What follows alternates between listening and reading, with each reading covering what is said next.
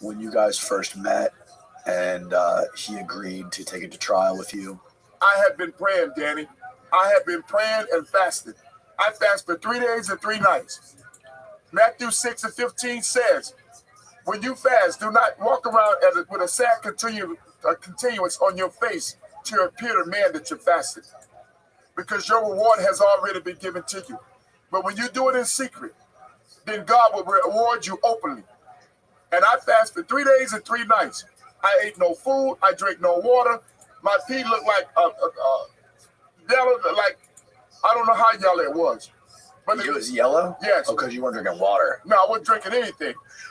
But I was reading the Word of God. Yet though they slay me, I'm still going to trust God. I'm still going to trust God. And to be honest with you, I thank God every day. Every day, I thank God for sustaining me, for giving me the endurance to be able to put up with these tragic situations that me and my wife and kids have experienced. My mother. It's a shame. It's a disgrace, man. It is, man. So what was the trial like? Man, that trial, when he came to see me, I knew that he was sent. I knew that God put him in my life. Mm-hmm. Because he said, I've never seen an innocent man. You've wanted them and you shouldn't be here. He went and visited my mother, my wife.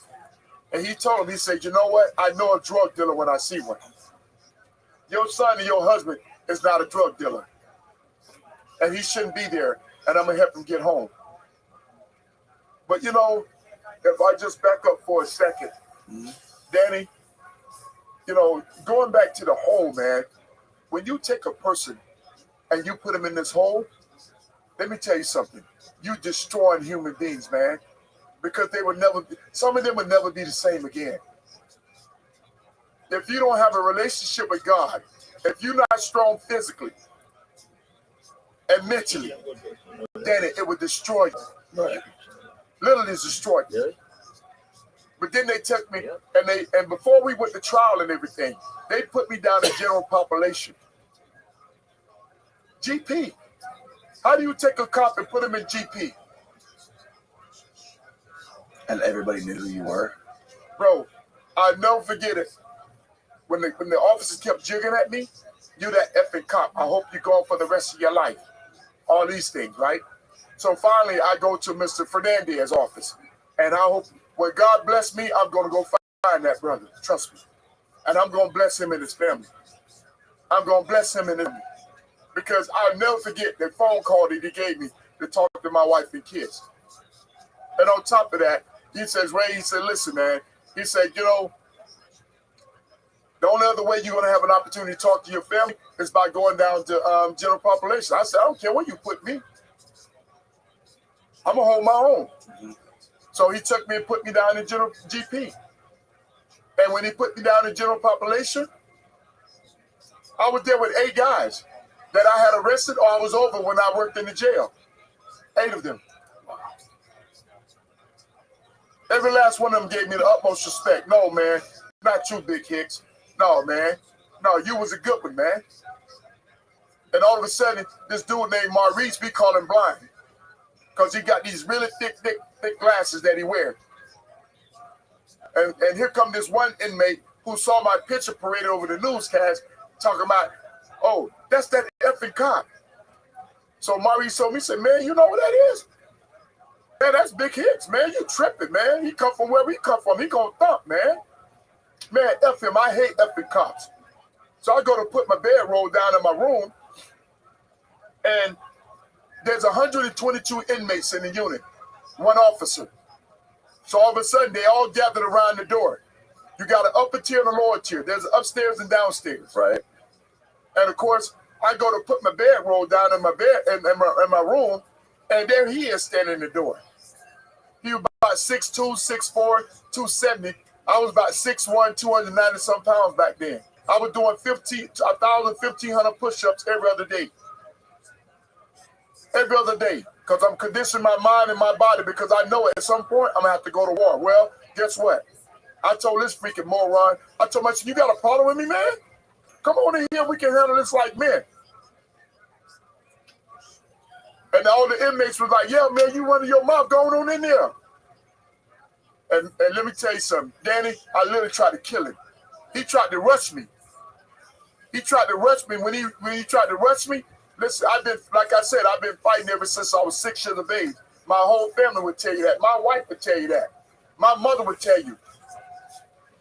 And I put them hands on when he hit that floor, I literally tried to kill him. I tried to put my fist through his brains. Blood gushing from his face like a faucet. And all of a sudden the inmates were like, come on, big homie. Come on, man, you gonna keep, you know. And I was literally trying to kill him, to make an example out of him. That set the tone for the rest of them that was in the unit where I was, to let them know.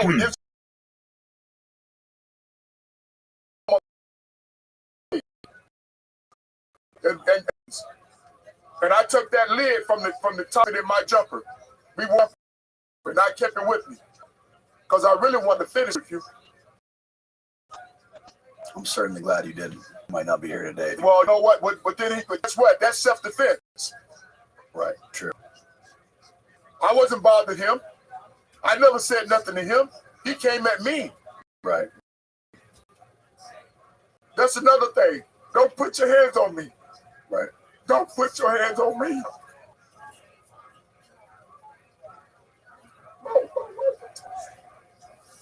She'll tell you. Don't put your hands on me. Because if you do, I'm going to make you kill me. That's the way my dad was. I watched my mom take potash and throw it on my father. It's almost like taking battery acid and tossing it on a person. When the freaking skin melted out of it. My dad come back again. When you looking at Raymond, when you looking at Raymond Lee Hicks, you looking at Raymond Lamar Hicks. There's nothing different about us. Nothing. My mother would tell you that. The only difference, I'm not personalizing to my white body. I'm not stabbing her. I haven't never shot my wife. I don't do these things, man. You know, these freaking people, the shame is a disgrace, you know. And like I told him, I know one thing, that set the tone for the rest of them. I tell you that. Yeah, I can imagine. I'm not afraid of nothing, man. Nothing. My time is my time. I can't avoid it. But you won't punk me. No. And anybody that know me will tell you that. What did they do to you after you beat the shit out of that guy? They did nothing. Nothing? No, because they couldn't determine who it was. Right. But typically, isn't it true that when there's like big fights that they put both people in the shoe? Well, what they do is the officers come, right? And when they come and they see you fighting, then yeah, they take both of you to the shoe, yeah. Right. But that didn't happen again. They didn't put you in the shoe for that. Okay. No, because everybody scattered. Right. Okay. Got Everybody started running. So who are you going to grab? Right. What is he going to say? He started the fight. Right. I didn't start it. He started it. I didn't come in his room. He came in my room. You know, the law says that if there's an imminent threat, you have the right to do what? Remove that threat. Right. You can't hit a person and think that person not gonna hit you back. That's self-defense. Mm-hmm. You hit me first. Why you hit me? So when the cop comes to get the case, hey, Danny, did you hit him? Yeah, I hit him. But what did he do? But he knocked me out. Okay, well, you hit him first, right? How are you gonna take me to jail? Now there is something called simple battery. I didn't batter nobody. He came to me. Mm-hmm. No, man. No. So after this, and Michael Bloom became your attorney, Can you explain to me what it was like, the process of going to that trial? And obviously there was a jury. It was a jury trial, correct? Yes. So they had to select a jury. Yes. And explain the process. How long did it take? Well, on August 27th of 01, they came to me and Mr. Bloom said, hey, we're going to go to trial, which is what I wanted to hear. Because they had offered me a 5K1, which is a downward departure and immunity. Also, immunity is when, if they give you a 5K1, it's for you to testify against somebody else. And if that person chooses to go to trial, right, then now they're going to offer you immunity, which is another reduction in your sentence. I told him I'm not taking nothing. And I told Mr. Bloom, man, I'm ready to go to trial, and we went. So on September 27th of 01, we went to trial. They were going to let you walk in exchange for cooperating against some other people? Yes, by co-defendants. So I had been incarcerated for 11 and a half months. They told me you're going to do 16 and a half months and you'll go home in 3 months. I told them the devil is a liar. I'm going to try to know that God going to deliver me. I'm going to. So they wanted me down these other 6 people and send them to prison for natural life. I told them if they did wrong, you go get them, but definitely not going to use me. So they offered me 16 and a half months, even though I was faced with natural life imprisonment without possible parole. I told them I'm not taking nothing. I'm going to trial. And on October 27th of 01, Mr. Bloom and I went to trial. And during the course of the trial, let me tell you something, Danny. When they put you, when the marshals take you to court, they have your hands in front of you like this in a box, and they have a chain intertwining with the shackles. And I'm telling you, it's like somebody taking a razor blade, cutting my ankle as you take steps to get to the courtroom.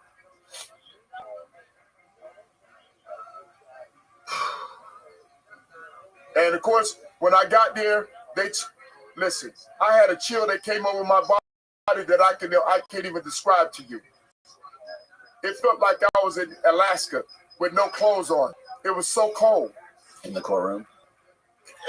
It's just a chill that came over my body. Right. They chose an all-white jury. Really? Yes. They chose 11 whites, 1 black, and 1 black, all business people. Let's begin to recite the 23rd Psalm. The Lord is my shepherd, I shall not want. He makes me to lie down in green pastures. He prepared the table before me in the presence of my enemies. But I continue to trust God. I continue to trust God. Most people would have taken a plea. Yes. Whether they're guilty or not guilty. Absolutely. Not me. Not me. I told him I was life imprisonment. I'm not going to admit something that I didn't do. So what was the district attorney saying once you got to court? The same thing she said in the magistrate court.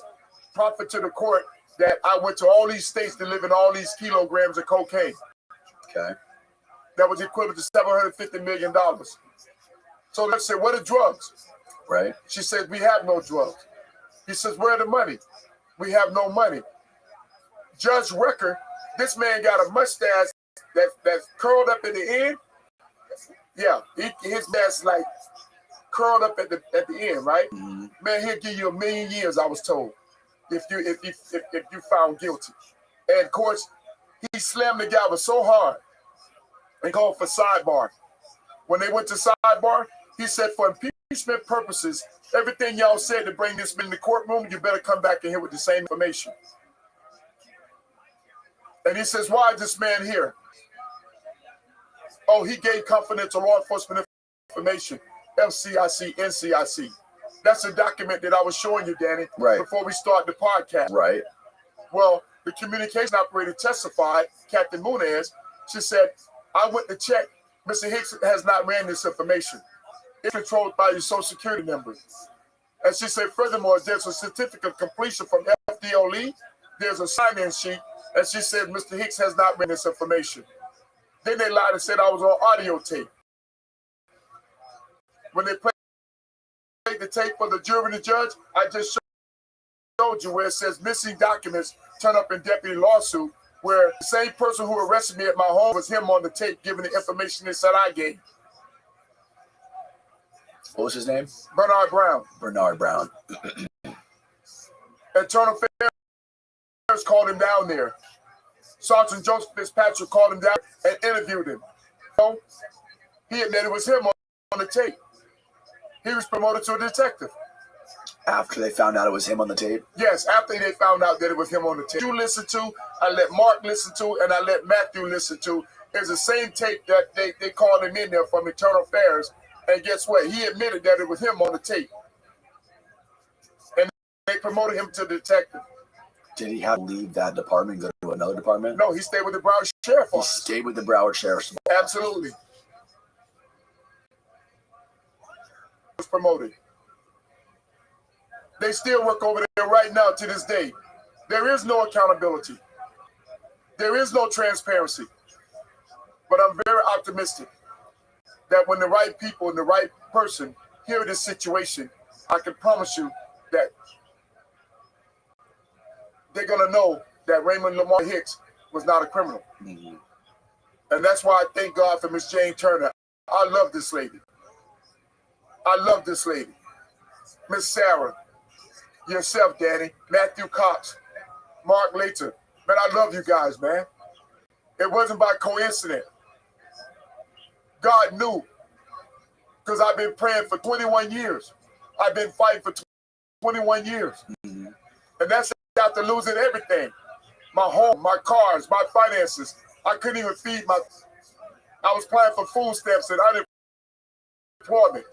I couldn't get it. And the person I told you, he gave me a job as a lady, gas and naked, making $9 an hour with 13 hours a day. The same person who went to prison 2 or 3 times was the same individual that gave me a job as a laborer. Now guess what? His son worked out with the Miami Dolphins, Jonathan Akins. His other son, Marquise Akins, worked out with Jacksonville Jaguars, construction company right now. Wow. So people can change. Who's this? That's Bernard Brown. So Bernard Brown was the all of this. Bernard Brown was the person who arrested me. That guy right there. But was he sort of like the spearhead behind this whole thing against you? No. Okay. No. It was Joseph Damiano, who's still working at the Broward Sheriff's Office right now. Okay. Richard Pasanti, Ricky Clark, William Kineen, all of these people. And they all wanted to do this because they feared that you were going to expose some of the stuff that they were doing. Well, absolutely. In 1999, my wife and I bought a Mercedes-Benz. You're going to read it in the book. The car was a 1990. It was a 1993. We bought the car in 1999. It cost us $37,000. I got the documents and everything. Mm-hmm. But BSO tried to use an informant, Nancy Pratt, that I just showed you, right, who was arrested. He was the one telling all these lies. He the one came up with the $750 million. He the one came up with the kilograms of coke. He came up with I was giving confidential law enforcement information. That guy. You said they paid him? Yeah, they paid him. They paid him $20,000 and $15,000. That's documented? Absolutely. Wow. Absolutely. So they went in my car, and when they went in the car, they said, "How could your brother afford this car? He must be selling drugs." So when my brother called me, I went to the location where he was. So I called communication. And when I called communication, I said, "Can you have the Sergeant 56 me at my 1020? We didn't have the sergeant meet me at my location. The sergeant never showed up." So when he didn't show up, I called my lieutenant, Ron Thompson. And I said, "Sergeant, the drug task force in my car," because they call him the Raider.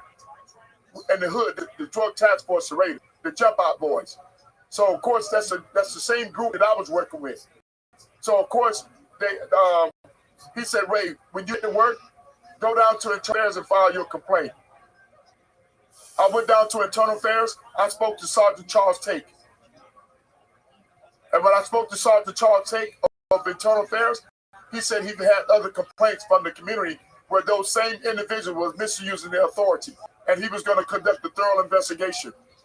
Well, even my investigation wanted an investigation, my complaint, they never did a thorough investigation. And you see in this book how Sergeant Tate took my 911 tape from the commission and he gave it to the sergeant who arrested me. And Sergeant Tate right now, Sergeant Charles Tate, he just recently. As well as Bernard Brown, right? And Bernard Brown is deceased. So I don't think we got to it both. Let's go back to your first trial again. Yes. So where do we leave off? You asked me about being in court, and I began to tell you about how there was chills all over my body, and I began to recite the 23rd Psalm. Right. And the judge called for a sidebar. He called for sidebar. Okay. And he asked him, where were the drugs? Where were the money? Right. They had no drugs and money. He said, so why this man? So that's when they said I was giving confidential law enforcement information. Okay. And then you proved that it wasn't you. What happened was my attorney subpoenaed the communication operator, Cataz, and she proved that it was not me. Okay. Then what? And then, of course, they said I was on audio tape. When they played the tape for the jury and judge, they found out that it wasn't me on the tape, but in fact, it was Bernard Brown. And this was played for the jury? It was played for the jury and the judge. Then what? And that's why it's titled Missing Documents Turned Up in Deputy Lawsuit, because all of a sudden the jury, right, the case went to the jury for deliberation. Okay. The jury came back with the not guilty verdict within 30 minutes. Wow. And they say they could come back within 10 minutes. The judge, he was so infuriated that the two people who took a plea, right, he gave them time served. Really? Yes. What were the repercussions for the officers that arrested you? They was promoted. They were just all promoted. That was it. Yes. How is that possible? Your guess is as good as mine. Did you see damages? Did you sue out of them? I sued them, but it went nowhere. Disqualify the judges. That's why you're going to have to read the book, Danny, because I'm going to tell you right now, it's literally going to. The first judge who was involved in my case, he was directly involved in my criminal case. He wound up with my civil case. Really? And his brother was a high-ranking official at the Broward Sheriff Office as a major over human buses. So there was an attorney that called my attorney, and told me, he said, hey, if I'm not mistaken, this attorney was directly in his criminal case where he sat with the detective who arrested me, Richard Pasanti. So all of a sudden, the judge said, well, I thought you guys knew that I had who was a high-ranking official at the sheriff office. And all of a sudden, he let her recusing himself. But I don't want any. How is it that the judge is directly involved in my criminal case where he signed off on a pen register wiretap with the detective who arrested me, and then ultimately he went with my civil case? No. Right. Yeah, that's odd. I never got dime from everything that I went through. Did you get your job back? No. They offered me my job back within 2 weeks. They didn't give me my continue with the harassment. How did they harass you? After I was exonerated, the jury came back with the not guilty verdict. I went home. And when I went home, I don't know how to even describe to you, just to be there with my wife and kids, man. And of course, after how long total were you gone? 16 and a half months. 16 months, you finally went home. Yeah, the kids, and I have to, my wife stood up in the paint. She stood up in the paint. And she did everything she could to make sure that she took care the family while I was gone. But can you imagine, Danny, if somebody stormed your home right now at gunpoint and tell your wife, you get the freak back, and tell your kids, shut up, or you can go with it. Or, hey, get DCF out here and get these kids out of here. Your wife is asking the question, what is going on? I can't imagine that. I can't fucking imagine. And all of a sudden, they drag you out of your home. They drag you out of your home in front of your kids now, handcuffed and shackled. Your two boys. Can't fucking imagine, man. Can't fucking imagine. And they tell you, now you going for natural life, they say. Your wife is asking a question. What do you do? All of a sudden, while you're incarcerated, your wife tell you, hey, Daddy, I just want to let you know our home has been foreclosed on now. Hey, Daddy, I just want to let you know the ring that you bought me, I had to pawn that to the pawn shop for $700.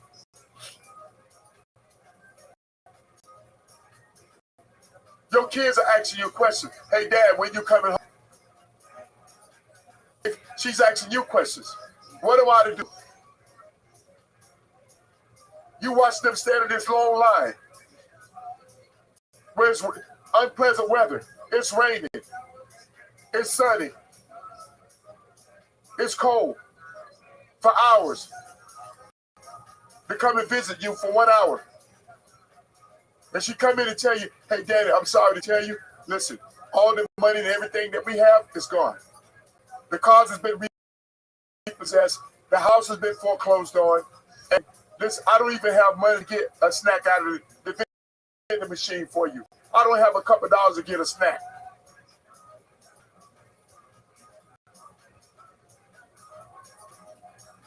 What do you do? I don't know what I would do, man. I mean, I got to imagine that was the lowest point in your life. Well, that's what I'm saying. I talked to a brother the other day, Alex, from China. He went through a situation, but he said, man, my hat goes off to you. He said, because if someone ever tell you that they know what you've been through, they don't know what you've been through. No. The words don't do it justice. There's no words that can do it justice, man. You try to take care of your family. You faced with natural life imprisonment. I want you to vision this. You faced with natural life imprisonment without possible parole. Okay? Okay. And your wife is telling you, everything you guys work for,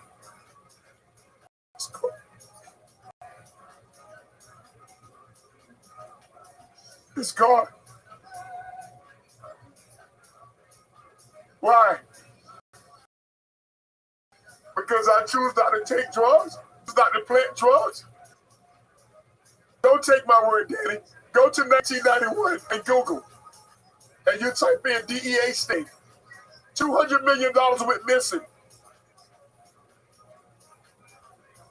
And some of our people that worked at the sheriff office were placed on desk duty. $200 million went missing in yes, DEA 200. Yes, $2 million went missing. Where? Yeah, that's a good question. Oh, you're referring to your case?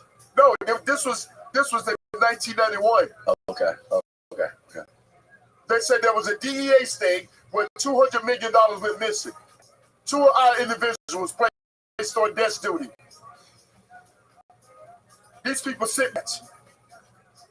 told me and my wife, they told me I'd be lying in my room in a pile of blood. I'll be lying in a pile of blood. Who sent these death threats? How did they send them? They left it on my answer sheet. Yeah. So I called communication, and I called communication 911, and I told them, I said, my name is Raymond Hicks. I'm a former deputy sheriff for the Broward Sheriff Office. My CC is 4693. Can you dispatch home because I'm receiving threats? They left on my answer machine saying I'd be lying in my room in a pile of blood. You got gift. It's gone. Everything's missing. now because we was kicked out of the house. Right. So what I did is this. It's been because when I called communication, they dispatched a unit to my home. The guy name is Rick Watson. Deputy Rick Watson came to my house. I said, Rick, listen to this audio tape. Listen to what they left on my answer machine.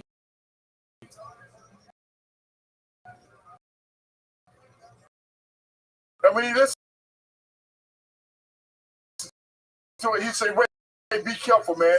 You know how to play. The only thing I need you to do is a 98 anthem, which is a written report. That's when I went and bought an AK with 180 rounds. I told my mom, you might as well go get your black dress, man. Because I'm not going to let these people come in and kill me and my whole family. But my mom said, but did not God deliver you? Are you not there in your home with your family? And this before I got kicked out the house. And I took the gun back to the same people that I got the gun for. It's a shame, man. It's a ditch. But I tell anybody that. When I wore the uniform, how about this? Several of us have watched the video that Matt put up and Mark put up. And may God be my witness. Some of them from the Broward Sheriff Office. Ray, I'm sorry, man. Oh, really? Lieutenant, sergeants, deputies. Any of the guys involved in your case? No. None of those guys ever reached out? No. I bet you they've seen it. Oh, absolutely. Absolutely. They know I'm speaking the truth. I'll never forget it, man. My mother beat me one time. Listen, I'm going to tell you something. My mom had this coconut pickles in the jar. And she told me and my brothers she said, listen, I'm going to give you guys some cookies, but don't go back in there and save some for another day.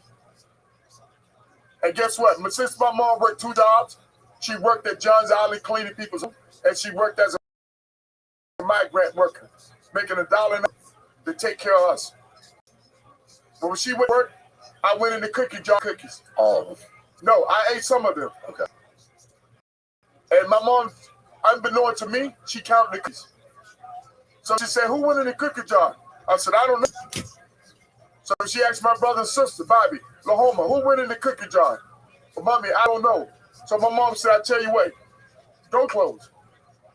Stripped down to nothing. And she said, go get the extension cord. And I stripped down when they got the extension cord. And she said, I'm going to ask you again, who ate the cookies? I said, Mom, I ate the cookies. She said, what? I said, because I thought you were going to beat me. She said, I'm still going to beat you. I'm not going to beat you if you ate the cookies, but I'm going to beat you because you lied to me. I lied then. But when I was faced with that, no, I'd rather take life. Because I'm not going to let them do. If it costs life,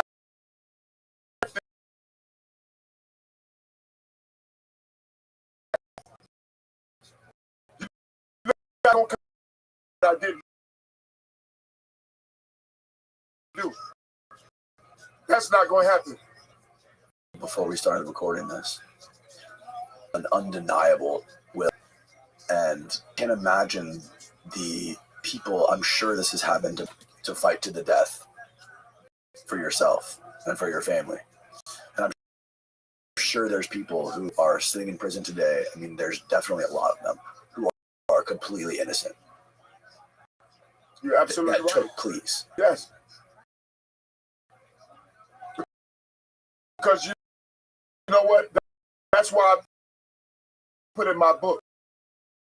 So many people are forced to plea bargain to avoid facing increasingly hard sentence because they cannot afford these high-powered lawyers. Or your deputy was telling me, what's his name again? I was on Sergeant Booker. I was talking to him last night. Yeah, he was Sergeant.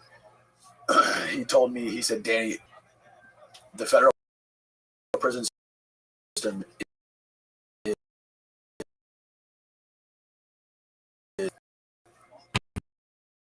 and I think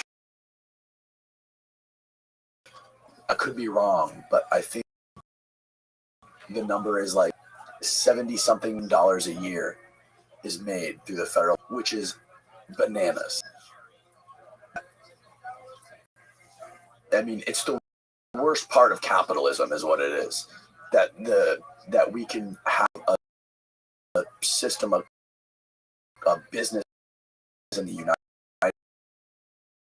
States that profits off keeping people, that profits off putting people in jail, and it's just destructive race to the bottom is what it is. Locking up people no matter what, like to plea, get them in jail, and geared towards fixing a problem or fixing country better, right? If you want to make country better, you want to make people better, not just profit off the people by locking them up. So it's so sad to me to hear stories like yours, and just to see how corrupt and how it's really, when you pull it all down, it's about money.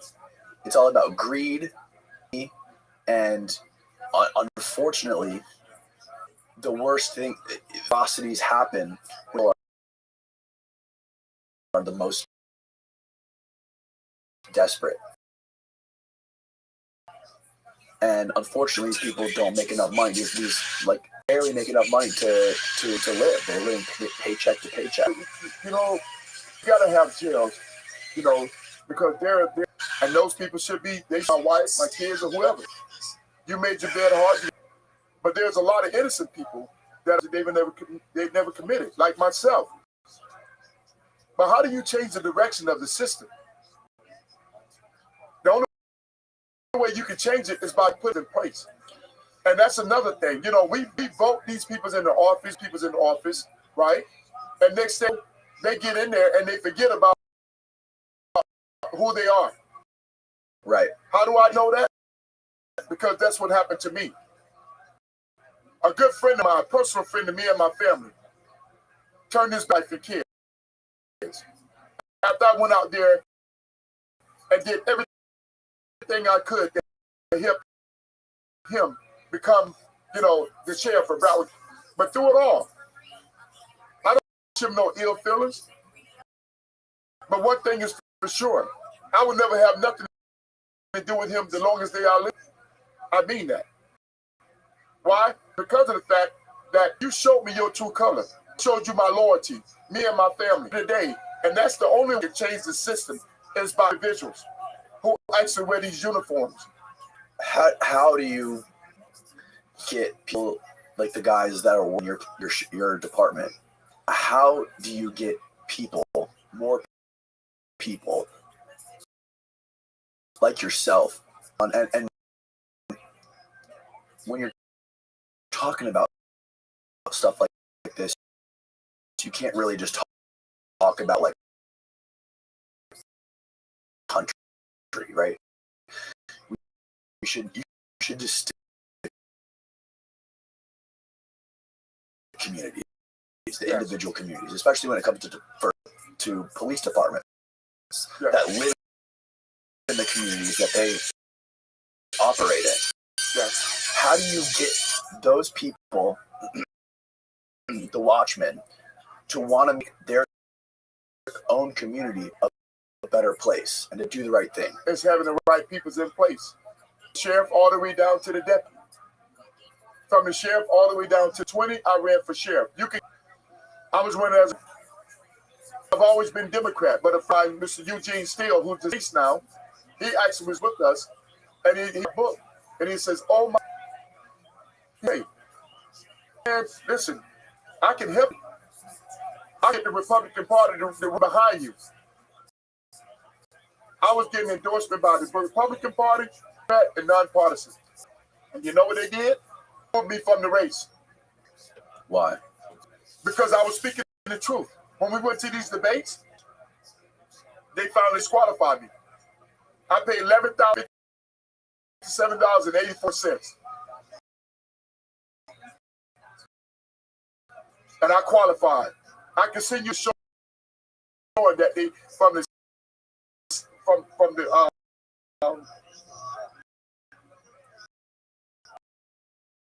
Broward County, the people who you have to pay the money to, you know.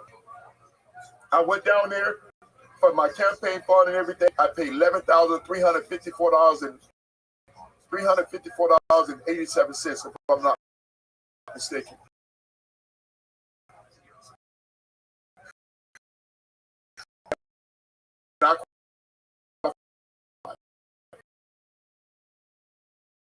The judge removed the race. So there's one guy who's also, as a Republican, he joined ship with who was running as Democrat, and he was Republican. So the two of them joined together, and they filed a lawsuit to get me out the race. So the judge removed me from the race. But to be honest with you, I didn't care about the fact of being a sheriff. What I cared about was getting information out there to people, and to let the people know that it's a nasty game that these people play. But I can tell you one thing, just to show you, there was a brother who was sentenced by the Broward Sheriff Office 400 years. You can Google the information. You can go to YouTube and see it. I think his name is Mr. Harvey. BSO sentenced this man in 400 years, 34 years of incarceration, found out that he was innocent. They just released him just a few months ago. Would you ever consider sheriff of BSO again? You know, so many people have asked me, you know, but to be honest with you, You think you can make a difference? You can move. oh, absolutely. Absolutely. With some of the attention that you've received online through these podcasts, I think you're already doing something you really need. Think about it though, Danny. But what a lot of people don't know is when you start campaigning, Oh, this is him. Florida man given 400 years, expected to walk free. Yeah. Sorry. Yeah, that's what happened. He did 34 years in prison. And with the new state attorney, who actually have a public department, right? Which I'm waiting to go talk to them as well. And you know, they found an Innocent Project out of New York. Yep, I've had guys in here from the Innocent Project. These guys gone free.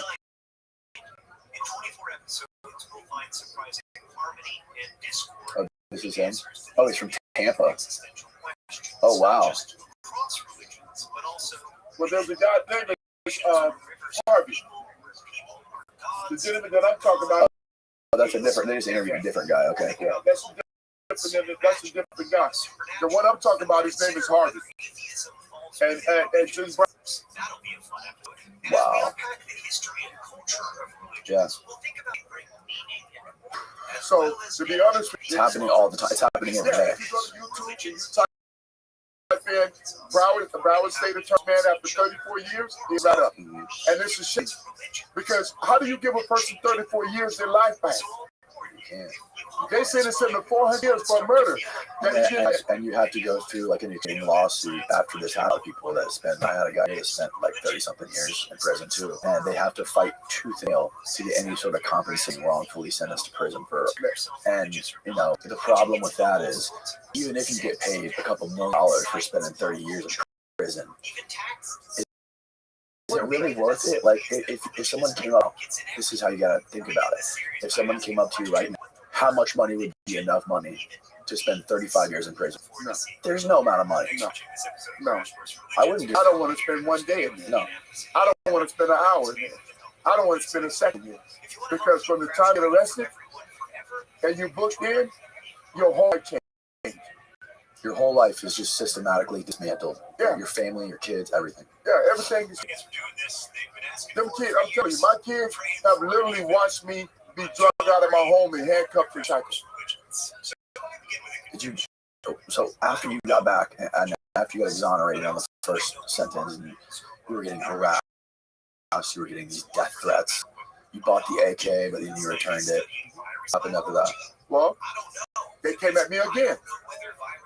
On January 2004, 60-some cops stormed my home point, shooting at someone in my backyard. And my neighbor, his name is Sergeant McCorm. Wait a minute, I just saw Ray and Tree in the elevator. They done roped off the house, yellow tape, everything. And here come this black dude that didn't know me from the department. Apparently, he was a rookie. You know, he gonna put your effing hands behind your back. I said, man, if you put your freaking hands on me, what? So my neighbor, Lisa, she came across the street. She said, come on, man, don't do this, man. I said, man, this must be a repercussion of my silver. So Dave Rob, he said, you know, that's it, man. And he basically just ignored that. He told me that he gonna mace me. I said, I eat mace. For almost 6 hours. I tell my wife, I said, Trees, go show him the document showing that we was in court. He's a white guy. I've been a lieutenant or captain. Okay. So of course, my wife showed it to him. Within seconds, they dissipated. They were all gone. Then they sent me a charge in the mail saying that I discharged the firearm. Have a victim. Did you do a ballistic test? No. Where are the bullet cases? So you mean to tell me you bring a Holly Deckway officer in my courtroom saying he committed these heinous crimes, but you have nothing to substantiate the charges?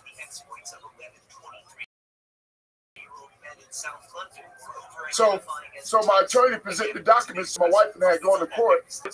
Within 10 minutes, I was by the court and I was hit by the judge. No way. True so start what did location I do? Earth. I began to pray again. Oh, on. I went into the community. Ice Award. The African American Achievers Award. You can go to Google and type AfricanAmericanAchievers.com. You'll see me there in 2004 case. And I have 25 kids get their high school diploma and GED. Wow. And already, guess what happened? They come at me a third time. They came to my home. 15 cops stormed my home. Right? So when they stormed my home, and all of a sudden, right there. That's me. Top left? Yeah. Wow. African American Achievers. I won the highest award. The only way you can win that award, a philanthropist, Mr. Jim Moran, is when you're out in your community and make a difference. I have 25 kids get that school diploma GED. I helped my mother at the age of 55, my brother at the age of 32. With the help of my wife, my oldest daughter. And they came at me a time. This time they were looking at Danny. But they didn't realize me and my son was 4. What year was the third time they came out? How long was that? October 10th of 2005. Okay.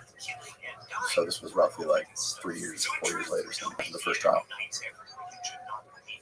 Yeah, trial. Right. 2004. Right. And then the following year, 2005, October 10th of 5. So I'm assuming that you took this one to trial. I was taking it to trial. And then all of a sudden, you ain't got to take my word. I get Deputy Richard Lee to call and tell you, because he was the one who put me in. I get down, first of all, the sergeant, it was a white sergeant and a black deputy. So all of a sudden, we were engaged in a verbal confrontation. And he said, sergeant said, put the cuffs on him.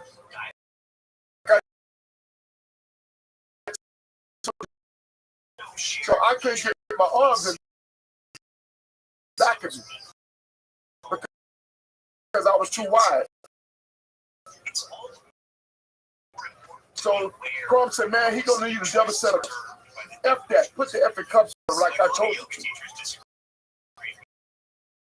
So of course, he saw that he was not gonna back down. Put me in shackles. Don't take my word. Get Deputy Richard Lee on the phone, and I guarantee you he'll tell you the same thing.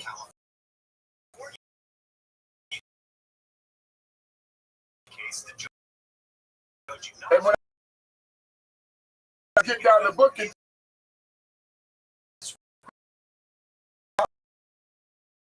there with clubs on waiting on me. And they said I was violent.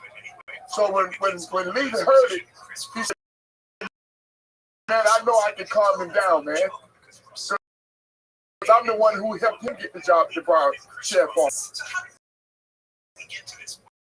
And all of a sudden, you know, they saw that I wasn't violent. I was talking to Deputy Figueroa.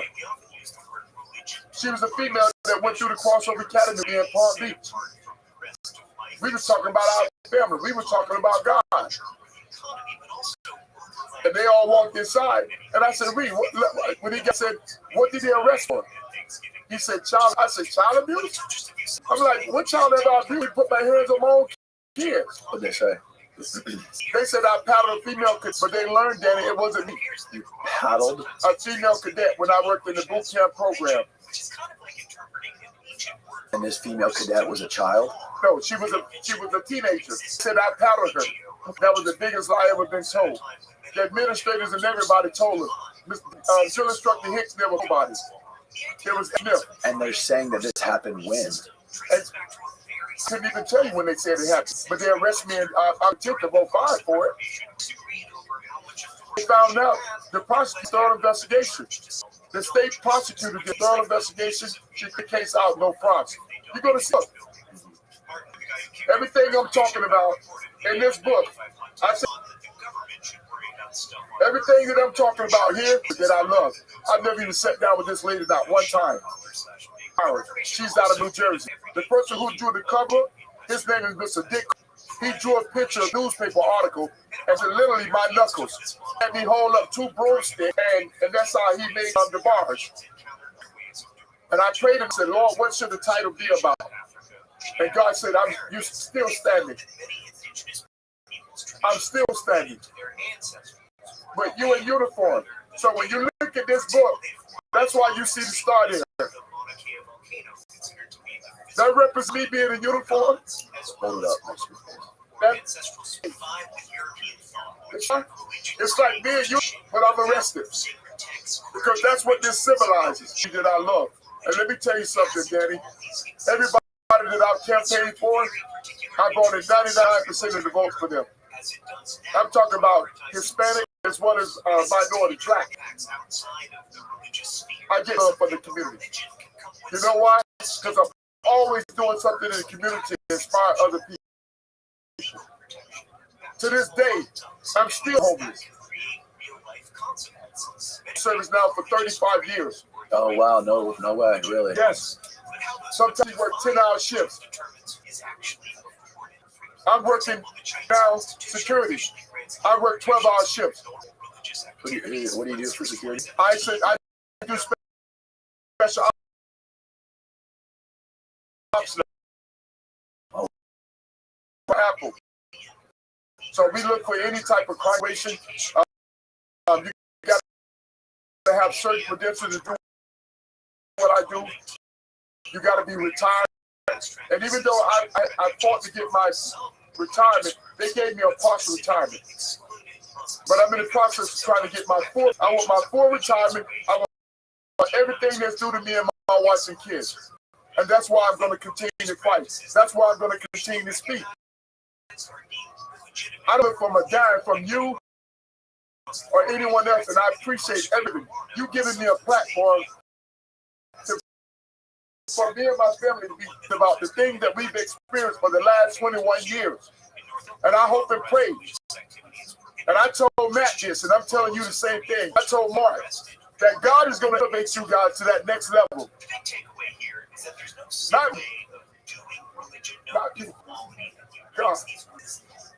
And I hope and pray that the business and everything, your platform that you and Steve and all these other guys, Matthew and Mark later have, that's in touch with people in the world. I mean, that your offspring, your kids can live off with you guys and what you're doing. Because to be honest with you, it's all this time, but through it all, I stand firm. I go through this, man. Started drinking. I never took a drink a day in my life. I asked my wife. We've been together since I was 18 years of age. Wow. 58 now. I never took a drink until after this decision. I went into the liquor store. And the guy was like, Big Hicks, what you here, man? I lied. Oh, man, I'm buying some stuff for the guys down the street, man. But I wasn't buying it for nobody down the street. So to be honest with you, people revert to those things that makes them feel comfortable. People revert to those things that makes them feel comfortable. You know, if drinking make you feel comfortable, you're gonna drink. If smoking make you feel comfortable, you're gonna smoke. If working out feel comfortable, you're gonna work out. If running make you feel comfortable, you're gonna run. With you being out on the water, if that's what makes you feel comfortable, that's what you're gonna do. Because it'll take you away from everything else. Yeah. So people revert to those things that makes them feel comfortable. Yes. So to be honest with you, what makes me feel comfortable is the fact that I got my family, I got my closest friends that I can count on my finger.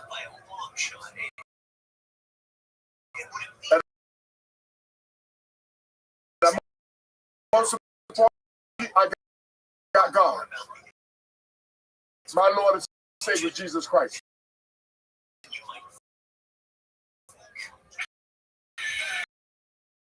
And you know what I did?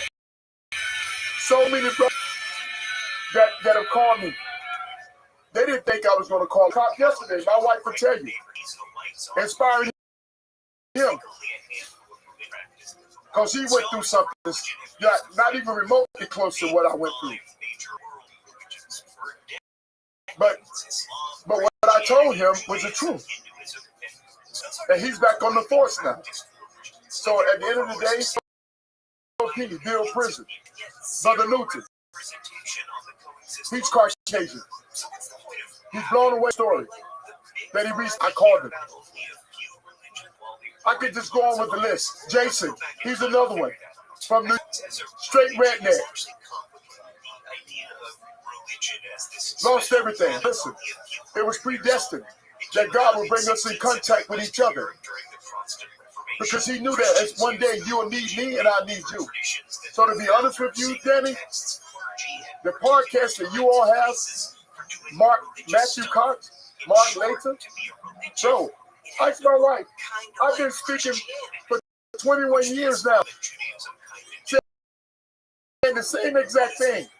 Matthew Cox short video is 5.2 million in 2 weeks. 500, almost 607,000 viewers within 1 month. Over 280 some viewers, Mark later. It's inspiring, man. It's a really inspiring story. And I'm hoping to say that God takes you past millions, all of y'all. May God be my witness, because what you're doing, you allow me to speak the truth. And you got some of these people that make comments. How about this? 99.9% of the comments that's been made on these platforms has been positive. Do you read them and respond to them? Absolutely. I can show you on my phone. My wife can tell you. They can tell you. I was talking to one of my brothers from California, Phi Beta Sigma. He didn't think I was going to call him. My God. Oh, my God. So to be honest with you, listen, I won't stop. I'm not going to stop. They empowered me. They made me stronger, Daddy. And you may say, well, how did they? And you know, and I have to give a shout out to Miss Kirby.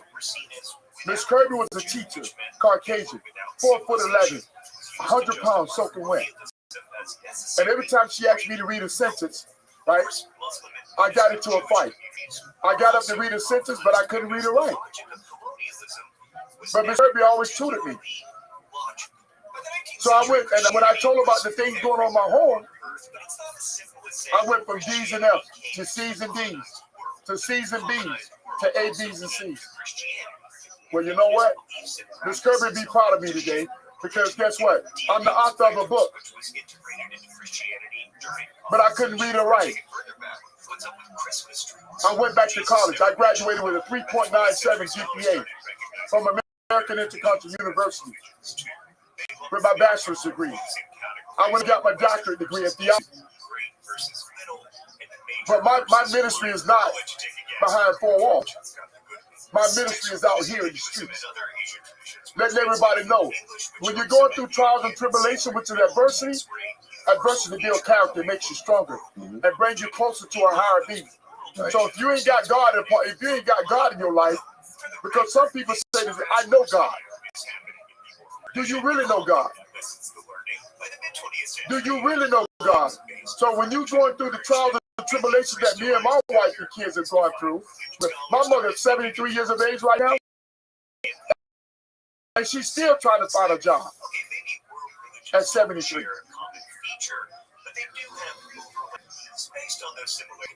So when you talk about people coming good, this is one of the reasons why the young kids go out there and do the things they do. This is why they go to robbery. This is the reason why they're shooting and killing each other. They don't have food to put on the table. Right. How can you take care of your family making $1 an hour? $1 an hour. My mom worked at the packing house. It's impossible. Man, listen. I ain't got time to play no games, man. Not me. I ain't got time to play no games. I don't. Because there's a lot of Raymond Lamar hits that's coming up. A lot of them in the hood that we call the hood. Harlem. My clothes came from the World Thrift. My mom would go to the World Thrift and get the clothes from the Salvation Army and wash them up and iron them. Shoes came from Woolworths. She paid $3 for a pair of sneakers. I go out on the asphalt, you know, because I was a great athlete. Football, basketball, and track. I go out there and play basketball. Next thing you know, the whole body come out the shoe. My mom say, I go to my mom. I said, Mom, listen, my shoes just broke. You know what my mom tell me? What do you mean, bro? I said, Mom, look, the whole bottom is gone from the shoe. She said, well, you know what? You're going to wear them to school. But you're going to school.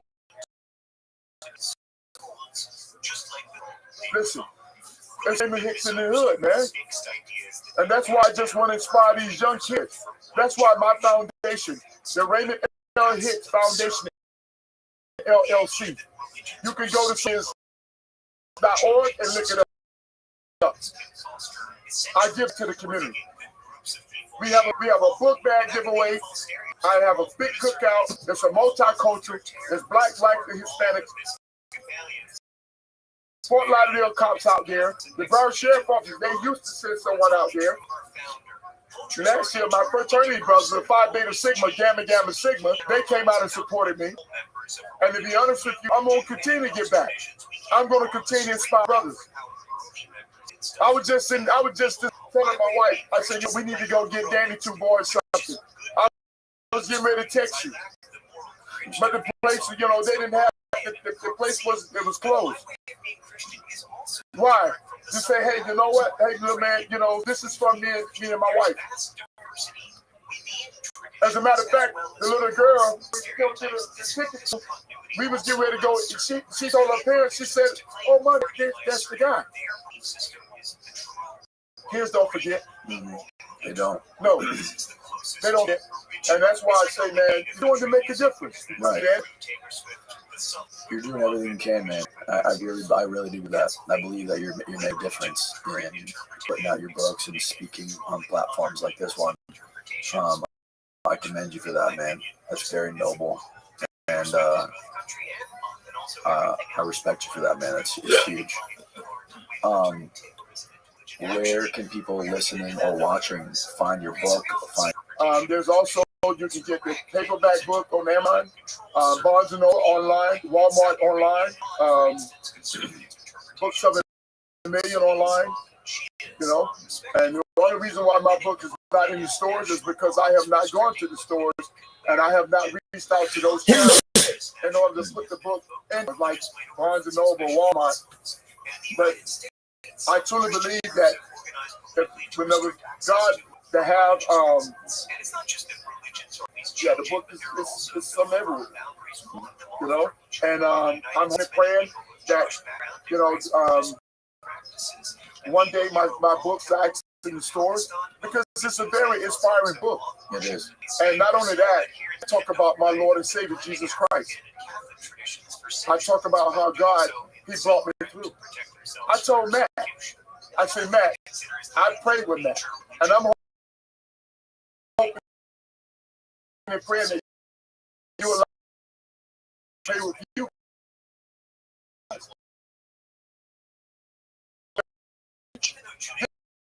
This is what it's about. And the reason why it's about that, Danny, is because of the fact that some people may not know. But I've known God ever since I was a little kid. We didn't have food on the table. My mother would stretch her arms towards heaven and say, Lord, please send somebody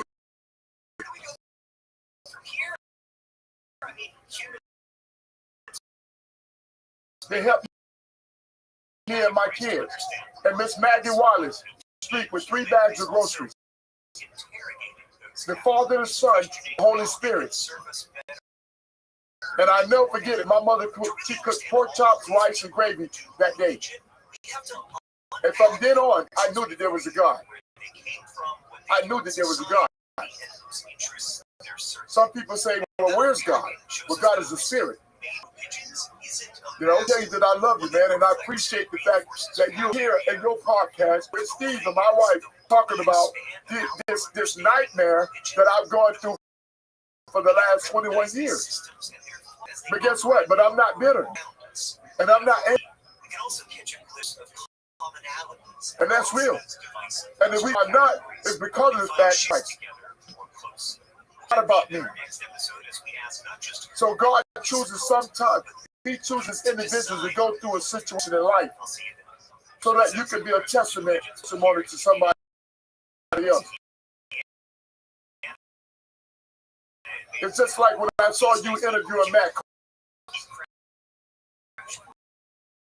and how you was dissecting each segment, and Matt was speaking on each one of the things. Oh no, that didn't happen. Yeah. But guess what? For him, I said, man, God gonna take you to you have never seen before. Well, I'm gonna tell you this. Look what the numbers are right now with him. Well, listen, Brandon, thank you so much for doing this, man. I love you, brother. I love you too, man. Thank you for doing this. Thank you so much, Danny. Just thank God for you, man. And I pray that the Lord bless you and your wife and kids. You know, each and everyone, Steve, and each and everyone else that you come in contact with, man. You know, and I pray that God take up with you guys to love that you haven't seen before, because you know, like I told Matt and Mark, you guys are reaching people all over of work. I've had people contact me from South Africa, Nigeria, UK, Toronto. Worldwide, your stories are worldwide now. And you know what? I never forget it. Mr. Tom Devine said to me, he says, Ray, I'm going to take you and your family in front of the country. Right? And I'm waiting on that. But he also said, I want your story to capture the audience attention in the world. But Danny, I can sit here and say to you, said, and wait, when I'm that night, guess what I go back and read the comments. 99.9 is 1% and still in disbelief. Right. He can't be telling the truth. I don't believe it. I don't this. I don't that. One of the guys that happened. So to be honest with you, I don't have anything moving to anybody. God knows. And I must mention my kids, man. Man, when you talk about it, where after the locals got wind of his teeth by an angry mob. But the Latter-day Saints movement didn't die. And Sidney Holstrom wrote, cannot even be sure everybody go to bed. A mystery cult, a new religion, a church. I didn't want my kids to grow up to have 4 or 5 kids of different times and places. Like whatever it's called, 200 years believers. Robert. The Latter-day Saints Church. Yeah. The French movement. It was when I got to college. I even had a 25 automatic in school at 18.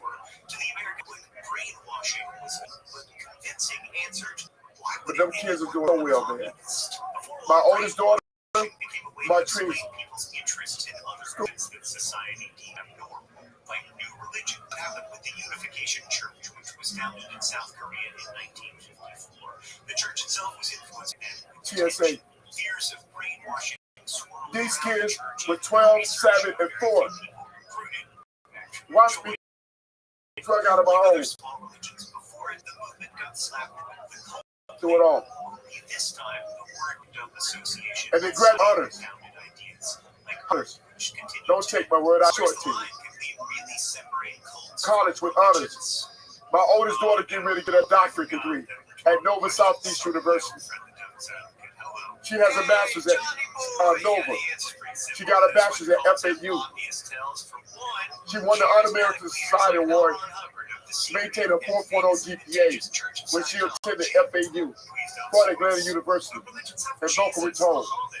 My youngest daughter graduated with honors from Fairview University, Florida A&M. My son graduated high school with honors. 20 years of age, worked for the Department of Homeland Security. You should see his uniform. I told him, if you do well in the academy, I got you. And you, your wife, and your kids, they're all an inspiration. Not just to people like me, but to people that come from the communities that you come from. And I hope that they're paying attention. And thank you again. I really appreciate it. I'll make sure I'll link your books below.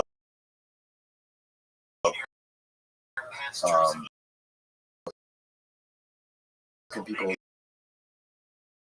get in contact with you if they want to reach out? If they want to reach out to me, I'm actually on social media. You know, Facebook, on the Raymond Hicks.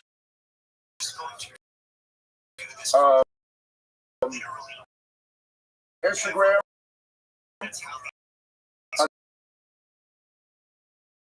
The Raymond Hicks, Twitter as much, you know. You know, they can reach out to me. All of my information is right there on Facebook. You know, all of my information is right there. And I just want to say to each and every one that's out there listening, man, you know, you may go trials and tribulations in life, which is adversity, but stand firm. You know, sometimes God has to bring you to your lowest point of your life.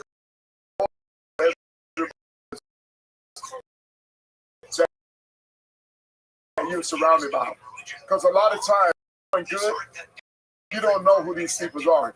And there's a possibility that those people can be so envious and jealous of you.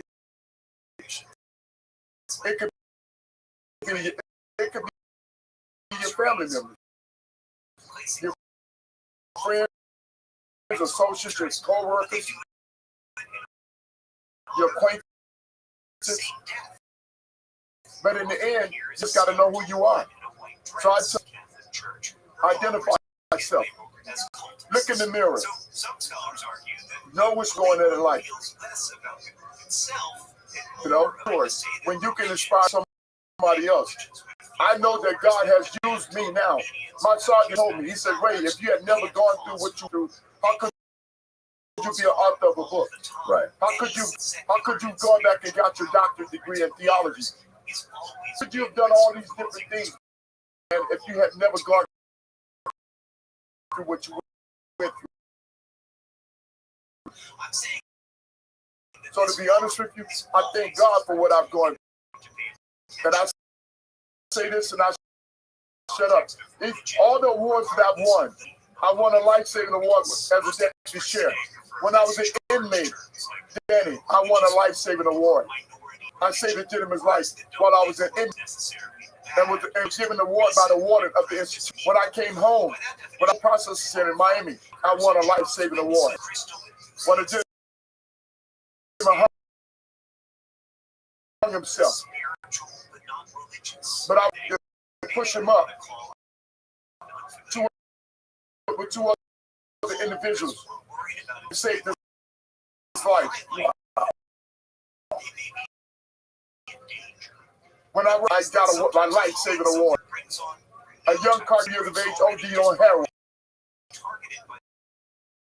I began to perform CPR on him until 8 minutes later. They gave him Narcan. He set up like nothing ever happened to him. Within about 2 minutes, they promoted me to captain, and I was named Officer of the Year. But yet still, my department that I work for, the Broward Sheriff Office, is going to tell me that I'm a criminal. I've never been a criminal. I never will be a criminal. For sure, I stand firm, you know, and I'm going to continue to fight until me and my family totally vindicated. I'm going to continue to fight until we're totally vindicated. I have a second book that I'm working on. And you know what? And when the movie come out, because I truly believe that at some point, God gonna put me in contact with the right people. And I just hope and pray that my story, my family story, can inspire other families to come together. It will. I'm sure it's already doing that. So we'd love to pray for you, the platform, thing else, man, because me, that's what it's about. Let's do it. Father God, I thank you for this day. This is truly the day that you have made. Let us rejoice and be glad in it. I'll say, well, 2 or 3 are gathered in your name, Father God. You have to be in the midst. And Father God, I thank you for the authority you have given us in Christ. And with that authority, I bind every principality, every spiritual weakness in high places. I render them helpless, powerless, and operative, and effective to come against and hinder our lives in any way. I pull down every stronghold and cast down every work and doctrines from the enemy's lives. And Father God, I thank you, Father God, that you continue to raise my brother Danny, seen before, Father God. I pray that his wife, his offspring, his kids' offspring, Father God, as they get, Father God, don't forget about Steve, Father God. I pray that you touch his hand, Father God, to operate these equipment, Father God, to get your word out to those around the world that need to hear, Father God, from you, not from me, Father God, from you. We thank you, Father God. We thank you for each and everything that Lord, the thing that you, and we will give you praise and honor. We bless your name, Father God. Lord, we ask these blessings, never blessing your name, Jesus. Amen. Amen. Thank you so much, Raymond. Thank you, You're a good man. Good night, everybody. It's described as a gift from the Holy Spirit that allows the receiver to speak a language they don't understand. But this gift is sometimes enter a trance where, in a way, a new voice flows through them. One of these is often recognized as the Holy Spirit, where line between religion and magic.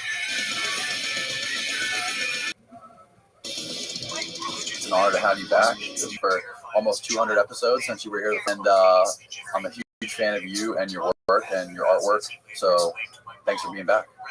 Okay, well, thank you. On the first podcast that we did, we talked a lot about like the wildlife stuff you did, the Jackass, the Wild Boys, all that stuff, kind of like your rise to fame, so to speak. But we didn't really cover your childhood, your early life in Cuba, and your family.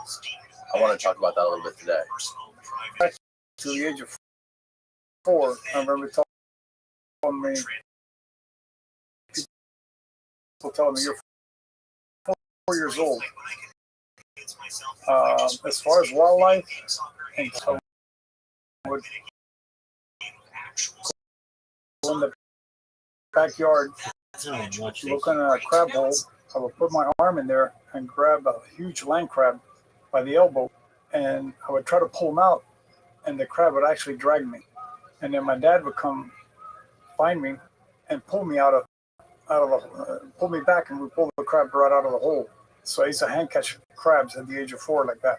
So already getting into picking up lizards, into wildlife. I used to watch sea hunt in Cuba when I was a kid. Dad was cool. We were living in Cuba. The whole communism thing was over. How long? So you were a kid growing up with your parents. How long did you guys live in Batista before that whole Cuban Revolution? What year were you born? 54. Okay. So the Cuban Revolution came in 1959. So I was a kid. I mean, when I was a kid, I didn't think about Batista or any of that. You know, that's just children don't think about any of that. They just life was normal for us. You know. I noticed changes once I took over, like the properties ranch we used to go play in, like the national forest. All of a sudden, it became we couldn't go there no more. The government confiscated it, and all of the properties were taken, and a lot of bad things were happening. I had no clue what was going on, but in the meantime, my dad joined up with the CIA to fight against Castro. Later on, he got infiltrated into. So what was that? What happened to him when he got recruited by the CIA? Like, what was specific on with your dad? What was he doing? Well, our whole rooted. I mean, a kid, so I'm not, I don't pay attention. But the adults saw that we were losing our freedom in Cuba. Money was being confiscated, property, just huge changes, and very, like no respect for law. He was just doing whatever to do, and hardline communist dictator was taking effect. What did your parents do for work? My dad was a salesman. My mother he was a salesman for Bacardi. Oh, no way. Yeah. My mother came from a very wealthy family in Cuba. Her great-grandfather was like foreign minister exterior for Cuba. He was in all the minister of education. He was all those in Cuba one time or another. He's a big-time politician. He owned 54,000 acres in Pinal del Rio. It was my favorite place when I was a little kid to go play in Cuba. They had horses here. They had mountains, forests, deer everywhere. Beautiful property. He also had a beach house. He had a big house, so he's a very known politician. To this day, if you go to the ranch, the entrance says Hacienda Cortina. So since he was such a unknown figure in Cuba, even though the Castro regime still kept on the ranch. Really? And that was your great grandfather. My mother's grandfather. Wow. So what part of you guys living in again? In Havana. You were in Havana, okay. But the ranches in Pinal del Rio, which is the western end of Cuba, the Organs, the whole entire range was there. And to this day, if tourists go to Cuba, that's where tourists go visit. The place is one of the natural wonders of Cuba. There's a beautiful property. They got mountain, river that goes through caves. They got lights in there. So it's a spectacular place to go see. So when you were growing up with your dad, like what kind of, you were always just like roaming around, looking for wildlife, swimming in the ocean, fishing, doing that kind of stuff? And Cuba, on a couple fishing trips with my dad. My dad liked nature, but he had to worry about things. My dad was also he had represented rowing was very popular in Cuba. So his team won bronze medal in London, I believe, in 1948 Olympics. Oh wow! Damn, man. Him and his brother, Crazy. his brother-in-law, and several of those guys, they all came and they won. And they didn't win a gold medal, but they were like champions in Cuba. Very famous. That's a lot of newspaper articles about him. So he's very much an athlete. He also played football for University of Anna, American football. Oh, okay. They used to play the American universities. They always got slaughtered by the American teams. That's what my mother told me. The Cubans didn't stand a chance in football against like Georgia Tech and universities like that they played against. Right. They would get annihilated. Supposedly they were before the game that you to take all the pain. Those are the stories I heard, anyways. Oh, that's hilarious. So he was a big salesman for Bacardi. So when Castro took over, what happened with Bacardi? Well, they left. They left Cuba. Yeah, they moved over here. They opened up Bacardi rum in Puerto Rico. Oh. I think it was their base, but they had people in Miami and everything. So, but they were friends of the family. One time they sent me to a boarding school, and it was the Bacardi family that paid for it. No shit. Where was that at? Tampa, Florida. It was a school that you live in and everything. I thought it was good for me to stay in a school like that. After my mother had a real hard time because when my father was captured, he was executed. Well, we're jumping a little far ahead. Yeah, I'm jumping a little ahead. So your father went from working for Bacardi, obviously the revolution, the Castro's rebels like scoured the land in Cuba and basically took over all the businesses. Well, under communism, you're not allowed to own private property. You're not allowed to have wealth. You're not allowed to have money. You're not allowed to do, you all have to be equally poor. That's what people in this country, most of these young kids have no idea what communism is. They read a few books and think they have a chip on the shoulder, whatever it is, and they think they've been taught that communism is good. No, communism is not good for anybody. It's who are unqualified to do it and take the qualified one to do something that he's not. They rearrange everything. And you Cubans, the former Cubans like you, or Cuban-born people like yourself who were part of that revolution, are the people outspoken about that. Well, if you're even communism, you can Cuba. Right. That means it's perfectly normal. That's what I would say. That's an interesting thing too. When Castro took over Cuba, he didn't communism once. No. But it was him who was a Marxist. Is that what it was? Yeah, Chaval was a Marxist and Marxist. Castro was opportunist. He's a opportunistic guy. And tied up with the Soviet Union and to get protection from the United States. Right, that was later. That came much later. So I'm curious about your father, though. So in this beginning part of the revolution, right after it happened in '59, what was you guys all stayed in Cuba? You survived the revolution. In Cuba, we thought the revolution. I was a kid, and not all the propaganda. A lot of Americans. Oh yeah, no, people going down the street. Hey, he's coming down from the mountains. He's great. I mean, who are they? And all of the ladies and the nannies are excited about it. Oh, I had no idea. I thought it was a great guy. Mother, when I kept saying, when I'm coming home, my mother turned around and told me he's not coming home. That was me and my three sisters. She told us that. And she goes, that was not a good guy. He said he killed your father. And that was so I went from thinking it was a good guy to shock. And your mom asked your mom randomly one day, when's dad coming home? And that's how she dropped it on you? Yeah, well, time was coming by. She had to sooner or later. Because we have no notion of time. Arrested also. She was locked up. Her, when they arrested her, there were several women arrested. But the Cuban government did not kill the women. And later on, I think the U.S. released kind of like the Bay of Pigs people. Right. They did a deal. But the CIA guys, like my dad and the other men that were captured that day, including the head CIA guy in Cuba, so they were all tried and grew court.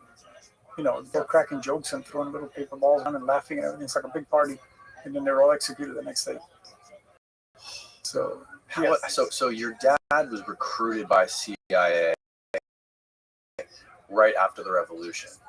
And how was he? He was obviously recruited in Cuba. What specifically? Do you know what he was doing for them, or like was he? Infiltration team. He was the team that like Felix Rodriguez. They were going to be an Escambray. Felix told me a story years later, but he went to. They were training in Nicaragua at the time. That's the CIA. Okay. I mean, of course, I'm a kid. I'm not aware of any of that. This is out this later on these years when my mother told me some more stories before she died. So your dad went with Felix to Nicaragua. They were down there, all the guys. They were all part of the team. Okay. Then later on, it's Sorin Marin, and Sorin Marin invited them to go into Havana. And, that's where the Castro soldiers were thick everywhere. And they were searching houses, one another, and somebody ran out of one house and ran into a house where they were all hiding.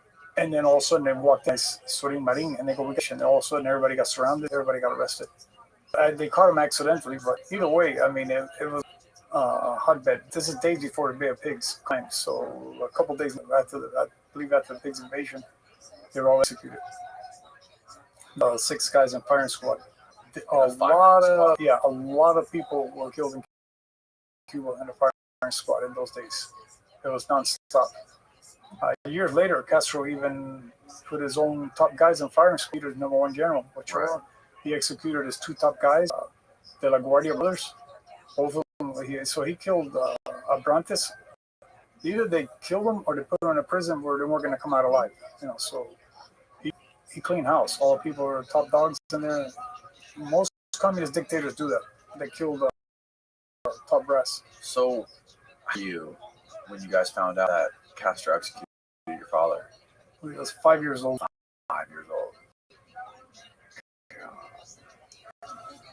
But after that, we were able to go. Right after that, you went to Miami? Sometimes we were able to get out because I was in military age. Military age guys were not allowed to leave. They joined the Cuban military. We got out. My mother came back to bury my father, and she almost never got out. She had to go to her grandfather's political rival, who was a communist, and asked to help her get out of Cuba. And then he helped her get out of Cuba. Him and my grandfather went way back. Political rivals, but they knew each other. Right. So they still went to dinners and stuff and had cocktail parties. Yeah. They were rivals, but they had cocktail parties together, whatever. Yeah. So when you got out, where did your sisters come with you? Come to US with you? All of us came here. We were kids. My mother was like, they no money or anything. They took everything. So political refugees. And sorry to interrupt. Did your dad know? No, because Rick's way younger. Rick would have been age. Yeah, exactly. He would have been 5 or 6 years old at the time. Stupid, yeah. Yeah, they knew Felix. Felix. Your dad was friends with Felix because they trained in Nicaragua. Right. Felix liked my dad a lot. He came by to visit my mom sometime before she died. Yeah. He came by the house and all that. Did you ever talk to Felix? Yes. Did you first meet Felix? I met him a few times that I was in Miami eating at a restaurant, and he approached me. He goes, "I'm Felix," and he introduced himself to me. And we talked. I was doing a TV show not too long ago, and I ran into him on a TV show. I was talking about sharks and about Cuba and politics, both on the topic. We were on Spanish TV. We were both guests that day. And then I saw him, and I go, "Oh, man, it's Felix." And I started talking. He's getting older. As you can tell, he's got a lot of years on him now. Did he have a cool? I mean, did he tell you a lot of things about your father that you didn't know? Not as much to me. He said to a friend of mine that was they used to go to my friend's house, and he told him that he really admired my father. That's what he told one of the people he had. So I mean, I never met anybody say anything bad about my father. Good or bad. I never heard anybody. Everybody. He was a very likable, very popular guy. Right. Plus, from being an athlete in Cuba at the time. But new generation doesn't know anything about that. This is all in the past. There's new people coming up, The history has been erased in many cases. I was always interested, but once I got into Florida, the first thing they told me, there are venomous snakes in Florida, so be careful. When you're how old? I was 6 years old. 6 years old. In Miami. My friends had a ranch. And later on, when I was a young teenager, Their families are families from Cuba. And in that ranch, I came in contact with alligators, venomous snakes, things like that. But by the time I was in high school, I was already bit by a rattlesnake. I was already hand catching large alligators, and I was picking up, of course, venomous snakes left and right. I was diving, spearfishing, and all that. Did you go to school when you were in Miami? School in Miami, elementary school. Okay. And then for high school, I went to private school for junior high, and then for high, Gainesville, Florida. And that exposed me to a lot of the woods, a lot of venomous snakes. That's where I got bit by a venomous snake, and alligators. I would go after school, walk around the edge of lakes, see alligators sneak up and dive on them and hand catch them. So I was already hand catching large alligators. Was their state champion weightlifter in high school. Wow. Yeah, you were jacked back in the day, man. Yeah. We can find some pictures of him, like old school Manny Twig photos. You were ripped, walking wearing a Speedo. Yeah. Alligator stuff, once I learned techniques, it was more about knowing and understanding the alligator than strength.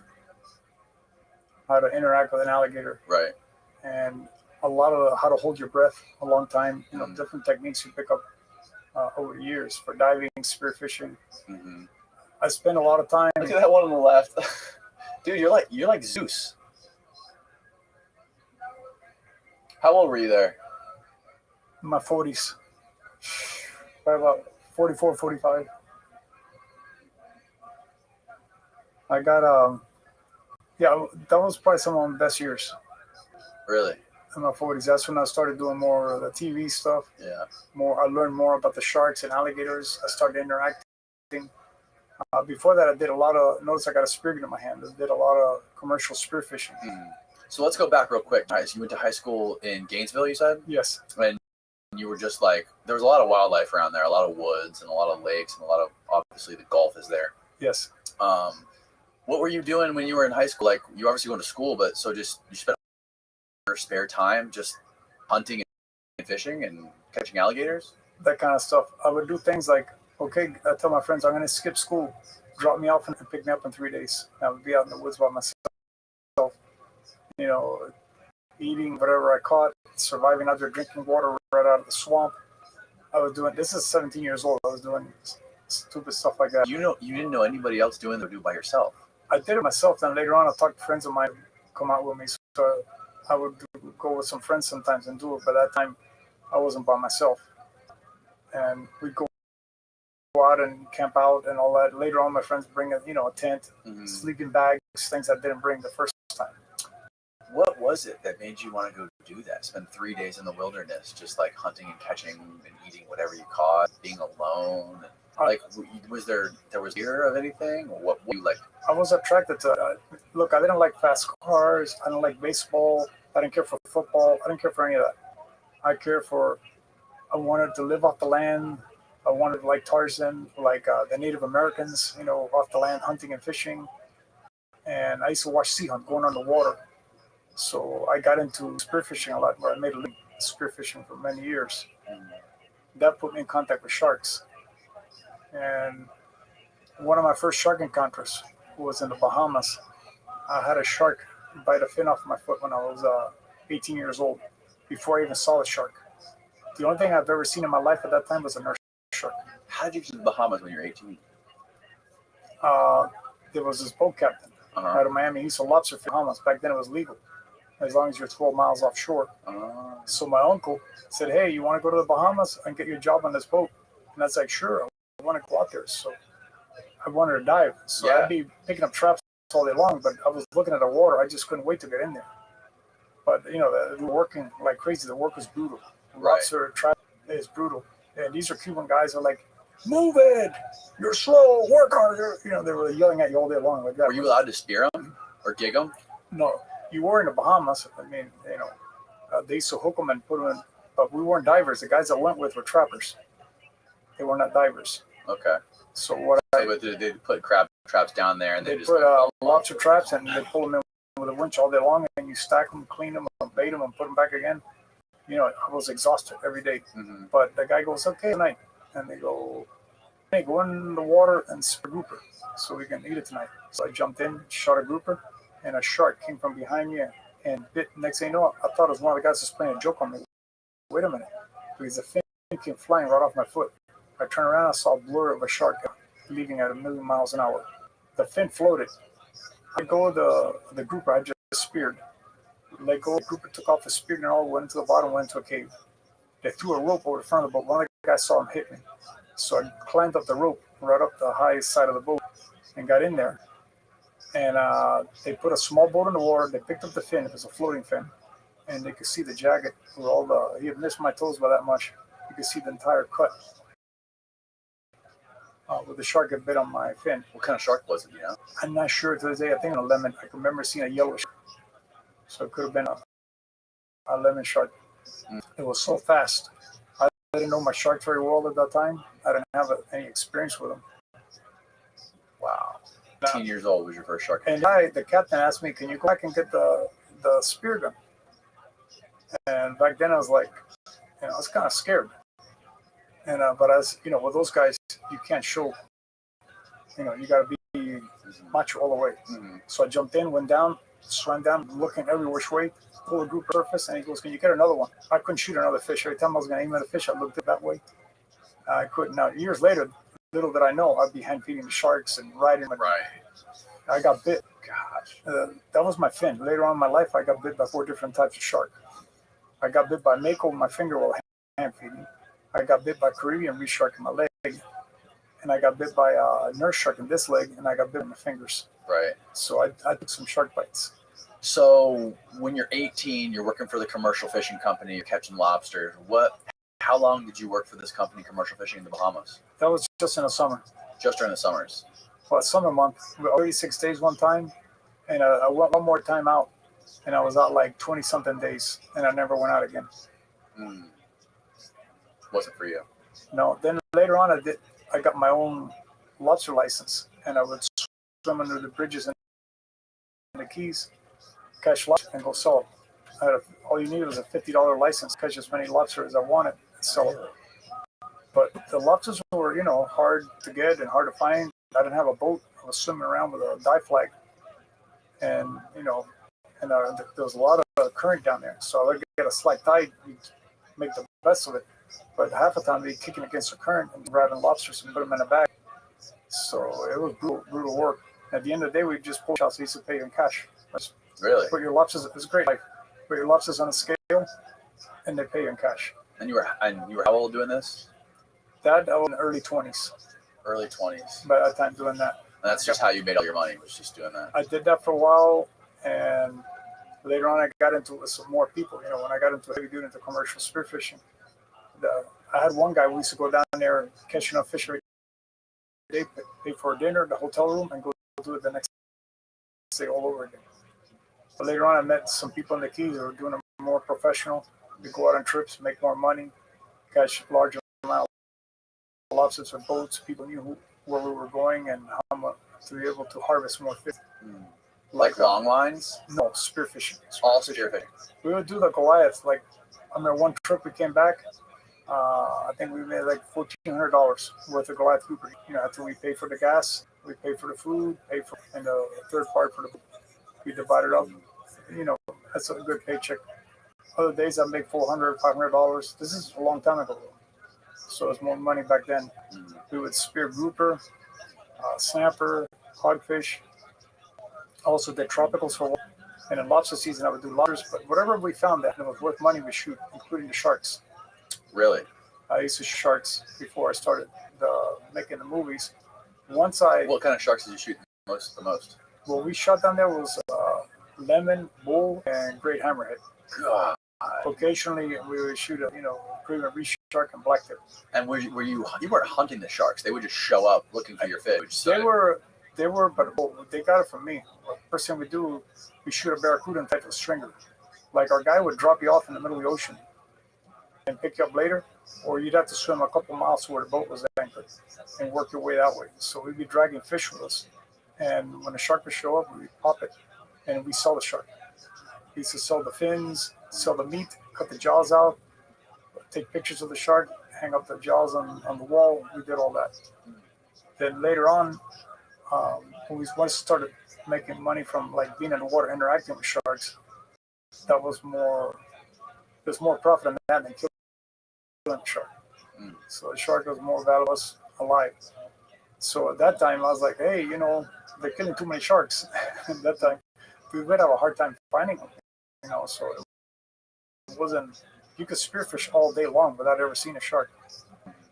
Sharks were being commercial. Then everybody got into commercial lug lining for sharks, and they got depleted. It was really hard to find sharks. They were getting wiped out. What year roughly did commercial lining for sharks start to kick up? I would be probably 30 years ago. I was saying, I'm trying to keep. Okay, I was in. It's like the early 90s. My 40s. I would be in my 40s. Yeah, I was early 90s and all that. They started picking up. Once they started protecting certain types of shark, like they put a ban on catching sandbar shark. Once a sandbar shark was protected, the commercial guys, there was no reason to go long line for. You couldn't make any money. What is that shark? Is that a mako? That's a mako. Oh, okay. Yeah, that's not my shark. That's Mark the Shark's mako. Okay. I came over with a scientist, Dr. Castro, to look at the shark, and so he got a picture with me. Where did he catch that? Miami. Oh, Miami. Okay. You're not allowed to get him anymore, but he's got permits. He's still out there catching sharks. Is he really? Oh yeah. You should bring him on the show. You want? Yeah, he's bombastic, and he'll talk about. Oh, is he? That's a big ass mako. Yeah. I think it was 10 feet. I remember. I've encountered makos that big in Louisiana. As a matter of fact, for Shark Week, I was riding a big mako. Anything bigger than that one. Yeah. Riding it? Yeah. Well, hand feeding it, riding it, everything. I did a lot of stuff with makos. I like mako's a good shark to work with. Very dangerous, but the open ocean sharks will come at you quicker because there's less food out there. Right, it's like a desert. So they're more aggressive. Yeah, which is perfect. That's a mako shark. A lot of baby mako. That's a mako I carved out of bronze. Oh, you carved it? Yeah, it's bronze. Click on it. Okay. Look at that, Manny. That's a bronze. I'm an artist, so I sculpted that. That's right there. Incredible. That weighs about 85 pounds. It's hollow, but it's still 85 pounds. But it'll make it looks exactly like a real mako. It looks like one of those taxidermy ones. Yeah. No, but I did it by hand. I did a hammerhead, and I did alligator, and I did a Goliath grouper. So when you started doing this commercial spearfishing in like your early 20s, what was it that made you? Did you just like have this inner sort of desire to push the limits farther than anybody else? Like, did you feel like that was kind of what you were destined to do? Like, you wanted to kind of outdo everybody else, dive deeper than everybody else, catch these fish like more primitively than anybody else was? Like, what was it in you that made you? At first, I wanted to make a living instead of jobs that I didn't like. I wanted to spearfish for a living because I don't want to have a job. I like the idea of going out there to challenge of catching fish. Then later on, I was always attracted to catching fish instead of with a spears. And I had fantasies of catching sharks with my hands. So later on, that all happened, just like catching alligators by hand. In high school, I was catching alligators by hand. But I'm saying, like, what was it? What was it in you that made you have this desire to do this? Like, what made you want to push all these limits and do all these things that nobody else has ever done? I wanted to do what my fantasies were when I was a child. I wanted to do what Tarzan did in movies. It wasn't real. I want to do it for real. And I said, I may not be the deepest diver in the world or the best spearfisher, but when it came to handling all the stuff, I took off with that. Most people wouldn't think of that. They wouldn't. It didn't cross their mind to try to do to catch a giant Goliath or to catch a shark with their hands and things like that. That also kicked into me. As the more I learned, I started studying them and looking at them, and I would pick up. I I can get close to them. I can do this. I start seeing ideas like that. Like catching a barracuda with a knife. I saw how close a barracuda came to me. And the son told me, pull out your knife and get one. And I did. But I literally hit him with my hands first. So I said, if I can touch him, as they were attacking the fish I had in my hand, if I can touch him, I can get a knife. And I stuck and grabbed him by the neck real quick. It's the only cuda ever caught with a knife. I slipped, that cuda probably bit me right here. I had him right here like this. Yeah, barracudas are terrifying fish. Even when like I'm diving and spearfishing, I'm almost more afraid of barracudas than I am of seeing a shark. Do you feel the same way? No, I'm not. I mean, you're not afraid of any of them. I'm not like, afraid of. I shot a lot of barracudas to feed the sharks and for me to eat. But I've shot so many cudas I could never count them. Big ones, small ones, and type in Manny Puig after barracuda and find some of the photos. But like, I know a lot of people have been hurt by barracudas real bad. Yeah, they're and they get humongous. They get bigger than some sharks too. No, the biggest cuda I've ever read about was long 6 feet 9 inches. And so, walk me through how you caught that barracuda. Like, what was going on? Well, and there was a spearfishing competition. Omer, they were holding it. They invited me there. They used to sponsor me, so I went up there. And it was in North Carolina. They were in the Outer Banks. So the bunch of groups were there. So I wasn't participating. I was just hanging out. So I could go with any crew on it that day.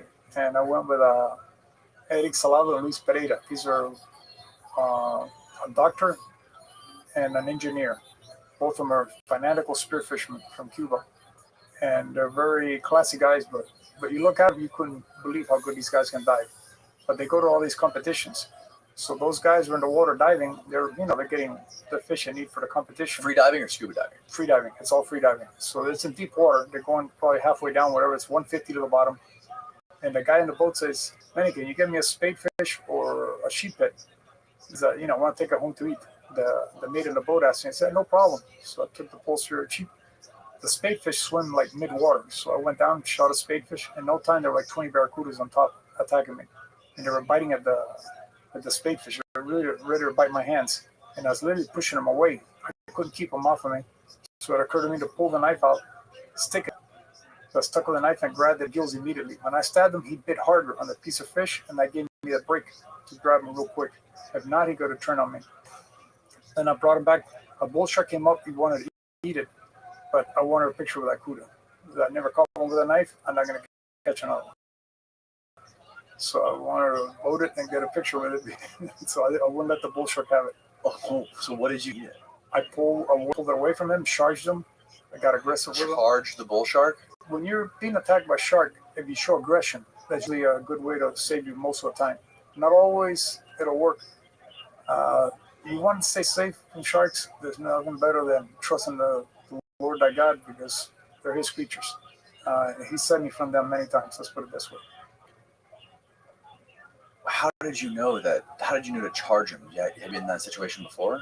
You got to fight back, or else if you run from them. I did that experiment. I saw a shark. Okay, I'm gonna swim as fast as I can to the boat to get away, right? I turned around, the shark was on me immediately. I did it again, he attacked me again. So I figured out, okay, if I go after him, he runs the other way. But if you start panicking and trying to get away, he attacks. Like when you're free diving, you'll go down. And as you're coming up for air, sometimes you look down and you see a shark following you. You can see things, you're running away from him. You need to get up for air. But it looks like you're on the run, so you're acting like prey. Right. He is a predator.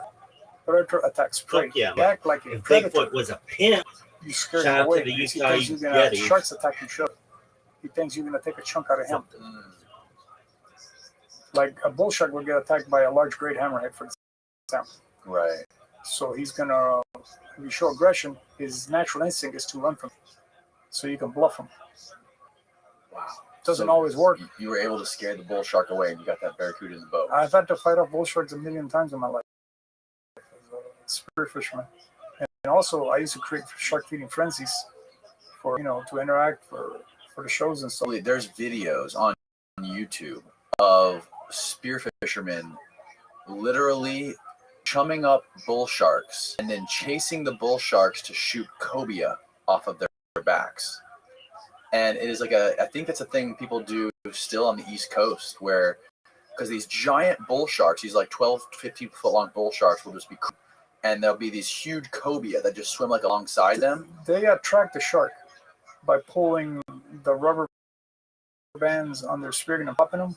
Then the bull shark thinks you're shooting fish, he runs up, or they take a plastic bottle and make a sound with it, a crackling sound. So when he comes up, the guys will go. That one on the very right, top right. Yeah, those are following a tiger. See, they also follow the race. See, but what happens is every once in a while the shark is actually very hungry, and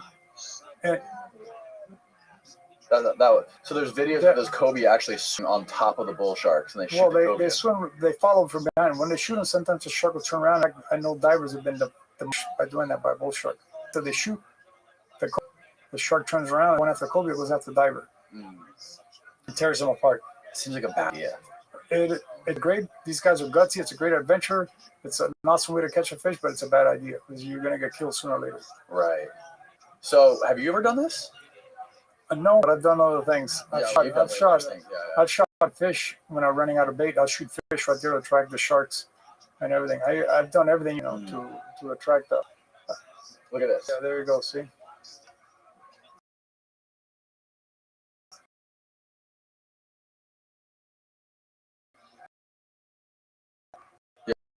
Yeah, full screen.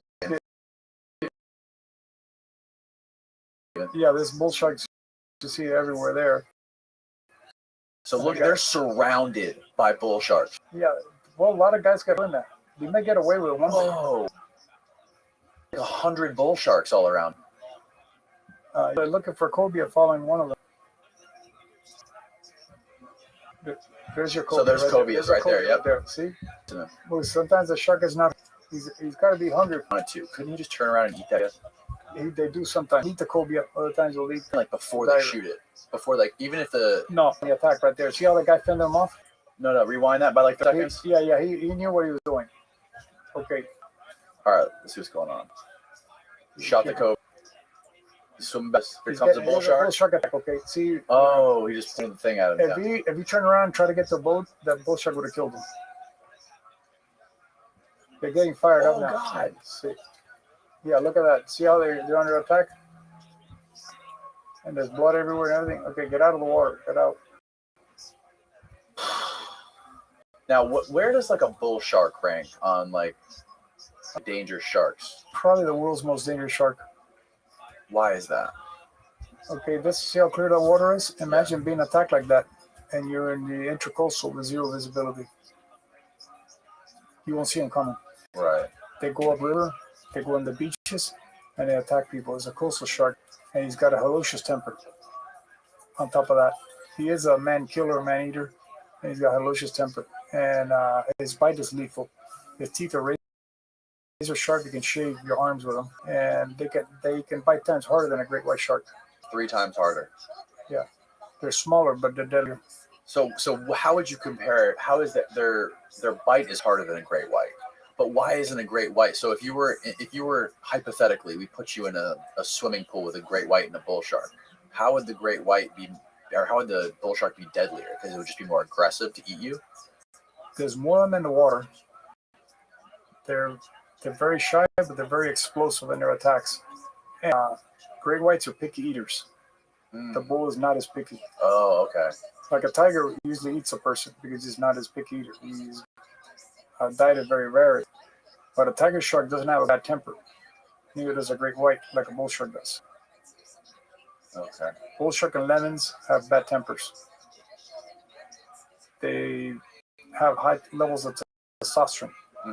If you spear him and he's on the end of the line, he'll come after you. You're catching a rod and reel, you get in the water with him, usually he'll come after you. These guys are still shooting these cobia surrounded by these bull sharks. That might be different days put together, but yeah, A lot of guys have been doing that. So this is just normal for when you were speaking competitions. It was just normal to see these bull sharks. You just kind of gotta be cognizant. There, for a while, there's a lot of bull shark out there right now. For many years, there was no sharks. The commercial long lining have decimated them. There's hardly any sharks around. So it's all conservation laws. Now they're. What year did they pass those conservation laws? I'm not sure. Little by little, understand out of commercial spearfishing for quite a while. Oh yeah. But they started. They one species after started being stopped. You weren't allowed to kill the dusky, longfin mako, whale shark. Mm-hmm. Great white shark is protected. That's why there's more and more of them now right now. So of course, when you protect something, they come back. The Goliath grouper was hunted to oblivion. Now it's coming back. So seeing more and more. The sharks they're everywhere. There's a disbalance out there. Every once in a while, a good shark tournament to balance things out might be a good idea. Yeah. I like the spearing because you can target the type of shark that need to be targeted. Yeah. Instead of there's a real rare species. Bycatch. You don't want to catch it on bycatch. So my idea was, a spearing tournament. That's my idea. Nobody's ever going to agree with me. But right. To go out and have a tournament, let the guys shoot several sharks every so often to kind of like level out the fish and shark population to a balance. Because it's talk to divers and fishermen, they can't get a fish in the boat half the time. So do you think there's a problem with there being, you said there's way too many sharks out there right now, and then people see them everywhere. Do you think there's a problem with there being too many sharks? If you're like a biologist, he says, well, the ocean is full of dangerous sharks. But if you're just a human being, what's going in the water, it's a bad idea. It's a balance because it depends how you look at it. Yeah, the healthy ocean is a dangerous ocean, but I believe that, God gave us a right to fish, hunt, and, grow crops, harvest food, harvest lumber, whatever from the earth provides. Mm-hmm. So we don't worship the sharks. The shark, they're in the ocean, but we're caretakers. But it ain't like, it belongs to them. They're the gods of the sea. No, they're not. There's a God that made them, but they're not the God of the sea. Manny Quigg's the god of the sea. No. If there's any human that's closest to Poseidon, to you. No, keep it humble. I believe in Jesus Christ. Is my Lord. I keep it at that. That's His creation. That's His ocean. Mm-hmm. So His creation has been my adventure. He kept me alive because He can let those animals tear you apart. To keep me humble, every once in a while you get things like this. Oh yeah, show. Hold it up on this side. Manny's got the perma shocker. This is a rattlesnake bite. That's the second rattlesnake bite I got. I got bit in high school, and this time I came out okay from that one. This is in Texas, and that was a bad bite. Yeah, I want to get to that. I want to stay on the sharks for a little bit though. I got bit by sharks. I got bit by nugget in the back. Came out good from that one. Yeah. I came out good from everything except maybe this one. I got a boar in this one too. There's more and more stories popping up every day about people being attacked by sharks. It seems like it's hard to understand, to really know if it's just the media blowing shit out of proportion or if this stuff happens all the time. It's increasing because there's more sharks out there and there's more people in the water. So when you put a lot of people, a lot of sharks in the water, mm-hmm. You're going to get more incidents. Wildlife is making a comeback around the world in many places, and there is a lot of wildlife attacks on people. As far as bears, tigers, lions, things like that.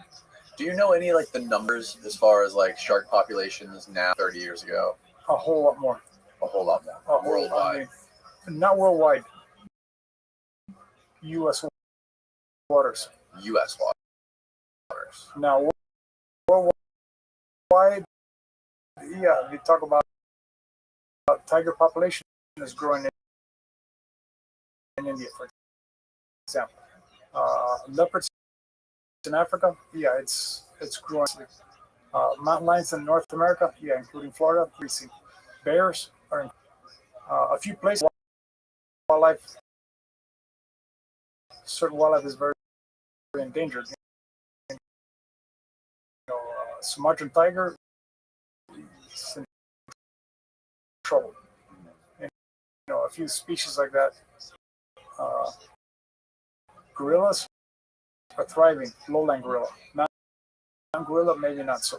But the lowland, there's parts of Congo where there's hundreds, a couple 100,000 of them. And why are these animals why is their population growing so fast? Protection laws And I also believe as end time, God might be multiplying the animals for the end time. But the pale, the Bible, 1/4 of the world's population for hunger, pestilence, and beasts of the earth, wild animals. The Pale Rider. It's a symbol of Okay. that. That's a biblical thing. So I believe in the Bible word. And so you got more wild, more attacks. The wolf populations are growing around the world. And there's more. Now, do I like wildlife? Yeah, I'm a fanatic about all. I'm fascinated with bears, sharks, alligators, all kinds of fish, all kinds of wildlife. But I'm a fanatic of all that. But I'm aware that these more and more, like the snakes kill 100,000 people a year. Venomous. They used to kill a lot less. It's growing. How many people do sharks kill here? Do you know?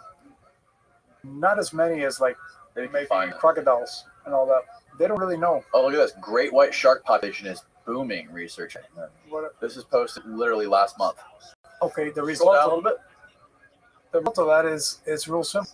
You can't kill seals, which is what they eat, and you can't kill them. So we've made this world, this design. Scroll up. It's a great white shark. Right there. As summer begins and people spend more time, and researchers are on the verge of learning about the mysterious apex predator that swims beneath the surface. On a research ship, the Atlantic Ocean, 12 miles off the coast of North Carolina, a group of scientists has been studying and tracking great white sharks. We're seeing an ocean teeming with life like we haven't seen since the 40s or 50s. Chris Fisher, founder of the research organization OSearch, told CBS News. OSearch has been studying and tagging great white for the last decade. In that time, Fisher has observed an increase in the number of white sharks. Okay. Wow. So I never doubted you. okay. When I was my spearfishing, I never once encountered a shark on the Atlantic. Not one time. The guys see them all the time. They have been wiped out. There were no tiger sharks left. In the 50s there were. But after that, gone. Right. Now, when I found my first tigers, I was in the Gulf of Mexico with a 500-pound Sacuda ripping them apart. There were a couple hundred sharks around us before the tigers finally showed up. And I was hands-on right away. How are you chumming them up? With what? Barracuda. We went out there, we speared cuda after cuda after cuda after cuda. Every cuda you spear potentially can bite you. But that was normal every day. Especially filming the sharks, you got to feed them. But they're not coming. So, you don't buy bait. They like fresh. So to get the fresh food, you got to get it right there. You spear barracudas to feed them. When I went to Hawaii, they brought me fresh skipjack tuna. And that's what I fed the tigers over there. So you were saying that we kind of got off track, but you were saying that up in the bands on a spear gun just now.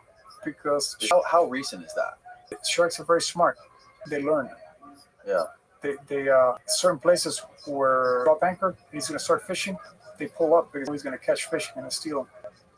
They're smart. Alligators are not stupid. They're smart. Right. But Florida, we have alligator attacks and shark attacks. I know in U.S. waters because they're protected. Now, if you go to maybe South China Sea, they might be getting exterminated over there. Right. I'm not sure. Mm-hmm. Like China just about wiped out the Chinese tiger.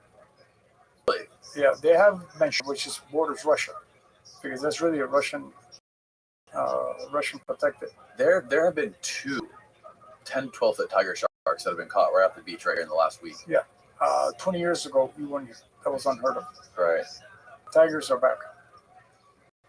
Have let's pull up that video of that guy in Egypt who got eaten by the tiger shark. Now, I told you this on the phone. I was like freaked out when I saw this because I have never tab up for you. I have never heard, other than like open in ocean shipwrecks with like, you know, way out in the middle of the ocean where like the oceanic white tips will devour and eat the people because there's nothing else to eat in a desert out there.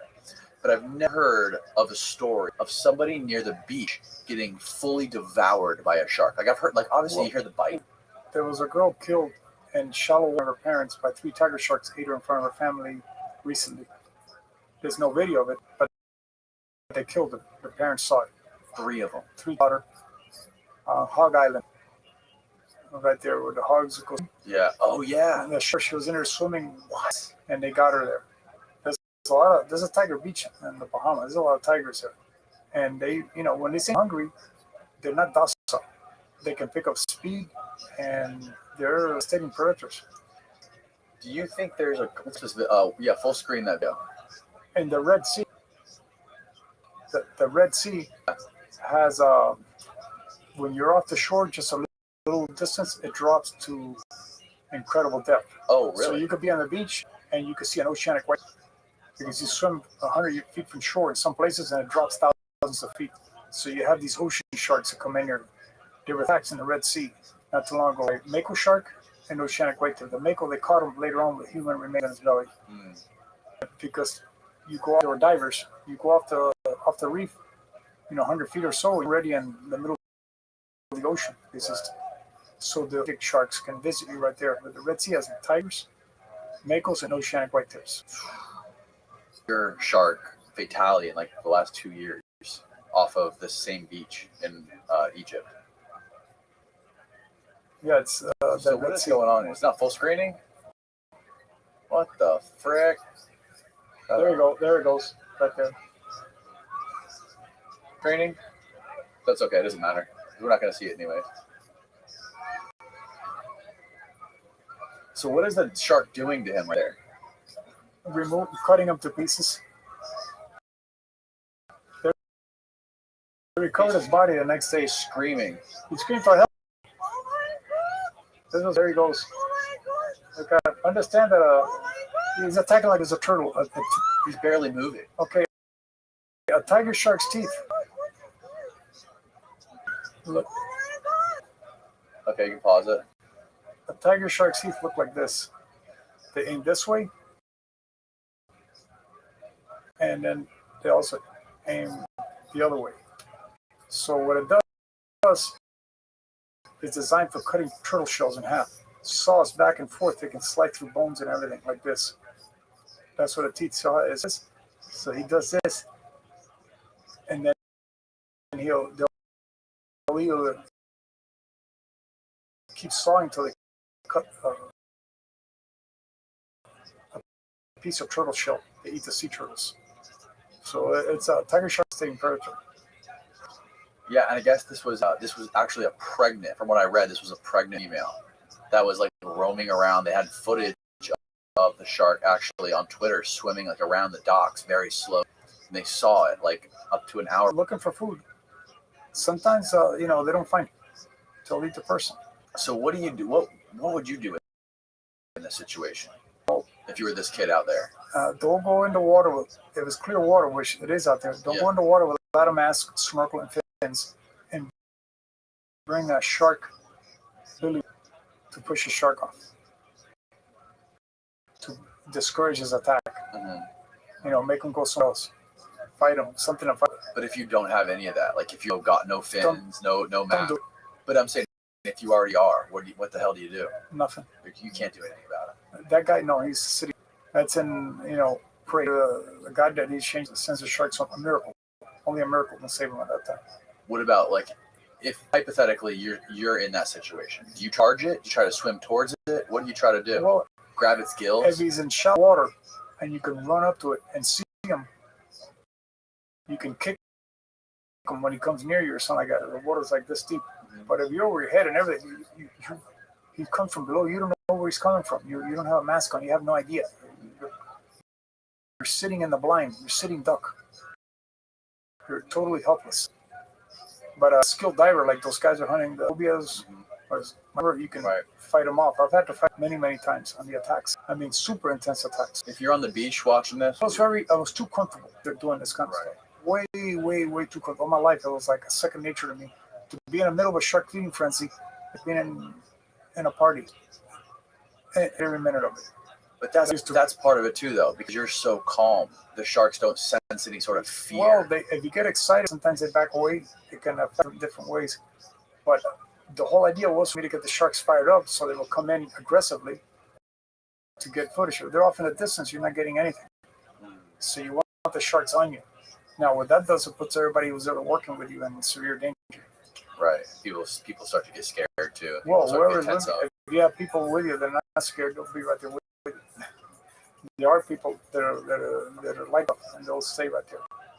Not everybody was willing to do that, but I get. Yeah, Steve-O was talking about that. Yeah. Steve-O was saying whenever they were in the water with you, like wasn't as scared because you were there. He felt protected. He would pay attention. I call it's a false insecurity, but it works. You get that, he's more comfortable there. Mm-hmm. I put on bad stuff on a surfboard with a bunch of sharks biting fish on a surfboard. Didn't you tell me that he wanted him or Chris Pontius to be trolled through Boca Grande in a tarpon suit? They come up with a bunch of ideas that I didn't do all of the ideas they had. Right. I noticed one thing: troll Chris through Pack of Alaska, which is probably the worst thing ever. Because everybody thinks killer whales are just no dangerous. They're dangerous. But think about, I can off a shark, I can defend myself. You believe most guys can, but killer whales are out. Then you ain't gonna be able to do anything. I've never heard of a killer whale attacking a human being. Have you? Well, and SeaWorld, one killed 3 people. Yeah, that one murdered 3 people because of what they fucking did to it. Put it in prison. What about if he decides it doesn't like you, or it feels like he doesn't have any laws, he doesn't have a rule book? Okay, I'm not supposed to bother people. Where does that? He could just, like any animal. Listen, a horse can come up and kick you and bite you. Right. A dog will bite you sometimes. Sometimes killer whales personalities. Don't they gang up on great whites? They kill great whites. They know how. They're smart. They know how to kill everything. Just if I'm gonna catch a fish, so you figure out how to do it. They strategically figure out that whale is bigger than us. Well, we're gonna gang up on it. Like it this way. They figure out how to do their hunt and how to. Yeah. So when you were, and they beach themselves too. They literally freaking swim on the beach and eat stuff. Look at that. God. Yeah, those things are crazy. The wild world is a dangerous place. You swam with orcas, right? Yeah, in Alaska. Walk me through that and what you were doing and what made you decide to jump off the boat. Orcas. We're making a show. We need action. I had we're doing Wild Boys, and we went out watching. So I put on my suit. They go, okay, there's a pot of killer whales coming this way. Okay, they're heading that way. They go up the front, drop off in their path, so they'll intercept. And that's how we did that.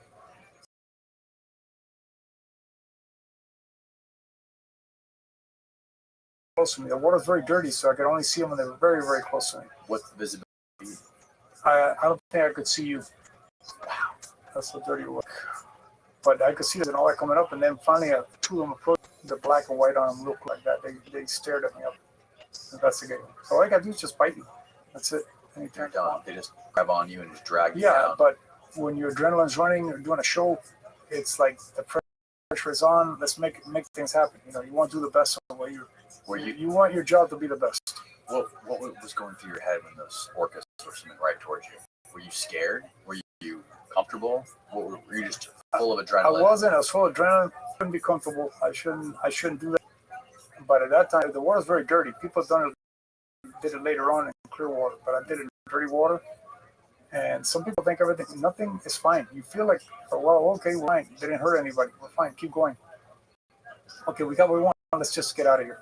Enough is enough. Is that an orca attacking a human at SeaWorld? Yeah. Jeez. Yeah, that's brutal, man. Yeah, everything's okay 1 minute. You don't know what a killer whale's thinking sometimes. No. It's an intelligent animal. Every alligator, we haven't talked much about alligators. I spent many years among the alligators. Daytime, nighttime, diving with them at all hours. Everything, big ones, small ones, hand catching, biting, levitating.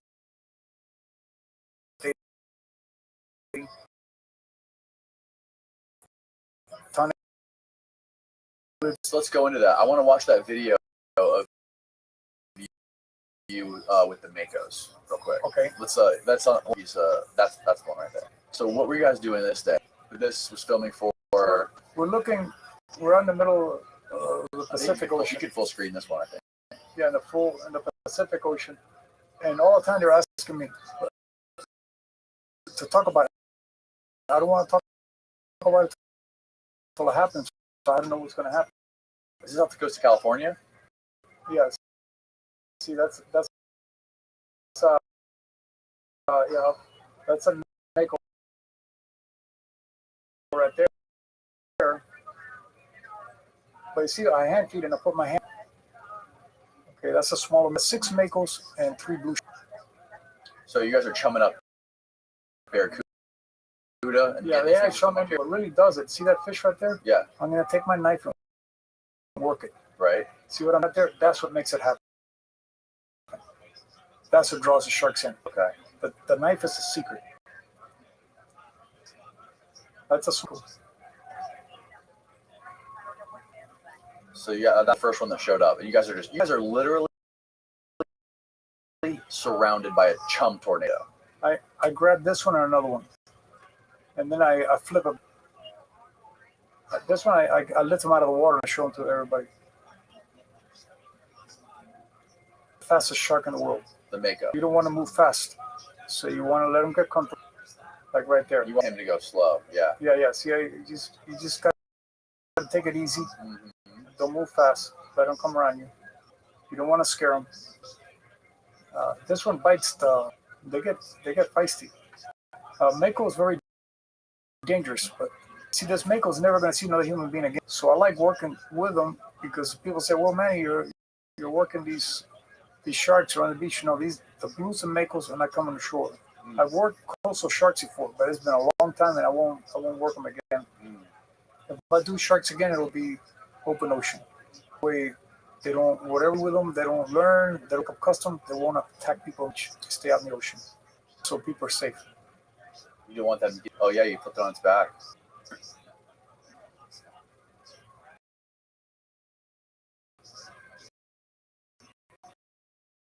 Wow.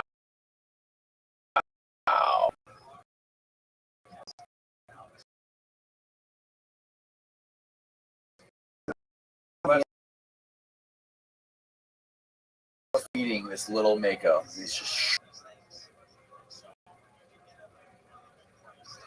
That is wild.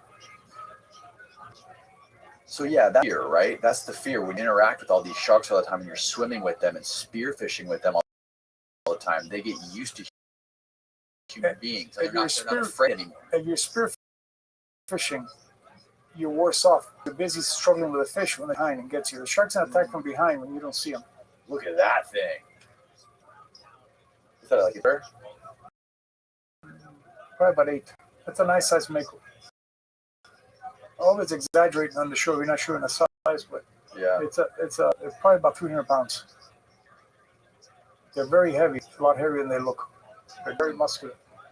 Were you ever clothing bit that day, or did they try to bite you? One blue shark almost bit the producer. A blue shark almost bit me in the stomach. There's a scene in there where I'm pushing off a blue shark off my stomach as I'm feeding him, and the blue comes in to bite at the same time. Oh, what is that? What is that, blue? Yeah. We have sharks. What is the store sharks? They're As deadly as Makos? different. They're both of them very dangerous. But the blue, you offer your hand, he'll take it. He'll grab it. Yeah, they're weird looking. See, I'm hand feeding them right there. So you just with Steve and those guys too? We did not this part. What I did with them is I put them on a surfboard one time in the Gulf of Mexico. We put a bunch of fish on them. We had about 25 silky sharks 8 huge tuskies showed up. I had them there. I also had them with a mako and a hammer. I put them with a hammer and mako in Louisiana also. I did 2 in Louisiana and also put them before with a lemon shark water swimming around. So I've had them about 3 different times. Good sharks. The mako almost bit his lip. That was a classic. Is that when you got bit by the lemon shark? No, I got bit by a lemon shark and we used to dive on him from the boat. Oh, okay. At what point were you riding those great hammerheads? That was, I sat one day and I looked at her footage and I said, I can ride these things. No, you're not going to build it. They're not going to let you. And I went out planning on doing it and I did. Where were you? In the Keys. So after that, I just rode planes. He doesn't have a bad temper. I rode a bull shark and I rode a short distance. And when I let go of the bull shark went after me with everything he had. Really? I had to fight him off. What did you have to fight him off? Like kicking him, punching him, everything you can imagine. You didn't have a spear thing? No. That time because I was we had pole spears for getting bait. But we were in there with our hands, But we were getting bait. We had some stingrays that we had killed down there, and they devoured stingrays in no time.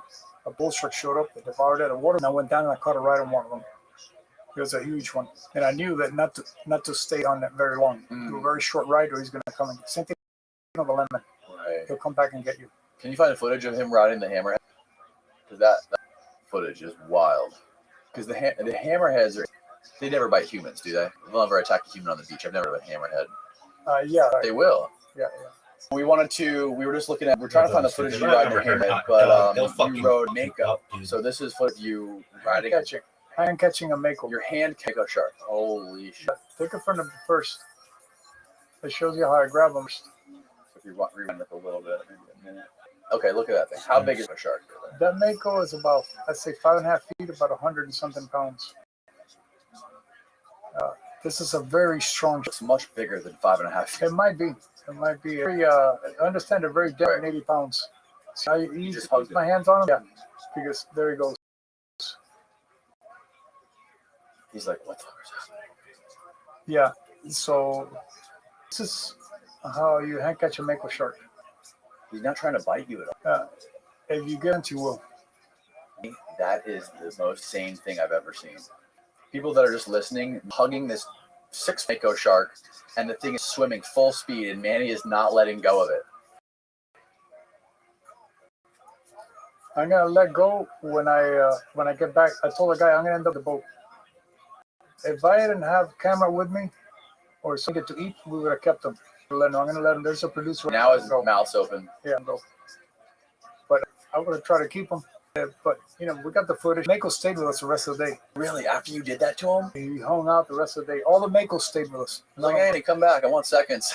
No, they don't. They don't really care. This is another one that showed up. They kept getting bigger ones and bigger ones.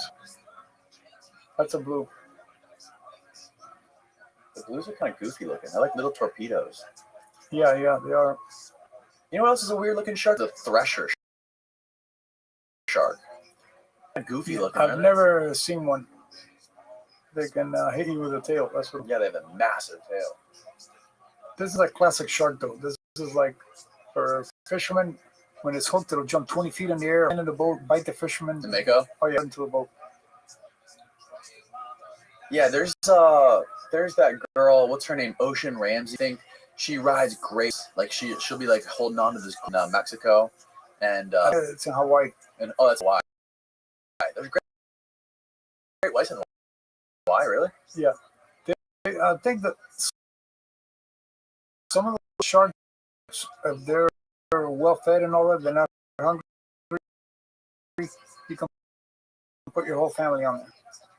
They're not going to do anything. Her videos on Instagram are absurd. She is swimming and like kissing these 20-foot tiger sharks on the mouth. Oh, there's a lot of people doing that right now. I was in Hawaii messing with them 20-something years ago, before they were. And she picked up where Jimmy Hall left off and everything, those guys. But I was out, I opened the door for the tigers. Click that top one. So you can't do this unless you know for a fact that shark is well fed, right? Like you don't. Can't. They show the dull side. I would fire the sharks up, so I did it different. Right. But still, to ride a great, you can ride one tomorrow. If you get the wrong one, the wrong time, it might not come out as well. Okay, so they have like different personalities. Well, the shark is not being aggressive. It's not being hungry. It's not. Yeah. She dives down and she grabs this great white by the dorsal fin. At that point, if he wants to kill you, he can. At that point, it's like Jesus. At that point, it's like riding a whale. That's about as big as it. 15 foot. 16 more. I think the biggest one ever was 19 and a half feet. It was long line when they were hunting them for the liver. Shark hit back in 1945. Completely, the ocean was wiped out. Then they came back. Then they were depleted again, and now they're back. It's always been depending on harvesting. A bunch of tiger sharks attacking people in Hawaii recently. There was that you saw the tiger shark attacking the guy in the kayak. Yeah. The thing just torpedo grabs his kayak. Hawaii days, they've always had attacks there. They have a higher tiger shark population than other guys. They don't have bull sharks in Hawaii to compete with. This is it, yeah. That's crazy. A tiger shark to do that to a kayak? This. You just had a full screen. See, when that shark is acting like that, I've had them before where they attack the lower unit, they attack the cameraman. Oh. See, if you're talking about that shark at that moment, it may not be as docile. It may be if that sneaks up on you, it's not gonna be pretty. See the speed when she comes.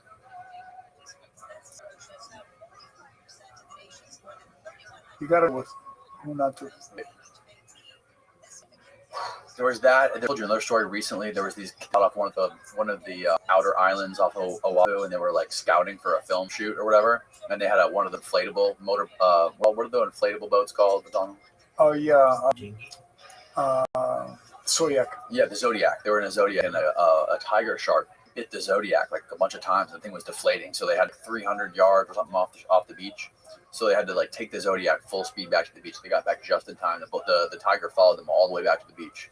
These tiger sharks, these animals, they have behaviors that beings have never seen before. When people think they know everything, they don't know anything. They're going to do something you've never seen them do before. They seem hungrier than they've ever been, though. Like they seem like they're fucking with us more and more. Well, if there's more sharks, they're going to wipe out their food supply. Right. And, it's just like normal. So there's more company, the less fish there are around. Something like that. And people, it was a slaughterhouse. They used to throw all the leftovers from the cows into the ocean, and the bull sharks would come and eat them. They shut down the slaughterhouse, so the sharks moved onto the beach and started attacking people. So that's another result of that. We've always fed animals. It's just in the last few years, people say, "Oh, it's bad to feed you all." Men have for hundreds of years have fed animals. We've always have. Right. We fed bears, we fed gators, we fed deer. Everything is out there. Then in my lifetime, I saw an old said, "Oh, that's a bad idea." It became like a political thing. Illegal to feed animals is bad. They're getting accustomed to this, accustomed to that. Back in the days, that's like people went to Yellowstone to feed the bears. They went to the Keys to feed the key deer, and the Everglades National Park and fed the alligators. That was normal behavior for humans to do. It's a political thing because everybody is so against killing the sharks. Like, don't fuck with the sharks. And before they wanted to kill them all. See, that's politics. Now they don't want to kill them. When everybody was killing them, when I was trying to film them, I said, guys, I told my friends, fish, don't kill them over here, but we're trying to get footage. If they're dead, we can't film them. Right, anymore. I need sharks. To it's like, go get them somewhere else. That right. was my mentality. I'd find a honey hole. Okay, leave this spot alone for me. Let me get walk this area where I can find them, because we'd go out time after time, we couldn't find them, and I was a drawing in sharks. So the shark 10 miles away. Even chumming them up, find them. And I'm an expert. I was the best shark chummer in the planet. Right. I mean, I'm stupid at many things. I was good at that. So if the president of the United States came to you, if President Joe Biden said, "Manquig, I want you to be in charge of all of the fisheries around. You're in charge of conservation of all the sea life. What would you make the rules for sharks?" I would do the smartest thing to do. You know, I don't want any species going extinct. I would divide them up according to numbers and say we can take this, we can't take this, so many of this, so many of that. And I would encourage like harpooning so people don't get the wrong type of shark. Spearfishing and harpooning. Spearfishing, harpooning, Exactly what you want. target exactly what we want. A lot of people, you know, I'm not going to go against rod and reel guys and everything, but, you know, some of the sharks they catch when they let them go, they're going to die anyways. They ran into death anyways. But, you know, you kill one shark, another one's born to take its place. None of the species that I know have people made extinct. We didn't make the hammerhead go extinct. We didn't make the lemon go extinct. The bull not extinct. The great whites didn't go extinct. Matter of fact, they come back. We haven't hunted a species in Florida into extinction. The only thing we ran to extinction in Florida was the black wolf, the gray wolf, and the red wolf. We wiped those out. Now we got coyotes. Now we got in Florida. Now we got coyotes, but our bear is still here in good numbers, lots of them. Our Florida panther's coming back, which is a Florida mountain lion. That's what it is. It's this animal widespread over North America, including Florida. But everything else, yeah, the boars were brought by the Spaniards 500 years ago. The boars? Yeah, they're good. The hogs, they're good because that's what the panther eats. If you get rid of them, the panther's going to eat the farmer's cow. They're going to eat the deer. The hunter's going to get pissed off at them as they're killing all the deer. Right. So don't wipe out the boars. I don't want the panthers extinct either way, so don't wipe them out. Don't wipe them out. I see everything as renewable. If you cut a tree, another tree will grow. But you don't abuse it. But you can harvest so many pounds of fish, so many pounds of this as food. The ocean is not a natural park. You know, God made us so we can catch fish and eat, you know. I have my views. This planet is not overpopulated. We can have dense populations in one place, like maybe there's a lot of people there, but overall, the entire planet, we're not overpopulated. You know, that's fallacy. We have a lot of wildlife. We have a lot of good land. This planet produces a lot of food, and properly managed, we got room for double what we have, triple what we have as human beings. I was reading something like a study, or there was just a statistic that if you took all the human beings on Earth, shoulder to shoulder, you could fit them all inside the city of Los Angeles. That's how few humans there are. Yeah, that's like 9 billion. Yeah, you can. The population has dropped. The last 10 years or so, we're losing people. Yeah, it's a lot to do with like the plastics and shit. So we drink this the water out of cans, not plastic. But the phthalates and the plastics and all the chemicals. It's a culture. You know, people are not having kids. Yeah. And some people, they're bent on wars. You know, probably in Russia, Ukraine, there's about 250,000 dead people, both sides there. You know, so that's a lot of people that would have been alive. If it wasn't for war. You know, you get a war, people die. You know that tiger shark that killed that guy? That was a Russian guy, and there was footage of him when he was right before he got eaten by that tiger shark. I guess he was paddling around in a kayak like 10 minutes before that, and he was talking shit about Ukraine. And then he gets eaten by a tiger shark. Yeah, you know, people. In all reality, I don't know. I respect human life. I'm a Christian. I do. Animals, you can kill for food.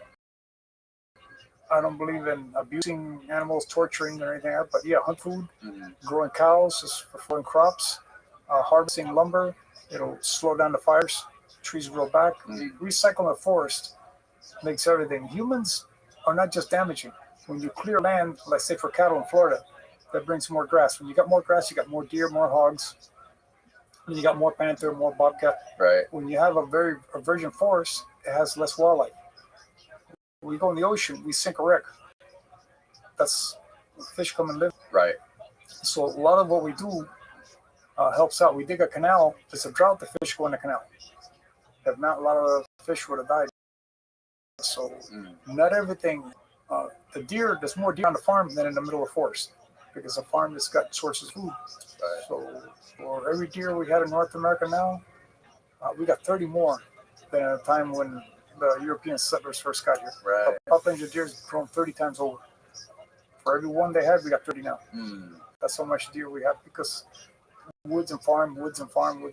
Yeah, one of the most controversial topics surrounding this debate is the Amazon rainforest in like down in Brazil and the Amazon. It's a bunch of bulls. A little boy, I can go back. The Amazon is going to be gone in 10 years, completely destroyed. They were cutting and burning it to, like, you could see from outer space. Oh wow, they're going to wipe out the Amazon. That's terrible. There ain't going to be no animals left. They're going to do it. This is me back then. When you were 10? Yeah. Now, the Amazon is, if anything, is bigger. There's animals like crazy. Look up Pantanales. There's nowadays. Well, they wiped out all the caiman. So the jaguars started attacking the cows, and they shot the jaguars. Now the caiman are back. The jaguars are laying off the cows and eating the caiman in Pantanal. But the jaguars, have you seen the footage? It's just like this. They're like 20 feet away from the guys. No, I haven't. Oh, yeah, I can look at my phone every day. So there's my buddy Paul Rosalie. He wrote that Mother of God book. He moved down to the Amazon like when he was like in his late teens, and he started living down there.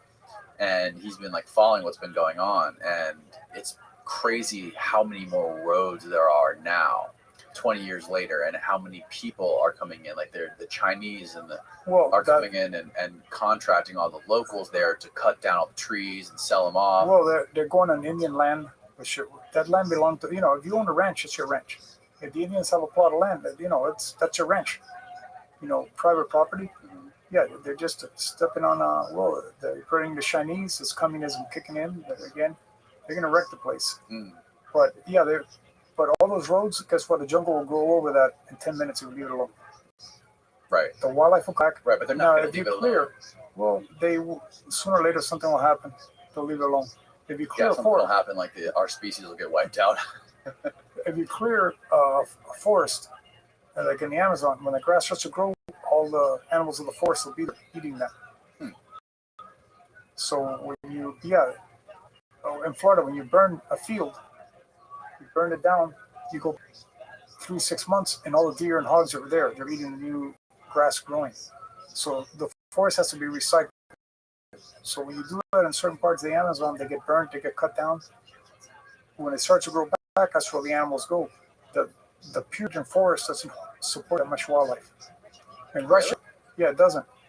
They go to where the people are. In Russia, when they started cutting down all the trees to sell them, oh wow, they're destroying the taiga forest. There's more grass. The stag population exploded. So then the wolf population went up to 200,000 because that was so much stag. Wow. In other words, if there's a lot of fish out there, you're going to get a lot of sharks. If there's a lot of hogs in the woods, you're going to get panthers. It's an area with a lot of fish and game, you're going to get alligators. The animals or the deer, if you have a cornfield, first, all the deer are going to be there. Right. And they're going to grow bigger eating that corn. Right. So whatever, like the Native Americans that lived in the East, they didn't have to go in the woods to get a deer. They grew corn. So all they had to do was wait on the edge of the cornfield with a bow and arrow, and they could get all the deer they wanted. Right. Because they were going to come there. Nobody thought of that, but that's typical. If it's like that now, it was like that back then. Nothing has changed. Right. That's interesting. People have a lot of about the wildlife and what do you think about truth? How fuck your dick right now. Okay, we're just watching. You are black and you will die.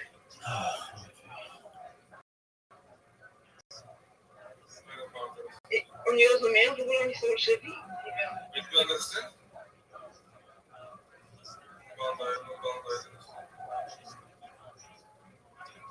Po prostu jest taki Discord moderator. No, 5 komputerów podłączonych, ale widzisz, że 15 komputerów i telefon rozłożonych. Wiesz, on jest na każdym Discordzie? Na każdym Discordzie się nie jest. Multikontek. Znasz ten Discord Socialize? No.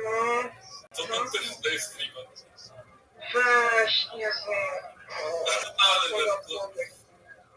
Ale to straszne. Ej, on z tego żyje? Z tego da się zarabiać?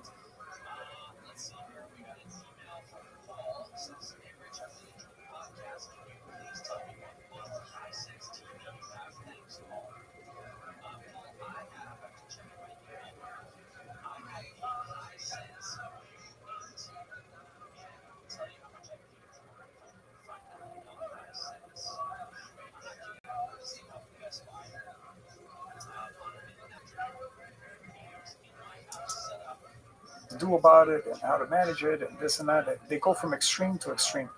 They go from exterminate everything to overprotect everything.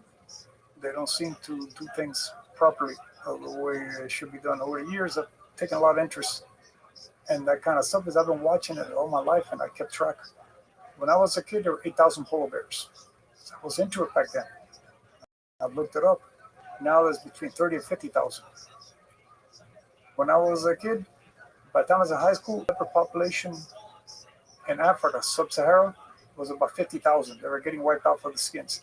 Now there's about 700,000 leopards. The tiger population was down to 2,000. Last year went to 3,000 overnight, 1 year in India. The Java tiger, when I was a kid around, completely extinct. So a few areas they were completely annihilated, but other areas, grizzly bear populations, 120,000 worldwide, including 6,000 in Japan. Most people don't know that. There's 6,000 grizzlies live in Japan. Whoa. Does anybody talk about it? No. There's Are people worried about grizzlies being endangered? They were back then. The Mexican grizzly was wiped out. When I was a kid, there were still some there. I kept track of that. A lot of different species like that. Mexican wolf, I think, it was completely wiped out. They're trying to bring it back in Arizona. They used to be in Texas. There's no caiman up there in some of these areas. There's a few alligators, but they're eating cattle, so the ranchers shot them all. So there's none in Arizona. They're crossing the border. Mexico. Mountain lion is found from Canada to Argentina's Patagonia, southern Argentina, to the Amazon deserts, every type of terrain you can find here. There are mountains, lowlands, everything. Wow. Yeah, it's crazy how much different information you can find when you try to search for this kind of stuff. It's just like it's really hard to find the information. You gotta People go to just all over the place. You gotta go to old information from the old days, so they don't change it. And go to the archives of it, because somebody will grab the book and rearrange it. Right. So I go back to what I knew back then. I'm a history fanatic. Most people don't know that. But I like to read the history. I like to read my Bible. I'm a firm believer in Jesus Christ. Definitely, we're supposed to manage the fisheries, the forests, food, and all that. Not to destroy it, not to wipe it out, or not to treat it like a god. But you can't. Some people want to make the entire ocean to a national park. It's like, what are we gonna eat now? Do they really? But some people do. Yeah. They want to save everything. They think that humans are a scourge of the earth, and they need to get rid of the world population and get rid of people because they're bad. As a Christian, I don't believe that. But people who don't, Well, I mean, it's. I can see their perspective for sure. I mean, we are kind of like a cancer on the earth. We're just eating up the earth. And then our history, look at what we've done, like with the way we devour everything. Because we're sinful. We're sinful. We kill each other. Never mind what we do. We do wild animals. We're killing each other. We have people need to respect other people, respect life in general, and but no, wildlife is a renewable resource, and certain areas need to be protected. Other areas need to be open and back and forth. Yeah. But there's nothing wrong with raising cattle. There's nothing wrong with growing rice. Nothing wrong with fishing. I used to commercial fish myself. And we sold the fish. So back then, everybody, meat is bad for you. So everybody's eating fish. And then they complain, they're eating all the fish. But before, there was fish everywhere. Nobody liked fish. Everybody wanted beef. And they started telling beef is bad for you. It became a little thing. You got to eat fish. It's healthy. So then next thing you know, everybody, the commercial guys on the ocean, then they ravish, wipe out the sea. And everybody go, you guys said stop eating beef and start eating fish. Now they're complaining about it. See the insanity of the whole thing. Yeah, it really is insanity. Do people really eat barracuda? Yeah. How many people? Because Cuban. It's a Cuban thing. I've eaten a lot of barracuda in my time. It's one of my favorite fish. You said it tastes good. It's really good fish. But what about ciguatera poisoning? That's the problem. Why do they have ciguatera, and what is ciguatera poisoning? Ciguatera is a toxin passed up the food chain.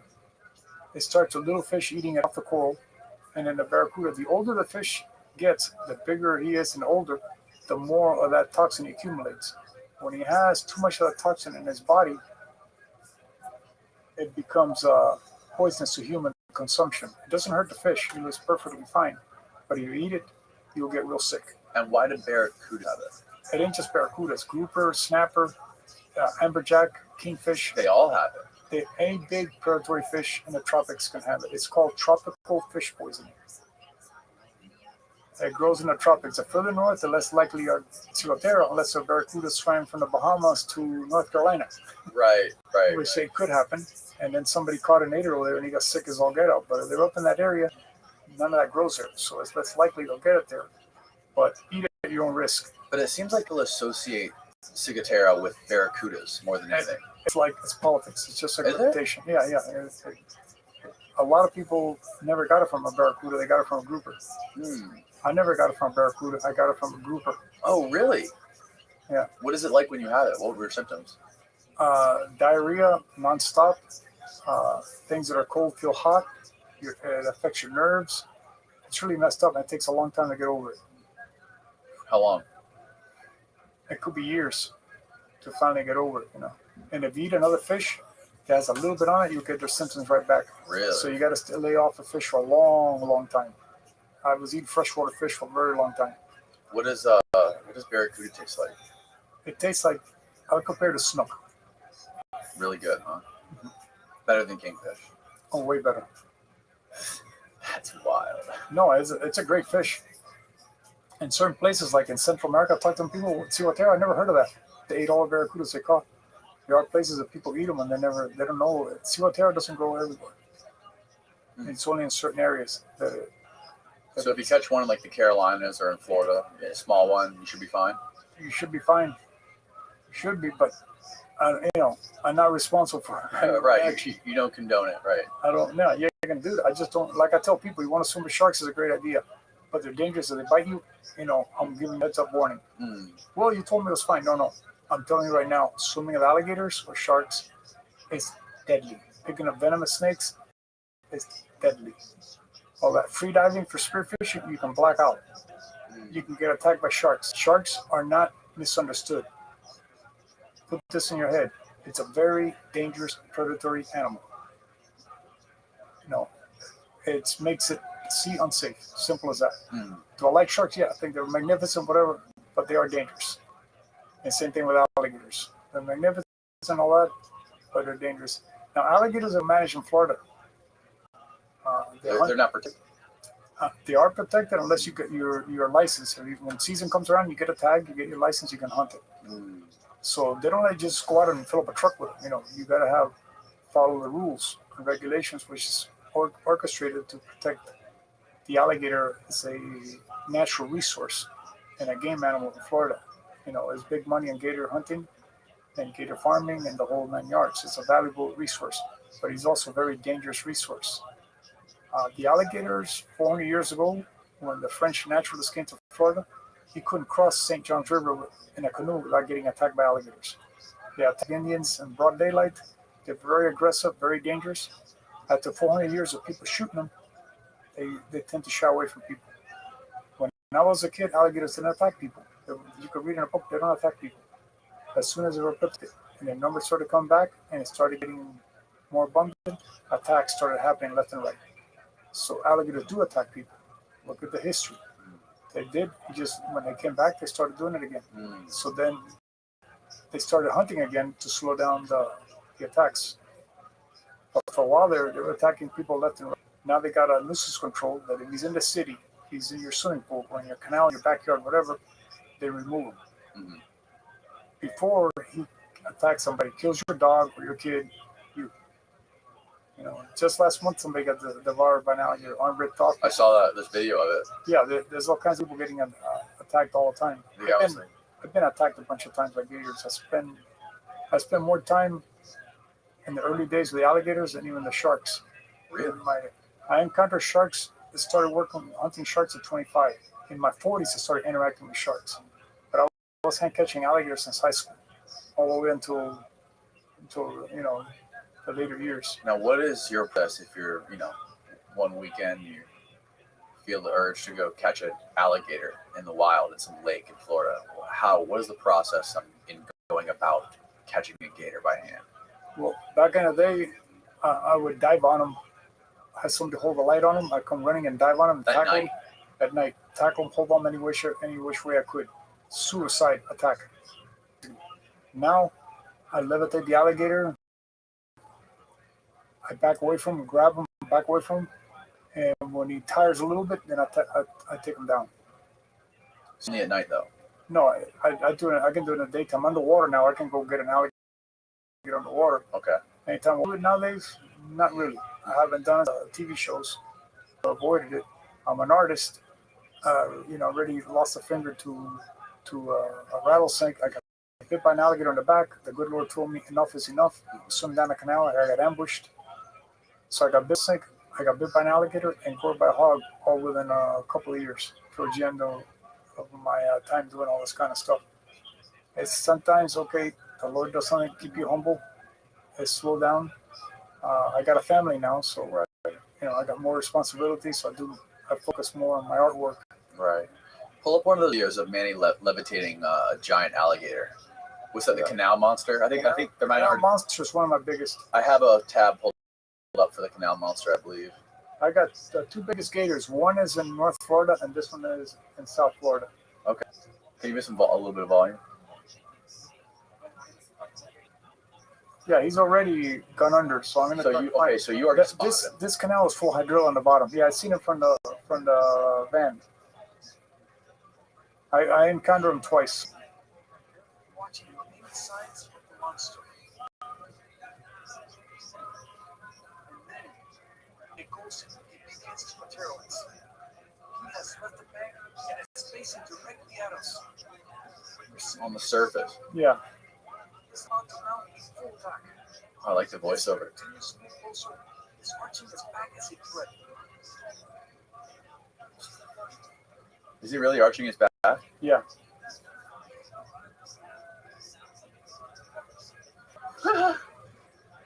This thing is literally swimming right towards you. Right. But if he's going to attack you, he's not going to just be chilling on the surface like that, is he? He's going under now. Oh, now he's going under. As he sinks below the surface, my knife will reel upon him. Grab him by the shin. Oh my God. This stops the attack, but now I have a dinosaur on my hands.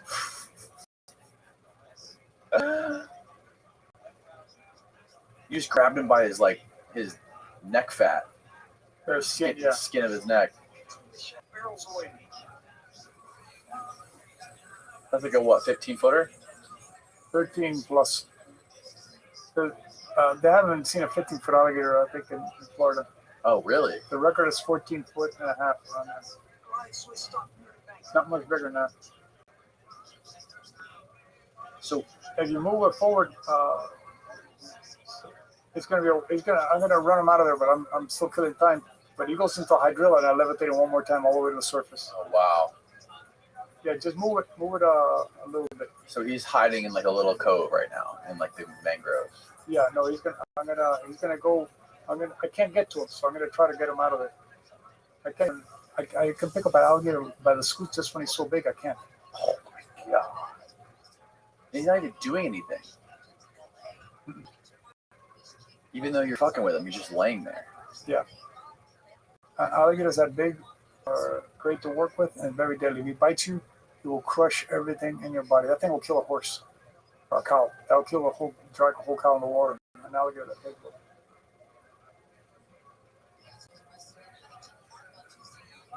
Oh, he's trying to escape. He's trying to run away. Yeah, I'm going to run him out of there. See, Oh I'll my pick him. God, thing's a Goliath. I'll pick him up once or two or three times and no more, because then he'll attack you. Still trying to escape on the very bottom. Well, he goes into the hydrilla. Now I got to go find him in the hydrilla. Like, man, please just leave me alone, bro. I'm just trying to take a nap. How long can they hold their breath for? The whole day. One that big forever. How long? Hours after Hours they can hold their breath? A big one like that. That's incredible. Are there any other animals that can hold their breath for that long? Sperm whale. Oh yeah, whales, obviously. Yeah. They go 1 hour on the bottom, a mile deep to find squid. Look at this. You just got him right out of the hydrilla. See, when I put the head straight up, he goes into tonic immobility, just like a shark. So when you put his head vertically like that, he's like sort of in a trance. Yeah, he gets it for a few seconds. He's out of, but see, once I hit the surface, he exploded. Right. But you can see the size of him as he spun around him.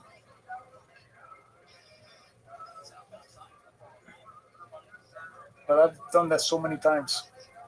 Over the years, I had so much time with the alligators.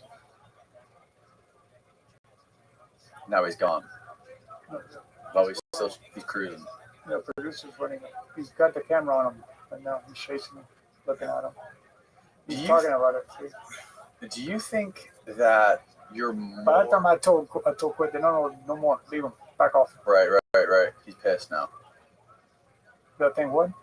I'm saying, are humans more vulnerable in the water with the gator, or like right next to the shore? In the water, probably. Probably. Because on shore, you can jump backwards or something. You still got, you're more clumsy in the water. The alligator is very agile in the water. Mm-hmm. You know, he can catch fish underwater. He's super fast. But they can run extremely fast, can't they? Short, no, just a short from here to here. Just a short burst. He's not going to catch you. If you see him coming down the road at you, just run the other way. He's not going to catch you. Really? I've always heard that, like, if you run in zigzags, like they can't make sharp turns. Just run straight.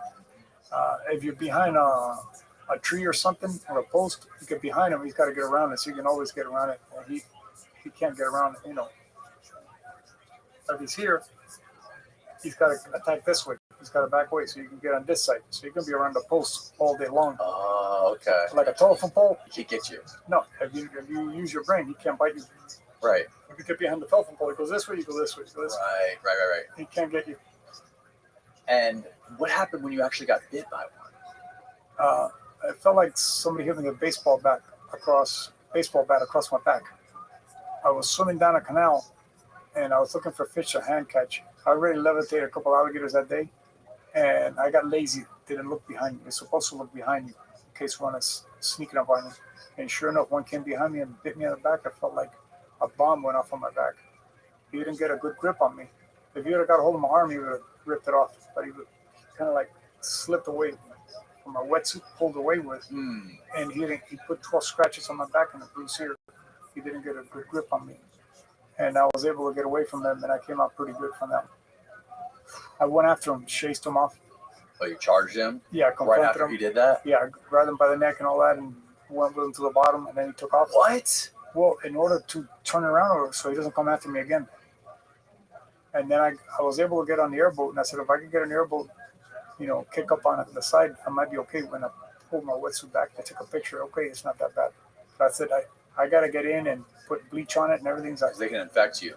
Yeah, but when I saw it wasn't that bad. It came out very good out of it. They just poured some liquor on it, and you were good? Yeah, it came out very good from that one. Lord. Now, what about crocodiles? What's the difference between crocodiles? Have you ever fucked with a crocodile before? Crocodiles are faster, but they don't have the endurance of an alligator. That's what I know about it.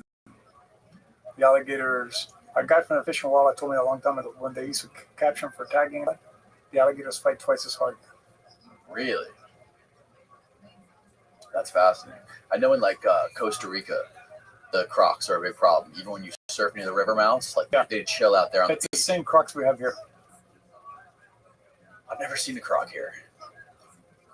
They're here. I've seen them. Really? Not on the beaches though.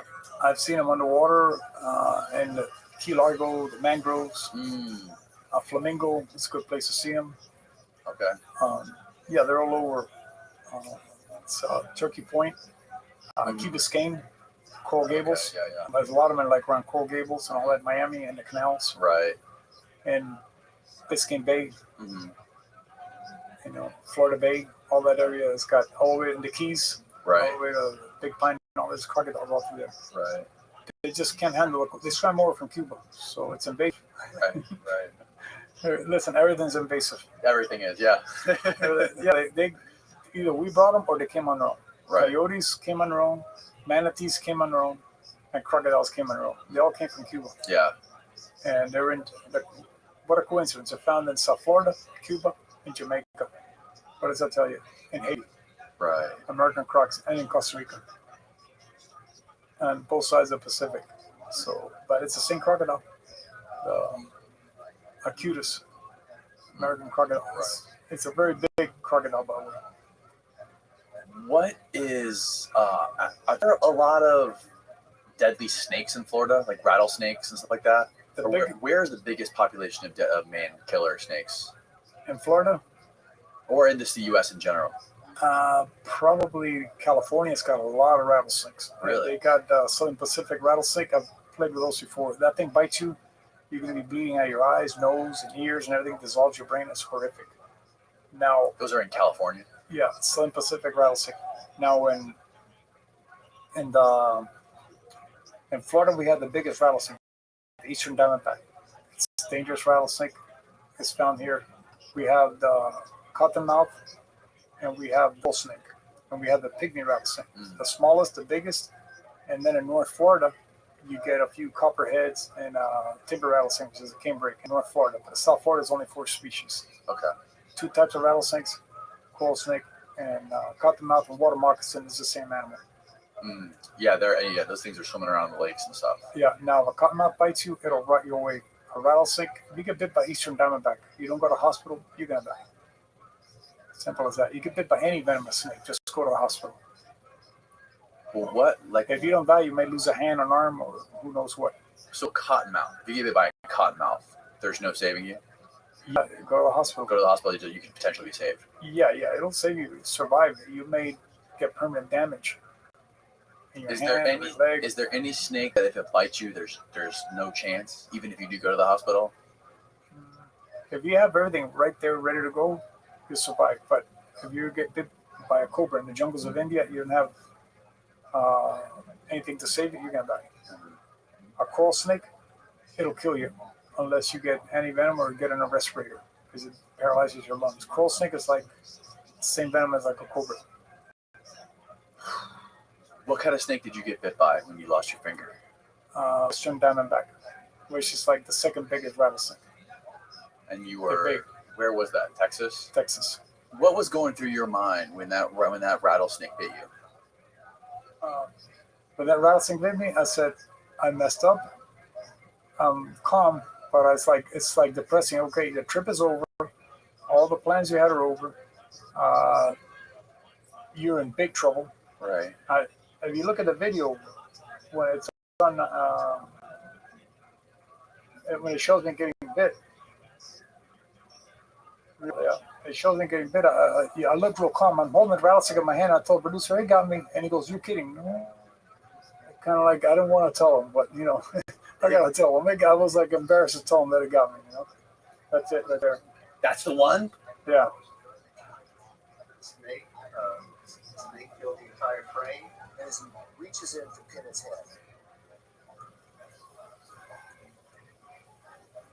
He got me. See it? It was so lightning fast. It was so powerful that everything just went crazy. And I could see Manny did get control of it, but my heart was racing, and I was really hoping that he hadn't been dead, but I couldn't really tell. He had no clue. And he reached in and grabbed it. You can see it. It's here. Oh no, I missed it. Well, you had the little camera in there. Turn the volume up a little bit. Really hoping that he hadn't been dead, but I couldn't really tell. I saw Manny's hand reach in and grab the snake by the head. The snake just started moving and twisting, and it was such a powerful animal. I knew that Manny was in trouble. I just didn't want to leave it. Oh my God. Okay, here's the snake. I'll bring it up. Instead, I heard him say, I got hit. My heart sank to my stomach. When we came upon the snake, look at that guy. That's Buck Medley. He's famous. He's got a great beard. He never misses a click. So as I watched him, his methods and his techniques, I knew he was going to be able to get it done. So as he went for the grab, the snake was so huge. He got the grab perfect.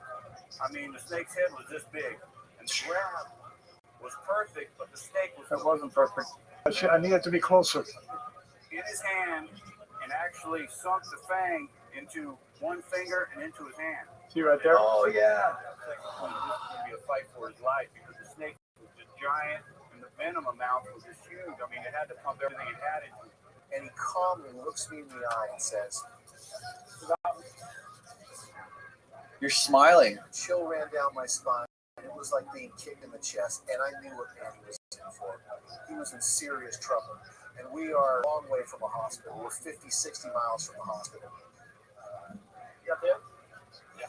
From that moment on, I knew it was critical that What is that sound? he could die. I mean, this wasn't a little snake bite that when you're dove hunting or just out walking around, he gets you. You know, because that's just a quick strike, and the amount of venom is just enough to kill like a small rat or a rabbit. This was a huge fang viper that injected everything he had into Manny.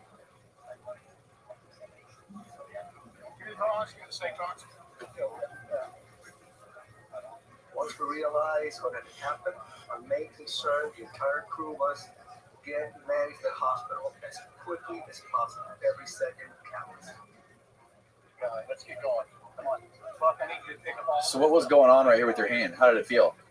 So the pain is an unbearable pain. Just like, you know, you want to shoot yourself. The pain is so bad. So you're immediately after that, you're rinsing your hand with water. They're all getting you to the car, and it's just unbearable pain in your hand. Unbearable pain. Then go to the hospital, and then the pain lasted for months and months. Just wouldn't go away. So right away, what did you do? Did you tie a tourniquet around your arm, or what did you do? No, you're not supposed to do anything. Really? I put a cold chicken on it, but not even supposed to do that. You're supposed to leave it alone. No You're tourniquet. supposed to leave it alone. No tourniquet. No tourniquet will rot you out even more. Really? Yeah. So you just let it roll? You just sit there? Let it roll so your body can fight it. And how long was the car ride back to the hospital? They did it pretty fast. They were going 110 miles an hour. They did. They were like 70 miles away, but they got me there in like, I don't know, real quick. Oh, yeah. It was about 45 minutes or an hour before they started getting the venom in me. Probably about an hour. I was sitting around, come on. Can you imagine having to get to the emergency room? Like, oh, yeah, sure, take a number, wait in line. Yeah, they were like real relaxed at the hospital. Guys, I need about 55-gallon drum of antivenom. Like now, I'm going to be dead in like 15 minutes. We need you to hurry up. So they went in there to put antivenom in you, and then what happened after that? Then I stayed there for several days, 4 days. Buck took me to his house. I was in his house. I couldn't get on an airplane and go home. I was in so much pain. So 2 weeks later, I went home, and my brother-in-law saw me cleaning my finger, and he saw the finger. He said, you need to go to the hospital. I took him to the hospital, and the doctor said, you got to take that finger off. It's rotting away. How long after was it? Probably about a month. It was rotting away. So it was just all black where you got bit. Yeah. You can take them off if you want. Years. No, it's okay. We can take them off. So you went to the hospital. Yeah. And what was that? What did they do? The same day you went in, they amputated it? No. Oh, when I went to amputate it, yeah, they kept me Come overnight. a little closer. They kept me overnight, and they amputated the finger. And I told the doctor, "Well, do it as quick as you can, so I can get over this," you know. And I said, he goes, "Well, I can take the whole bone out, make it look better." No, I don't care. How is the hand more efficient? I don't care what it looks like. He goes, "If the finger does survive, it's going to be like a hook. You're going to get in a traffic accident. So to make your hand more useful, you got to take it off." So that was it. And how long did the pain last after they amputated it? Yeah. When I levitated a large alligator, I was already missing the finger. Wow. But was like the sharp pain there for a while after the amputation? Month after month after month. I forgot how long it was. It was just a never-ending pain. The hand was swollen forever. It was swollen morning and try to stretch it. The pain was terrible. It was just like I couldn't pick up a cup of coffee and it would fall out of my hand. And my hand was so weak. Lord. No more of that. You're retired. You're officially retired from catching snakes and alligators and sharks. And you're just focusing on your art now. Focusing my art. Sticking with that. That's a gift that God gave me. It was art. I was an artist since I was a little boy. I was always in school. I had terrible grades except for art class. I was always the number one student in the art class. So I was into art, wild animals. That's what I like. I wasn't into sports. You know, basketball, baseball, or any of that. I mean, it's great. I like it. Athletes are great and all that. And I'm happy for them, but it was never my thing. I'm not into the wild, the sea, and the forest was always my thing. Now, do you ever just like want to go out and just catch a fish on a rod and reel like traditionally, or is that just too boring for you? Sometimes like I go out with my friends, sometimes gigging tilapia at night from the airboat, throwing a trident at them, and that's like, okay, we go out and have a great time with the guys, catch a bunch of tilapia, take them home, fillet them, and eat fresh fish. That's more like my idea of hunting nowadays. Right. I don't want to get big fish anymore. I want to get medium-sized fish, just stuff to take home to eat. My idea before was the action for the video, but I've done so much of it that why am I going to do any more? I'm not going to top what I've already done. Right. Pretty much. So I've done it. Everybody's out there messing with the sharks and everything right now, but I was doing that 20-something years ago. So I was ahead of the game and all that. I mean, and God bless them all. They're all into it now, but it's it's a dangerous thing. But everybody wants. But there's so many people doing it. It's kind of like you want to do what nobody else is doing. At the time I was doing it, nobody was really into that kind of to the point that I was doing it. What made you want to specifically design these tridents? Like, what is the tactical advantage of having a trident? These 3 prongs. For people that don't know what it is, why don't you grab that trident you just made me for me and hold it up so people can see it? This is a trident. This is one of my specialties. The work that I do, I make this out of 316 stainless. These were done to catch fish, to hunt. The first trident I designed, a big one, was to hunt wild boar. Because when you throw it, instead of 1 point, you got 3 points coming out. And that's like that giant one on the wall back there that you made me. That's for catching a wild boar. Wild boar, alligators. That one's probably got alligators before. That one's heavy as shit. I could barely hold that thing. Well, you use that weight momentum for a hunter. Right. I caught alligators by hand, but when we took out, I guided, take out alligator hunters. These guys, they want to get an alligator, a trophy gator, whatever. They can use a gun or they can use a trident on private land. And a lot of them would use the trident. They would mount the gator, pack the meat, take the skin or meat home with them. And then a lot of times they bought the trident. Yeah, when you hit a gator with the trident like that or like this, do you have to like aim for a specific part of their head? No, if you hit them in the head, it'll bounce off. Oh, you can't hit them in the head? No, in the body. So to hold them. And then you got to cut the vertebrae here with a knife or an axe. So when you hit him in the body with the trident, you like in the back or something? It's got a rope on it and you hold it. It's got a rope and they take off. No, they don't take off with a trident. They take off with a harpoon tip and then you got to follow them for a while. When you hit them with a trident, they stay in the same place and they just spin around and twist. They don't maneuver well. It does it quicker. Oh, okay. The trident actually, the harpoon doesn't actually kill them. The trident does. So after you hit them with the trident, they twist around, then they tire out, and then you have to jump on them, and you have to... Well, pull them out and have the guy, this is a guy is hunting. He wants to go on a primitive hunt. He could use his rifle, he can use a bow and arrow, he can use a trident. We left the option for him to do, if we want to do a primitive hunt with a trident. And, a lot of times they do. But I like medieval stuff. I like history. I like ancient weapons. I mean, tridents are used for fishing. That was originally what they were for. But the Roman gladiators decided to use them on each other. So you see that in the arena, gladiators are fighting each other with these things, which is, it's a horrible thing to do. But to attack another human being, having each other for entertainment and going at it, Right. I guess some people still like that kind of stuff. That haven't changed. Gladiator event, and they're fighting each other. I don't want to see it. No. I'm at that point in my life. No, I'm not interested in seeing two people go at it with this. Right. That's ancient Rome mentality. No. So once I hit the gator with this, say hypothetically, if I'm going to go try this, and I hit the gator with it, and he's twisting around, how do I go in there and actually you pull end his life? You pull him and usually I have an extra trident, an extra harpoon, stick the other one in. It's a process, and then pull them out, and then another. So it's like 3 tools and a hatchet to hit him in the back of the head, which I also make. But I have a harpoon. Once he's there, you stick the harpoon to double secure him. This will usually hold him. Okay. But because if you hit him in the back, if you hit him on the side, the skin closest in around this, so it doesn't come out. You hit him in the back, it can come out the same hole, because the skin in the back doesn't contract. It's stays the same, so it can pull out sometimes. Okay. Out of the middle of the back. But the tridents that hit the side here, once you get off the scoots, the skin will wrap around this and then hold it, it won't come out. Oh, wow. Sometimes you have to surgically move it out of it.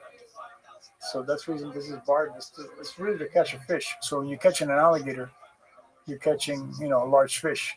It would probably, if you're in the shallows, you could probably throw it at a shark. Or barracuda. Well, that might be too wide for a barracuda, huh? No, that would work for a fat barracuda. Yeah, it depends. Anything will work on anything. That other one. That little one over there? That'll work on a barracuda.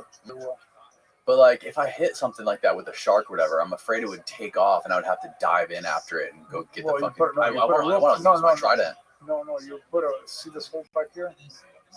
That's for a rope. Oh, okay, yeah. You put a strong rope. And you just tie that to something. Yeah, exactly. And that's you tie that to. It depends where you're gonna get. Yeah, I mean, if you're in the flats, you can get a shark with this, no problem. Mm-hmm. You hit him from the boat. Yeah, and you put a buoy on it. Yeah, he's not going over. You're gonna get him. Right. But if he gets off, you got a line and everything on it. Mm-hmm. So you try to back up. This is pretty strong. Yeah. It breaks this hard. Yeah, it's industrial strength. Yeah, industrial. This one here is 3/4 thick, solid stainless. It's got a tail that goes here. This is crunched, smashed in here. All this I do it. Take this out by hand, or handheld grinder. That's why I do all that. And you make these to order for people, like when they hit you up and you I can get them the fishing trident, which is more like the one you got over there, or this one. Those are the little two that I'm making. So they tell me what they want, and we'll take care of it. How long can you hold your breath? I used to do 5.5 minutes, 5:35 to be exact. Now I haven't done it a long time, so I seriously doubt I can hold my breath that long. How long do you go right now? Not much long at all. I haven't trained for it, How do you train to hold your breath longer? You train a little bit, but a lot of it is technique. It's preparing. When you're out of shape, you got to prepare better. When you're in good shape, you can get there quicker.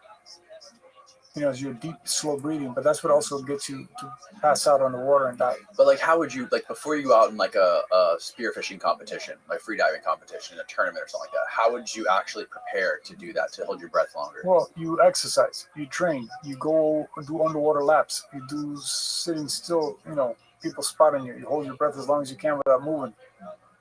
You do your breathing exercises and everything. And then I had a method I do when I was going to be underwater a long time, 40 breaths. 40 breaths first? Deep, slow breaths. Now, what can happen? You can black out in the water and die. And so it's a deadly game. How do you black out? You're underwater, swimming around, you're relaxed, you're fine. All of a sudden, you don't know what happened. Next thing you know, your people rescued you. And what are you doing? And you don't remember what happened. You get total blackout. Does the blackout happen only to the point where you're like really close to being out of breath? No, the brain doesn't tell you how much oxygen you have. It only lets you know how much carbon dioxide you have. So you've been exhaling and breathing fast. You could be out of oxygen. You don't know. So when you run out, the brain doesn't let you know. You think you got plenty of air and you don't have any. You don't have any more oxygen left. You fooled your brain. And does that happen from just holding your breath too much and doing too much free diving? Mainly from the deep breathing. From the deep breathing. From the breathing, fast breathing, hyperventilating before you go down. You deep breathe and you hyperventilate to get rid of the carbon. See, to be able to relax on the water, you gotta get rid of your carbon dioxide. That's what makes you. When you want to breathe, it's not that you're out of oxygen, it's you have too much carbon dioxide in your blood. So the trick is you fool the brain, and you can stay down as long as you want till you die. Have you ever blacked out freediving? Yes, I have. In a swimming pool. In a swimming pool? Yeah. The girl I was training for freediving pulled me up. And I asked her, what are you doing? You're destroying my routine. And she goes, no, you blacked out. You're completely out. So I will watch her. She watched me. We're training in a swimming pool. This is our team at the time. I was working with Mark and Megan. She was Mark's girlfriend. She was freediving champion, Megan. Freediving champion.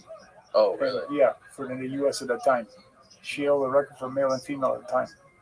After you blacked out, what did you do? Did you just like take a break for a while, or did you go right back in? Did you go right back in and start diving again? No, the next day I was diving again. The only thing I was more cautious because Right. Make sure you have somebody watching you. If you're close, if you're close to blackout and you don't black out, you get like a dizziness, and it's a samba. When you black out, you won't get that. You go all the way. You'll never get that warning. But I've had that. No warning at all. You just black out. But if you came close and you survived, you could feel the dizziness. So that's like, I did that too many times. Diving by myself, going down 100 and something feet to shoot fish, free diving, waiting on the bottom to shoot a fish. I would go 110 feet of water and lay on the bottom for like 40 seconds. At 110 feet? Yeah, just lay on the bottom down there. I would start counting at the time myself when I was on the bottom. And then I swim back up. So all by myself. So no with weights on you, weight belt? If I had a Speedo on, I would use 4 pounds because I was very lean back then. If I had a wetsuit on, depending on the thickness, I would put more weight depending on the thickness of the wetsuit. I could swim 400 feet underwater. Swim 400. So you could go, 200 feet, you could dive down 200 feet. And 200 feet back. No, but swimming both ways. So when you go down, you don't kick. It's only halfway. You fall. You only kick on the way up. Right, because you're fighting against the weight belt. Once you put over the weight, once you break 30 feet, you should be able to free fall. And then you just land yourself, and the deeper you go, as your lungs compress, you speed up and you keep clearing. Is there? After a while, I can't get air into my ears, and I got to stop. I blew an eardrum during that. How deep were you when you blew an eardrum? Man, I could have been 180 feet, 200 feet. There was a marker at 220. I could see it get to it. And the watch only marked to 165. After that, I quit marking. That was the gauge. So I kept going after that, and boom, sounded like a firecracker going off in my head. You lose your equilibrium and shit when that happens. You do, but I got up so quick, I lost my equilibrium. I aimed and shot to the surface at 80 miles an hour. Can you hurt yourself doing that? Yeah, well, I mean, when you go home, you blow your nose, air comes out of your ear. And I blew another one with a power head too, so I've blown both of my eardrums. Blew one with a power head? Yeah. It just blew up next to you? I fired and it went off in the water and the concussion. Shot the eardrum. That's insane, man. Well, Manny, thanks for doing this. I really appreciate it. This is I thank you for the Trident and bringing the T-shirts and all the photos and everything. Maybe we'll do something in the future, man. Get some other clients here. I would love to get you here, man. I'm a huge fan of what you do and your artwork, especially people that are like watching and listening. Where can they find some of your stuff, or how can they contact you if they want to get a Trident, or show your knives too? Hold your knife up. Manny Puig on Instagram. They just contact you, message. Yeah, there's a picture of me holding a shark jaw. I got my face in it. Yep. A bull shark jaw. Just Manny Puig. Just contact me and let me know what interest. I got T-shirts. Oh yeah. I got knives. I got necklaces. All kinds of goodies. Look at that. Tiger shark teeth. Great white. That's a great white tooth right there. Great white. And also have fish hooks. Oh, that's great too. Wine style fish hooks. That's incredible, man. Yeah, I make crosses too. Oh yeah. My cross. And you carve custom shit into them, like people's names or any kind of custom messaging they want. Yeah, they can custom their name on there. That's beautiful. This one here's got 316. Mm-hmm. It's 316 stainless, right? 316 is also stainless versus the Yep. Bible. Yep. John 3:16. That's Look cool. it up. Definitely. Awesome, man. Well, thanks again. I very much appreciate it. I'll link your Instagram below, people to contact you, and we'll get you back here to tell some more stories. Definitely. Cool. Goodbye, world. Great, thanks. Take care.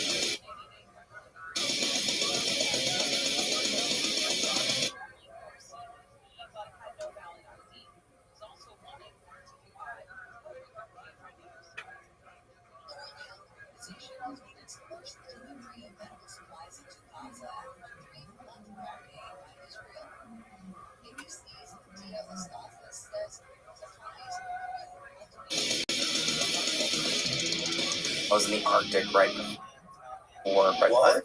Yeah. I just came back from Svalbard, which is Where's that? It's in the Arctic Circle, so it's like the last point that there is an inhabited like city. I mean, it's a town, a really tiny town, before you get to the North Pole. So it's like the only place that you can sort of set off in an expedition from the North Pole or to the North Pole. Okay. And it's not like it has some relationship with Norway, but it's not technically a part of Norway. So you actually like cross out of the border of Norway to get to Svalbard. And there's like one tiny town there that's like mostly a coal mining town and scientific research, but like it's crazy. Like the sun never sets there. So Whoa. Yeah. You meet any cool people there? Oh yeah, that was dope. And you meet everybody within like the first 15 minutes that you're there because it's that tiny. Oh yeah. shit. So like we were up there. I sort of convinced my buddies to go and do a marathon in Svalbard, which is like the northernmost marathon in the entire world, and it's the only one with polar bear guards. So they have like dudes with guns just like hanging out just in case like marathon runners get attacked by bears. Is it one of those marathons where they swim and run? No, those exist. But I just thought it'd be a one of a kind bachelor party for my buddy. So yeah, I convinced him to come up to the Arctic Circle with me, and we did our best on the marathon. Nobody got eaten by a polar bear, which is nice. Awesome. I had a guy in here once that did one of those. Also eaten by a polar bear? No.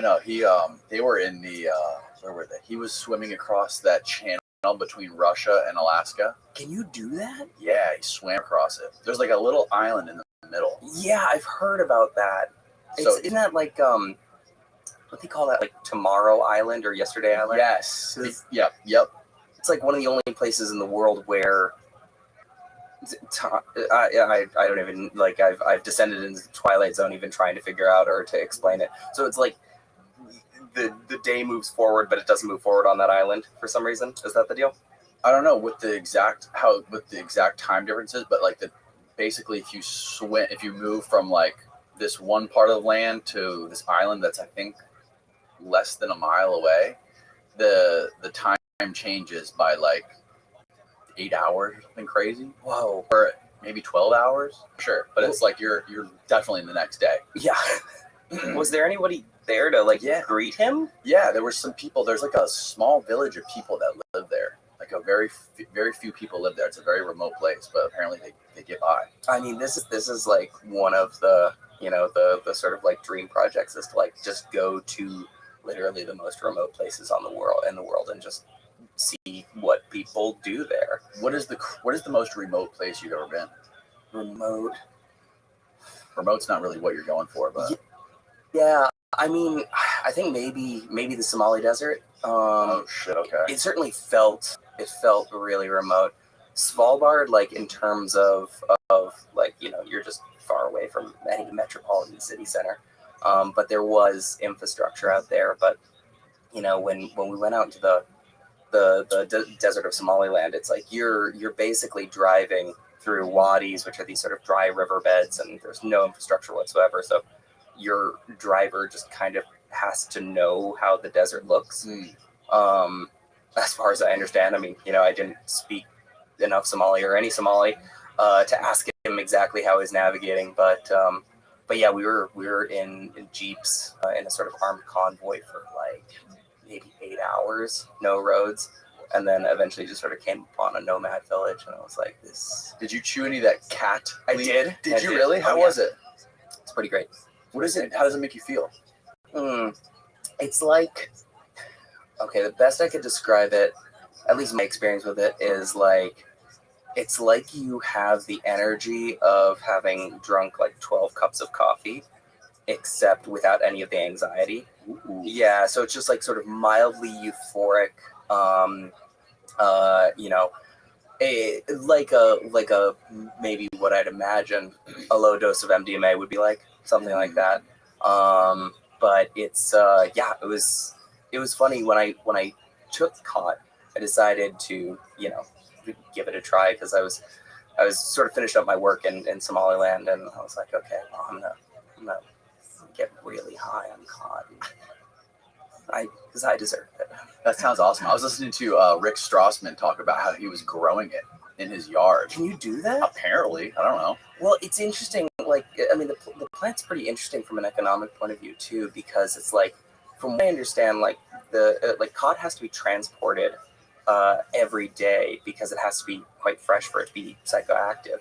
So, you know, in the middle of a desert, it's hard to get really green leaves, and that's the first thing you notice when you chew cod is you know, strip some of the branches away, and it's like this sort of really vibrant green chlorophyll flavor. Like, I mean, imagine biting a plant. That's actually what it is.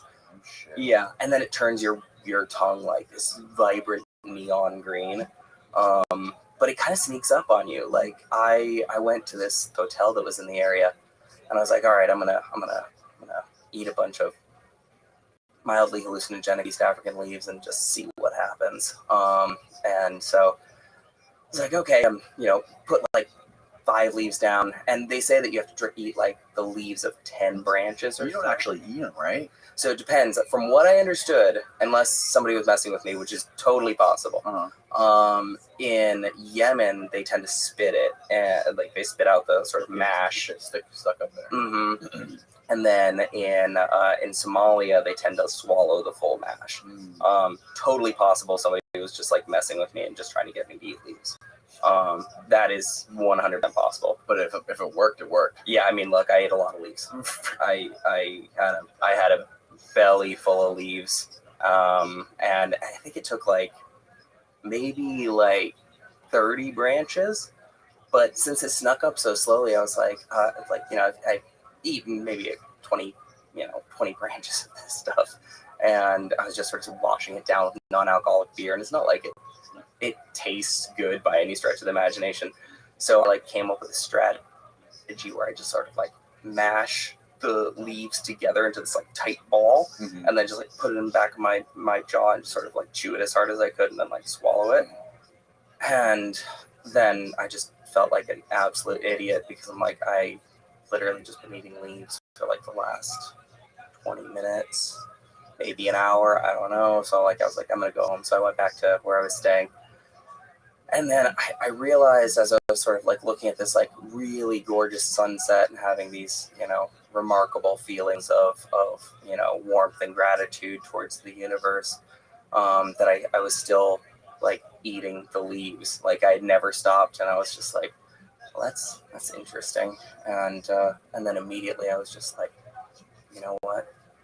My clothes have no idea how much I care about them. And I was like, I gotta wash my clothes. And I, at this point, was like, maybe I'm getting a lie right now because I've never really thought about my clothes' feelings towards me before. But at that point, I was just sort of tearing through branches of cotton, doing laundry, and, you know, sort of like fireworks show of gratitude about you know, the world at large. And at a certain point, I was like, while I was doing, you know, laundry high on East African leaves, I like looked at myself in the mirror and I realized my whole mouth was just like Slimer green, like glowing green. And I was like, I think the cot worked. That's amazing. Yeah. You see the photos and the videos of those guys that do it all the time, and they're like, their whole jaw is like decaying.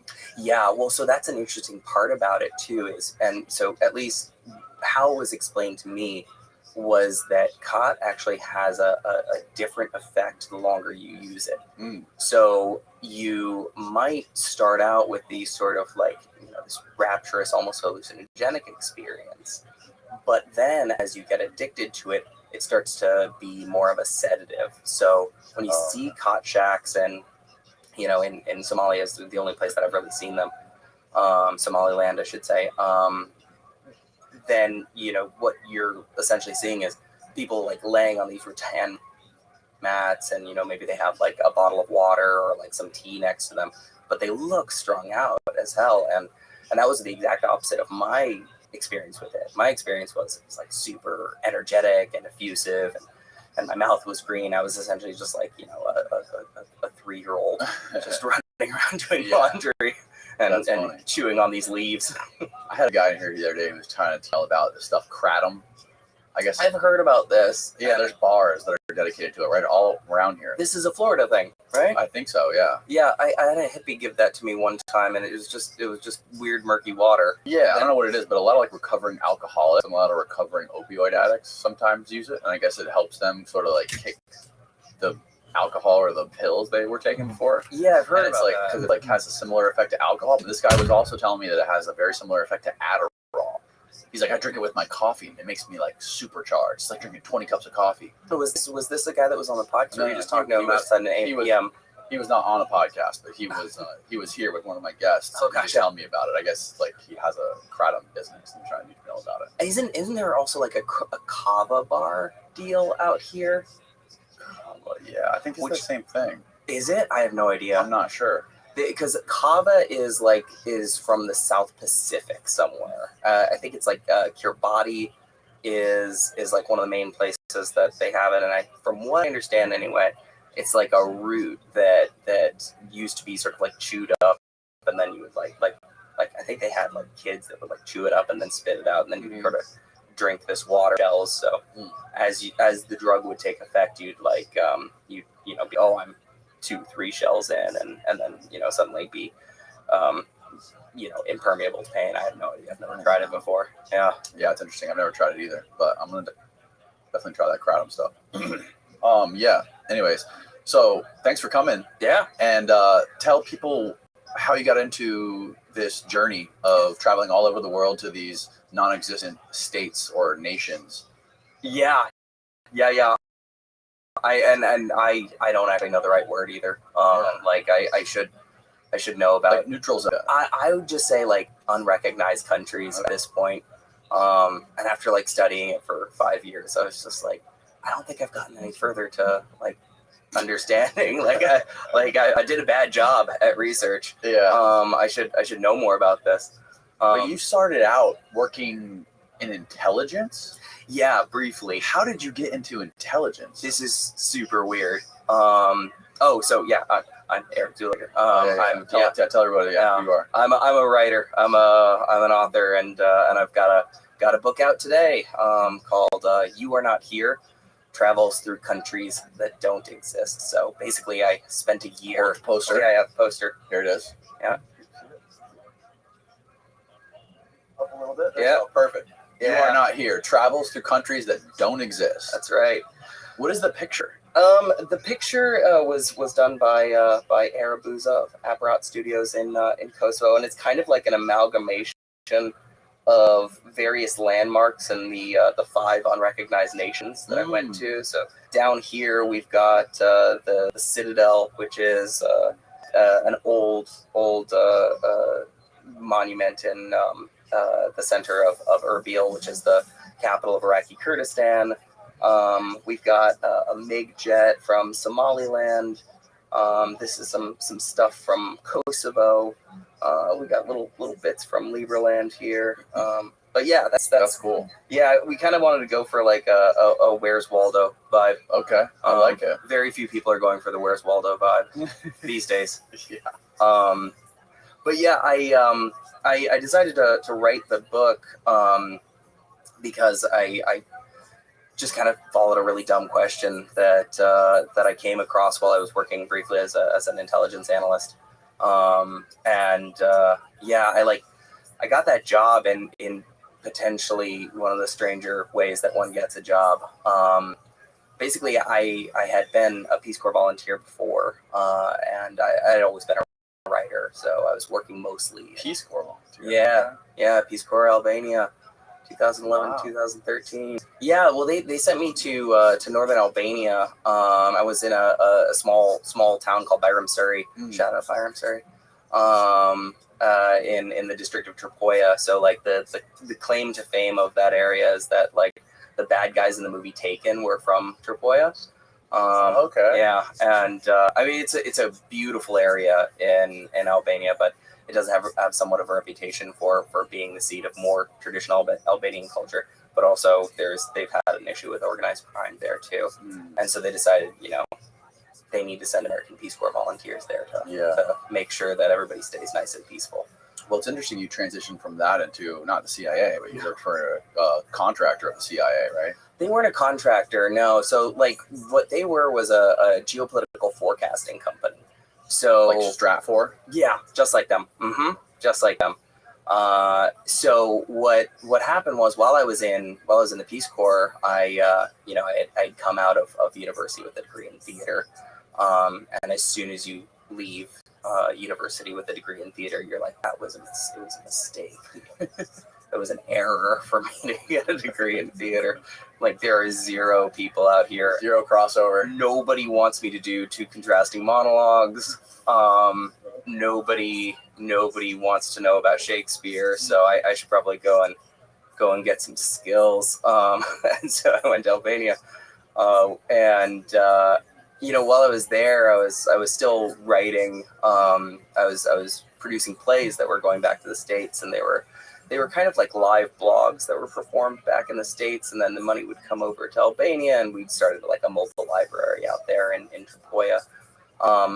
But as I started doing more like nonfiction stuff, I was like also reading a lot more nonfiction. And so guys like Christopher Hedges and Sebastian Junger. And I read this one fantastic book about like big wave surfing called The Wave. I can't remember who it's by. Okay. Have you ever heard of it? No. Oh, it's awesome. And like I never, you're fairly starved for books in the Peace Corps. It's like the library has what the library has. So, What did you learn from the big wave surfing book? Well, it was because I'm not a surfer. I'm pretty well an indoor child. I found it like really engrossing, and I was sort of struck by this journalist who was following these big wave surfers who were basically taking their own lives in their own hands, and nobody could quite understand why they were doing this. It's like, if you're not successful on this 100-foot wave, like you'll either die or be injured greatly. And the book was largely about like, why do people take these tremendous risks? And what I found in that book was, that it was uniquely meaningful to them. And that the proximity to danger was inspiring and life affirming to not only to them as athletes, but to the community around them. And so as I was reading that, I was also reading, like I said, Christopher Hedges and Sebastian Junger, all these like incredible like geopolitical writers and war correspondents. And I was thinking that like, well, journalism felt, especially international journalism, seemed a lot like the sort of like big wave surfing of writing. Yeah. It's like, and also I was sort of coming into a time where I was thinking like, I have a certain amount of skills, and in this sort of like weird Venn diagram of like, wanting to go to places that are a bit more unusual, being decent at putting a sentence together, and being interested in history. It's like, how can I be the most useful writer possible? And I didn't think that, writing an American realist play was going to be the most useful thing for me to do with my skills. So I was like, okay, well, I want to start being an initial journalist. And so I basically knocked on the doors of a bunch of journalists, and I was like, how do you do this? Like, how does one do any of this? And who'd you talk to? I talked to a couple of people who were reporting in, I think it was Israel, and a couple of Middle Eastern journalists. This was like over 10 years ago now. But basically a lot of the feedback that I got from them was just like, just go, just go and start reporting. And at this time, Syria was the crisis that everybody was writing about. And I had some understanding of Turkey, and I was like, well, it seems like a reasonable thing to do to go throughout Turkey and just try and get some stories sold. But of course, meanwhile, like I had to save up some money to like, go write in Turkey for a little bit. So I got myself a job as like the head camp counselor to summer camp in Boston. And because I in the Peace Corps education training, and then I worked in special ed for a little bit, so I can run a summer camp. Okay. I can tell people to tie their shoes and stop running. Boy, can I really prepare Good work, man. prepare me for war zones, man. Really, I've seen some shit you wouldn't believe. Yeah, some literal shit. That's exactly what I'm talking about. Yeah. So while I'm at summer camp in Boston, I'm kind of like getting my ducks in a row, and I have this whole trip planned out where I'm gonna work my way down to the border of Turkey and Syria, and I'm kind of considering how I want to write about this kind of stuff, and I'm realizing that, well, in a certain way there are a lot of good-hearted journalists and especially Western journalists who are going into these places to cover conflict, but sometimes that also ends up with them in the way of conflict and potentially making a dangerous situation for them, making a dangerous situation for other reporters on the ground. And so since I was just sort of starting out and learning to write from these areas, I was like, I don't really want to talk about the conflict directly. I wanted to write about stuff that was on the side of it. I wanted to maybe write human interest stories about things that were not getting covered because the war was the story. That's always the most interesting stuff. That's what I thought. Everybody focuses on like the big thing. Yeah, I think that warfare, as it is now, as it probably always is like it's so fascinating to people, and it gobbles up so much of the news cycle that it's easy for people to forget that there are just real people having normal days and struggling through life and getting up and cooking eggs for their kids and complaining about work, even though a couple miles down the road there's bombs going off. And I think that sort of parallel universes are pretty interesting to me. Yeah. Parallel universes, subcultures, and the fact that like they can just exist right next door, you would never know. I've always found that kind of thing fascinating. Yeah, that is very fascinating. That's what that's what I like. That's some of like the documentaries that I find on YouTube or stuff, that like when people are just like picking up rocks and looking under rocks and finding things that like no one's shined a light on before, and like even if they just follow like a small group of people and what their lives are like, it's maybe affected by like the bigger picture, whether it be a war or a genocide or something like that, but just like seeing how their lives are. Did you ever see, you may have even called it out on the show or had him as a guest, but did you ever see Love and Saucers? Yeah. And the guy who made that documentary. Incredible work. I mean, it's like that's beautiful. That was a beautifully shot film. 100%. And I thought it was incredible because it's like, one, we're taking Brad Abrams was his name. That's right. I've heard him on a couple of different things, and it's like takes the subject so seriously. Like he's not, sort of like there's no snickering at the subject. This is so for those of you who don't know, like Saucers is it's a documentary about this guy who feels that he had a relationship with an alien or throughout his lost his virginity to an alien. Correct. And then he's a painter, so he like kept painting this alien for basically his entire life. And does he live in like Brooklyn or something? Yeah. And so it was like, I don't know if it's Brooklyn, but it's somewhere around there. Yeah. So then it was like his first art show, and like these are the neighbors that you pass in the street every day. Like people are quietly involved in their own galaxies, and it's amazing. If you ask the right question, you can turn the key and suddenly like be involved in that. So that has always been like, these are the best stories as far as I'm concerned. That's one of those things that that I think about too, is like that guy truly believed that happened to him. Yeah. Like if you watch that movie, it's like a 30-minute movie. He truly believes that happened to him. I mean, he talks about every little detail and paints all of these beautiful pictures of the like hybrid human aliens that like took him into the woods and fucked him. Yep. Mm-hmm.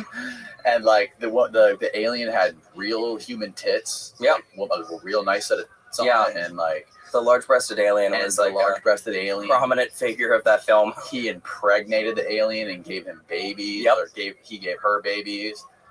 And like, man, years ago, I was doing a story that was killed. Sadly, I was doing a thing about UFOs, and I went to like these 3 different UFO things in Los Angeles, and I went to this like abductee support group that happened like randomly every like 3rd Saturday in Marina Del Rey, and it's just like in a random strip mall, and for some reason I had to like pay $5 to go into a support group. But I think it was because like some, fancy alien guy was there. I can't remember what his name was, but fancy alien guy. That's great. He was the dude who was like one of the leading experts in like removing alien implants. Okay. But he was a podiatrist, and shockingly, every implant that he removed was from the foot. Anyway, I saw him talk. But like, people would get up and they would sort of say their piece, and at a certain point, somebody was like, okay, well, how many people have been abducted in this room? And, it's a room of like maybe 80 people. And I figured, 12 hands would go up. And then it's like, I was the weird one because like, at this point, I have not been abducted by an alien. Right. Still to this day. My working theory on alien, you're familiar with John Mack? Mm-hmm. Yeah. My working theory on the alien abduction thing is that some people, a certain percentage, maybe 1% or less of the human population has like something, an advanced version of their brain.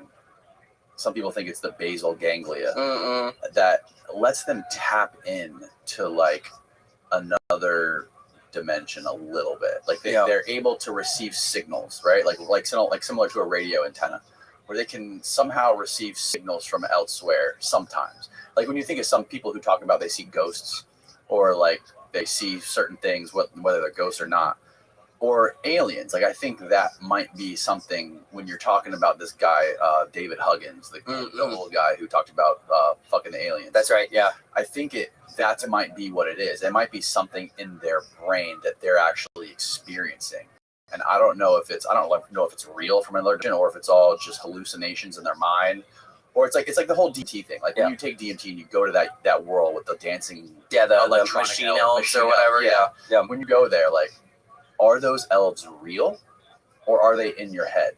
Well, but look at reality. Yeah, exactly. Reality is all in your head. It's all a construct of your senses. So that's kind of like how I think about it right now. Well, that's my working theory. Your brain is a reality generating machine, and then on top of that, or sometimes like the pathway in is like what are the things that you really believe, and it's amazing how like something as ephemeral as like what you believe has real world effects. Like that guy believes that he had a hybrid alien child. Like, try and convince him that he's wrong. This is not that dissimilar from somebody in an unrecognized nation or somebody in a recognized nation saying, this place still exists. Like, no matter what you tell me, this is the best country in the world. I have an absolute religious belief about this thing. And one of the things that I find fascinating is how that abstraction can be leveraged to change how people behave. Obviously believing in aliens and believing in countries are totally different things. But there is this human mechanism for generating beliefs about how their realities work that is one, it's able to be manipulated, and two, it's deeply important to us collaborating with one another. Because like when I was at the alien abductee support group, afterwards, honestly, I think the most fascinating part about the whole thing was like afterwards, like all of these alien abductees went out to Denny's together, and it's like, I'm like, I felt myself like so sort of like glad for them that like these people could like hang out and have a moons over my hammy and like talk about their abduction experiences. Like they have community, and they had this shared lexicon, and that was able to bring them together. Like it may not make sense for all of us, that's fine, but like they were certainly like together in their own belief structure. After that, and I went up man, you get some wild stuff in Meetup.com. Yeah, cheaper than a movie. Just go into the depths of Meetup.com and you'll find some. Oh yeah, absolutely. So I went to an alien summoning from Meetup.com. Okay. Summoning. Yeah, I learned how to summon. Where was this? It was a park in Los Angeles, and now when you're imagining a UFO summoning, are you thinking about it at night? Probably. Noon. In July, very hot day. And so I walked up. I pulled my buddies along with me to this thing. So I was like, guys, more people to show up. Well, it's just like, guys, we're gonna go to an alien summoning. So did you film it? No, I didn't. Oh. I'm a writer. I'm not technical at all. But I showed up, and there's a lot more people there than I thought it was gonna be. It was like maybe like 30, 40 people in the park. Really hot day, and I was always just like pretty honest about people. I'm like, oh, hey, I'm a journalist working on a project here.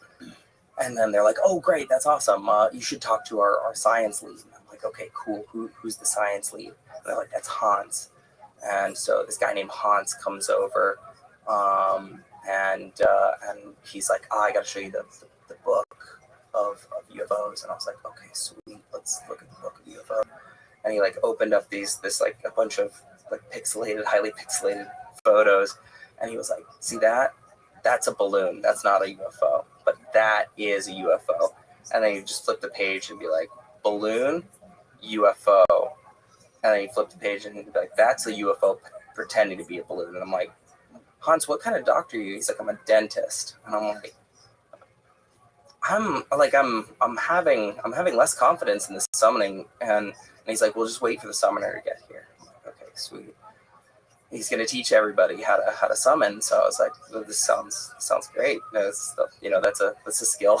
That's a little bit better than a theater major. So everybody in the park kind of comes up around the summoner, and he's like, okay, this is a 3-step process. I'm like, okay, sweet. And he's like, first you pick a point in the sky. Everybody just, 40, 30 people just like in the middle of a park in July, just like looking at the sky. He's like, okay, now telepathically bring aliens to you, and then you just repeat that until they come. I was like, step 2 should have had more steps, I feel. Like, I'm like, and like, you gotta try. So you're just like standing in a field with like all of these people just sort of staring at the sky, and then eventually somebody will just say like, oh, there's one. And then the crowd will just like rush over to somewhere else in the field and like point at something in the sky, and everybody's just like trying to like see whatever they're seeing, and then it would happen again somewhere else, and it's like I have no idea. Did you see anything? I have no idea. Nothing that I would define as UFO. Right. And to add insult to injury, there was definitely a birthday party going on in the park, and like some balloons totally flew away. And I was like, realized that had happened. I'm like, I think it's probably time to go home from the summoning. Yeah. But it's like, convince those people that they're wrong. Like, no, they're like, that's their, clearly it's their community, and it's also something that they feel passionate about, and it gives them some kind of an understanding in the universe, right? The universe for them. And I mean, who am I to tell them that that's not a real thing? Right. Yeah. Some wacky people out there, man. Mm-hmm. And that they're beneficial to the government when they want to cover up or use false information to either cover up real stories, or push narratives that they want. They can easily use these people as like a. Well, it's like one of the things that I always think about with like with these sort of like broad sweeping movements, like, and especially how media often works is like. The loudest voices are generally like not the most informed voices. Yes. Right. And they're the most extreme. Exactly. Like, not to get super political, but like the image that we have of January 6th is who? Like the QAnon shaman. Yeah. Like it's the dude with the dude with horns on his head. Yeah. Pitch perfect. And when you have this image to collect an entire group of people under, it's like, oh, you're going to be like that crazy person. Then it becomes really easy to discount anything that might be a legitimate complaint on either side. Yeah. And I've always, like, that's one of the reasons that I thought it was interesting to genuinely go to places to find out what's actually happening on the ground. Because there's only so much information that we get in the United States. And oftentimes it's so salacious. It's so sort of filled with fear and with anger that it's hard to understand that there are real people who are actually living lives in these places. And that was kind of the goal when I wanted to go to Turkey in the first place, was to find maybe some of the more quiet stories. And then I didn't end up going to Turkey because they had a coup. Oh, wow. Yeah. So this is back during, I can't remember what year it was. Was it 2016? Must have been. I thought it was more recent than that. No? Was this the fake coup? I have no idea if it was fake or not. It was I know that they had, while I was working on working at the summer camp there was it's like, telling kids not to run and like listening to reports about how there were like tanks in the street of Ankara and Istanbul. And at that point I was like, well, shit, like I have a ticket to Istanbul pretty soon, and I didn't quite know what I should do with that, because I was like, this, I specifically didn't want to put myself into a situation where I'd be a liability for the community, or like that I would get myself like, into a situation that I couldn't get out of just because I was trying to learn how to be a journalist.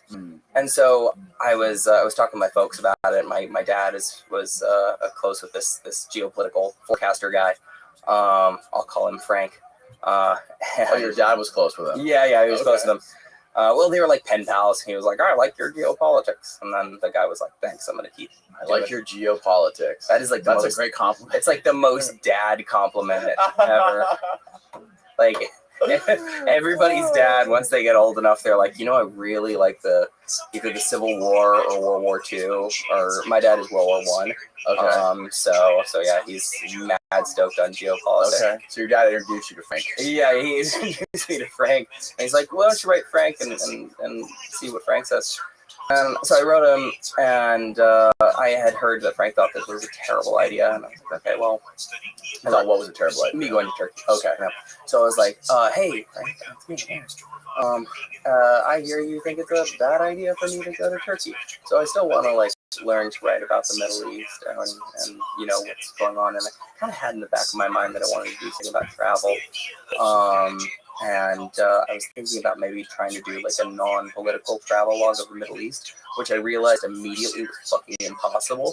It's like trying to write like Moby Dick without ever using the word whale or like the letter A. So I was like, told him, these ideas. And then he wrote me back and he was like, well, here's why you're going to end up in Turkish prison. And you're not going to make it. And I'm like, oh, okay. Well, if you look back to my first letter, I said, what should I do? And then Frank was like, okay, go to Lebanon and I'll coach you. And I was like, okay, I mean, I don't know what that means. I've never met this old man. But sure, yeah, I'll buy a plane ticket to Lebanon and have this old man coach me. Why not? So I bought a plane ticket with my summer camp money to go to Beirut, and I was there for like a month. And so I was like, got to Beirut to my hostel, and I was like starting freelance stories, and I emailed Frank. I was like, hey, I'm here. What do I do? And he's like, okay, well, you got to go meet this man, and he'll send a car for you. And I was like, okay, wow, This guy was connected. See, I mean, maybe it seemed like it. I was just a eager beaver with a laptop. So I would just like go and like I just like went and met a random car outside of a place called Burj Hamid in Beirut. And the guy waved me down. He didn't speak any English. I didn't speak any Arabic or French. And we start driving on the outside of town. I'm like, this, like, it's at that point I was like, this might have been a poor choice for me. So, like, I'm already like 5 minutes in the car, and at that point, I'm like, this might have been an error of judgment. That was the point of no return. Yeah, it was. And he ended up dropping me off at this office park in a place called Junet. And I went into this office, and the guy was like, "Oh, you're from Frank, right?" And I'm like, "Yeah, I'm definitely from Frank." And then he's like, "Well, so how is he?" And I'm like, "He's good. He's really good." And he's like, "Okay, have a seat." I'm like, "Great." So, guy turned a counterterrorism expert, and he was just like talking about counterterrorism, specifically the Islamic State at the time. Did he work for any agencies? I have no idea. He was just a guy in an office. Okay. I was just taking notes. And at a certain point, he was like, "Do you have enough?" I'm like, totally. Yes, I do.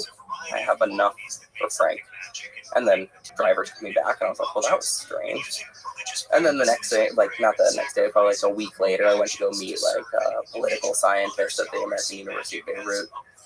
And sort of same thing happened. How's Frank? He's good. How's his wife?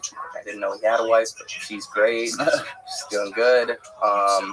So chatted with him for a long time. And then the final interview was a guy who identified himself as a Lebanese general. Still have no idea. And we talked about the Islamic State for a bit. And then he kind of set me on my way. And then I was like, well, this was a strange trip through Beirut. And, I got some articles published, met some good people. And eventually I was like, hey, I want to keep like learning about this stuff and writing about this stuff. So like, what do I do now? And Frank was like, okay, well, I'm gonna train you to be a geopolitical forecaster.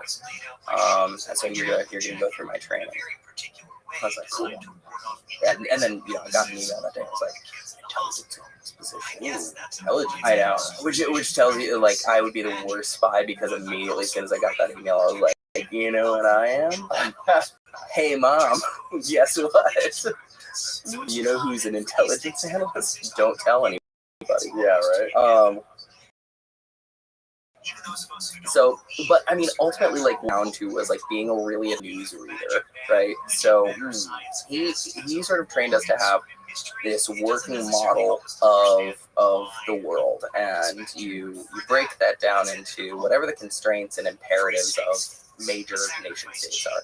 And by major, I mean the people who sort of wield the dominant economic, military, social media power, right?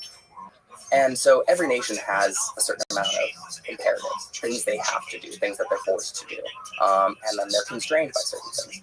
So, I mean, using the United States as an example, it's like, well, the imperative is to maintain the ability to project power across the Atlantic and the Pacific simultaneously. Constraint might be something like dwindling middle class. So economically, we might not be able to support that power projection over a certain amount of time. And so you can start to look at how a nation will behave based upon what their imperatives are and what constraints might be. And what that ends up making is a model of the world where you have, as he termed them, fault lines and flashpoints. So certain areas of the world where there might be this tectonic shift of power, where there are these areas that if something is going to change the power relations in the world, a flashpoint, it will happen there. So an example of this might be, the Bab al-Mandab, which is near the Gulf of Aden. So this is a big power corridor that is where I think it's, last I heard, is like 60% of the world's oil travels through to the Red Sea.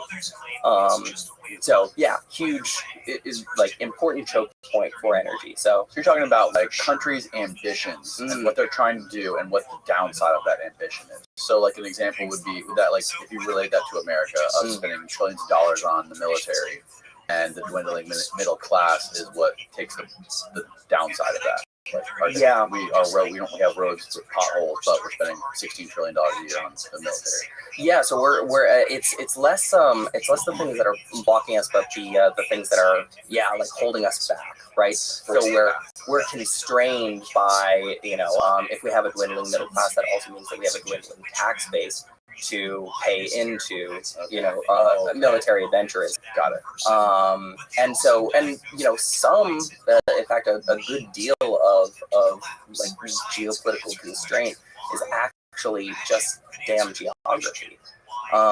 It's incredibly hard to fight a war in Afghanistan, as history has told us constantly, and it's just because there's so many damn maps. Like, Alexander the Great was turned back, Napoleon, Russia, the United States. We have the best geography, right? Well, I mean, best according to what, right? Like, because we're surrounded by the two oceans. Yeah, so we've got. I mean, we have I can't remember which geopolitical guy called it this, but he called the United States as sort of the idea of this inevitable empire, right? And the idea was that we have so many natural features that make us highly defensible. You've got the Appalachian. I'd say Appalachian, yeah, California. We have those mountains over there. We've got this robust system of arable land and rivers, which allows for incredible amounts of agriculture to happen right in the center of our country, which is obviously highly defensible. Huge lakes on top of us, a damn desert beneath us, Rocky Mountains bracketing everything. So invading the United States is a genuinely insane thing. Right. We're also all super heavily armed, so yet another reason. Right. I think I can't remember who it was. I actually meant to look this up, but I think it might have been Lincoln. But he said, I'm not even going to attribute it. It was some early president who either had a powdered wig or a really cool beard. Said something about the fact that because the United States was so blessed geographically, the death of the U.S. as a nation would never come from outside. That it would be by suicide. I can't remember who said that, but maybe you can find that quote. Goes hard. That is a hard quote. Yeah, I know. Man, it seems like what's going on in the last couple of years. Internal division, and internal division is another constraint. It's a geopolitical constraint. But in a society that presumably permits and encourages freedom, you have to tolerate all division. But as you divide away the singular vision of a nation, then suddenly there's conflict that arises within it. Everything is ultimately a trade-off. Yeah. And what was it? Was it? Oh, hell yeah. It was it. Yeah. America will never be destroyed from the outside. Whoa. Oh, continue with Facebook, said Lincoln. If we falter and lose our freedoms, it will be because we destroyed ourselves. Wow. Lincoln. Damn. Abraham. Bar. Dude, I know. They don't give Lincoln credit for his sick flow. Have you seen that recent video of all the guys pledging allegiance to Trump? It was like 2 days ago. That doesn't surprise me, but no. It is terrifying. It looks like it's like a giant warehouse, and they're lined up. They're lined up. Here's the video. Look at this. No, what?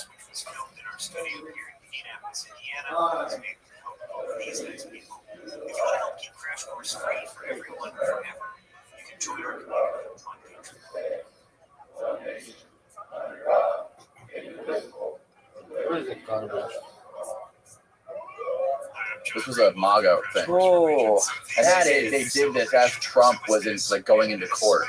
What? I have questions about this warehouse. Like, where's the warehouse? But close out of it, see if you can find some more context on the tweet. Just like, is there like a Kmart next door? Yeah, maybe. They've got. It's too small. That's fucking crazy.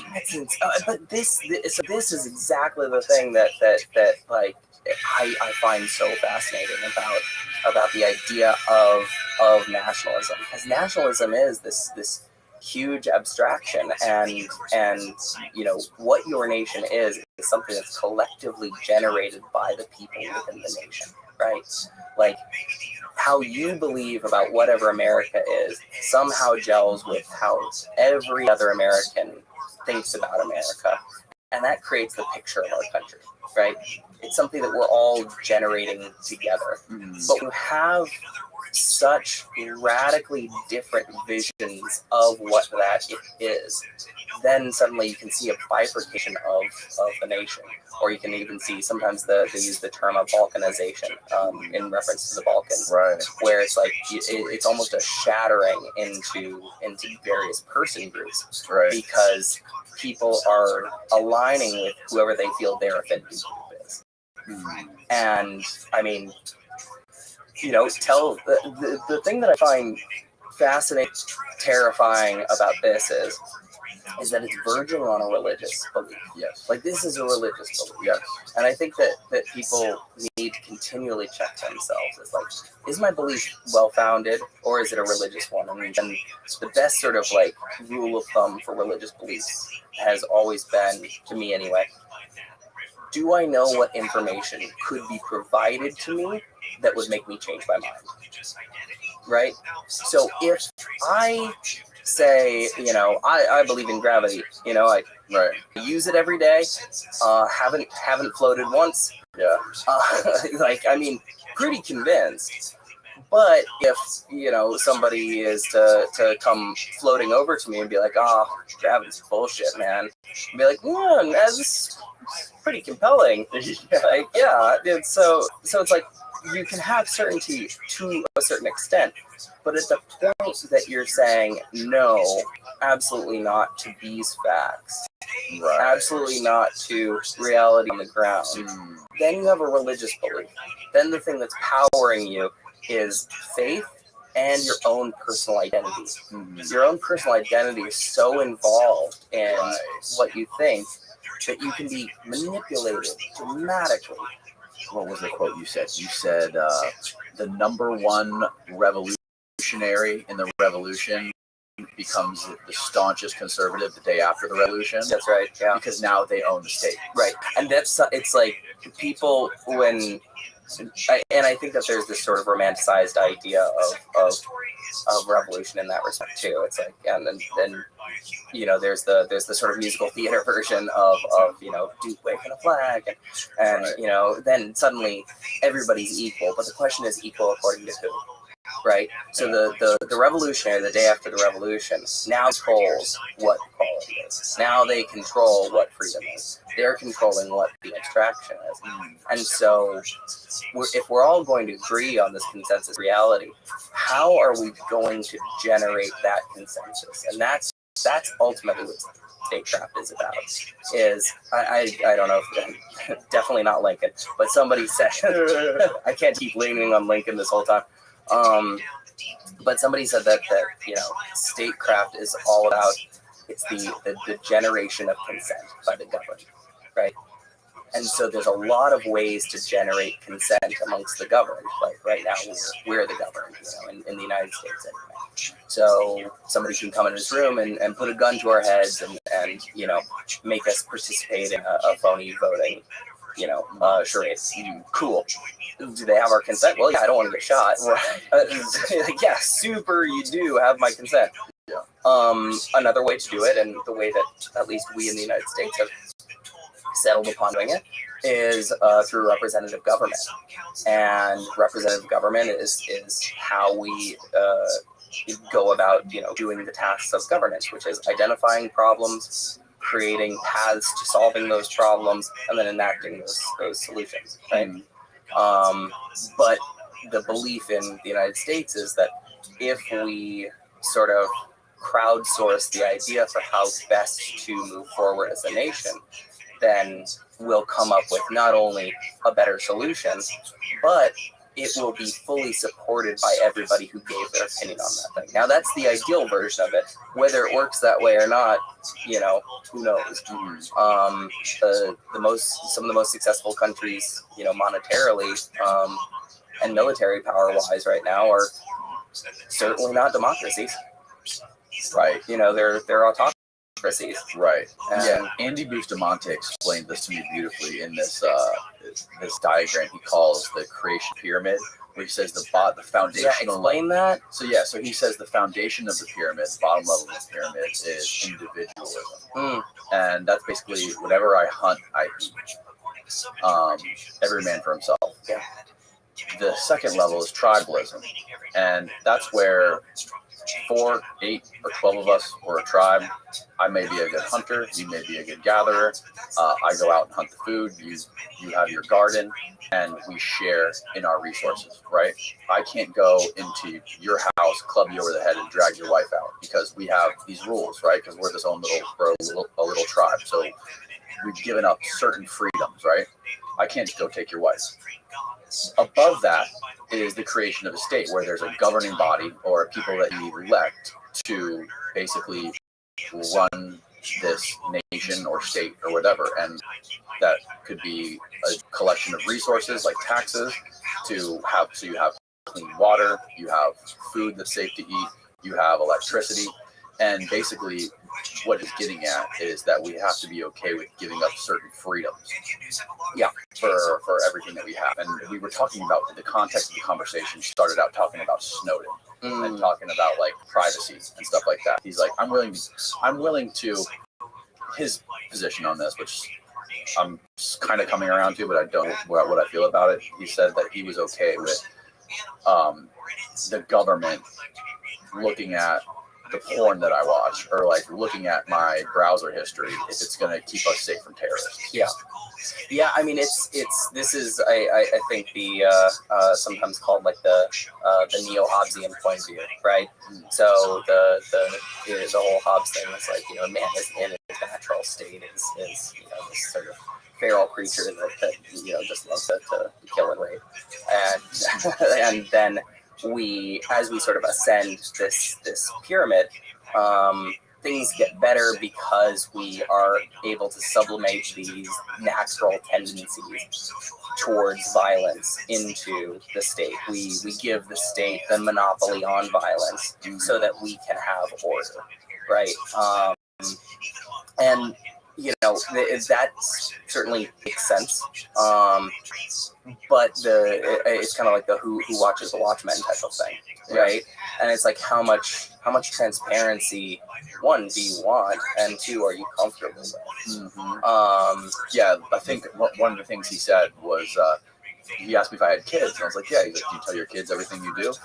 I've heard that before. Yeah. I was like, no. He's like, yeah, because you're trying to protect them, right? But now that I have like the ability to like watch it and listen to it, then I'm like, it's not the government's job to be my parent, right? It's supposed to be for the people, by the people. Like they're supposed to be the servants to us. Yeah, I mean that's certainly the abstraction, right? Yeah, like that's like it's like, I'm sure you've probably seen a video of somebody on YouTube being, you know, yelling at a cop, being like, "I have salary. How well does that go?"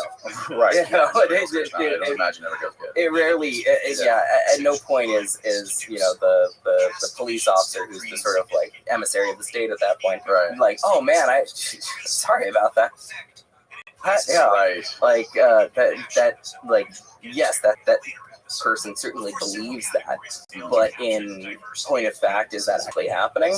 I mean, not if they end up in handcuffs and with a black eye. Right.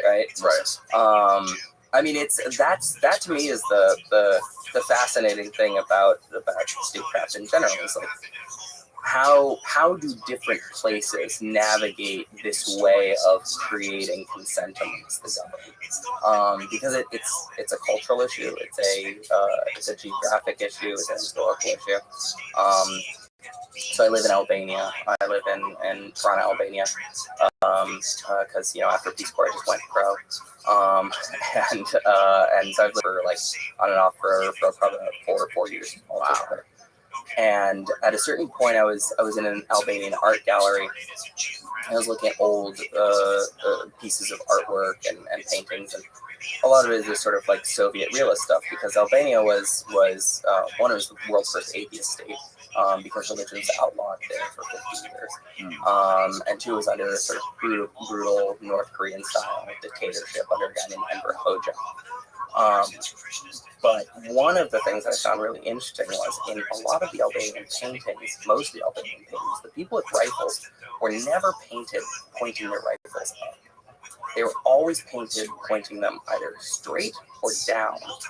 And I started thinking about that, and because I think of, you know, Western statues and artwork that I've seen in the United States, and then I realized, well, Albania is a mountainous country. people weren't pointing their rifles up; they were pointing their rifles down when they were defending against the Ottoman Empire. Oh, wow. And so the geography determined a lot about how the governmental structure ended up, the geography and the culture. Even though the Balkan Peninsula is sort of full of all of these Slavic languages and Slavic people, Albanians are not Slavic. Their language is not Slavic. It forms its own branch of the Indo-European language tree. And they're also surrounded by mountains. So isolationism seemed to be this way of generating consent amongst the governed there, because they were already not only geographically isolated, but they're culturally isolated. And so in the United States, we have, this sort of frontier culture, because for the dominant part of our history, we were moving west until we ran out of west to move, right? So the geography determined who ended up being most successful, and then who ended up generating the culture that was propagated throughout our country, right? Interesting. You can tell a lot about a country based upon the people that are their heroes. Who are some American heroes? Like when you think about like the people that individuals point to and say, it's like, oh, that's an American hero right there. Right. Probably people with guns. Yeah. Either that or people who are people who are leading freedom movements. Martin Jr. Right. Martin. Yep. John Wayne. John. I was gonna say John Wayne. Yeah. I feel like he's the main one. Right. Yeah. Or people who died. Rosa Parks. John F. Kennedy. People who are going their own way. Like we and I think that goes. We in the United States and I mean for every country, it's hard to see the water that you swim in, and so we take for granted what an individualistic culture we are. There's certainly Albania has a more collectivist culture, and that's not just because of the fact that communism was deeply embedded in their history, but it's because their families are remarkably. Is that Hillary Clinton? What am I looking at It's here? more like Bill. Hey. Googling American heroes, looking at photos. Oh, look at all those American heroes. All his powdered wig. Yeah. Einstein was not American. he was, well, as far as I know. Might have to go check in history about that. Oh, it's hilarious. So yeah, I mean, I feel like where did we get off to? Lebanon. Well, no, I want to go back. You were in Lebanon. What were we talking about? You were in Lebanon, and I was in Beirut. I was just reading. Geopolitics. Frank was like, "Come back and be an intelligence analyst." Yeah, so I did that. I was actually. By the way, Frank is a pseudonymous name. It is a pseudonymous name. And if you Google around about me, you'll figure out who it is. Yeah. You did an amazing podcast. Who was the guy's podcast you did? Chris Ryan. Yeah, and Chris Ryan said he was gonna fuck Frank's wife. God damn it. Jesus. There that goes. I'm gonna be dead. Nice knowing you, Danny. If my book comes out, You're Not Here, Travels to Countries That Don't Exist, and I died, I hope it sells well. You're Not Here, Travels to Countries That Don't Exist. I can cut that out if you want. No, I don't know. Keep it in if you like it. So you're working for him now. I'm working for him, and basically it entails being just a very detailed news reader. Yeah. So what a working day is like. I had to get up really early in the morning, so I was up at like 4 a.m. I was living in Los Angeles at this point, in an art colony, which is a very weird place to be an intelligence analyst. Art colony. Yeah, brewery art colony, and he's brewery art colony. Dude, it's like the musical Rent, but like so much dirtier. Wow. Yeah. It was cool. Like you get like a big old art warehouse, and then it's like build your own walls and do really edgy artwork. Yeah. You all say fuck a lot. Los Angeles is a strange place. Yeah, man. Almost as strange as Miami, but not quite. I've never been to Miami, so yeah, I've never been. Oh my god. Yeah, it's such a great place. It's so close to the U.S. I just went to like my memory, and I was like, what do I know about Miami? And like, I think a Pitbull music video just started playing, and that's it. That's all I know about Miami, really. It's crazy. Totally different animal than out here. Traffic is almost as bad as LA. It might be worse sometimes. I guess depending on the time of day, but it's very similar to LA. It takes 2 hours to drive 2 miles. Yeah. Sounds about right. And everybody is Cuban. It must be great sandwiches and awesome cars. Beautiful women, great cars, lots of rich people, lots of great food, but just so many people packed into this tiny place. It's a great place to go. It's a great place to go for like a day or two. That's not at all well, I mean, like I said, my stereotype is literally only Pitbull music videos and Big Willie style. So anything outside of a music video, I have no concept. You gotta go, man. I've been to fucking Miami. I've been to Florida, man. Yeah. Really? Yeah. Wow. I honestly, I haven't explored the U.S. that much. I've spent most of the last 10 years, in unrecognized countries. Right. Can't blame you. Yeah.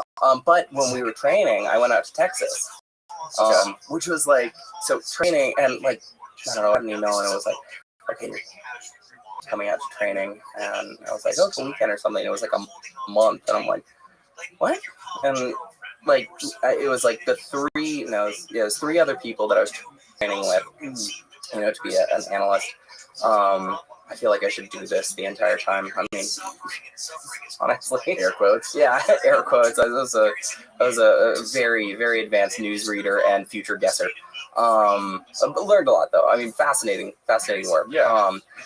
But like we were, me and 3 other strangers who turned out to be amazing. Shout out to Cheyenne, Xander, and Lawrence.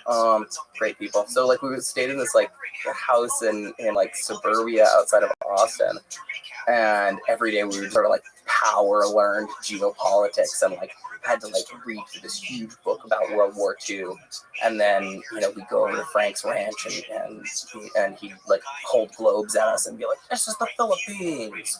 And I'm like, "Oh, cool." And he's like, "Well, it's a bayonet going into China," and like then tell us like all of the history of the Philippines and what America's geopolitical positioning around the Philippines was. Just like trying to pack as much geopolitical knowledge into our heads as possible.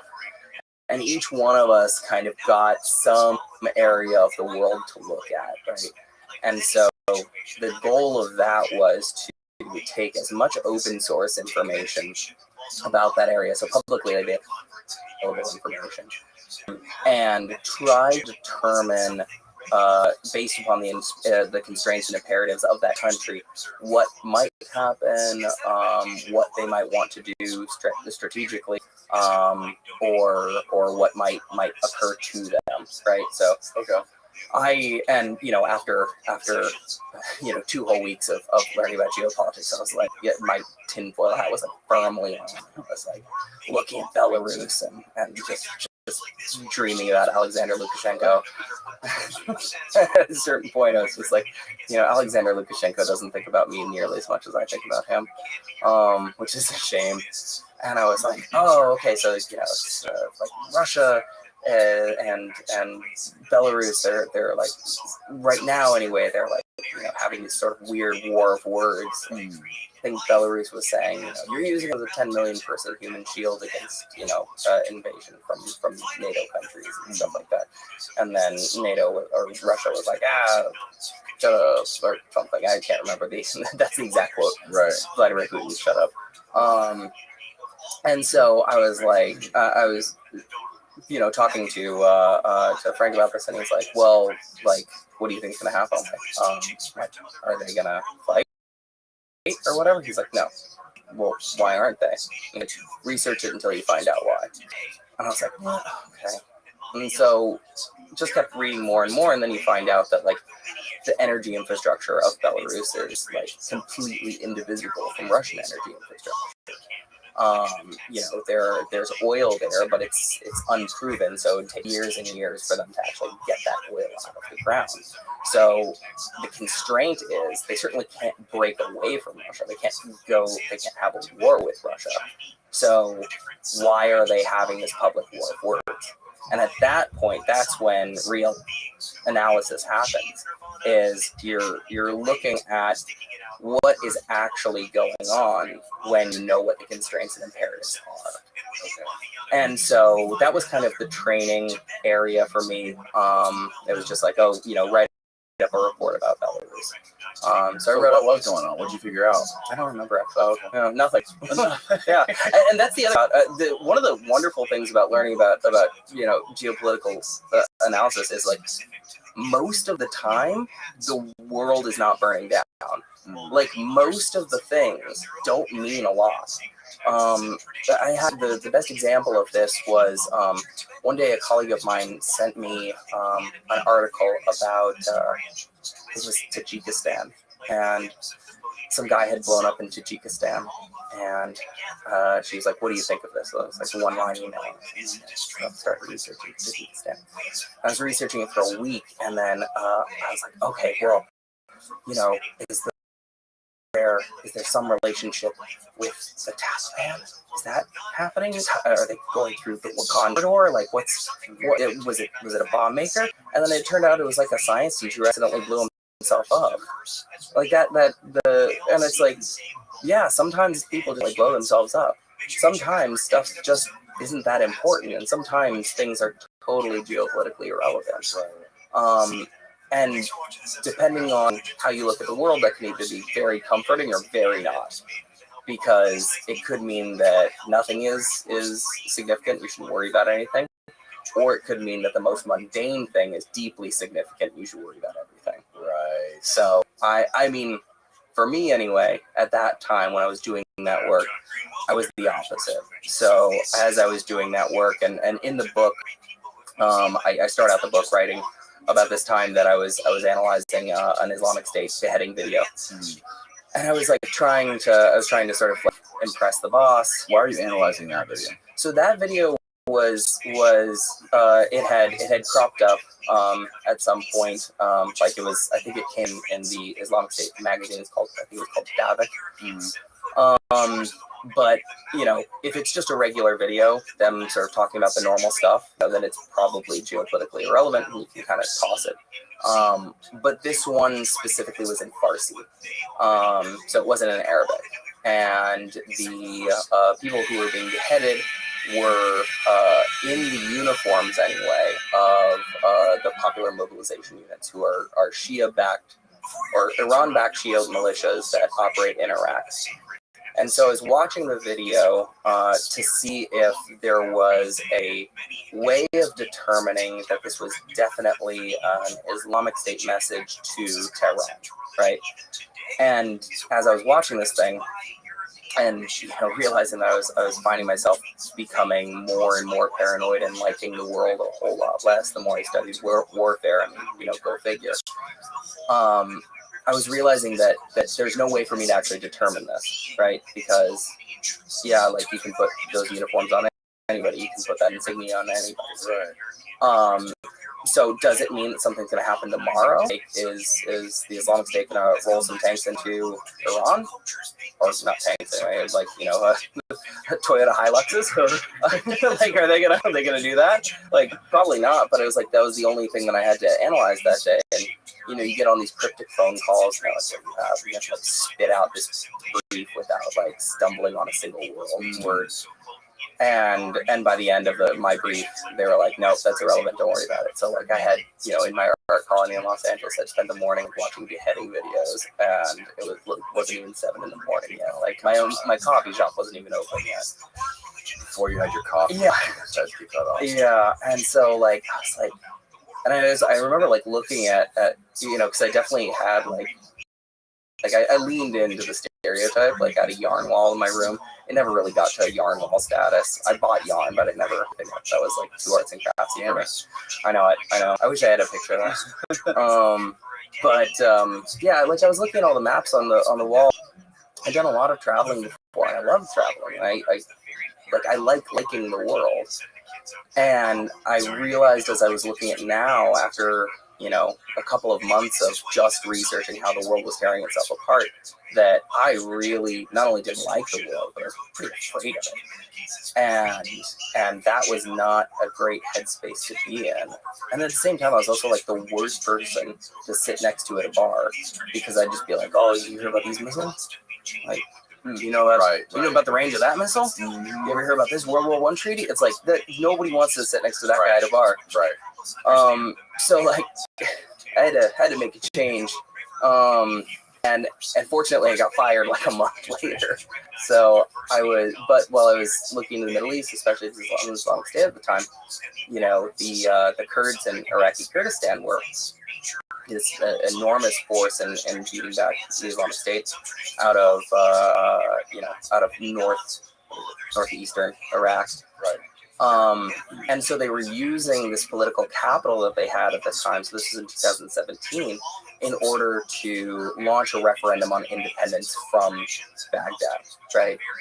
And so I had been reading about this area constantly, and of all of the stories that you read in the news, it's so rare that you find one where you're like hopeful about it, and it's exciting, where you're like, this is an independence movement. Not only is it an independence movement, but it's one that's done through basically democratic means. Like it's a new country that could potentially vote itself into existence.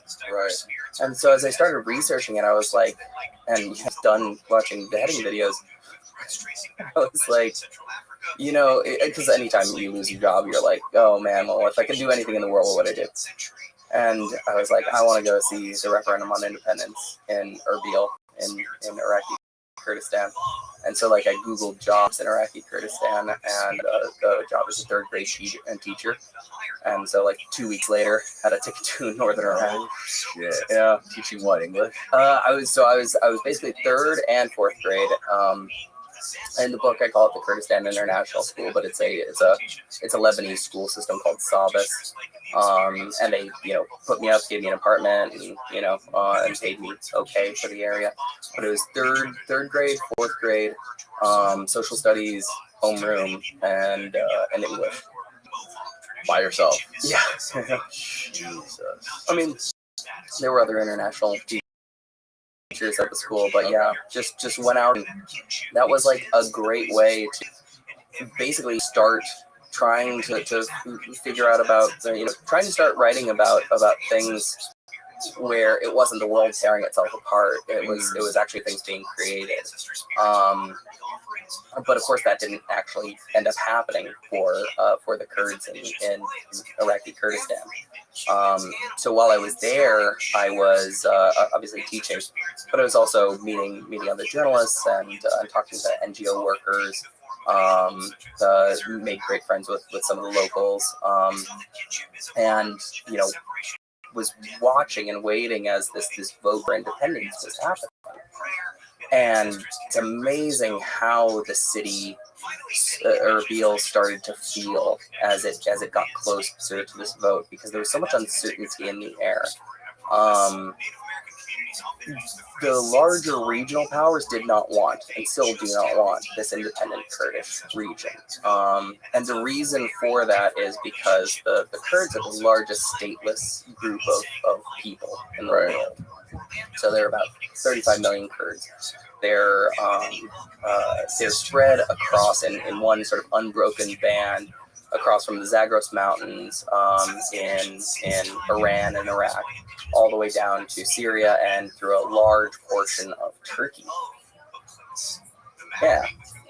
That's a big Wikipedia version of the Kurdish nationalism. Yeah. And so, yeah, the notable Kurdish dynasties, shout out to Saladin the Great. He was the leader of the Ayyubid dynasty. So where did they come from? They were a nomadic person group that was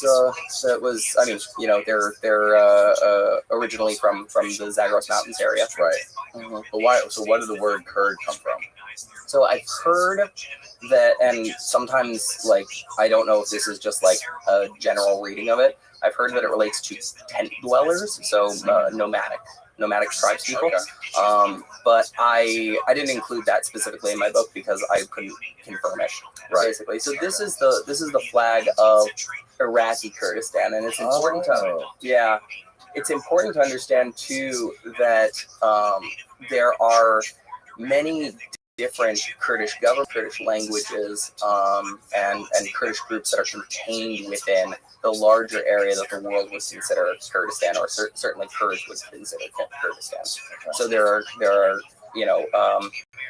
there's a Kurdish region of Iran, there's a Kurdish region of Turkey, there's a Kurdish region of northeastern Syria, and also Iraq.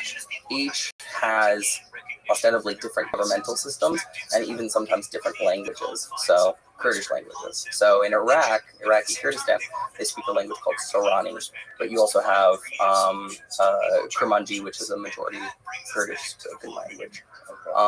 And one of the reasons that these regional powers don't want any sort of independence movement from certainly Iraqi Kurdistan is that it'll animate independence movements in these other countries. So Turkey doesn't want a Kurdish independence movement to happen within its borders. Yeah.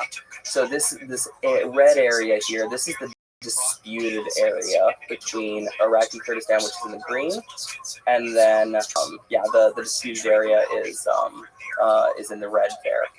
And so while I was there, the Kurdish referendum on independence happened, but immediately Baghdad was like, "Hey, you super independent, and you're also not taking Kirkuk with you." So the reason that Kirkuk is important is because this majority, a huge amount of oil comes out of Kirkuk. Okay. Back in the day, Saddam Hussein was like, I got 2 Kurds on that oil land, so I gotta move a bunch of Arabs up there and what he called Arabize the area, so that he would have. So which part of this map were you at? Erbil, right there. That's where I was teaching 3rd grade. Erbil. Yeah. Okay, you were in Erbil. I was. So it's the green zone right here. Yeah, correct. And why is that say on the bottom? What's that little? So that's the area of the Kurdistan Regional Government. Okay, got it. So it's an autonomous region within Iraq. Got it. Okay, it's just an autonomous region that Iraq, they leave it alone. There's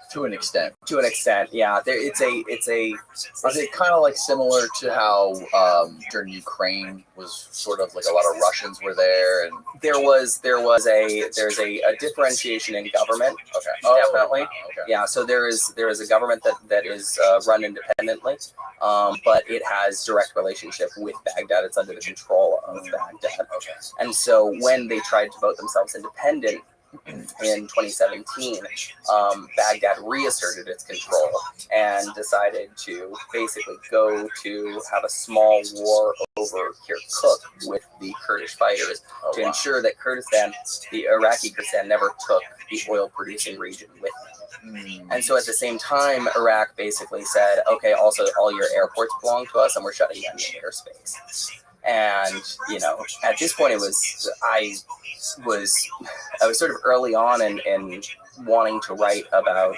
unrecognized nations, and I didn't realize that my book wasn't going to just be about Iraqi Kurdistan. That's what I thought it was going to be. But then I decided to leave Iraqi Kurdistan because I was going to see my girlfriend, who was a Fulbright scholar in Bulgaria at the time.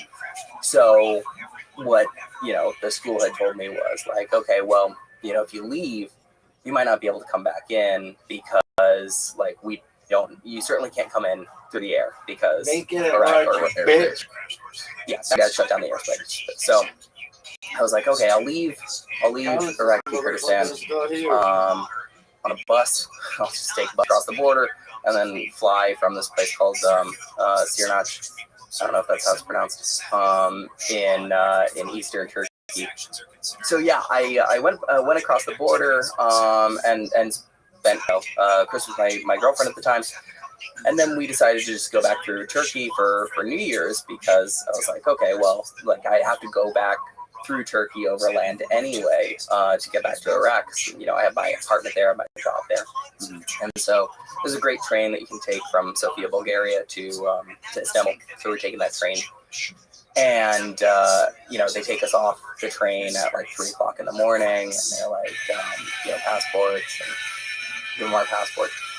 And they start looking at us a little funny, and they're like, "Where do you live?" And then my girlfriend Savannah was like, "I live in Bulgaria." She's a Fulbright scholar, and I fucked up massively, and I said that I live in Kurdistan, and immediately he got us. And so they took both of us, and I got a probably about an hour and a half, 2 hour interrogation from the Turkish authorities. And what they thought was that I was some kind of political agent, either operating on behalf of the United States or operating on behalf of the PKK, who are the Kurdish Workers' Party. Right. Because, I mean, frankly, it just didn't look good. I mean, there's probably so many CIA agents in that area of the world. Probably. Yeah. There's gotta be. I mean, yeah, I would imagine. Yeah. Yeah. I ran into mostly third graders. Absolutely none of them too shadowy to me. Yeah. So they pulled you aside. Yeah. So interrogating me. They swatted my legs a little bit. Really? Just because I don't know. I didn't know if it was offensive or not. But I crossed my leg, crossed my leg, and dude hit my leg, and he's sit up straight, and I was like, oh shit, this is real. Wow. And so he's like, so you work for PKK? Do you work for CIA? Who do you work for? I'm like, dude, I'm a third grade teacher. I'm gonna write a book about unrecognized countries. Good cover. See, I know, and that's the worst part. And then they Googled me, and then they found all the writing that I had done for the previous geopolitical forecasting company, which was a lot of stuff about Turkey. And then they were like, let me see your camera. And I had just previously been to a rally, an independence rally for Iraqi Kurdistan. So the whole memory card was just nothing but hyper nationalistic Kurdish imagery. And I'm just like, I'm fucked. Yeah, I'm so fucked. And I was just like, I was thinking two things basically at the same time. I was like, one, how mad is my girlfriend gonna be for getting us kicked out of Turkey? Or two, am I going to Turkish prison tonight? Was it a fatalities map? Of what? What is this? What Turkey PKK conflict? A visual explainer. Yeah. Oh, and I should say I never really went into the Kurdish area of Turkey for the research for my book. Right. And I haven't been back to Turkey since because they banned me. They banned you? Yeah, I'm straight up banned still. How did that happen? They handed me some papers that said you're banned. Right after they interrogated you? Yeah, and they said walk. We were on the border of. You still have those? Have a picture of those papers you can pull up? I don't have it on me. No. I'm sure I can find it. Send it to you. Yes. Yeah. What would happen if you went back? Beheaded? No, I don't think so. I don't think it'd be headed. I actually tried to go back one more time. Oh, really? Yeah. Well, because we thought that it was. We thought that there was a term limit on it, because there was some sort of antagonism in the United States and Turkey at that time, and we thought maybe this was not that big of a deal. Turns out it's a really big deal. So they banned me from entering Turkey. I can fly through Turkey, but as far as I know, I haven't tried the airport. Yeah, I haven't tried to go back into Turkey since. But yeah, they kind of left us at the border of Bulgaria and Turkey, and we're like, okay, well, walk. It's December and 3 o'clock in the morning in Bulgaria. So what was the temperature? Super cold. But fortunately, a cab was coming through the border at the exact moment. I was like, we waited a little bit, and the cab was coming through because there's a bunch of casinos on the other side.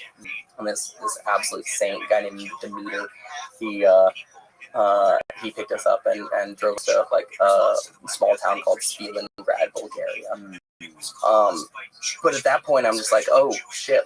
There goes my book, and this is also my thesis project. I was getting my master's degree in writing from Oxford at the time. So I was like, this totally torpedoed my whole book, and also I lost all the stuff I had in my apartment. I lost my job. I'm starting from ground zero here, and this is not. So I was like, okay, well, I've gotta continue on this journey of unrecognized countries. There are other unrecognized countries. So what if I just like make my year about trying to go to other unrecognized nations at these sort of like politically relevant times for them? And so I decided originally to go back to Kosovo. So Kosovo is you know, you're gonna have a lot of mad Serbian listeners right now. According to the Serbs, Kosovo is a part of Serbia. According to over 100 nations in Europe and around the world, Kosovo is its own independent nation.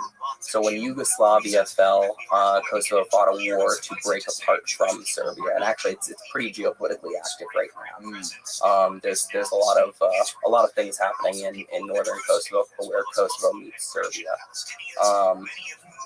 Yeah, so Yugoslavia broke up, and Serbia. There was Serbia, Kosovo, and Albania. So Albania was never a part of Yugoslavia. Okay. But Montenegro, Northern Macedonia, Kosovo, Bosnia-Herzegovina, Slovenia. I'm missing one. Did I say Serbia? Serbia. Yes. So all Serbians are the ones that were massacring everybody, right? Yeah. So it was a Serbian genocide. Yeah, it was the Serbian-led. So it was under a guy named Slobodan Milosevic. Right. And so yeah, there we go. Maps are awesome. Yeah. Right. So the reason for that dotted line around Kosovo is because it's not recognized by everybody in the world. Ooh. Right? And so I was there for the 10-year anniversary of Kosovo. And so and you know, oftentimes countries don't recognize Kosovo because they have a close relationship with Serbia, or because they have their own independence movements that are within their countries. So weirdly, Spain doesn't recognize Kosovo because they have independence movements in Catalonia. It's a little bit strange for them to say, hey, yeah, we recognize your independence movement, but not ones that are going on in our own backyard. Right? So when you're building a country, essentially it boils down to declaration and recognition. So you can declare being a country all you want. In fact, I just saw some DJ in the California desert decided to declare his own country called Slow Jamistan. Yeah, look up Slow Jamistan. Slow Jamistan. Slow Jamistan. So he's declared. What world is this at? In California. Oh, that's perfect. Yeah. Joshua Tree. There we go. The Republic of Slow Jamistan. Stop it. That's right, man. Stop it. Travel advisory. Non-Americans wishing to travel to Slow Jamistan. Sultan invites you to join the Sultan. He's a sultan too. And so, I mean, and these types of movements, like, essentially, they're not the exception to the rule. They are the rule. This is you know, this is fucking goofy. But at the time when like a group of violent revolutionaries decided to meet in a bar, you know, they created a country called the United States. Like, yeah, it was probably a pretty goofy idea to some people at the time, but it ended up working, right? Because they're able to gain recognition. Not only could they generate consent amongst the governed, but they could generate consent amongst other countries to say, yes, you exist. And that's the thing that Iraqi Kurdistan was missing, certainly. They needed support from the United States. We didn't support them. We supported them to help us fight the Islamic State, certainly, but not, we armed them enough to do that, but not enough to fight back against Baghdad to have a revolution within territorial Iraq. And when was that? When did we 2017. 2017 we armed them. Well, we've worked pretty closely with the Kurds for a long time. In, I want to say in 1992, there was an operation called Provide Comfort, which installed a no-fly zone over Iraq, and this was to help the Kurdish population along the border who were fleeing ethnic cleansing from Saddam Hussein. Oh wow! So we've had a close relationship with them, but you know, we are constrained by our relationship relationship with Turkey and with federal arrest. Right. So that we would actually support an independence movement with them. Right. At least that, you know, Okay, that's my understanding of it. I'm a geopolitical numbskull, so apologize for the question. Well, look, nobody consulted me as to whether or not like they should support Kurdish independence. I was the teaching sentence structure to Kurdish. Let's take a break. 8-year-olds. I gotta fix this AC. We're both zinning right now. Oh, zinning. We're on the Zimbabwe. So I was in Nicotine conversations, by the way. We're back from my bathroom. nicotine conversations and unrecognized nations. Bars, not Lincoln-esque bars, but bars nonetheless. Yeah. So I was in Mitrovica, which is this area in Kosovo. So it's this area in Kosovo which is like disputed between the Serbs and the majority Albanian population. I should say that the majority of Kosovo is Albanian and Albanian speaking, but there are other ethnic minorities that live there, and there are also Serbs that live there. Right. Yeah, there it is. That's Mitrovica. And so I wanted to go up there because, I mean, look, I'm an American and I live in Albania, so that certainly tilts my point of view on Kosovo because America sort of led the charge for the NATO bombing campaign that stopped Milosevic and led to the establishment of Kosovo as an autonomous state. And so they really like Americans, and That's what Beck was saying. Yeah. And so I really like Albanians, so I'm massively biased towards that point of view. And so while I was working on this book, I was like, well, I also need the Serb point of view. I need to understand what their what living in a country that essentially they don't consent to is like for them. So I went up to northern Mitrovica, and there's this bridge that crosses over a river. It's called the Ibar River, and it's sort of trolled by all of these UN peacekeepers, Italian Carabinieri, who are sort of keeping the Serbian side and the Albanian side separate, because if anything's going to pop off, if war is going to start again in the region, then it's going to start probably at Mitrovica or in one of these borderland areas. And so I went up there and I was like, well, I need to cross the bridge. I need to go, just talk to somebody. And as I was crossing the bridge, I was like, I immediately felt like this intense sense of anxiety, because I was like, it quite literally felt like I'm crossing over from the side of us, just from my own, nationalistic conceptions, the side of them. Because I know for a fact that the United States is revered in Kosovo because they helped stop Milosevic's genocide. And I know for a fact that the Serbs do not love America because we bombed their capital. In fact, the bombed out buildings are still sort of kept as monuments. Oh, wow. Right? And so feeling your change, how you feel in a place based off of how other people are perceiving you, that's kind of the essence of the illusion of statecraft, right? I'm just crossing a bridge. Nothing's changed, but everything about my internal life. Suddenly I feel like the other. And so I cross the bridge, and I'm kind of doing what I usually do as a travel writer, which is just try to make friends. Right. And so I go to this bar. Same thing a spy would do. Yeah, except they'd have healthcare. Yeah. Be awesome. Hire me. CIA, what's up? Not doing anything right now. Except for my book, You Are Not Here. Travels through countries that don't exist. CIA recommended. So I go to this coffee shop, and I'm kind of just sitting there having a drink and smoking a cigarette and minding my own business, but also trying to make friends. And at some point, this guy looks over to me and he's like, "You Balkan?" And he says it in English. And I was like, nope, not. Why'd you think that? And he's like, well, you drink like a Russian, you smoke like you look like a Jew. Damn. Whoa. That was accurate, man. I'm like, so I'm like, hey, can I buy you a drink? He's like, I'm Muslim. No, but you can buy me a coffee. I'm like, cool, man. So we started, and The Muslims don't drink. I mean, some do, but obviously more Orthodox Muslims don't drink. It's haram to them. Wow. And he was, and so it was a fascinating conversation with a guy. He's Bosniak, right? And so a part of Miller's genocide was Bosniaks, was Muslim men and boys. Like the Srebrenica massacre was this horrifying massacre in Bosnia.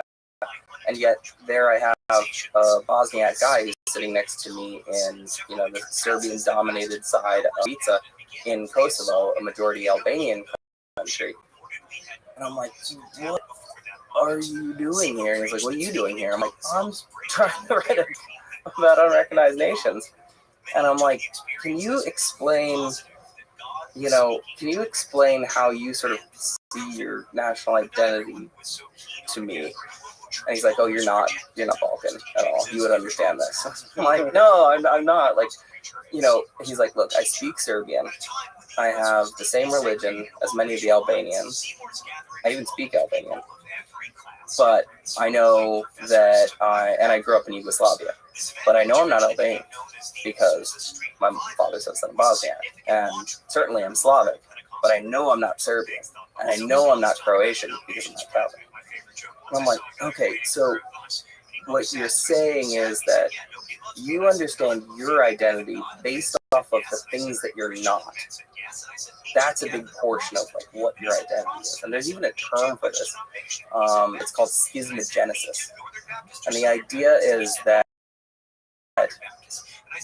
national identities, group identities, can often come from another group that you're being different than, that you're identifying yourself away from. Yugoslavia was the land of the Southern Slavs. That's what Yugoslavia means. And so there are all these different groups within Yugoslavia: Croatians, Slovenians, Macedonians, Serbians, Bosniaks, and they all had different national characters. And so when Yugoslavia fell apart, they divided along cultural lines. And so he understood himself, his own personal identity, how his identity to the rest of what he felt his nation was as a Bosniak, specifically because his parental lineage, his religious beliefs, and also who he said he wasn't. And so at that point, I was, one, you're right, I'm definitely not Balkan. And maybe I would understand that a little bit better if I didn't grow up in Southern California. And then two, what's it like, living in a Serbian city after there was this, massacre of Bosnians? He's like, well, you want to see street Muslims now? I'm like, yeah. He's like, you should go to a funeral. I'm like, okay. He's like, you want to come to one tomorrow? I'm like, what? And he's like, yeah. I'm like, who died? He's like, my mother. Like, okay, yeah, I'll come to your, and it wasn't like a funeral, it was a wake. And so like I was like, yeah, I'll totally. So I was staying on the Albanian side of the bridge and decided to shout out to Ayrton, by the way. What's up, man? He's a really cool guy. So You definitely watches this. yeah, totally. Yeah, Ayrton. So and it had the weirdest experience too, because I was like, okay, yesterday I felt like all this anxiety about like crossing the bridge and like, am I them? Are people going to, think badly of me because I'm so squarely on the opposite side of things? I mean, even literally physically because of the damn bridge. But then the next day I'm like, okay, I'm going to like a wake, so I better like bring something because it's like rude to show up empty-handed. So I went over to an Albanian bakery and like got some baklava. I was like, oh shit, this box is written in Albanian. I'm like, is that gonna be offensive? I'm like, no, fuck it, baklava is great. I'll just bring baked goods to this thing. And so I walked across and and sort of sat with his family it was I don't know if that's a typical Bosniak wake, but we all just sort of like sat around and kind of like held silence for his mother who had passed. And after a little bit, he was like, well, you want to come out and have a cigarette with me? And I was like, okay. So we went outside, and he was like, let me show you what my mom looks like. And so he goes over to this sort of like death notice, and it's sort of stapled to one of the like light poles in the area, and he's like, the green box is because she's Muslim. But as you can see, this house is full of Serbs, Bosniaks. Like, we're trying to move on, and like at a certain point, like the dead don't care about their nationality. And then I had a similar conversation with a Kosovar who was running this Reuters bureau in Pristina at the time during the war. And I asked him, was there a time that he sort of felt this like elation, right? I mean, this is going to be released on July 4th, and Americans have this sort of like, at least I do. Let me speak for myself. Like, I had this sort of like assumption that like at the point that the Declaration of Independence was signed, the flag is waving, like there's this sort of like glorious elation that like we have a country and we did it. And I think that might actually be fiction, because I asked him about that. Like, was there ever this point of like, absolute joy that you won? He's like, no, because then you have to build a nation. Yeah, you won it, but like you have to build it. You have to build institutions now. You have to do all the hard work. You have to clean up all of the buildings. You have to help repair the shattered lives. You have to deal culturally with the genocide. There was no moment of elation. And I was like, so when does the work of building a nation actually stop? And he looked at me and he's like, look, there's a graveyard on the border of Albania and Kosovo. Their work's done. They don't have any work to do. But the rest of us, we're still creating a nation. And I went back to Kosovo fairly recently, and I was there for the 50th year anniversary. And I talked to Serbs and Albanian Kosovars. Of course, there are other minority groups there as well. The Gorani, there's Bosniaks, there's Turks. There's a lot of people there. But I talked with one Serbian guy. Who's a docent at a monastery called Gračanica. And it's like this sort of enclave, Serbian majority enclave in Kosovo.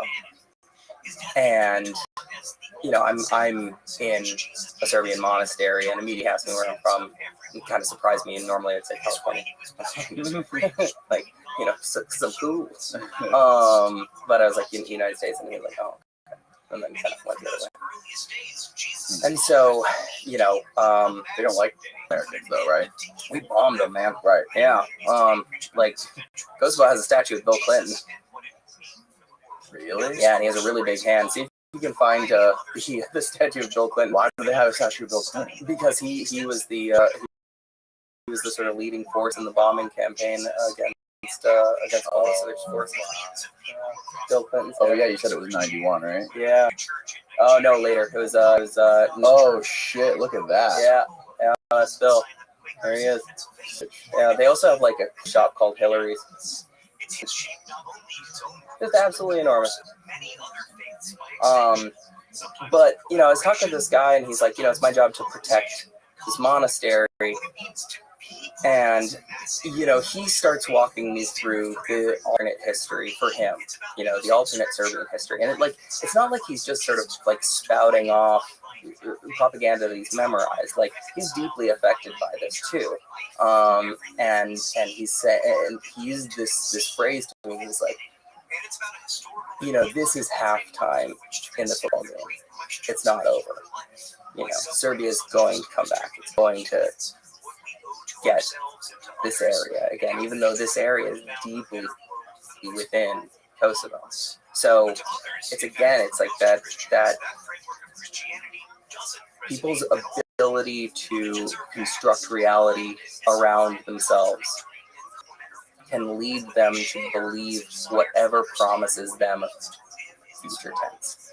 And so while he looks around outside of the village of Gracanica and he sees everything in Albanian writing, and he sees, the EU trying to start the institution building in the country, he's saying to himself, well, in the future, it's not going to be like this. In the future, it's going to be part of Serbia again. And this is something that I think is always something to look out for with political leaders, because political leaders tend to promise you either a future or a past. And the reason that they promise you a future or a past is because it's not something that's happening right now. You won't be able to determine the results of it. So look at Make America Great Again. Cool, when? Exactly. Like, was it when we had this robust driving middle class after World War II because the manufacturing infrastructure of the world was destroyed in Europe and we had shipping lanes across the Pacific and the Atlantic? Was it then? I mean, it wasn't great for everybody. So who is it great for?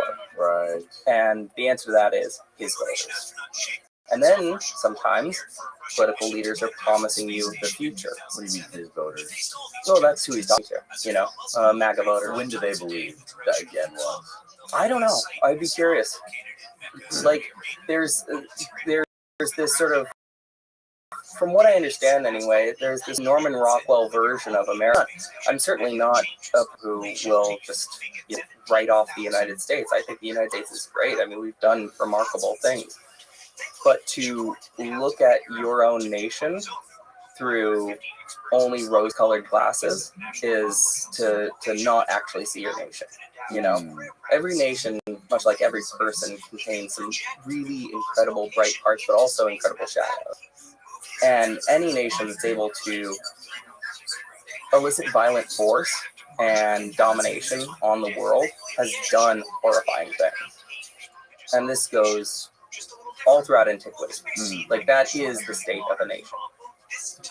And so how people perceive that, whether or not they perceive that as greatness, that's something that a political leader use to guarantee them a future that is brighter than their current present.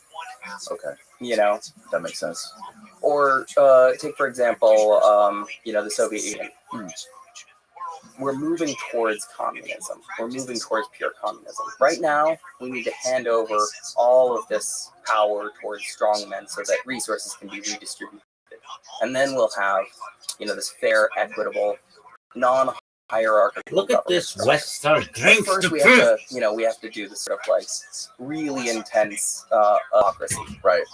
And so, again, political leaders are promising the future, or they're promising the past. The important thing is they're promising something that's not immediately visible because they need your consent. It makes me think about where we are right now in the country and like where do most Americans believe that we're going? What is the message? Like, Trump had a great marketing campaign. Yeah, nobody can deny that. And I don't see other presidents doing that. Having a marketing campaign? Not just having a great marketing campaign, but promising some sort of future. Yeah. Or like you say, a past. Like, they're not really giving any sort of grandiose vision of something that people can get behind. Like, Trump had something that people got behind, right. And like you said, they made it their religion. Yeah, well, that's the I think it's Zuboff in Surveillance Capitalism. She talks about this sort of like this human need to have a right to the future tense, right? And so a right to the future tense is this idea that when you can project your own personal identity into the future reasonably, and you can say, I'll be more productive, I'll be more wealthy, I'll be more secure, my children will be thriving and healthy. When you can do that, you don't have many problems with the system at hand.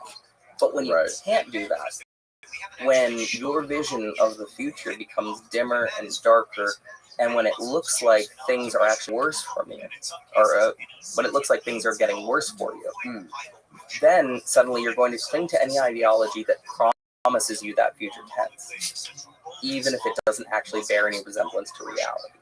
Because we as humans need that. Like, we need to feel that our future is going to be secure. That we have some sort of purpose. Exactly. And you can so easily pour purpose into national identity. You know, as I was with the guy in the Serbian monastery, you know, he's almost to the point of tears talking about like how Serbia is going to reclaim this monastery that he cares so much about. Like he has to believe that because it's his identity is so deeply involved in it. Right. When everything around him is telling you the exact opposite of that. It's so interesting to see these tools used in nations that are unrecognized or that they're building up their own national identity, or that they've won a national identity partially, or that they've won national recognition, but not throughout the entire world. And then to come back to the United States and see that, like, we've grown up in a nation where we think of that as immutable, right? We've grown up in a nation thinking that the United States has been around, always will be around, and it's not going anywhere. Right. And that's just not the case for most nation states, right? Right. You know, the USSR crumbled into its constituent parts as soon as its independence movement started moving through the country. That was a 250 million person country. It's the biggest landmass in the world, and it disappeared. So what do you call yourself? Like, I mean, what do you call yourself? I run this question all the time. Like, America disappears tomorrow, right? Like, what am I now? I would probably still identify as an American. I wouldn't be a Californian, right? I mean, I live in Albania. I'm not Albanian, you know. Would I go back to like whatever my grandparents were? Oh, what do you think you would do? I don't know. I ask the question though to a lot of people all the time, like, what would they do if the United States was a world superpower? Would we become some huge target to some of the other superpowers? Like, would we become like a vulnerable target to Russia and China? Would they? How much of a grip would they have on us, and how much security would we have living here if we were no longer the number one superpower? So that's a super interesting point of view on it. I think it's like it's definitely like the dominant American point of view, because it's like, I think one of the things that defines the American character is self-determination. One of the things that defines the American character is like self-determination, but on the flip side of that, the shadow of that is paranoia, right? It's like, I'm going to be the one who's leading this thing. I'm going to go out and make it on my own. I'm going to, dominate world markets. I'm going to innovate. I'm going to do all these things. But what happens when I'm no longer on top? Well, other nations treat me like I've treated other nations, right? And I simply don't know. I mean, if I were to assess that, I think you'd have to look at really the geography, like how much can we decentralize to produce the things that we personally need to survive. We have an enormous amount of arable land. We have drinkable water. We have navigable waterways. We've operated in sort of like better mode before. And does it make sense to invade us? Like, does it? Genuinely? Does China want our land? They have a lot of land. That's what it is. So, what would be the imperative? Why would somebody be forced to act violently on the United States? It's interesting when you think about the geography of the United States and how we are surrounded by the Pacific and the Atlantic Ocean, and it may not make sense to put boots on the ground in the United States or another country, but you could sort of take over the United States in other ways, which is a lot of people talk about how China is doing with us through like TikTok and trying to make us dumber. Like, right, with like every kid between the age of 12 and 20 in their 20s, they're just going through mindless TikTok stuff all the time. China is putting fentanyl, literally like shipping fentanyl to Mexico, which is getting into the drugs, killing a lot of people in the U.S. They're doing it in these weird, subversive ways. They're sort of like injecting themselves into us, like this negative all these negative aspects of drugs and media, which is killing us from the inside. Like, Yeah. I quote, like Abraham Lincoln said that we would like rot from the inside, which seems like what's happening right now. It's like end stage, late stage Capitalism? empire, Yeah. kind of thing. Yeah, it's interesting too. So it's a really interesting assessment, and I think that's something that a lot of people feel right now, especially when I come back to the States. I think the first thing that I notice when I go back to the States is there is so much paranoia, there's so much fear constantly. And there's so much political polarization. As soon as I have any conversation with anybody, they're sort of probing for whatever my politics are. Like, I mean, I can say something as innocuous as blue hair. You already have a political picture, right? Right. And you already have a menu of beliefs that, like, this person, like, I literally said 2 words. And so, like, that's astounding, right? That is. That Americans are constantly probing one another to say, are you on my side? Or are you on their side? Because if you're on their side, I want nothing to do with you. Right. And that is so corrosive to any nation. But going back to your point about China, I mean, I'm in no way any sort of expert really on anything. Certainly not on China. But you know, you have to ask yourself, what's the imperative behind it?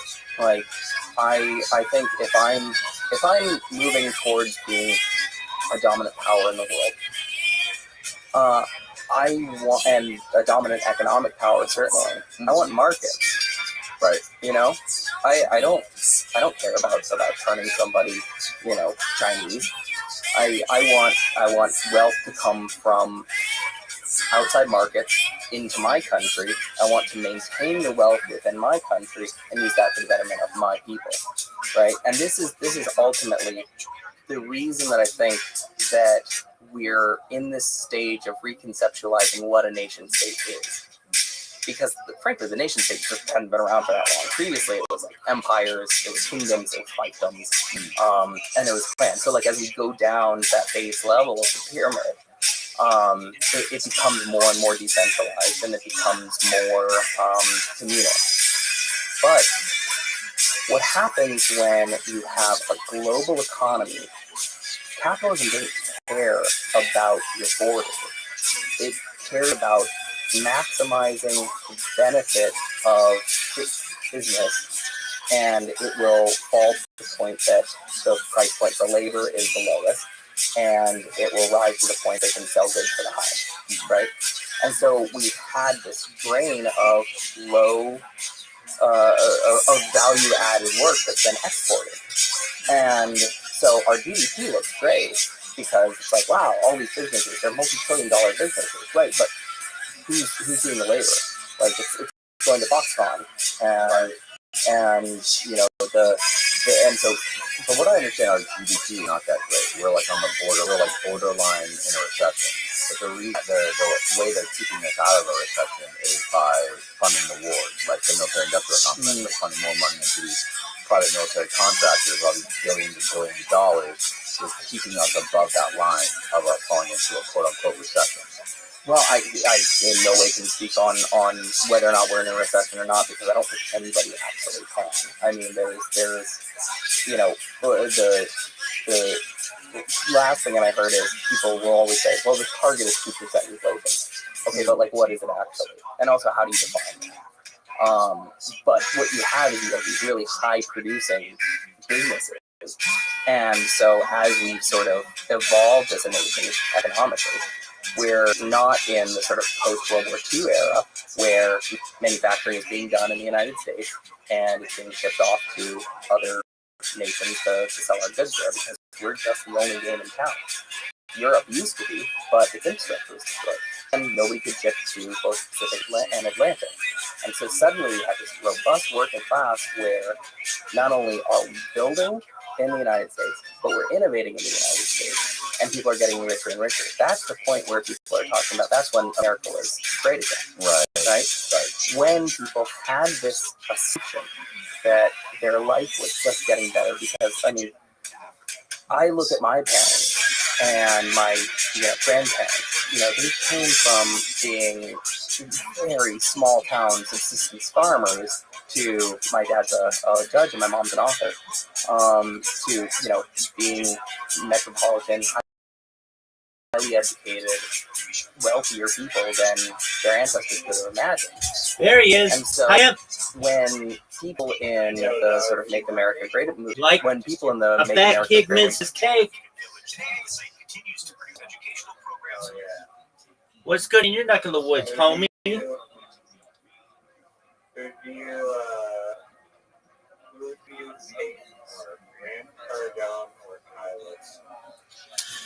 I don't hate anyone. No, I'm just saying, out of the two of them,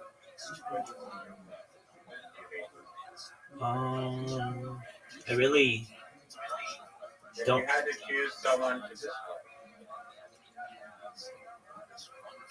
I dislike them both equally. that's not what the question is. I recognize that. I'm very political with my answer. I would say I know less about Ty Lopez than I do Grant Cardone.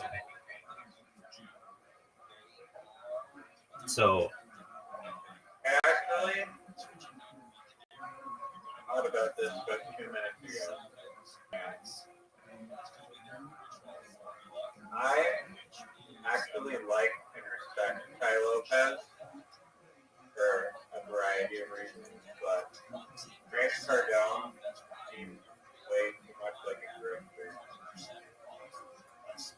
all right. How has your wallet been recently? Your bag, has it been successful? Are you gonna tell me every fucking instance about it, like the one, the only zoo?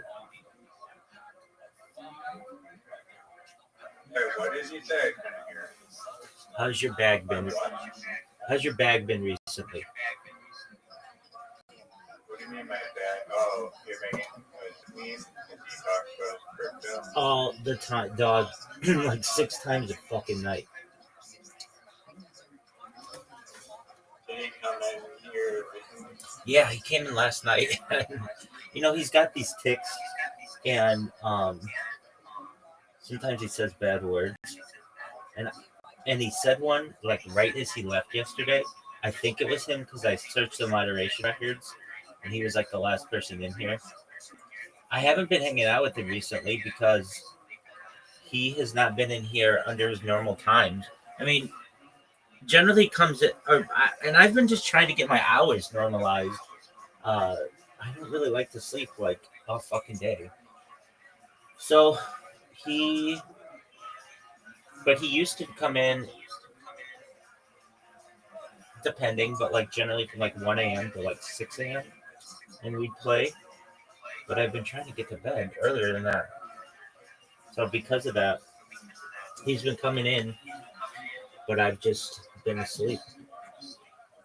But he will come in, and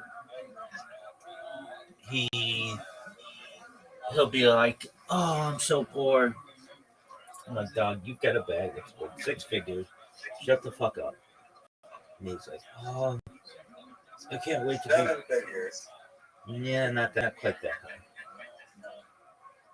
But Well, high 6 figures. It was 7 figures.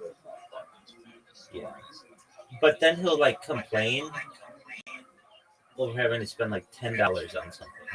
I'm like, why is it such a big deal for you to have to spend $10? You know how he got that money?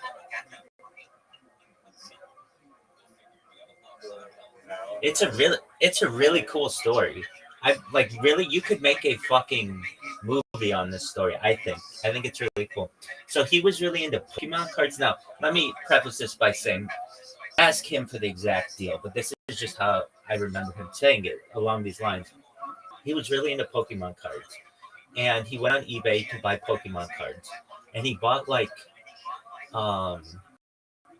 he wanted to buy like $10,000 worth of Pokemon cards, or he had bought like maybe amassed $10,000 worth of Pokemon cards, and his bank thought it was a fraudulent charge and froze his finances, and it pissed him off because he was like just trying to buy Pokemon cards as an investment.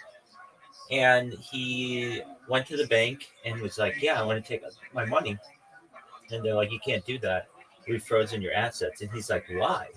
And they're like, "Well, it shows like a bunch of transactions to eBay here, and they look suspicious, and so we are, um, we're freezing your assets." So he eventually worked with the bank to be able to get his assets unfrozen, but was upset that a random institution, financial institution like a bank, could just have such a hold on him.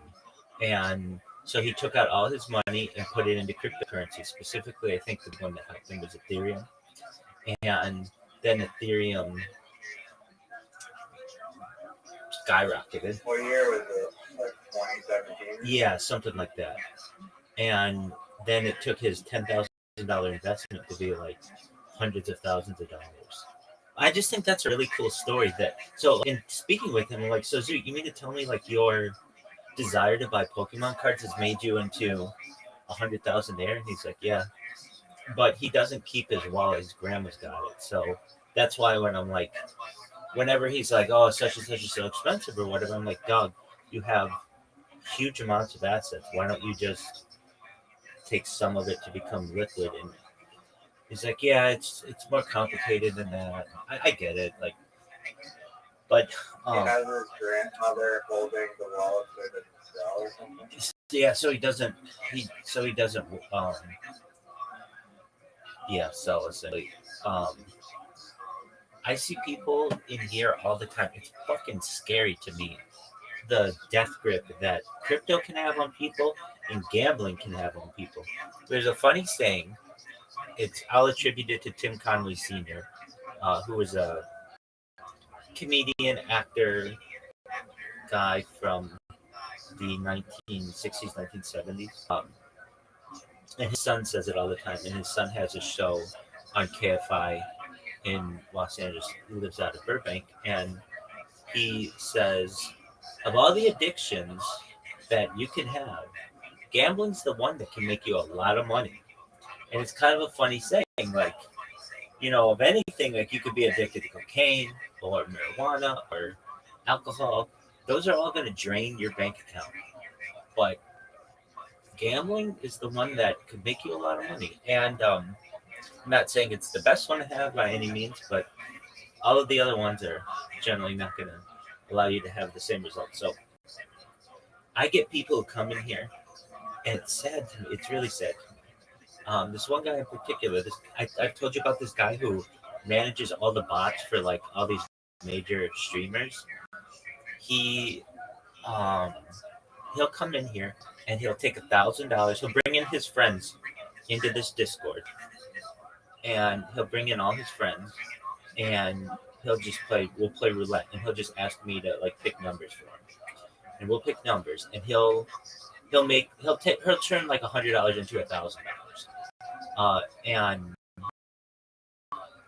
then be up a lot, and he'll give away money as well to friends, and then he'll still be up, like, let's say $1,200, $1,300, like a good amount of money, not life changing, but like a good night. And then he'll go into this one game on stake, and within 30 seconds lose it all. And I'll be like, "What the fuck did you just do?" He's like, I had to play it. I just had to play it. I don't know what I'm doing. I just had to do it. And then I'll be like, "Are you done?" He'll be like, "Yeah, I lost it all." And I'm like, how did you do that so quickly? I mean, we were just here. You worked up like to get like $1,300. And it's happened a few times. It's just scary to see that happen with people. And I know it happens with people in cryptocurrency as well. And Zoot is kind of one of those people I could see doing that if he had direct access to his wallet. He's just a It's funny that he is smart enough to recognize And he can't be trusted with money. Right, exactly. He's a what's the word where you do things, and he's impulsive, and I think he would be the first person to say that. So yeah, it is good, but it's amazing to me that he has basically amassed like a small fortune because of Pokemon cards. Isn't that a cool story? Yeah, no, I didn't know that. I thought I guess he did gain the money from crypto, but the origin story was Pokemon and thing. Right, exactly.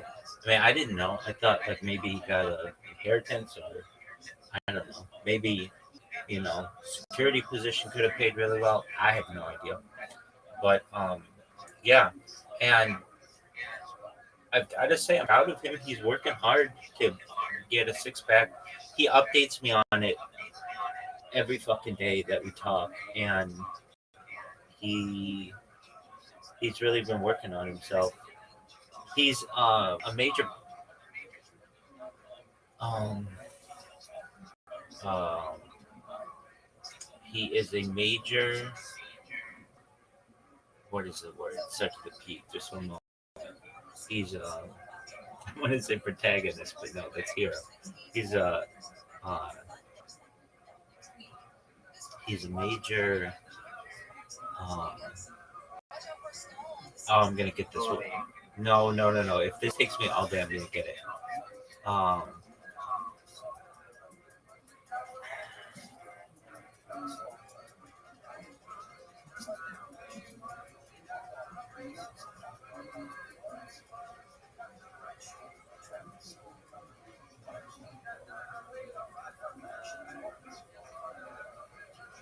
he's a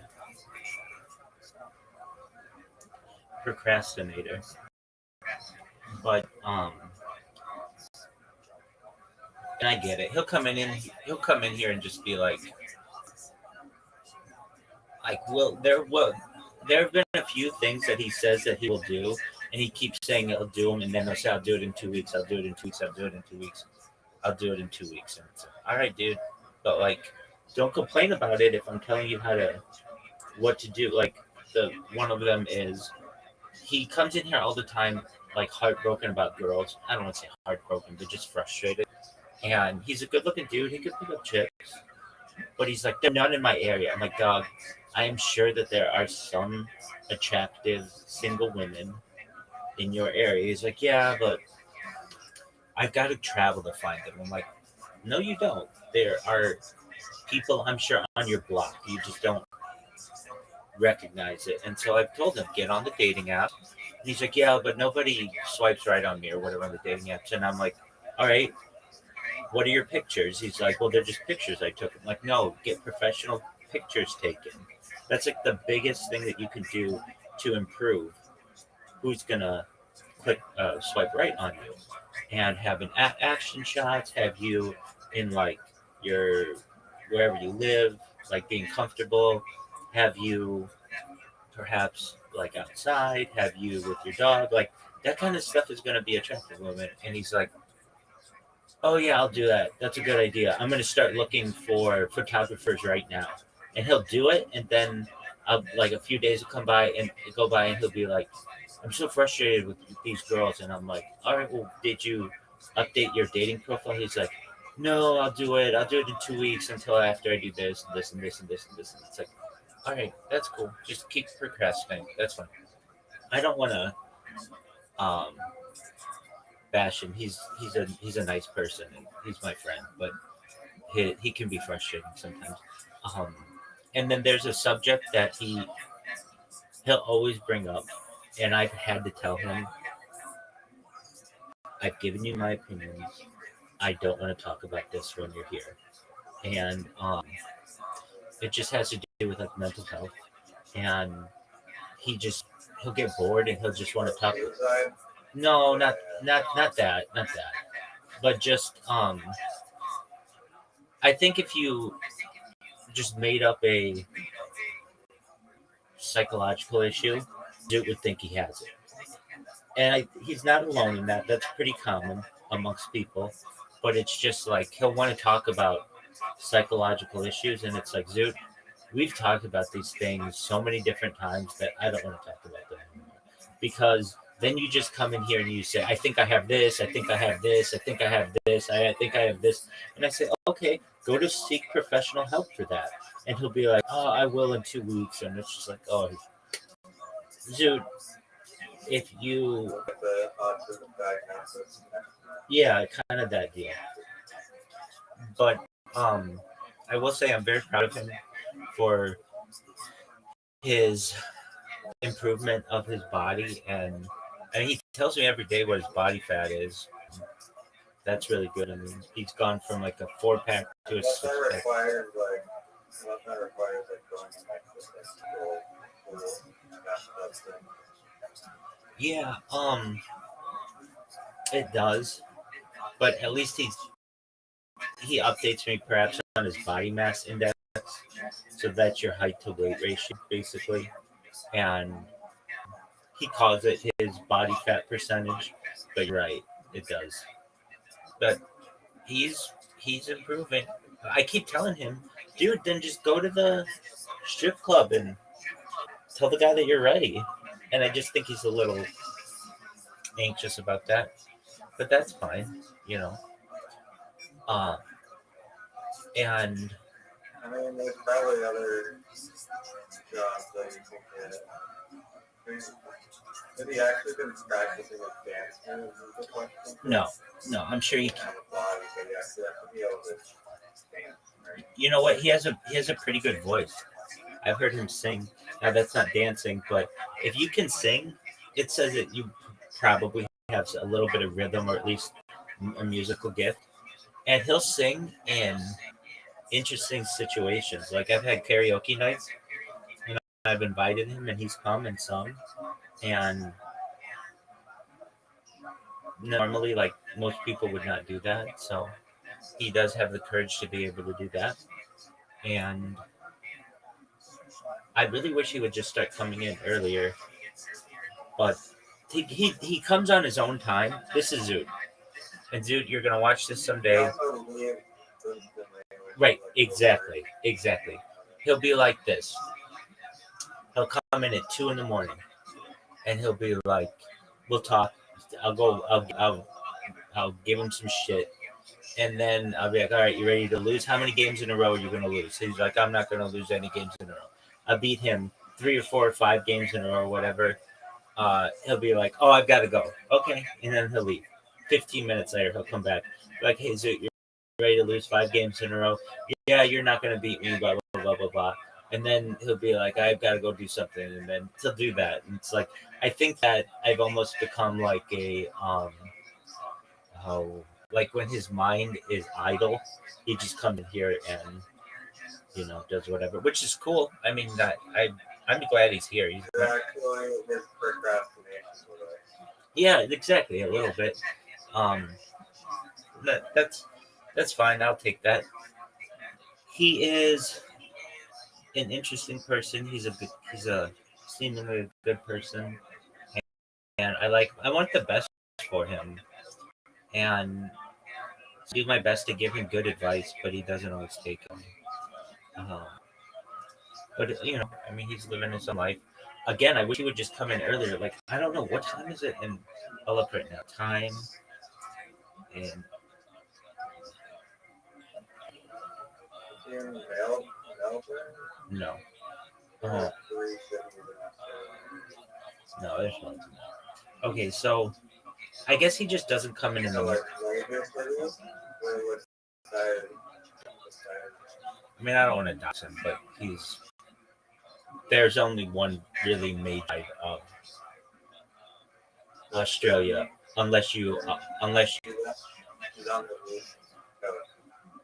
yeah, because there's really only one city on the west coast. It's Perth, and he's not in Perth. Yeah, I think like 90+% of people in Australia live along the coast. Oh, A little bit is just nothing. Oh, it's way more than that. Yeah. It's It's like 98%. The only people who don't are people who. They had fucking Mesa and Yeah, dude. I was just learning about one this week a little bit. It was actually in this. I was looking at that. Yeah, I think I would consider it a hoodoo. Who's a religion as well in spelled the same way? It's like voodoo, but it's different. It's a set of spiritual observances, traditions, and beliefs, including magical and other ritual practices, developed by enslaved African Americans in the southern U.S. from various traditional African spiritualities. But it's also African beliefs with Christianity and indigenous knowledge. it's also a geological form. Okay, and then I was learning about this. What? Oh no, it was something different. Wait, was it? No, I was watching documentaries on. It was supposed to be on geography, but it really turned into geology. And so, have you ever heard of Ayers Rock? It has a different name. It's Uluru Ayers Rock. But there's an Australian rock band called the Hoosiers. Oh, tight. So Ayers Rock's also known as Uluru, which is what it is in Aboriginal names. And let me see, is Ayers Rock a hoodoo? Oh no, it wouldn't be. It wouldn't be. Because a hoodoo's like when like a rock's on a hoodoo is a tall, thin spire shaped by erosion. No, it is a. There's some locations that Syracuse considers Pardon me. I'm in agreement with you on that.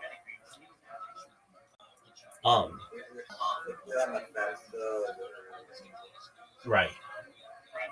When I think of hoodoo, I think of like Wile E. Coyote and Roadrunner. Dude, you know what becomes really popular? Like a very popular TV show for children. There's Bluey. Zoot always talks about Bluey, but it's a cartoon. It's a cartoon without words. And I've seen it on YouTube. Animated television series without speech. Okay, Angry Birds becomes big. I guess there are a lot of them. I don't know.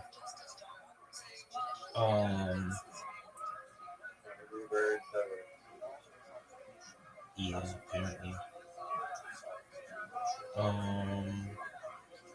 Let's see here. And here's why. Well, we've talked about this, but we're going to talk about it more. Okay, what's the highest type of humor?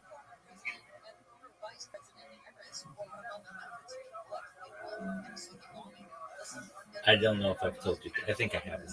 It's mime. Mime is the highest form of humor. And I think, yeah, it's silence. And here's why. You can show mime to people in France or in Canada or in Mexico or in China or in Japan without any word and make the most amount of people laugh. It's like most universal. Does that make sense? Yeah. I feel like when you say hi, it should be widely. That's what I mean. Yeah. And then from there, it goes rhyme. No, it goes mime, pun, rhyme, alliteration. So if you're coming up, you know how like we always come up with these names of businesses. Rhyme isn't humor though. Rhyme is not a form of If you what I'm trying to say, if you want the best punchline, one that rhymes is more beneficial than one that doesn't. How's that about fun? It's not. So number is mime. Number 2 is pun. Number 3 is rhyme. Number 4 is alliteration. When have you heard a stand-up comedian joke where the punchline is rhyme? Yeah, I have. George George Carlin has done it. But he was almost like a philosopher. But yeah, like he would read these things, these really long things. He'd have little notes. You know what George Carlin is, right? Yeah. Okay, so he has a rhyme and rant. Not that this is really fun. Can you hear this? Digital and smoke-free, a diversified, multicultural, post-modern deconstruction is politically, anatomically, and ecologically incorrect. An uplink and downloaded have been inputted and outsourced, and all the upside of downsizing and all the downside of upgrading. I'm a high-tech lowlife, a cutting-edge, state-of-the-art, bi-coastal multitasker. Can you hear this? In a nanosecond. I'm a new wave, but I'm old school, and my inner child is outward bound. I'm a high-wired, heat-seeking, warm-hearted, cold customer, voice activated, and biodegradable. I interface with the database, the databases in cyberspace, so I'm interactive, I'm hyperactive, and from time to time, I'm radioactive.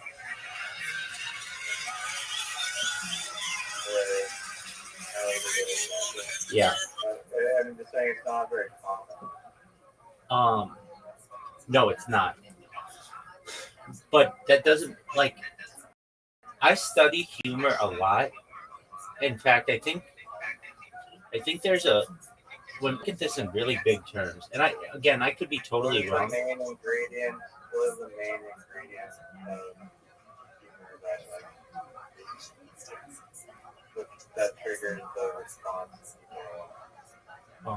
It's a complicated answer. It depends, but one of the major ones is simplicity. There is it's called a in humor. It's called a something of words. Just one moment. Let me go to ChatGPT on this one.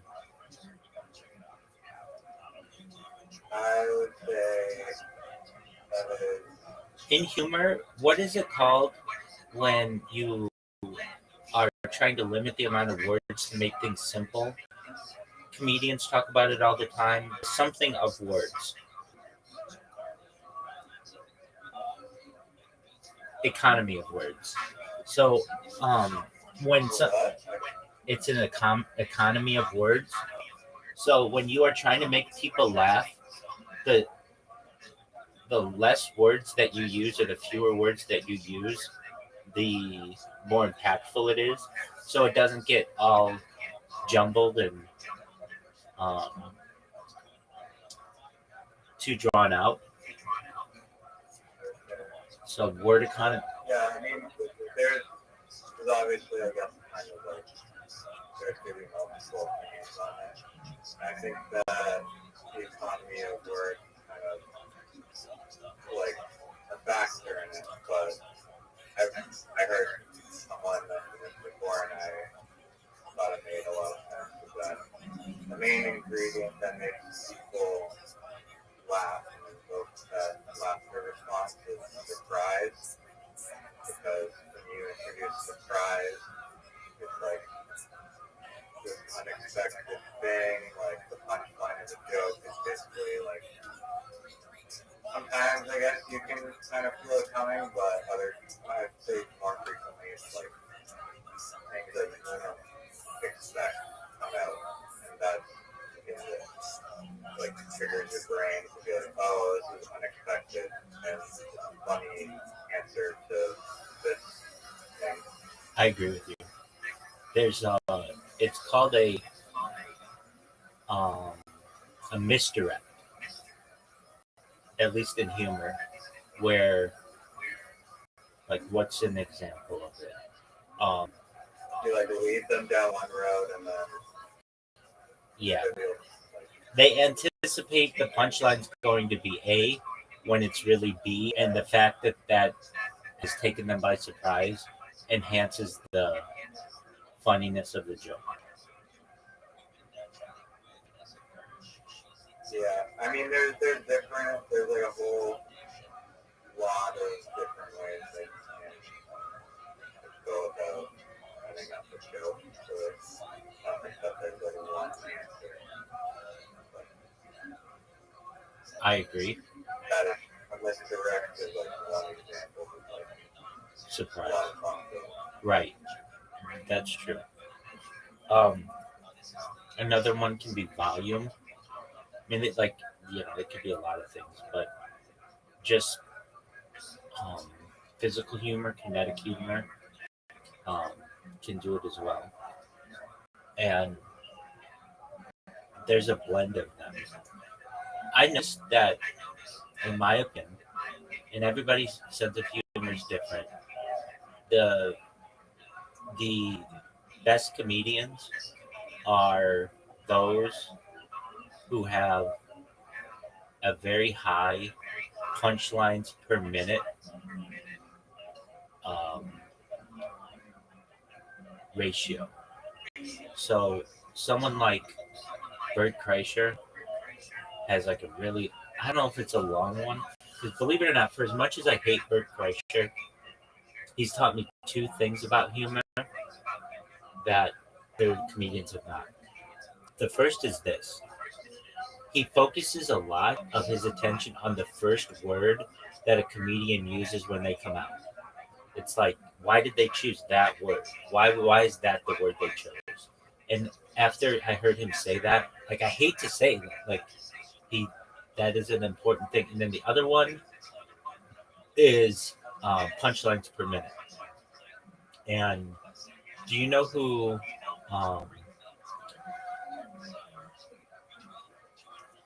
comedian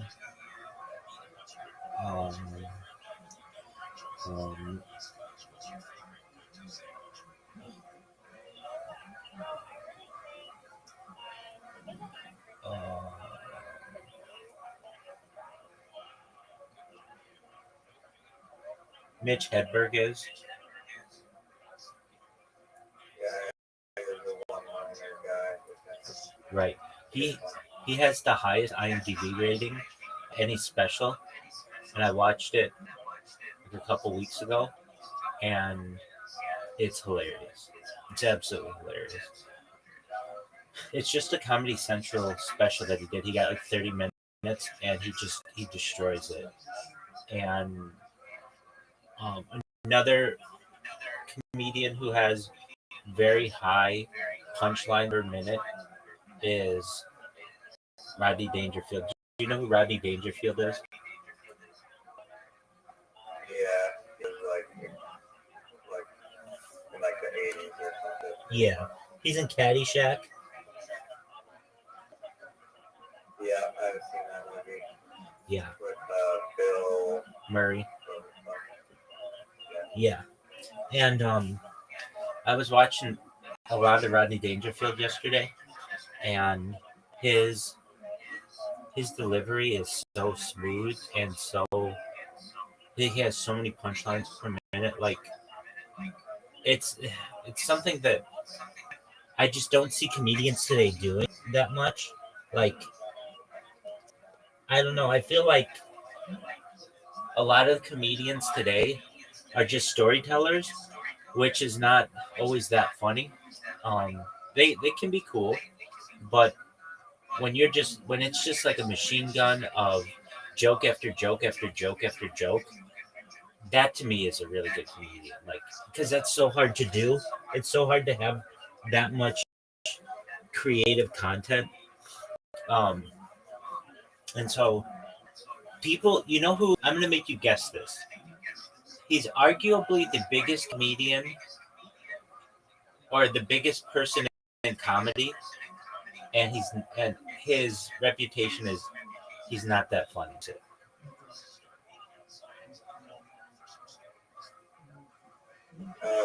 Tommy Hinchcliffe? That's a really good guess. Joe Rogan? Yep, you got it. You got it. Both, I would say. Now, I have not seen Tony Hinchcliffe's stand up, but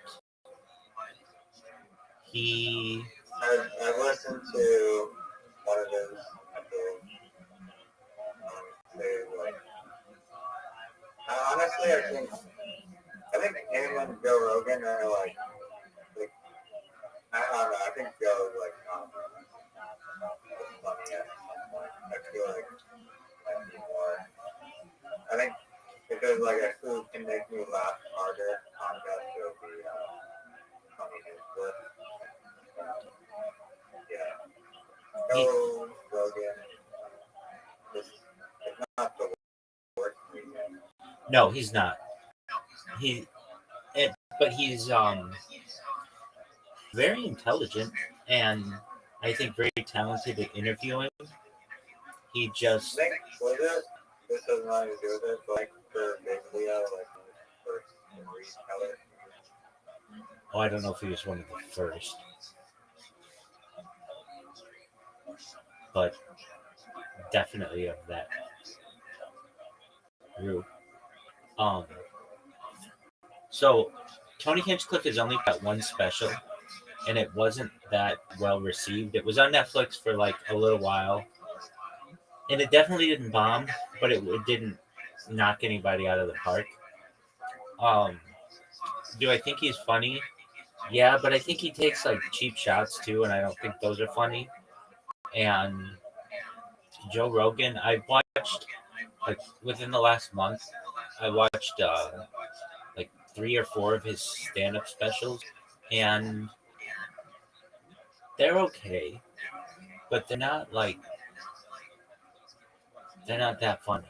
I mean, maybe people think that they're just absolutely hysterical. He does have a couple of jokes though that I feel are all-time classic jokes. This one he's got where he's talking about Caitlyn Jenner, and he's like, who knows? If you lived in a house with all those women, who knows what would have happened to you? And there's another one that he says that's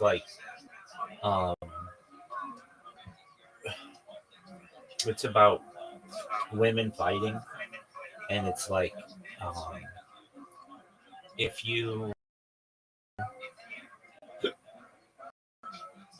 mean to tell me that we live in a world where if you want you can be a and beat up the other gender? It's something I'm slaughtering it, but and get paid to do it, that's okay. It was something I would have never thought growing up that would be considered okay, something along those lines. But Joe Rogan, I would say, is not that funny to me, but he's more along the lines of a George Carlin, philosophical to me. He talks about some things that I feel are important to society. He has almost he'll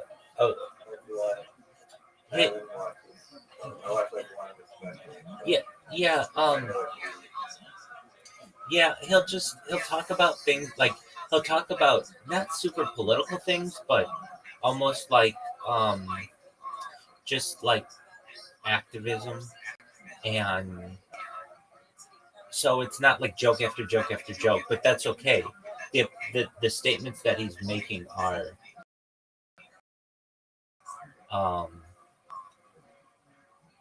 important, I feel.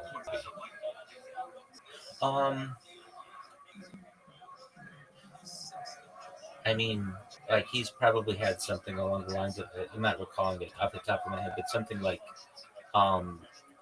okay, so when the pandemic came down, Everybody panicked. Everybody said that he had to wear a mask, and that's fine. Okay, great. But like, they're forcing you to wear masks outside. Okay, but yet you don't have to wear a mask at a rally, so long as it's like the right kind of rally. Somehow, this mysterious disease did not infect people if you were fighting against the government. Like there were just things like that that aren't necessarily that funny, but are important from a political standpoint. I would be said, whether you agree with them or not. There's just some reasonableness in what he's saying. Like, hey, if we're really that worried about this disease, then you would say that you have to keep your masks on during like all of it. But no, if you're fighting against like certain groups, then it was okay to not have a mask on. Things like that, that aren't necessarily that funny, but they're things that make you, oh yeah, that's interesting. Like, why is that way? Or, well, here's an interesting thing. He doesn't do that many specials. He did, but then he hadn't done one in 6 years until recently. He did it, and this is something that was groundbreaking. He did it live in one take. You know, when you watch specials, like comedy specials, it's actually like they'll do like a stand-up will say, I'm going to be doing a special, let's say in Vancouver, January 1st, 2nd, and 3rd. Yeah, they'll record like three Exactly. like three takes of it. And then pick the best ones. But this was different. This was, I'm only going to do it one time, and I'm just going to get it down really, really well. If you've ever seen, well, there's this documentary I saw within the last month on Richard Pryor. And I heard Joe Rogan talk about this, but I'd never heard it from like other people. Okay, so Richard Pryor he needed money. And so he was going to do a stand-up special entitled it Live on the Sunset Strip. And he was going to do it like one or two nights. And the first night that he does it, he absolutely bombed. Like to the point where he didn't remember the jokes. He needed people to come up on stage and like whisper in his ear what he's supposed to say. He did very, very badly. And then the next night he came out and killed, just absolutely destroyed. And it was just kind of a thing, like, you know, he was all fucked up on cocaine and shit, and that could do things to you. But it was just interesting, like, you know, sometimes it's not your night. Yet when you go back and watch Live on the Sunset Strip, it's like, it's groundbreaking. It's phenomenal. Another comedian he's one of my favorite comedians of all time. At one time, I would have said he was my favorite comedian. And now he is just absolutely hated, is Bill Cosby. And I grew up in the late 80s, early 90s as a child. And the Cosby Show was so big.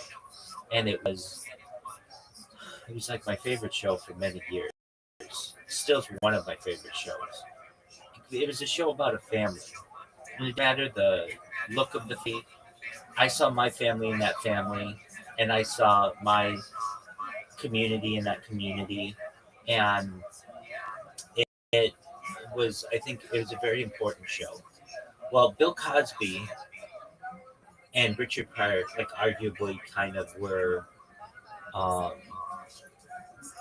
they were trailblazers, especially in their specials, because it was rare to do a special that would be in a theater. But they did specials that were like in theaters, and they were frankly like, you know, minorities who were slowly being accepted into the larger society. And like Richard Pryor, like dating white women was just seen as like a taboo thing. Or just what they were trailblazing in a lot of different ways, and I watched their specials, and their specials are still very funny today. Um, to me, a special is even better when it's like almost timeless. Do you know who Andrew Dice Clay is? Yeah, I've seen his special, and it was quite funny. He was smoking cigarettes the whole time, like hitting on people's girlfriends, and like basically just like making it super awkward by asking about the girl's sexual history right in front of the guy. Right. Like, oh, she's lying. We all know it's lying. Right. Now he was a trailblazer. He's the first person to ever do arenas, and that I guess like um it's really interesting that to make money as a comedian is incredibly difficult. Remember we were talking the other night, and I was saying Why? With podcasts and everything? no. Previously, even still it is, but previously was much more difficult because there were only limited clubs. It was really hard to get stage time, and then like we looked, they paid $25, and at one time they didn't. At one time they didn't even do that. There was some kind of like revolt that happened at the Comedy Store in the 1970s. It's actually on their website. I've read it, but I still don't really understand exactly what happened. But basically, they let me just quickly see what it is. Yo, dog, in 10 sentences, tell me what happened at the Comedy Store where there was like a revolt or like a unionization of the comics. It was how comics started getting paid because they weren't getting paid. In 10 sentences, tell me that whole background. It happened around the 1970s. Okay, in the 1970s, comedians at the Comedy Store in Los Angeles were performing for free under the idea that it was a showcase club where industry people could discover them. So they weren't even making money then. The club, originally started by Sammy Shore and later taken over by his ex-wife Mitzi Shore, was booming, with comics packing the place every night. Even though the club was making serious money from drink sales, the comedians weren't being paid at all for their performances. As stand-up comedy became more of a legitimate career path, comedians began pushing back, demanding to be compensated for their work. Led by comics like Tom Dreesen, a group of performers began organizing and essentially went on strike in 1979. They picketed outside the Comedy Store with signs like "No bucks, no yucks," pushing for fair treatment and pay. So notice what they did there. They had a rhyming "No bucks, no yucks." It's short, it's simple, but like that's what I'm talking about. Those things are powerful. Mitzi Shore argued that paying comics would change the nature of the club and ruin the showcase culture. Some comics like Jay Leno and David Letterman supported the strike, while others crossed the picket line. Eventually, most clubs in LA started paying comedians, though the Comedy Store remained a complicated place in terms of its policies. The strike was a turning point. It helped professionalize stand-up, proving that comics deserve to be paid like real performers. So for a long time, they weren't paid at all. The way it would work, if you were funny, you would get on stage, and then from there, a manager and agent would see you and maybe have you get a special or have a TV show or something like that. But it was basically you were doing it for free. Okay, and then there were like Rodney Dangerfield started a club in 1969 in New York that in Manhattan that was called Dangerfields. It went out of business in 2020, but he was like the first comedian to actually like have his own club, or one of the first ones, that because he didn't want to go on tour all the time and he wanted to be able to just make money, but he wanted to be able to make money but not have to travel. He also was the first comedian to have his own website. It's rodney.com, and he pushed it. He was like a 75-year-old man put a website like long before Joe Rogan and long before Dane Cook and any of these people. He was pushing it on the Tonight Show in like the mid 1990s. He was the first comedian to have a website, and it's still a website. Rodney.com is still a thing. It's like you can tell it hasn't been touched, or in a long time because it's like it has a security certificate that's expired, so you have to like click on a bunch of things to get into it, but it's still there, and it's I think that's really cool. Okay, so you have the '80s where HBO becomes a thing. They start giving people stand-up specials, and um, so you've got George Carlin, you've got Richard Pryor, you've got the Bill Cosbys of the world, and then you get people. Say that I think that this element that makes comedians funny and like kind of is like obvious, but I guess maybe not like obvious, but pretty obvious. It's just like I mean, this is like the reason why I would choose to listen to some people's podcasts versus other people's podcasts. Obviously, like so like different people, and that's fine. For me, I'm like Theo Vaughn. I don't love the guy. I don't hate him, but I don't think it's Albert Einstein.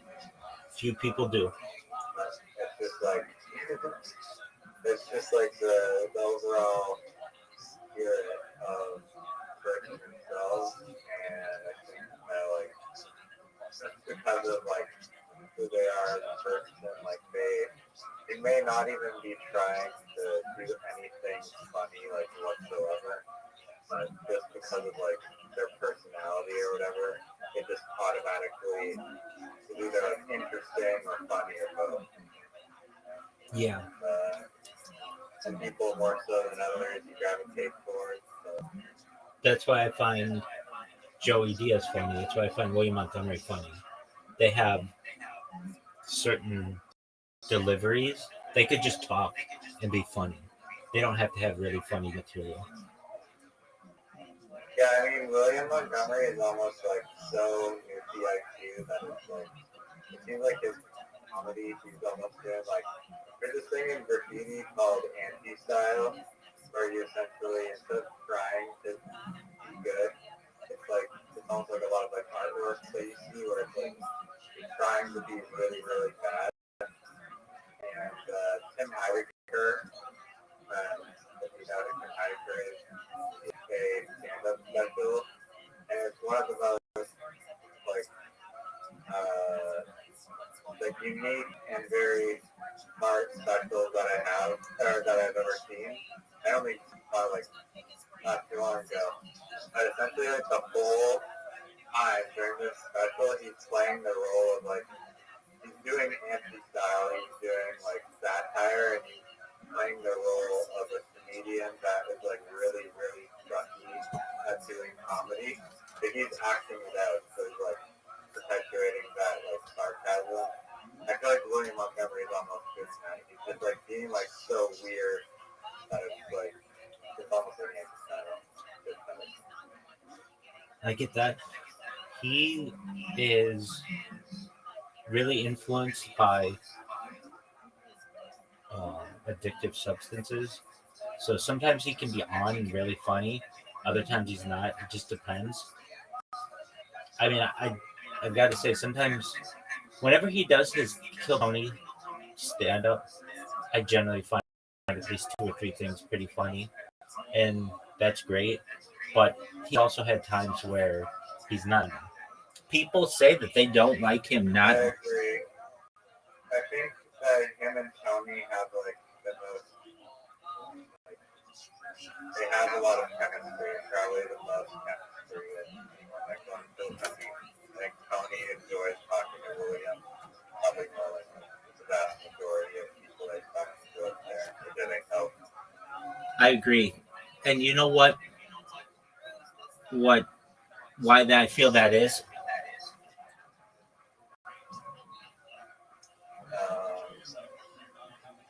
Why? He has jokes. Tony appreciates jokes. And if you go up there and you've got jokes, even if they don't all kill, if you can get a couple chuckles in there in a minute, you're going to be golden in his book. And that's... And I think that Miss Aquarius. His willingness to fail and try new things. He may not, some might be an absolute landslide and disaster and fail,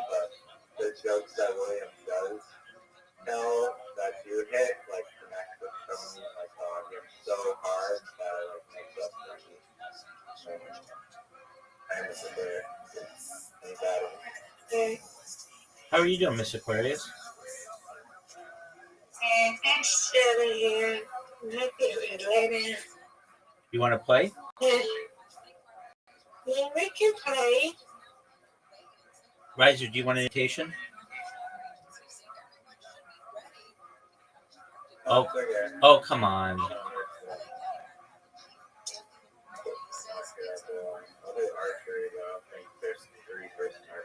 There's not, but we'll play darts. We'll play darts.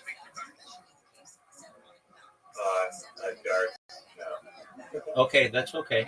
Then we can do archery, but that's there you go. That's what I like to hear. All right, Miss Aquarius. Dude, Miss Aquarius is on fire. She was on fire yesterday. She got 103, which is one off her record of 104, and she just destroyed. She absolutely destroyed. Miss Aquarius, who are your favorite stand-up comedians? Cat Williams is one of them. You go, absolutely. Like Mike Epps. Absolutely. D.L. Hughley. Absolutely. I love Cat Williams. Same here. Who's yours?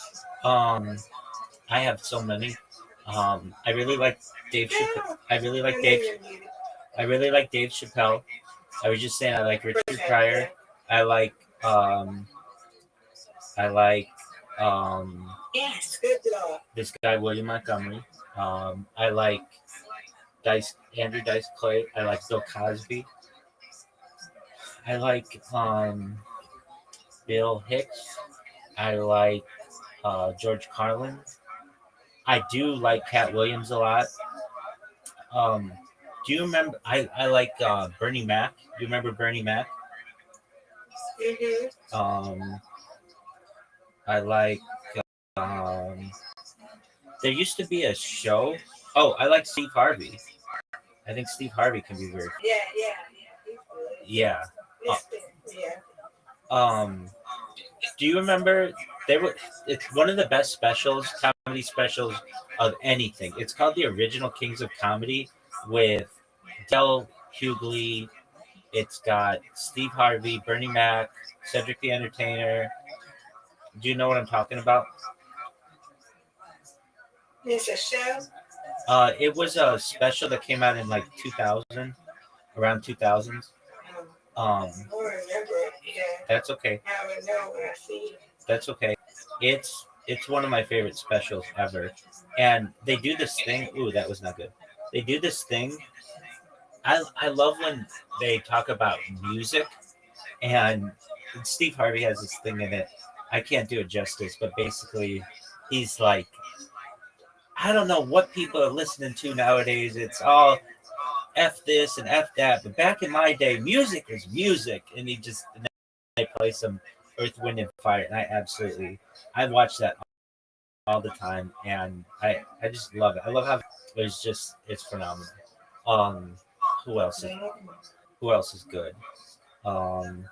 Bill Burr, he's pretty modern, but Shane Gillis, he's really good.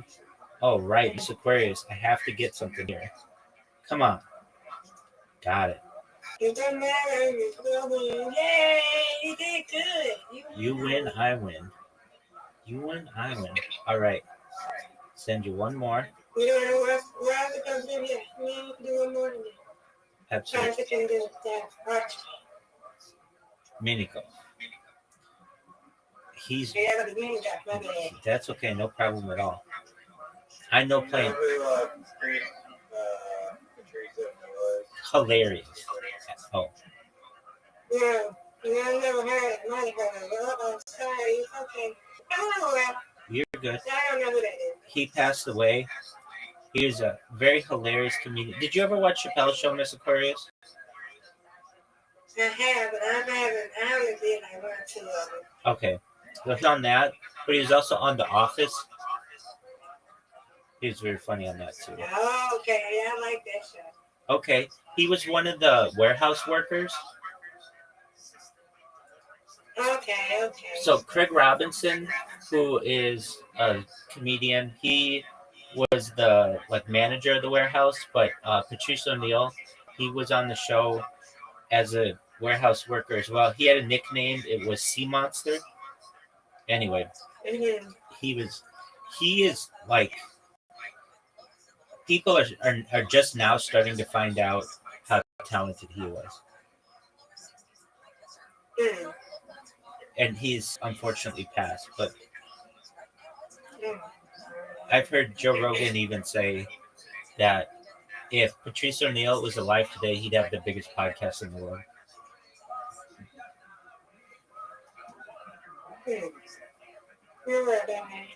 Oh, Miss Aquarius, not what I wanted. All right, I'm gonna get this though.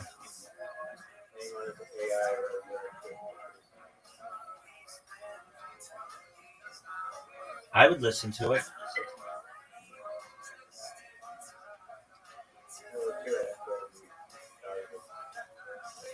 You know, I often ask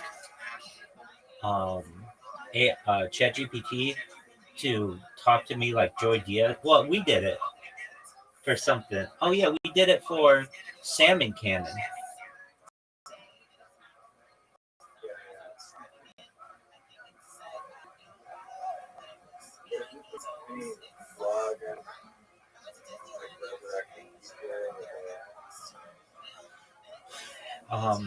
Yeah, there's their estates own that.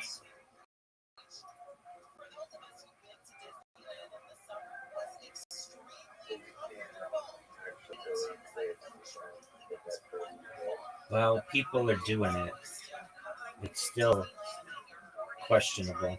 Nice job, Miss Aquarius. Get it. Thank you. Get it right here. Okay, you got this. Sorry. Nope. Let's see here. Nope, I don't think I can get you. Oh, definitely not that. All right, Miss Aquarius. You win, I win. You won. That's right. One, and so we won both. Yay! Undefeated. Absolutely. We won both games. That's what I like. That's the best when that happens. Yes. Excellent. Okay, y'all gonna do mini golf now? Yes, ma'am. Okay, y'all have fun with that. Thank you. Have to practice. You're welcome. We'll get you. All right, I'll be back if you're still up, okay? Absolutely. Bye, Riser. Riser, you're done. Right now, I'm telling you right now, I've learned, you didn't know this, but I became one of the top 1,000 mini golf players in the world. Now, not anymore, but I just cracked the top 100 or top 1,000.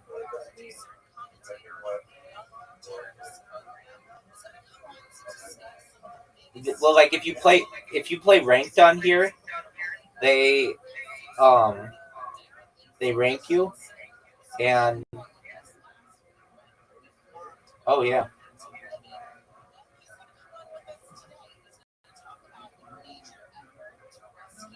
Come on, baby. Come on, baby. This was like a prime example of like overall. You think it's possible to get a hole in one here? Yeah, I almost did. Yes, I have.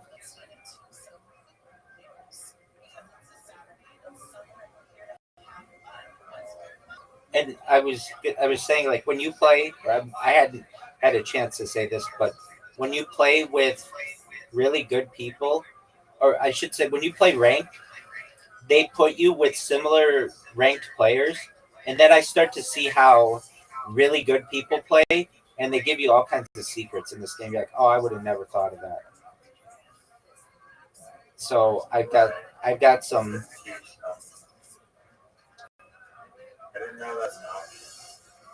Oh fuck! Yeah. Did they teach you that one too? No, but you watch, like, that's.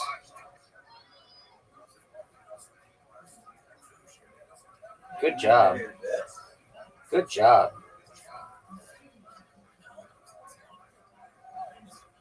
Oh, weird. Trouble. Go in the water. Oh, great shot, dude. But like, I never used to go that way. Now this hole, I'm not good. Words cannot even describe how mad I am about this like bullshit update. Like, I can't even build it to like I have to rotate my screen. It's actually atrocious. Was that a Play-Doh update or a iOS update? The Play-Doh update, they changed the UI, and now it's just the chat takes up a third of the screen for no reason.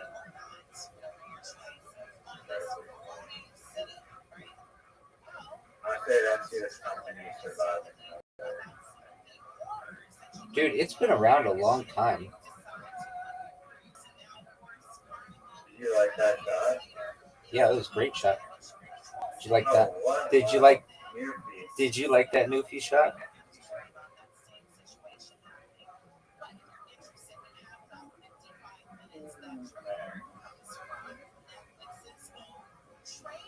You got a tough shot.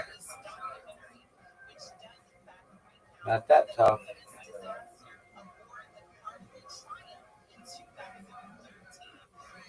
Look at this shot. Good shot. Good shot.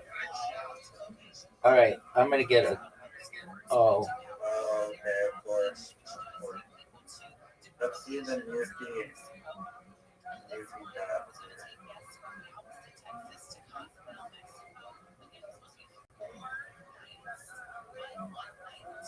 that's actually an amazing shot, Actually, dude. It's my shot might be one of the best shots you can have. I don't know if I've ever done this hole in two. oh, wow. See, I told you it was amazing.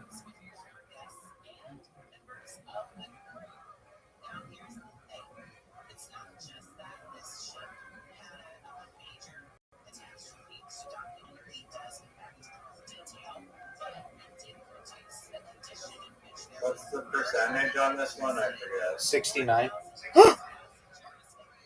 Oh, I fucked up. I fucked up majorly, dude.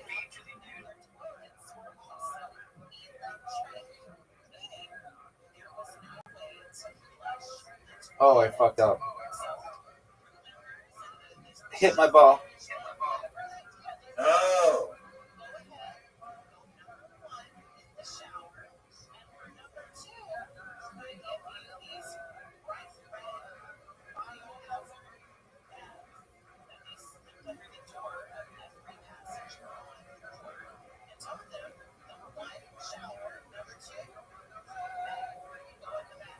Oh,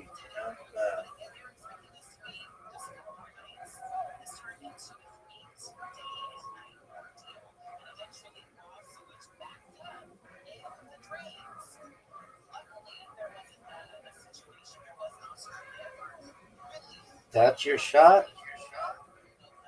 Oh! Oh, Oh, what a shot. what a shot. Get in front of him. Get in front of him.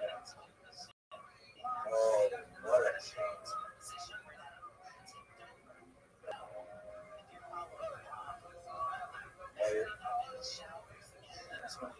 You can get it in. Oh my god.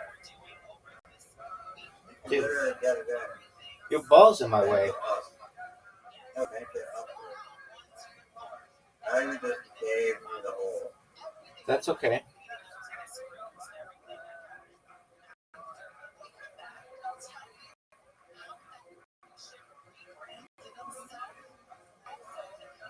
Oh, I should have. Alright, well, you have to make this one. Oh, come on. Newfie as fuck. Oh, Newfie as fuck. You were my. hide. What? No, I won. You were my 1,111th win, dog.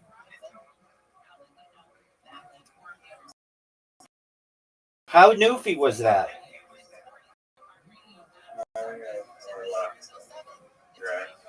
Thank you. That's kind of you.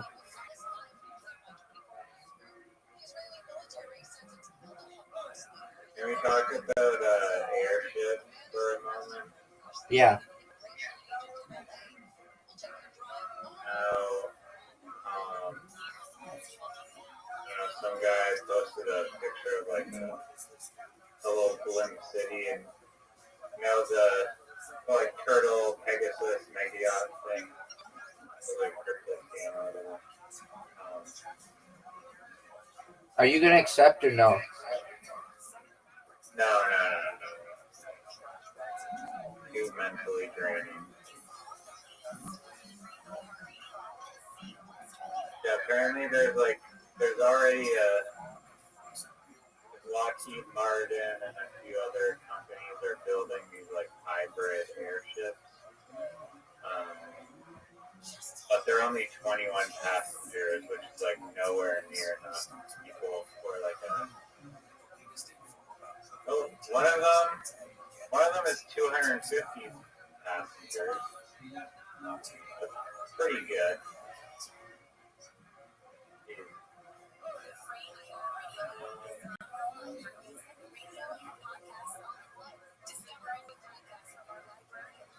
Yeah, how long do you think until these aircraft cities become a thing? Well, there's an argument to be made that we already had the age of blimps, but I really think that there's a way to make a blimp that doesn't use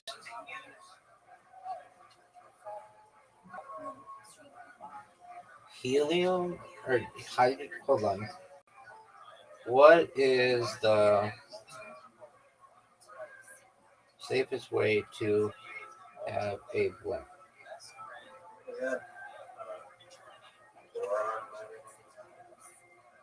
I thought it would be nitrogen. Maybe not. Okay. Oh, what if there's like a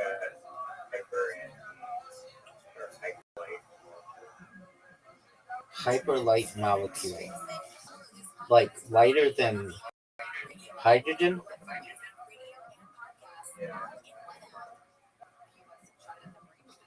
It's not a standard term in physics or chemistry.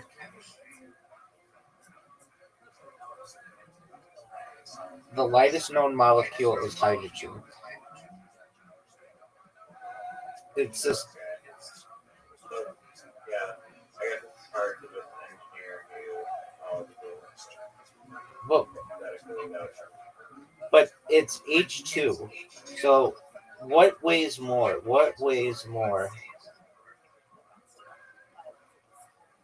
Hydrogen with one atom or two?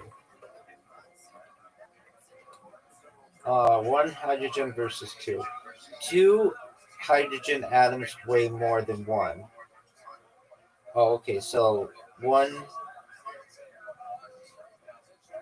a single hydrogen atom has one atomic mass unit. A hydrogen molecule has two. So then hydrogen gas is the most common form of hydrogen in nature. It's much more stable than a single atom floating around on its own. Yeah, so can you make a hydrogen blimp with one atom? You can't make a hydrogen blimp with single hydrogen atoms, and here's why. Broken down simply and clearly. Hydrogen atoms are extremely reactive alone. A single hydrogen atom is unstable on its own in the air. It quickly finds another hydrogen atom and forms H2, the stable gas used in actual blimps. You would need extremely high energy conditions, like a vacuum or plasma environment. to keep hydrogen as isolated atoms not possible inside a blimp. You need a lot of atoms to lift anything. A hydrogen blimp floats because it contains billions of trillions of hydrogen molecules, enough to be lighter than the air it displaces. A single atom, or even a few trillion atoms, wouldn't have enough volume to float anything, not even a feather. A single atom, or even a few trillion atoms, wouldn't have enough volume to. Okay, technically impossible to contain atomic hydrogen safely. Atomic hydrogen is so reactive it would bond to the container walls, recombine with H2 quickly, possibly damage the material through chemical reactions. What real hydrogen blimps use? They use molecular hydrogen, H2. Two hydrogen atoms bonded together. It's still very light and provides great lift. Okay, can you have a nitrogen blimp? You know nitrogen's 75% of the atmosphere? Yes, technically you can, but not useful for floating. Nitrogen is too heavy. The density of nitrogen gas is about 1.25 kilograms per cubic meter at sea level. So a nitrogen-filled blimp wouldn't float. It would just sink like an empty balloon. What gases can be used for floating blimp? Helium. It's very safe. That's what modern blimps use. Hydrogen is not. It's flammable. Okay, so we'd want to use helium as our floating city.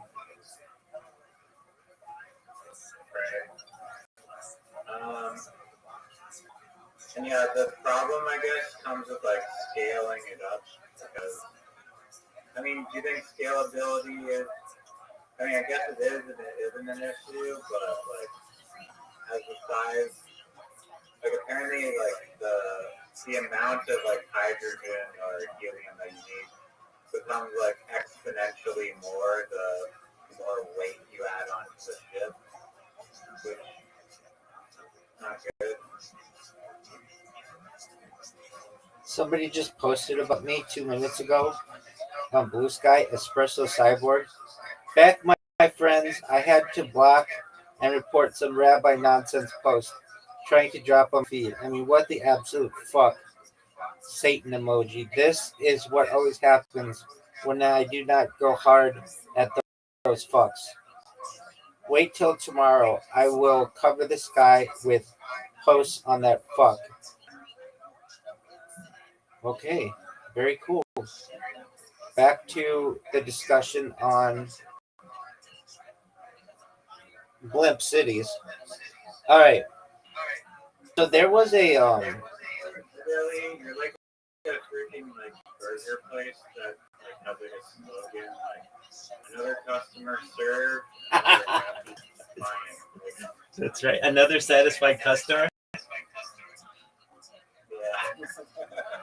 You're exactly right. I get people who are becoming more and more positive towards me, and that's good.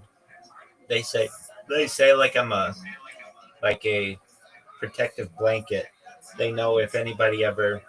I'm under that guy's like thing like see you next time. Tell your friends. Exactly. Thank you. Come again.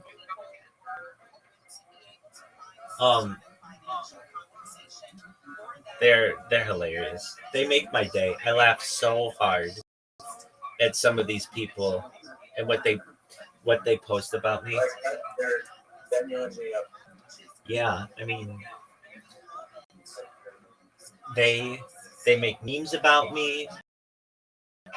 I had somebody come in here last night. I was asleep, but they took all kinds of screenshots of the Discord, and they're like, "This person's listening to multiple podcasts simultaneously. Like, how are they able to do that?" And I'm just asleep. I really wish I was awake because I really would have liked to talk to them.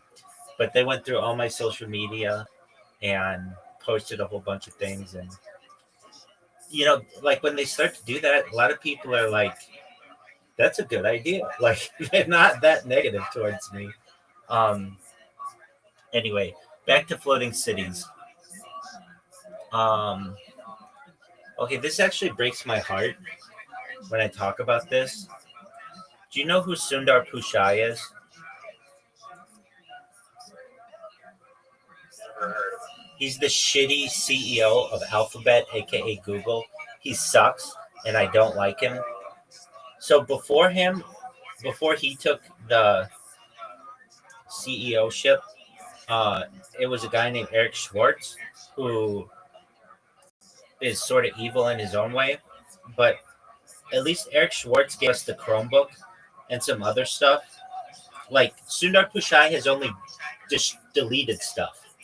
You and I read through the things. Like it was he got rid of Google Plus, he got rid of like Android Auto, he got rid of like a whole bunch of things that Google literally could have just like they have enough money they could have supported these things. And on top of all of that, their AI sucks. Of any company that should have been ChatGPT, it should have been Google. It's like under this guy's leadership, they have just devolved as a company. Okay. But there is an idea. Well, hold on, I'm getting to that. Yeah. So, yo, dog, what was that thing that the United States government approved to give people free internet using Wi-Fi balloons or like satellites? But they were balloons that were going to float in the sky and give people internet from Google. It was approved in like 2010. Yo, I got you. You're probably thinking of Project Loon. Here's a quick rundown. Project Loon was a project by X, formerly Google X, a division of Alphabet.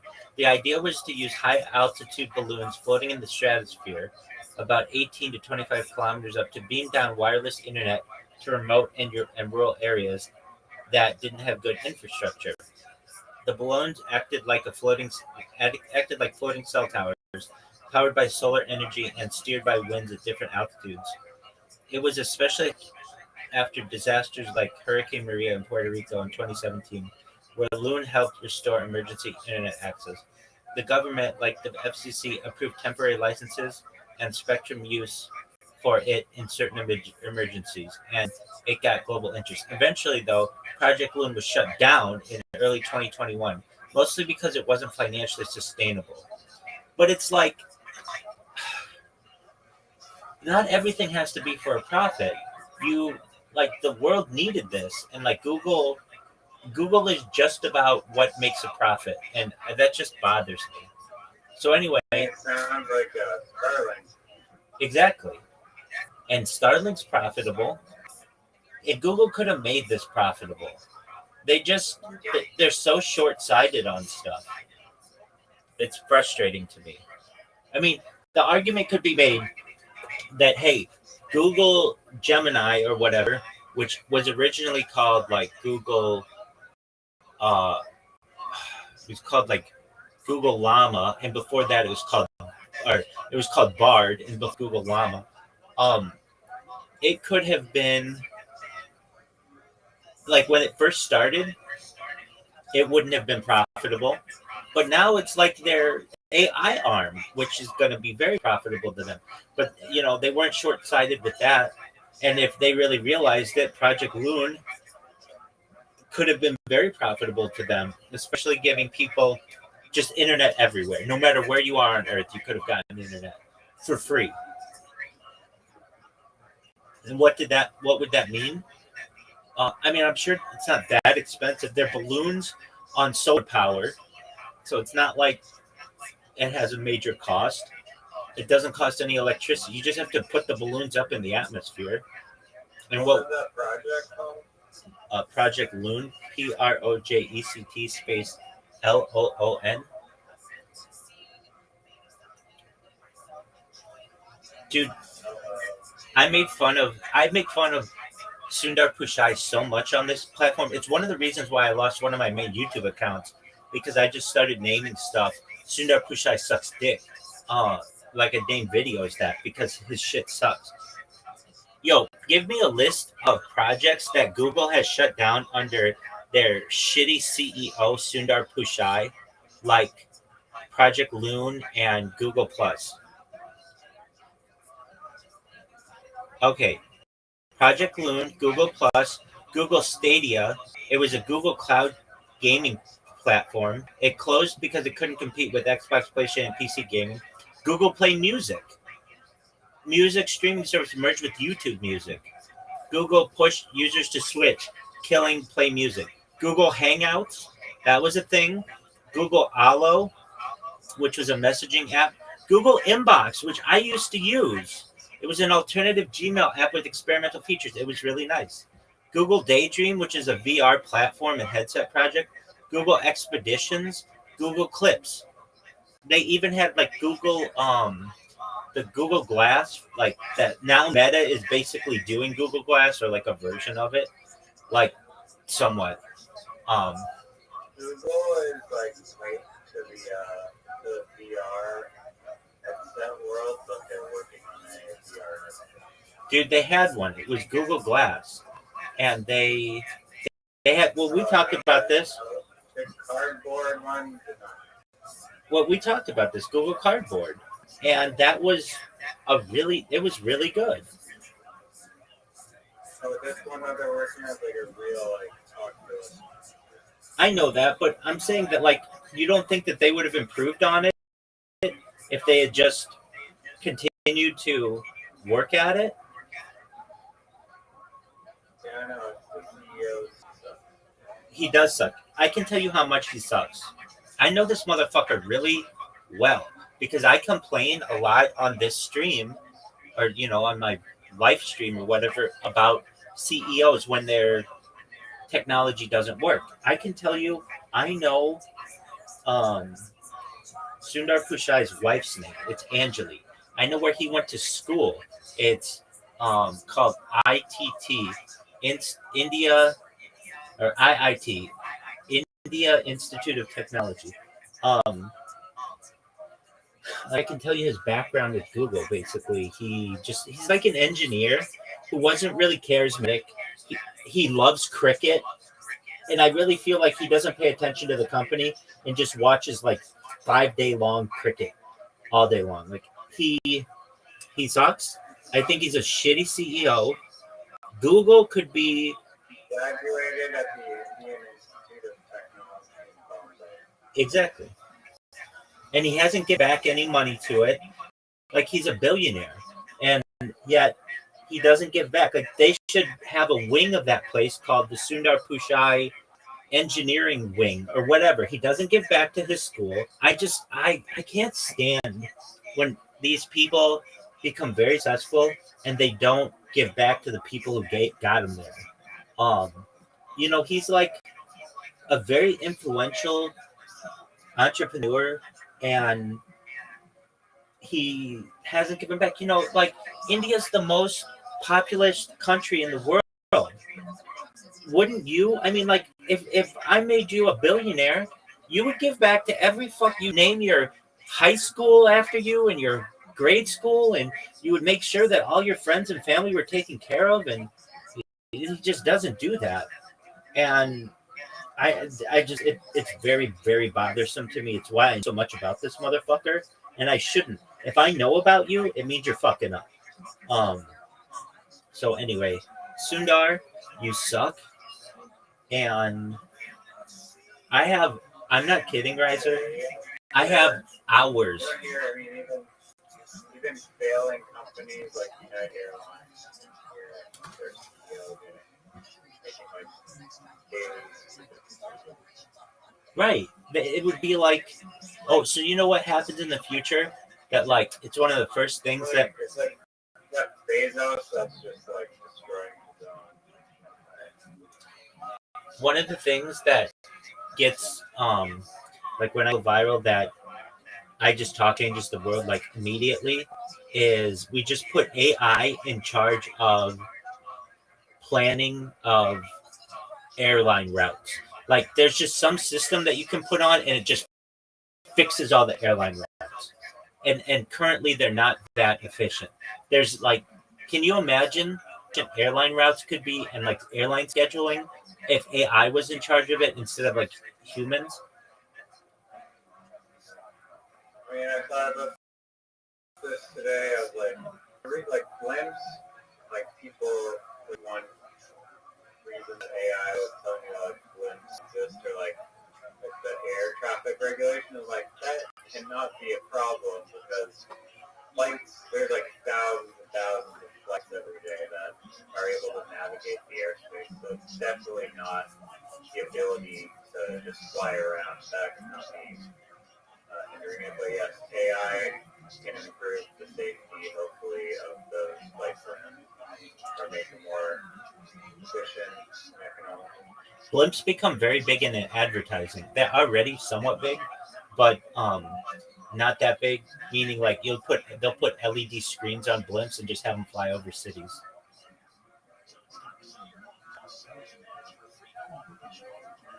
I mean, they for whatever reason they found that golf was the best sport or place to fly a blimp around a golf course. I could see that. That's pretty much the Goodyear blimp. And why is it Goodyear? It's a tire company. Rubber.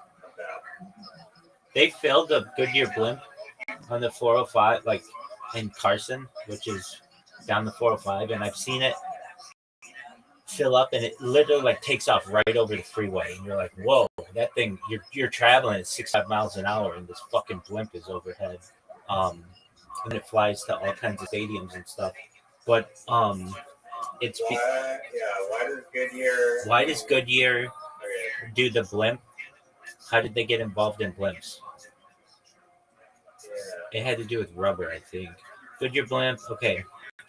Advertising branding, it's a flying billboard. Since 1920s, the blimp has served massively moving advertising for Goodyear tires is one of the most effective old school marketing techniques. It gives aerial coverage. How did Goodyear blimp? World War II, 1 and 2. Goodyear started working with lighter than aircraft during World War I, and in the 1920s partnered with the U.S. Navy to build airships and blimps. They formed a company called Goodyear Zeppelin Corporation in 1924 with Germany's Lufthansa Zeppelin. Yes, the actual Zeppelin company. That gave them the tech and know-how. After military use dropped off, Goodyear leaned into commercial and promotional uses instead. Why they still do it? Even in the era of drones and 4K everything, Goodyear blimp still draws huge public attention, gets them airtime during major sports events, keeps the brand associated with trust, nostalgia, and Americana. It's less about practical use now and more about brand tradition. Technically, they're not blimps anymore. They're semi-rigid airships, but blimp just sounds better.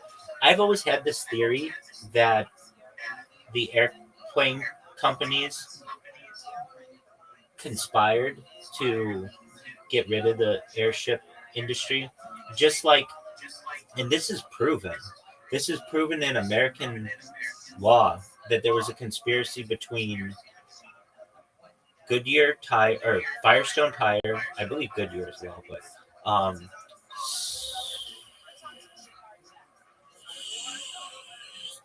Standard Oil and General Motors to put um, the streetcars out of business. So just for a moment. Yo, dog, what's the great streetcar conspiracy in American law? You're probably talking about the Great American Streetcar Conspiracy. It's a wild and often debated U.S. transportation part of transportation history. Have you ever seen Who Framed Roger Rabbit, Riser?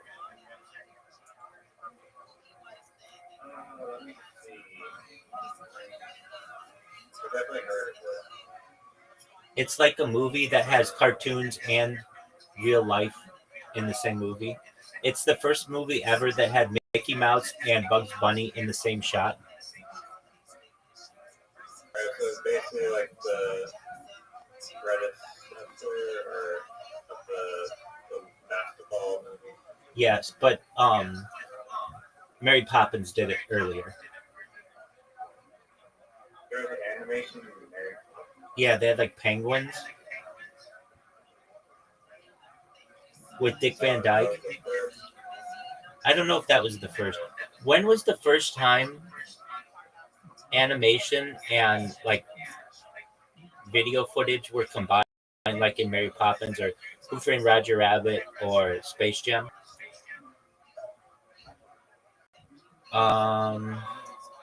It's called The Enchanted Drawing. In 1900, it was uh, a silent short film. The first true interaction was in 1914 with Gertie the Dinosaur. The first full-on film blending both was Out of the Inkwell, which was in the 1920s and 30s. Classic examples you mentioned: Mary Poppins, Who Framed Roger Rabbit, Space Jam.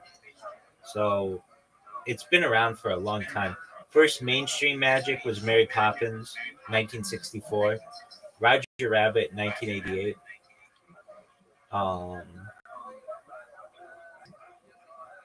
Okay, but there was this streetcar conspiracy and that's how it's called. It's not like, oh, I So wait, is that separate from the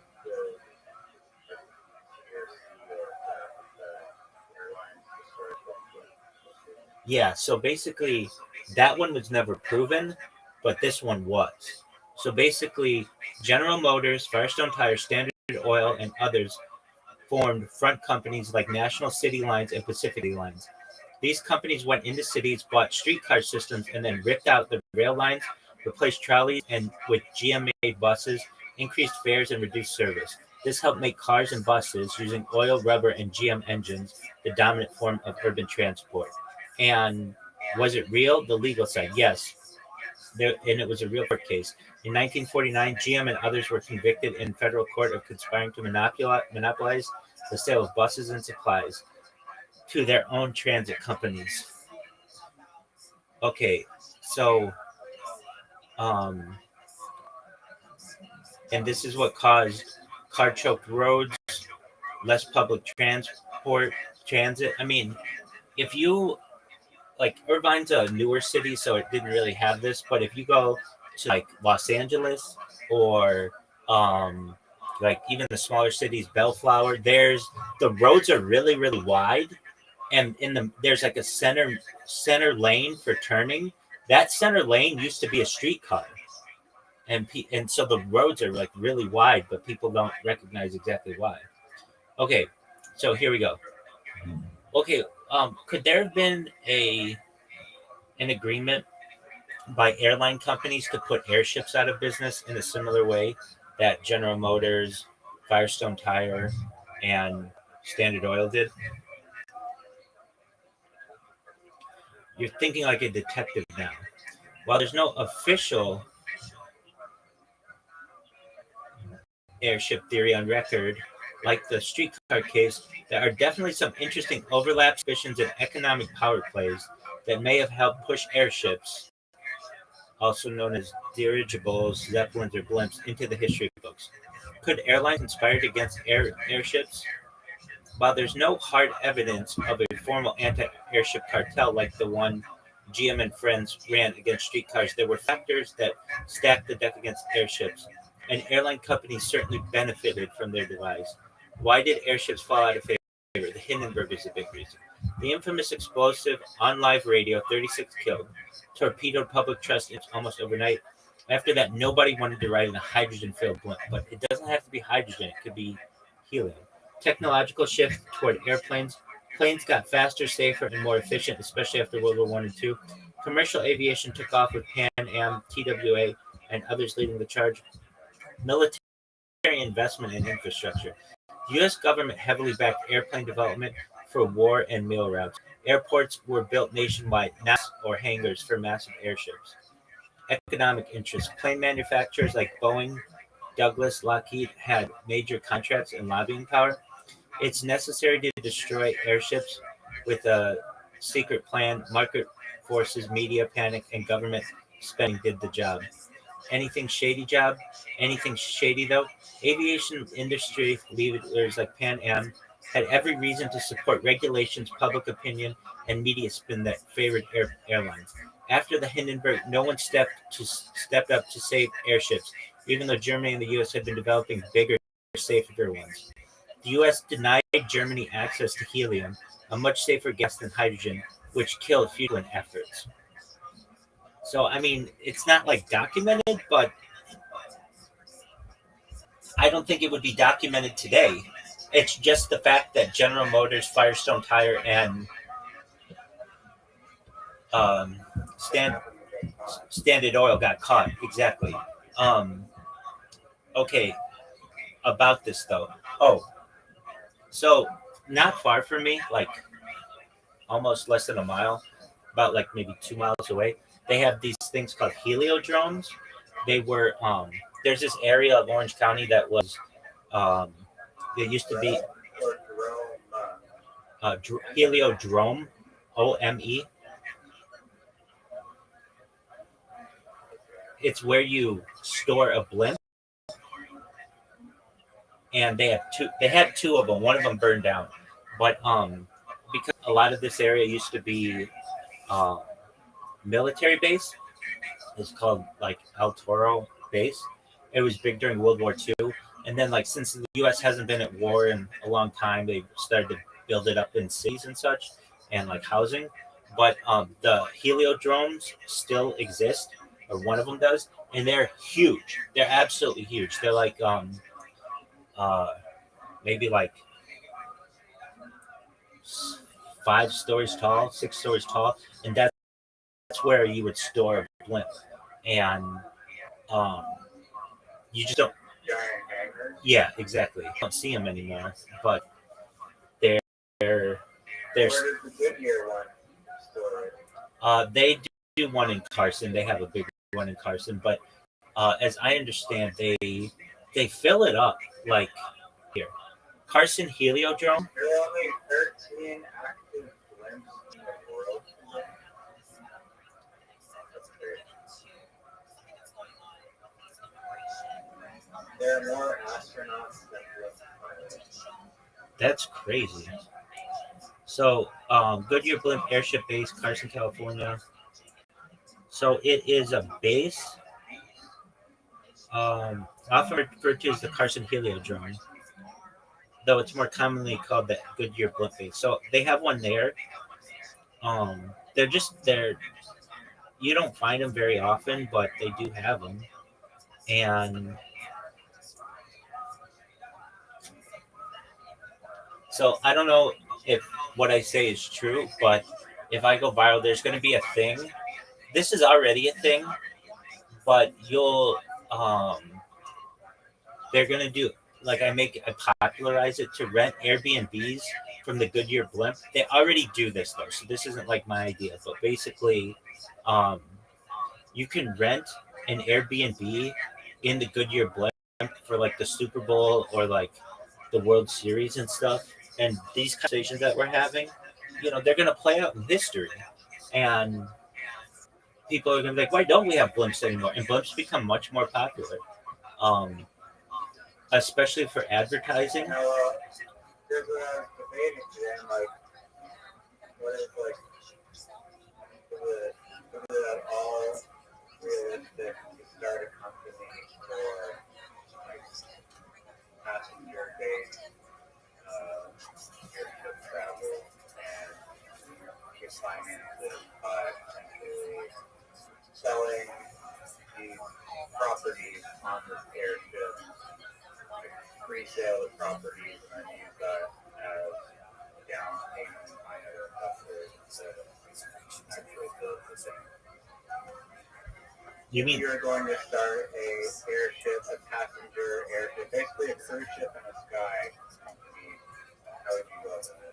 And do you think it's okay? That's a cool. It's basically like a new category of cruise ship. I mean, it's not exclusive, but it's really not in use at all today. The technology for these passengers, like sky ships.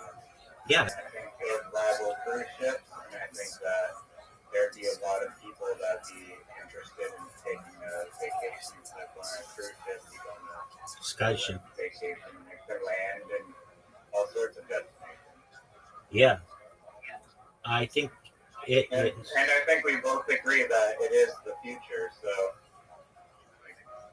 on that course anyway, and there are companies that are building airships today that they're like hybrid blimp, but they still use blimp technology, like hydrogen, and they these giant drone propellers for maneuverability and lift. So it's I'm genuinely curious about. Yeah.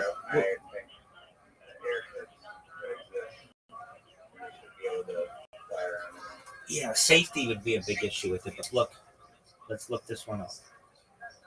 I don't think so. I do. I mean, if it gets popped, you're gonna have to in the middle of the mountains. You're gonna have to make sure people don't die. Yo, dog, how big would a blimp to have a cruise ship style activity? Let's say for 1,000 people. Maybe 1,000's too much, but let's see. A flying cruise ship style blimp for people. It's gonna be way bigger than any airship ever, but that's okay. I mean, cruise ships have gotten bigger and bigger. Okay, a modern cruise ship for 1,000 people, like a small mid-sized one, needs cabins, dining areas, pools, gyms, lounges, and spaces. Ballpark space is 20,000 to 30,000 square meters of floor area, not including the systems or engines. Now, airborne. What's possible with the blimp? Lift mechanics. Airships generally lift using a gas like helium, non-flammable, or hydrogen, cheaper but risky. We don't want hydrogen. Helium lift capacity, 1 kilogram of lift per cubic meter of helium.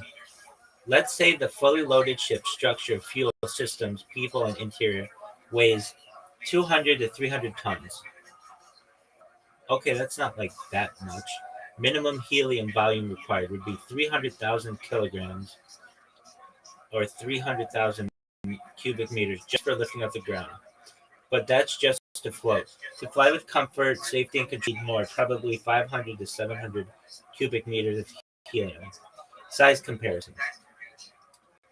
Let's look at the largest airship ever. The Hindenburg was 200,000 cubic meters. To carry 1,000 people plus full amenities, you'd need something like 3 times the volume of the Hindenburg. I don't think that's that big. I think that it could be done. Total. I mean, relative to the size of the Earth, it's nothing. Oh yeah, definitely. But it's not even the size of a stadium. It's like 3 blimps basically. Total theoretical right now. No airship near this scale exists. Needs massive helium supply. The thing that I've learned is, which I don't think it should be the case, but helium is really expensive. It used to not be, but it's become very expensive. More expensive. Okay, so you need an airship 3 to 4 times bigger than the Hindenburg with multiple decks. But dude, I think it could work. Want me to sketch it out? Yeah, let's see what it looks like.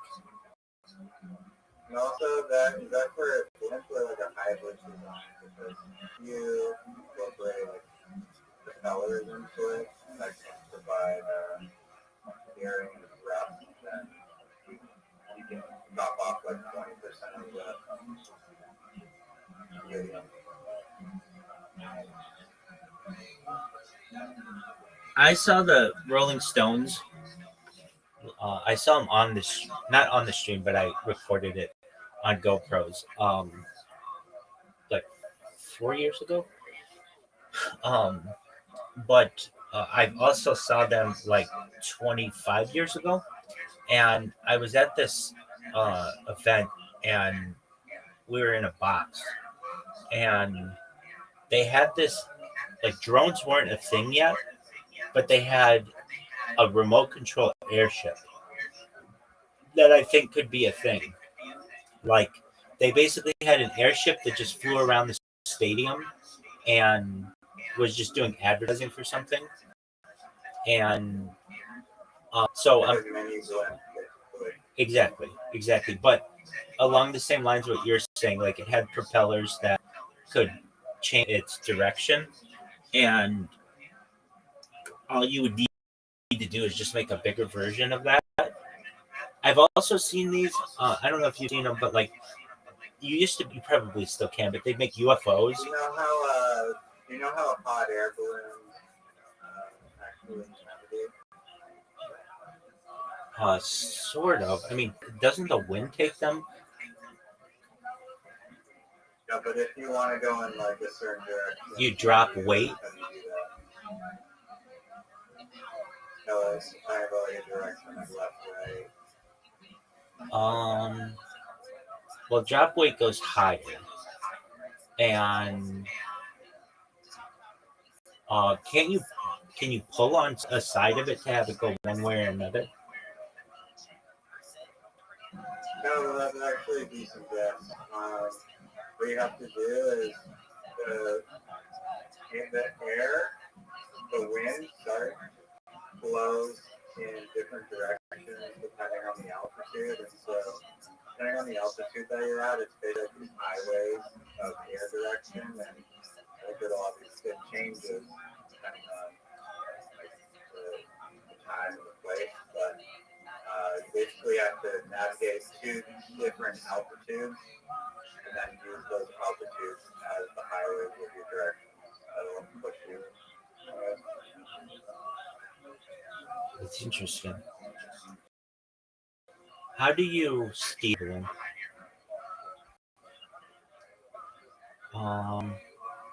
You can't actually, in a true sense. They don't have engines or rudders, so they move with the wind. Like you just said, different altitudes, different wind directions. Wind tends to blow in slightly different directions at different heights. By going up or down, pilots can steer by finding a wind layer that takes them in the desired directions. Up, more heat; down, let the air cool. Use the burner to heat the air with the balloon rises. Let the air cool. So it's like a vertical chess game. Pro balloon pilots. Okay, no brakes, no reverse. Once you're airborne, you're going to go where the wind takes you, which is why hot air balloon flights always include a chase crew to follow and pick up wherever you land. Oh, okay. So you don't just like land back to the original spot, right? I think it might be possible, but probably that's not the goal flight pattern. Do hot air balloons, when they fly, do they land in the same spot? Or do they land like miles away? Hot air balloons never land in the same spot they took off from. They usually land miles away, depending on the wind and how long the flight lasts. Why they drift? Since balloons float with the wind, they can't return.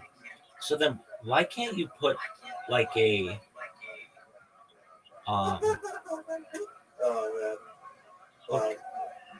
so why can't you have a hot air balloon with propellers on it? Not huge propellers, just like enough to be able to fly around. Why don't they do that? Great question. You think? Yeah. Like this. So why don't hot air balloons just strap some propellers and steer like a blimper drone? Technically, you know what they could do is make the basket like on a gyroscope so that it's stable.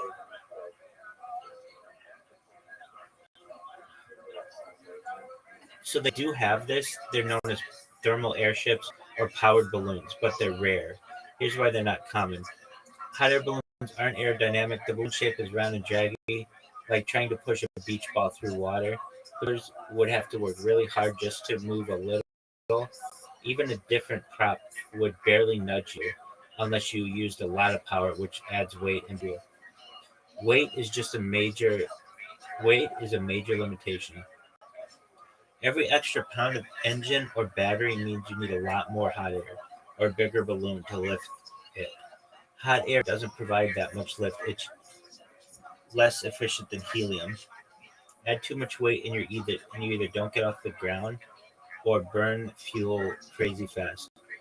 Wind usually wins. Even if you do have propellers, wind speed often overpowers them. If you want control, use an airship. That's why blimps and dirigibles like the Goodyear blimp exist. They use helium, which lifts more weight than hot air. They're streamlined to reduce drag. They have engines to actually steer and cruise. Dude, I think you've got an interesting idea on an air cruise ship. That's an interesting one. Are you gonna have nets around it? I mean, I feel like it would be difficult to make it a open. Gosh, that'd be cool though. If there's like an open section where you could actually just like feel the wind hitting you in the face, Yeah, that would be cool. that'd be scary as hell. I wouldn't want to do that. But, Right. I mean, yeah, it'd also be a great place to host that like UFC wrestling in the sky where you have to throw each other off the airship. Right. Right. Hold on. We were saying there's that. I think that's a little too dangerous. Well, why did we say it was dangerous? It's dangerous. Okay, so you get two guys to fight up there. You don't want to get knocked out before cutting someone off, but I think that essentially with like a AI, like even if someone is unconscious, there could be some Right. high powered Exactly. thing with a net that would come scoop them out of the air. No, not what I'm thinking. I'm thinking they wear a suit, and when they get thrown off, it like triggers a gyroscope that releases a like a parachute for them automatically. Right. I mean, they still might get injured on the landing because you have to still navigate a parachute down. No, Potentially, that parachute could be guided somehow, potentially with a propeller or something, into like a giant, icky, like inflatable crash pad thing. yeah. So I'm thinking, we've talked about that suit that expands. So just like as it gets close to the ground, it just expands, so you wouldn't get hurt. You could literally land on like the side of a mountain and you wouldn't get hurt. Okay, but Mythbusters tested whether you could like, skydive on one of those inflatable human-sized hamster ball things and survive. And they did find that it did reduce the impact, but one hamster ball is not enough. But if you have enough layers of like hamster ball, air, insulation, I think still the G-force is going to do a lot of damage because you're just abruptly stopping too quickly. That's the problem. right. Okay, I like the idea of helicopters. Actually, a blimp would be better. Yes, that's what you're saying. So basically, you have the Goodyear blimp, and it doesn't have to go like super high. It could just float like close to the ground. How close? Like, let's say like 1,000 feet, and you have two guys. Is it harder for the blimp to maintain altitude at higher elevation? Is it air than Let's find out. Is it easier or more difficult for a blimp I'd imagine it is. to maintain elevation or altitude closer to Earth or higher in the sky? It's actually more complicated than it seems. The answer depends on what kind of blimp you're talking. It's usually easier for a blimp to maintain altitude at higher elevations than very close to the ground. Why? Higher can be easier. More stable air. Closer to the ground gets turbulence from buildings, trees, hills, etc. Oh, dude, this is one. When I go viral, I want a system in planes that maneuvers them away from turbulence. Have you ever been in really bad turbulence? I've been in like small turbulence, but it's still scary. If Yeah. they have that already, it's if they have like weather maps that they just fly through. Like I'm sure they try to minimize it without just like going taking like a 6-hour detour around the ship. Yeah, but I mean like make They could put the whole passenger like part of the plane into like a gyroscope, and that way it just counteract any like weird Is it possible for AI to be able to completely avoid turbulence, or just like almost completely avoid for planes? Like to be able to, the winds are moving and the air pockets, and allow the plane to avoid it? Oh, this is a hot topic in aviation tech. The short answer is AI can't completely avoid turbulence yet, but it can definitely help planes avoid or minimize it a lot better than humans alone. Here's the deal: why turbulence happens. Turbulence is caused by chaotic airflows, wind shear, jet streams, thunderstorms, mountains, thermal currents, etc. It's tricky because it can form suddenly and unpredictably. It varies in intensity and location over small distances. Many turbulent patches are inevitable. Clear air turbulence. What AI can do now and in the future. Data gathering and prediction. AI can process tons of weather data, satellite info, radar, and real-time sensor data from the aircraft to predict where turbulence is likely. It can spot patterns humans might miss.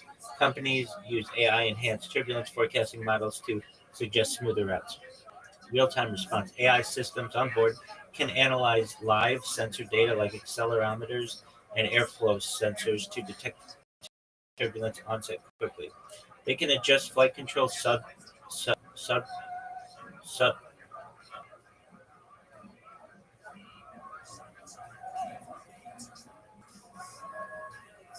I know how to say this word, but it's subtle. But subtly. How do you say? Do you pronounce?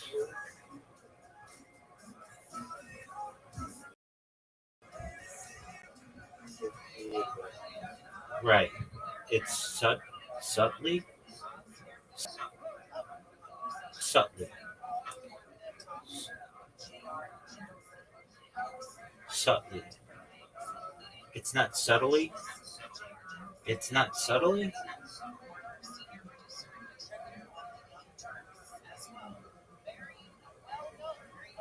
What's the difference between subtly? Subtly is an adverb. How something is done in a delicate or not obvious way. Pronounced subtly.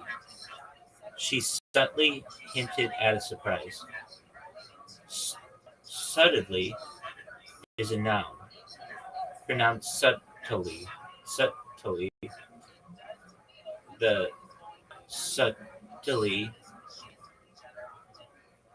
Subtlety. Subtlety. Subtlety is a noun. Subtly is subtly. The subtly. The subtlety. The subtlety of his argument. Subtly. Okay, hold on. The word. Okay, so as I read it here, um, okay, air impact AI to subtly, subtly, subtly. What is subtly? Okay, the person subtly. So, how do you say something like the person subtly walked past the person?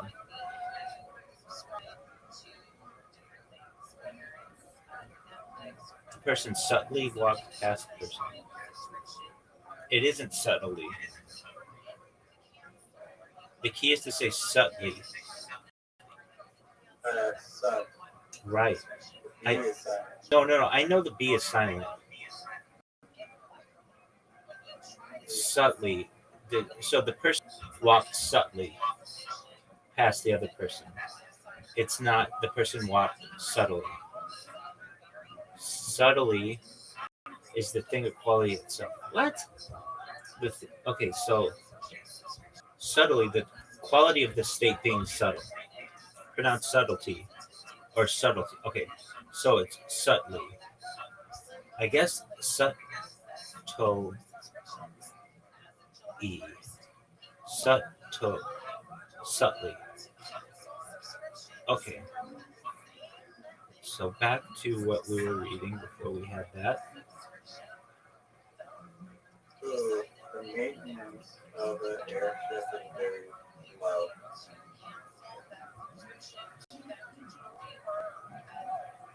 I would imagine so. Less than a plane. Did you know that for every 1 hour, Way less than a plane. for every There's like billions of dollars in plane maintenance. for every for at least a military plane, for 1 hour that it's in the air, it must be maintained 10 hours.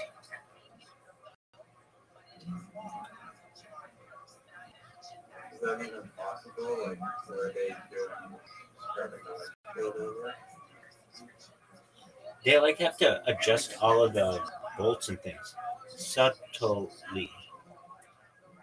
Seems like a Subtly.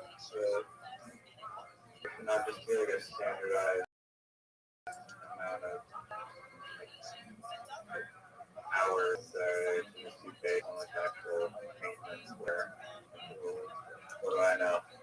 I'm an aviation mechanic. Right.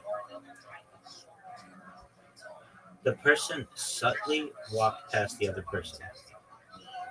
The person subtly walked past the other person. So it's the person walked subtly past the person. Give examples of subtly.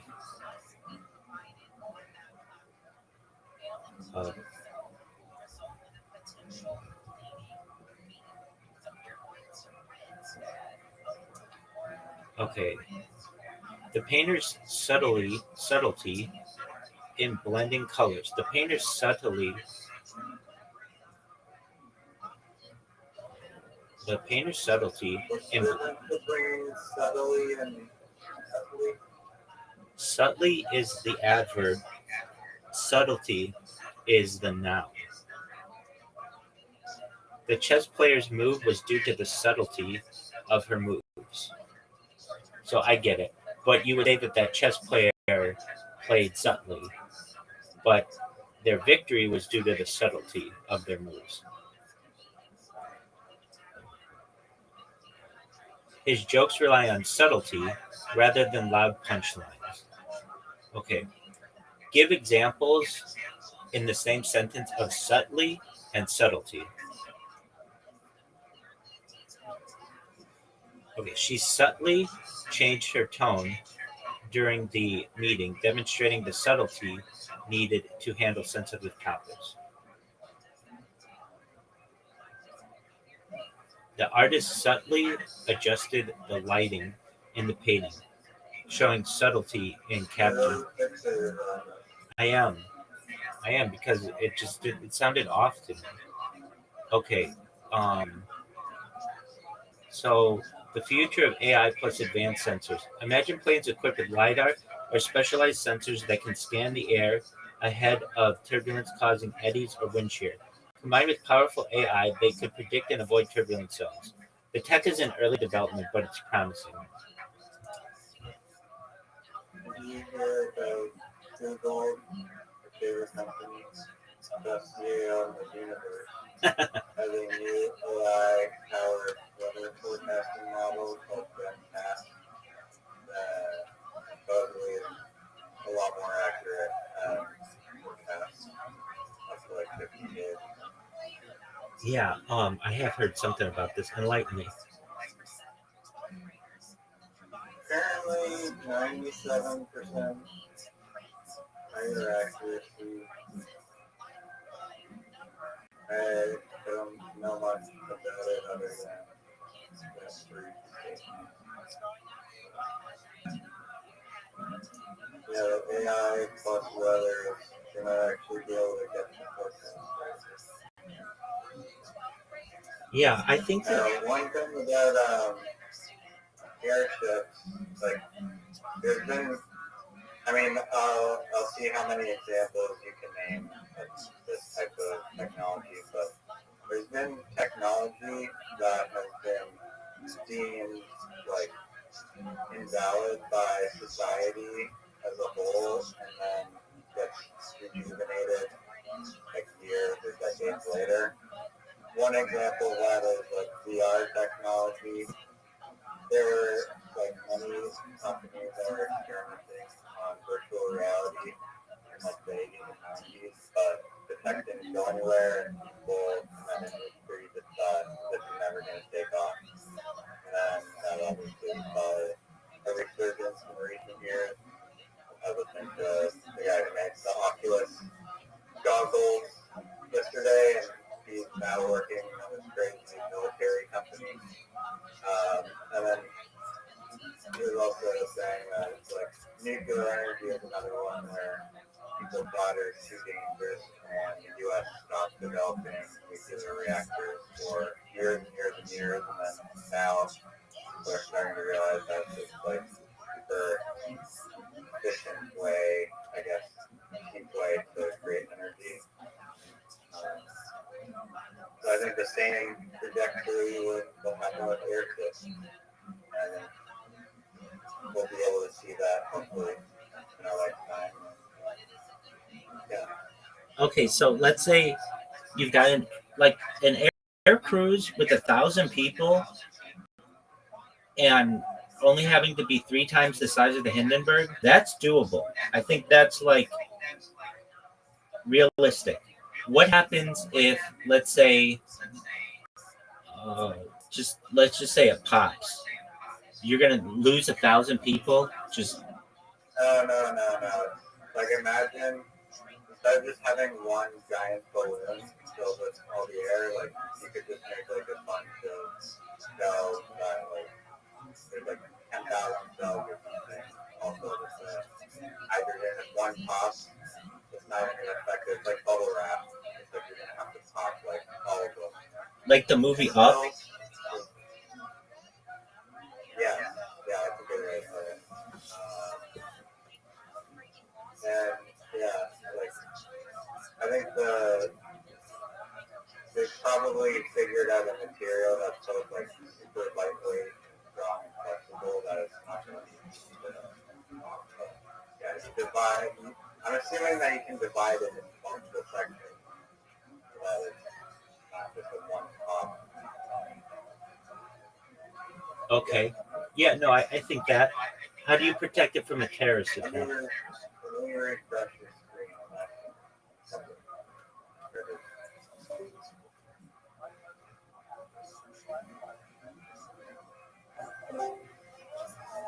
Yo, pimp. Alright, I'm back. How do you protect it from a terrorist attack?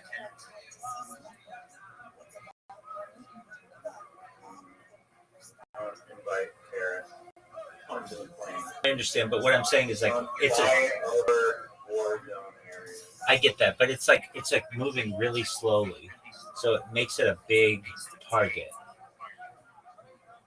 I mean, are you flying over dangerous areas? No, let's say we're gonna fly this thing from. If someone in the U.S. like, why hasn't someone in the U.S. done an AK and shot down one of those planes? Is that what you mean? You guys can target practice it or like pop with a laser pointer? Yeah, let's see if that's ever happened. I don't think you can pop it with a laser pointer. Well, you could, but you need a really powerful one. I think you could. Might be a threat, but I feel like the threat is. Has anyone shot a gun at the Goodyear blimp that might cause damage, or any blimp ever? I guess probably during like World War I or something. There's no widely known or documented case of someone shooting a Goodyear blimp specifically and causing damage. The Goodyear blimp is a highly visible and well-monitored aircraft, so any hostile action like that would likely make headlines. As I bet somebody has. I bet somebody tried it. Somebody's just been like drunk and shot at it. As for blimps in general, they're large, slow-moving, and filled with lighter-than-air gases. Historically, hydrogen, now mostly helium, so theoretically a bullet could cause damage if it hit a critical part like the envelope or gas cells. However, shooting any aircraft, including blimps, is extremely dangerous and illegal. No shit. Historically, there have been very few incidents of blimps being deliberately targeted or damaged by gunfire. During wartime, some military observation balloons and blimps were shot at or attacked, but these were usually specialized military targets, not commercial advertising blimps. If you want, I can dig deeper into any specific incidents.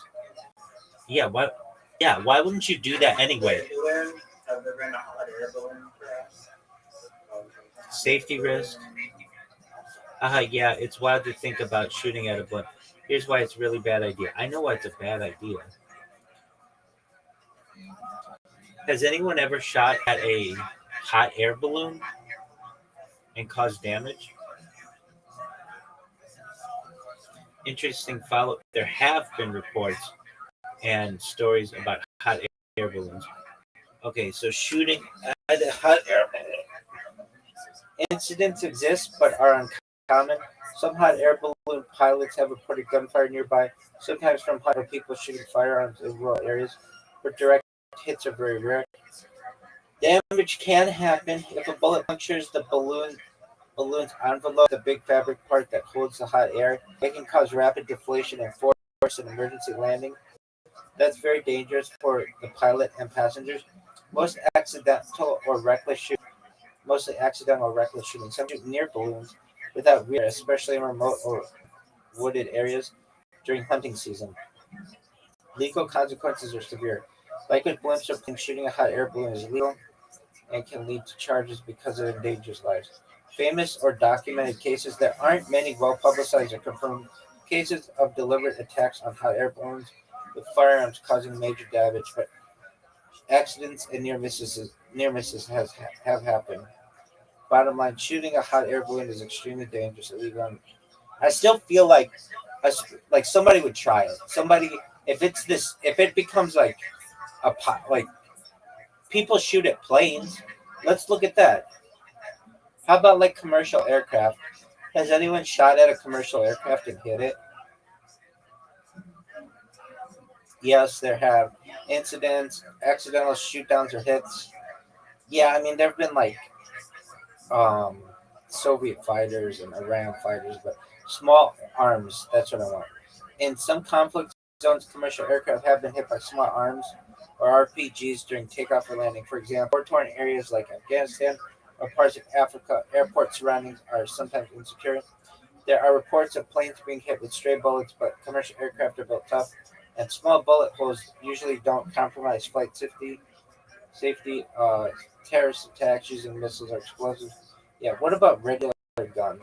Shooting a commercial aircraft with a typical firearm from the ground while it's flying is extremely unlikely to cause serious damage because of altitude, speed, and aircraft construction. But during takeoff or landing, it's low and slow. It's more vulnerable. Yeah, I'm surprised that it's not like more common. But I mean, maybe it I isn't. mean, it happens a lot in movies. Right, exactly. I feel like it's more in like war areas, people want to recreate, good. But what is like blows my mind is like the famous story of the Captain Sully that landed the plane in the New York River. Hudson. Like it's called. Yeah. And like that plane went down because like a shitload of geese just got sucked into the engine and then the plane went down. But like, if that can happen, like that, I can't believe that doesn't happen like every day. Right. Like way more often, like only like one time in history, geese have flown like with that flock of geese. Right. I'm actually very suspicious of that story because I'm with you. If that happens, why don't we hear about that more often? Like we there I've seen I've seen planes that have lost their nose cones and stuff. It could have been robotic geese or something. Yeah, what are some alternative theories on what happened with Sully Sullenberger's plane landing in the Hudson? Like, I know they say it's geese, but are there any other theories for what it could have been? Um, I They made that guy into such a hero. They made movies about him with Tom Hanks. I'm almost like I think that was a setup. But the initial story, U.S. Airways was hitting a flock of geese. Like I'm with you. If that happened one time, we should be hearing about it all the time. So they think it could have been mechanical failure. Suggest the engines might have failed due to internal mechanical issues unrelated to the bird strike, maybe a design flaw, pilot error or sabotage.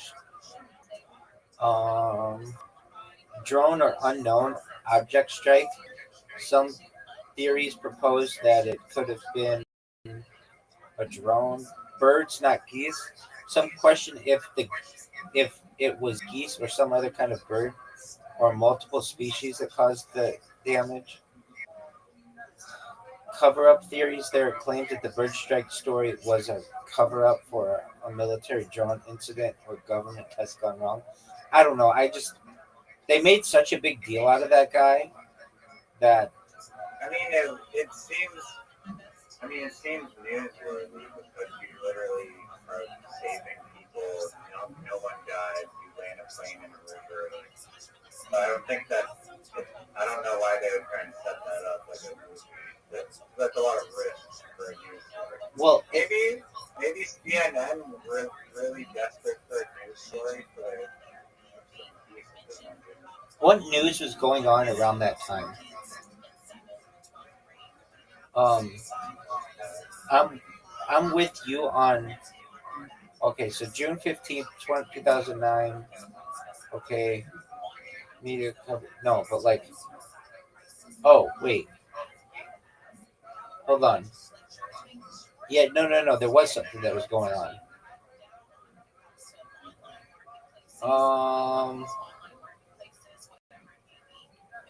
What else was going around during that time? My thought was it was in the middle of a financial crisis.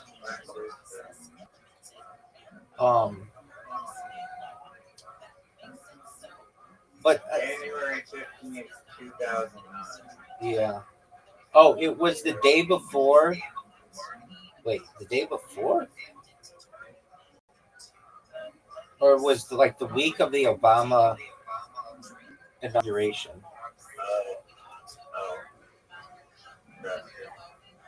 Yeah, I don't. I don't know if there was any. Getting into office. He did some shady stuff in like Afghanistan. Nothing to do with it.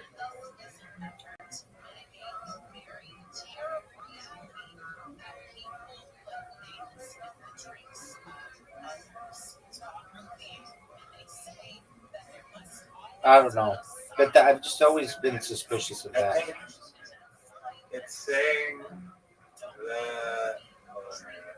I've seen planes that have hit a bunch of flock of seagulls or whatever birds, and they like destroy the nose cone, and it causes. What's a good idea? You know, it's a great invention.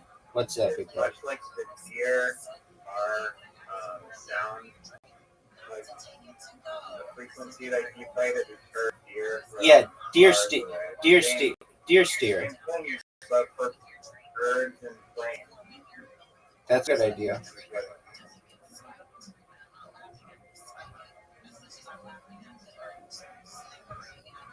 Yo, dog, is it possible to make some kind of like echo device that makes birds not go in front of planes?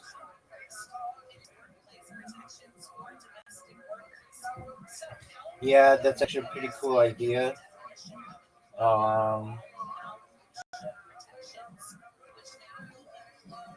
Play distress calls or predator sounds of birds, visual deterrence, radar and tracking. The plane's moving super fast. We're gonna have to listen to hawk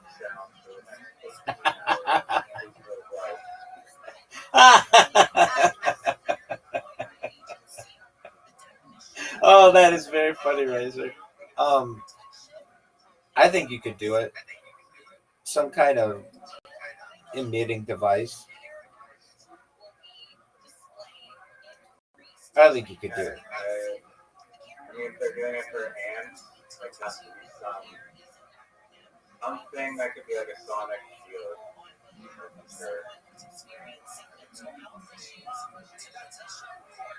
So people keep posting about me on Blue Sky. I have this I don't know, people put gifs and stuff. Somebody just wrote, You know what gets people interested though? Isn't the I stream my life 24/7, whatever. I talk about Santa Claus machines, and people are really interested in Santa Do you Claus. actually post on your Blue Sky account? Oh no, no, no. Well, How do they hear about that? well, I shouldn't say that. Okay, so I have a main Blue Sky account. It's at Rabbi Rothschild at Blue Sky. I don't post on that one because I don't want it to get banned. But it did get banned, and I had to driver's license to get it unbanned. Um, but what I do is it's actually very smart. There's a website called I don't even know what it is. Just one moment, I'll find out that I use. Um, it's called IMGBB, which is an image hosting site, and I have this long. I call it a manifesto just to get people's attention, but it's like a long thing, a wall of text basically, and it talks about in this wall of text. Well, I post. Attention, please read the attached World Peace Manifesto. The biggest pimp of all time has been live streaming 24/7, 365 for 3+ years. Please join the Discord to discuss Santa Claus machines, invisibility cloaks, MILFs, and more. Data equals #1 resource. Please share to be a trillionaire. And then I got this link that is that goes to an image, and then within the image it's a really long thing of text, but it talks about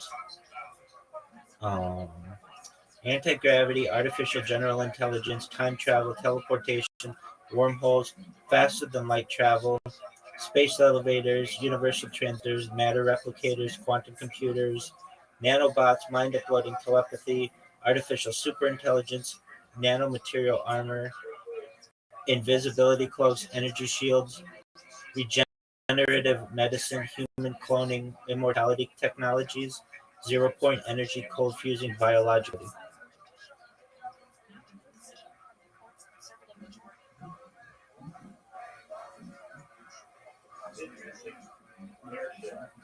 No, it's something that we'll have to add. I do in my blog. Well, I in there talk. I put the link to my blog, and in my blog I have stuff on airships. Let me see what I have. It's been like years since I posted about it, but let me find it. Okay, so it's Rabbi Rothschild.blogspot.com, and I know I've talked about airships. This website is so big. Okay, find on the page airship. AIRSHIP.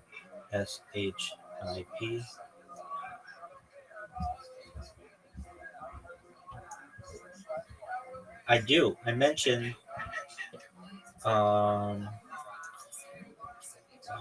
that gets into aliens and stuff. Just a moment.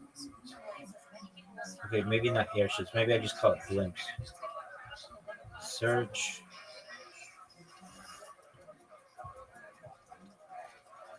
Blimp. Nope. Oh yeah, I do.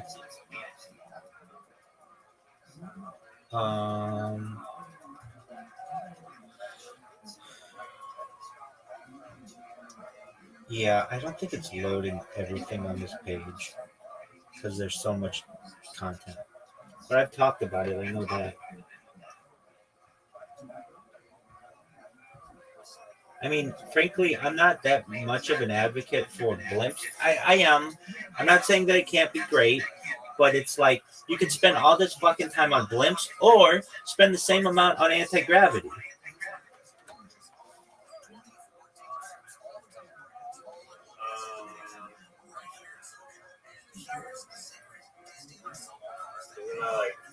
Way far away.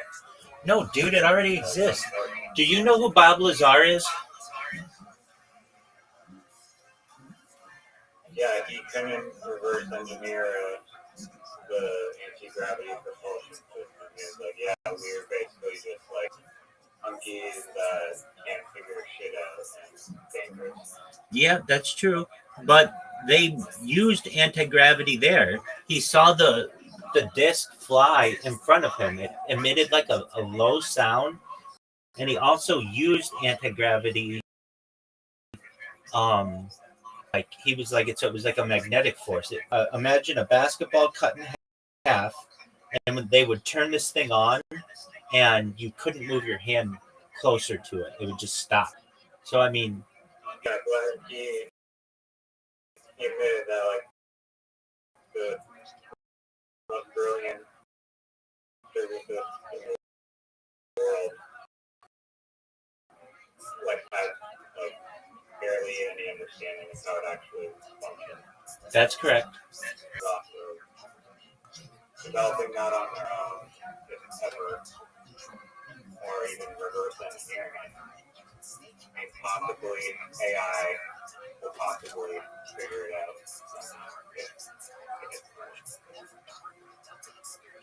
No. I think it's already been done. It's look up Lockheed Martin TR3B.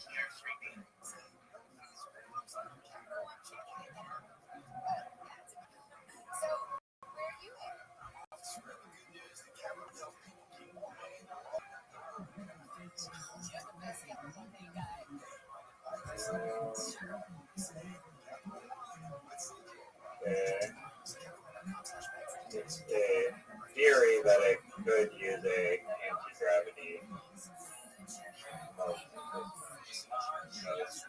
Is there any credible? I mean, they wouldn't release that information. Yeah, but people have shown it on camera. Like there's video of a TR3B flying. I'm gonna watch one right now. The one that I'm thinking uses like night vision, but these things has like a big light in the middle, and then like a light on each corner. So it looks like it has 4 lights, one on each corner of a triangle, and then one in the middle. It's called like the flying Dorito as well.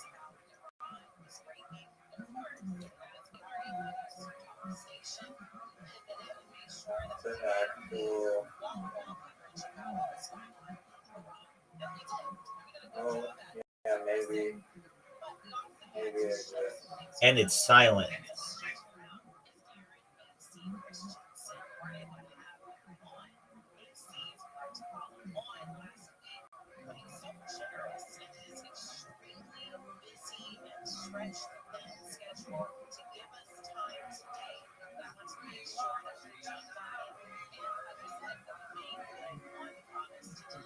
Do you know,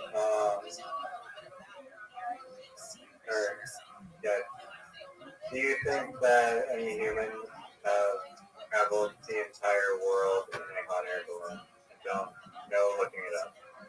Yeah, there's a guy who did it, I believe. Wait, well, there's the What year do you think it was?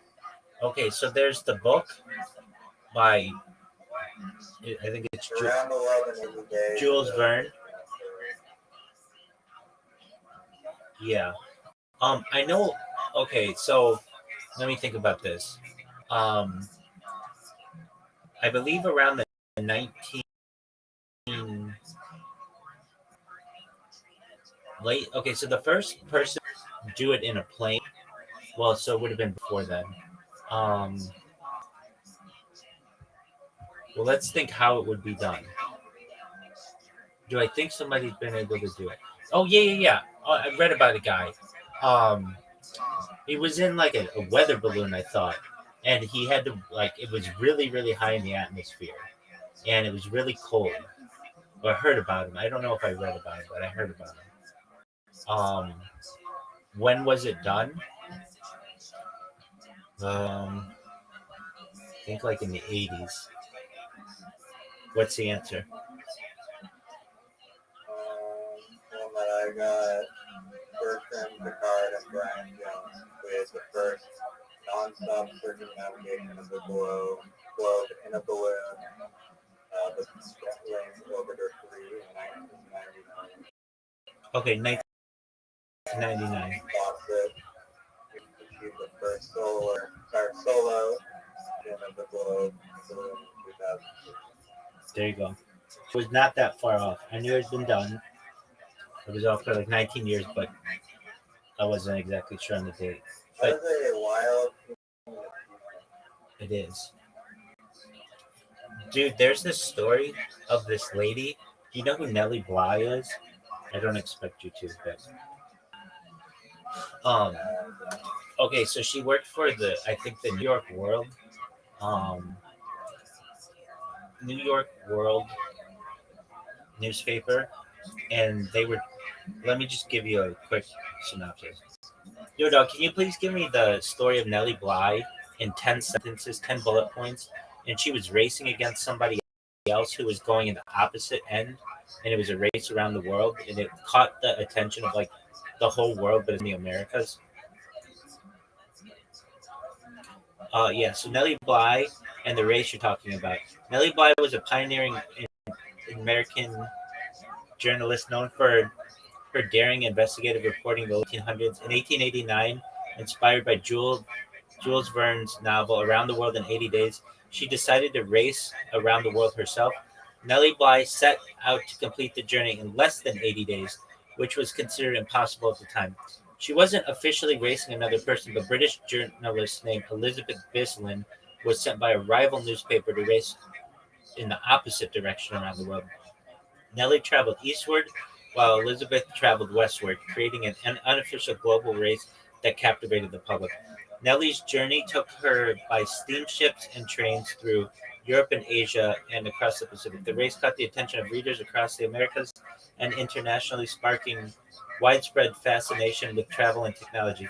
Nellie Bly completed her trip in 72 days, 6 hours, and 11 minutes, beating both Elizabeth Bislin and the fictional 80-day mark. Her success made headlines and established her as a trailblazer for women in journalism and adventure. Nellie Bly's journey inspired many and showed how determination could break boundaries for women at that time. I just think that's a cool story that like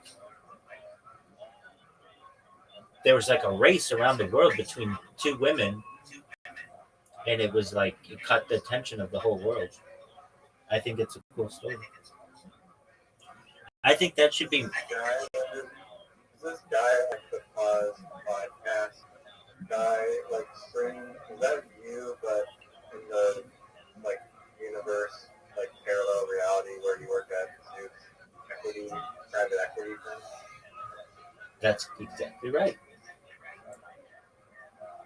Why does he look so? I mean, there are a lot of people who attempt. If you work at a private equity firm. There are a lot of people who attempt to have this amount of sexiness. Yeah. So they did know that they were racing, or they did not? So I think when Nellie Bly started, she did not know, but then somebody told her that, hey, you're in a race. Oh, let me see. Did Nellie Bly know that the Elizabeth lady was racing against her at the beginning, or did she only find out subsequently? Great question. Nellie Bly did not know about the Elizabeth Bislin racing against her at the start. Here's what happened. Nellie Bly's trip was planned and publicized by her newspaper, the New York World, but the rival paper, the Cosmopolitan, secretly sent Elizabeth Bislin on a competing journey at almost the same time. Both women set off independently without knowing the other was on a similar mission, going in the opposite direction. The race only became known to the public and the participants after both journeys were underway. It was the media and readers who framed their trips as a head-to-head competition, which added excitement to the story. So Nellie was focused on. He was just trying to get around the world with like planes and hitchhiking and boats. Yes. Isn't that a cool story? And on top of that, it was before the first transatlantic solo flight across the Atlantic. So she had to take steamship. Lindbergh.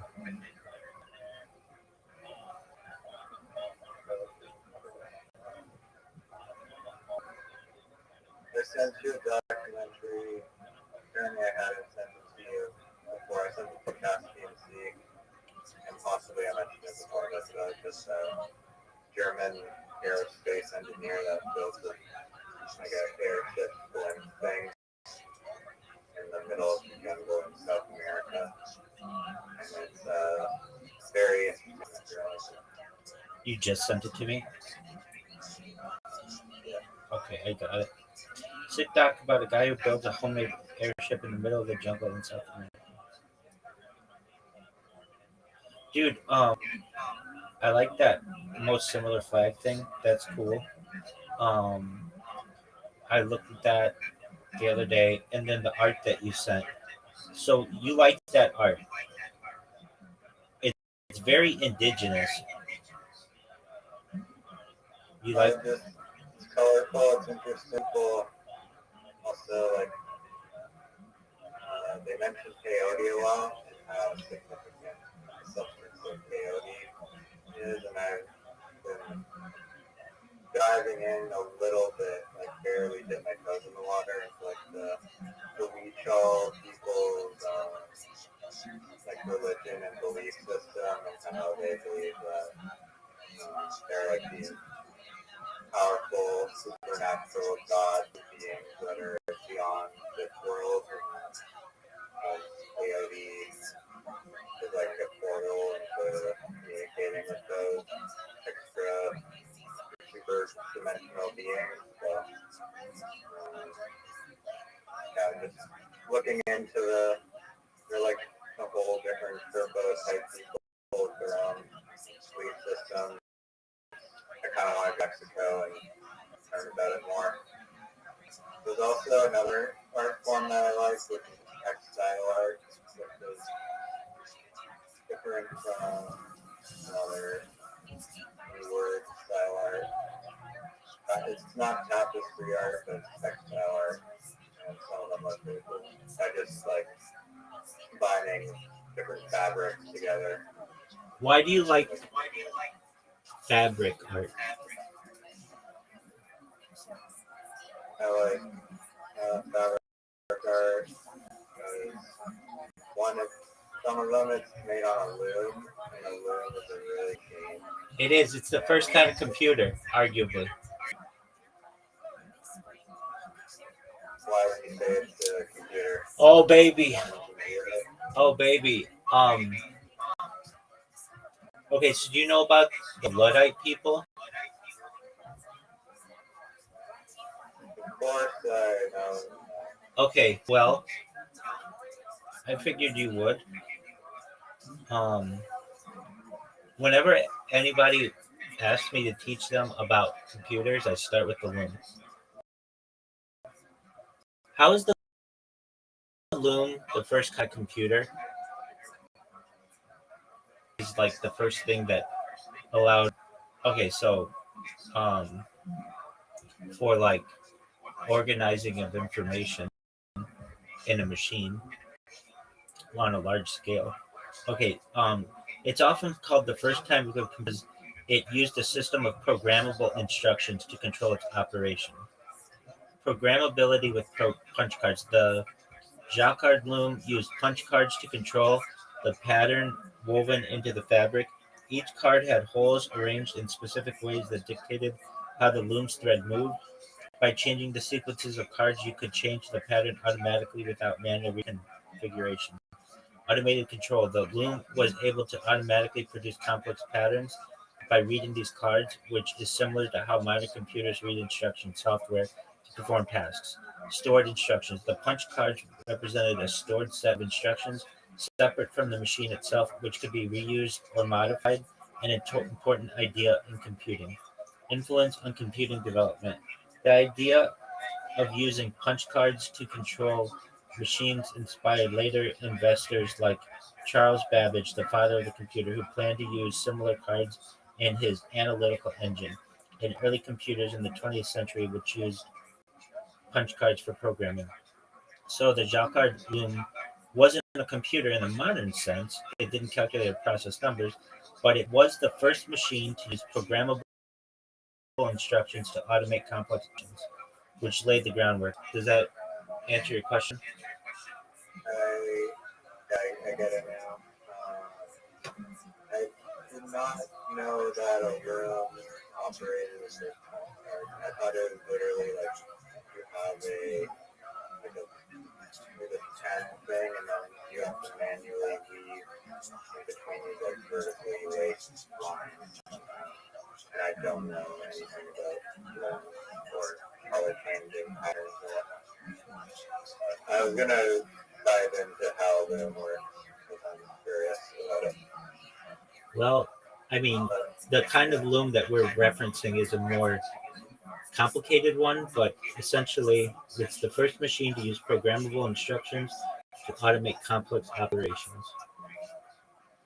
So the traditional loom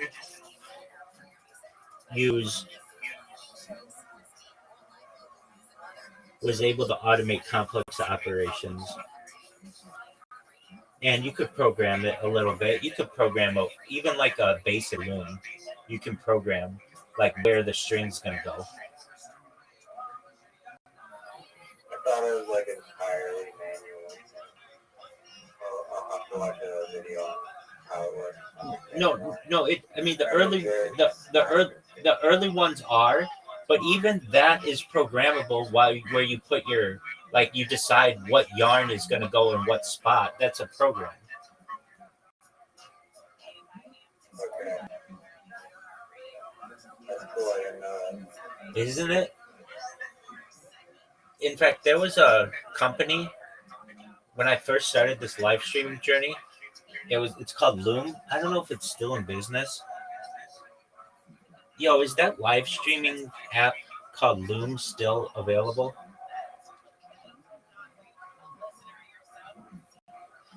I used to stream on something LOOM. Yes, the live stream Loom you're referring to is still available and actively maintained. Loom is a video communication available. It's available on multiple platforms. Yeah, loom.com. Apparently there was the number like tons of birds apparently do fly in the planes like all the time, but they're designed so that if one engine goes out, they can still land somehow. And so it rarely results in like a crash landing where somehow like all those bees got sucked into both engines, I think, and not just the crash landing, but it's still weird that like only one instance of that piece both engines case.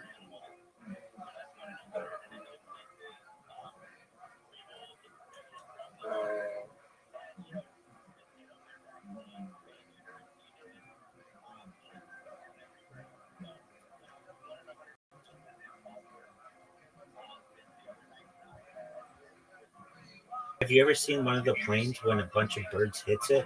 It looks like somebody took a machine gun to it, and it like dents the nose cone and stuff.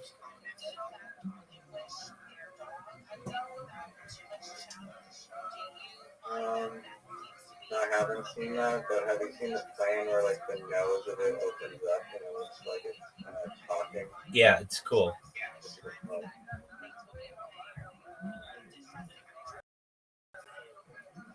Have you heard that story of that pilot who was sucked out of the window and the people had to hold on to him and land the plane simultaneously, and it like fucked him up badly, but he survived? What do you mean, like regular people the co-pilot and stuff? On, like, the wing? Yo, dog, what's a quick 10 bullet point summary of that pilot who was flying a plane and something like the windscreen flew off and he got sucked out, and the flight attendant and co-pilot had to hold on to him at like 30,000 feet and land the plane, and he survived, but he was really badly injured. Okay, a commercial flight was cruising at around 30,000 feet. Suddenly, the cockpit windscreen unexpectedly. The pilot was partially sucked out of the cockpit due to sudden depressurization. Before strong that only his upper body was outside the plane. The co-pilot and flight attendant grabbed onto him to keep him from falling out. Despite being exposed to extreme cold and wind at high altitude, he held on and survived. The pilot was severely injured from the ordeal but stayed conscious. The co-pilot took control and managed to land the plane safely. Emergency crews were waiting when the plane landed. The pilot was hospitalized but lived to tell the incredible story. What's his name? His name was, I'll find out that. His name is Tim Lancaster. It was a June 10th, 1990 British Airways flight from Birmingham to Malaga. The cockpit windscreen blew out at approximately 17,000 feet. The sudden depression caused Captain Lancaster to be partially sucked out of the cockpit. Flight attendant Nigel Ogden and first officer Alistair Aitchison acted swiftly to prevent him from being fully ejected. Ogden grabbed onto Lancaster's legs while Aitchison took control of the aircraft, landing safely at Southampton Airport. Lancaster sustained serious injuries, including frostbite, fractures, and bruising, but remarkably survived the ordeal. He returned to flying just 5 months after and continued his aviation career until his retirement in 2008. Landon is often cited as one of the most dramatic in aviation history, showcasing the extraordinary bravery and teamwork of the flight crew. What was your question?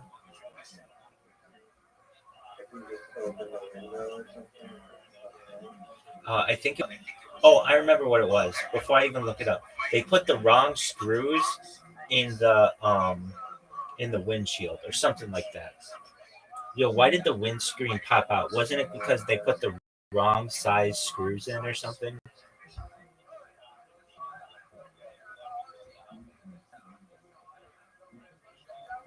Yo, you got it right. The windscreen popped out because of improper maintenance involving the wrong screws. Here's the lowdown. When British Airways Flight 5390 was being serviced, the cockpit windscreen was removed and then refitted. The maintenance crew used the wrong size screws, similar ones instead of the proper longer screws, to secure the windscreen. These incorrect screws couldn't handle the pressure and stress during flight. At cruising altitude, the huge pressure difference between the inside and outside of the cockpit caused the windscreen to blow out violently. This led to the sudden decompression of the pilot being sucked out. So basically, a simple but critical maintenance with screws caused a near disaster. Maintenance protocols got it was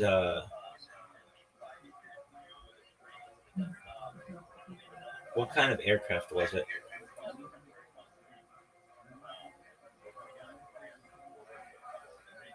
It was a BAC 111. So I believe that's British Aerospace Corporation. Surrounding the Boeing aircraft door stuff, or do you just think it was war and the latter? I mean, you don't hear much about it anymore. I think they change in the future. Companies, I've said this before. Remember, I said like Amazon will go to be Prime. Boeing will just be Boeing, just Boeing, one syllable. Boeing, like Boeing, Boeing, Boeing, Boeing, Boeing. But that's how some people say it anyway. And I have a friend of mine. He's from South Africa. He works at Boeing, and he says it really quickly, like Boeing, Boeing, Boeing. And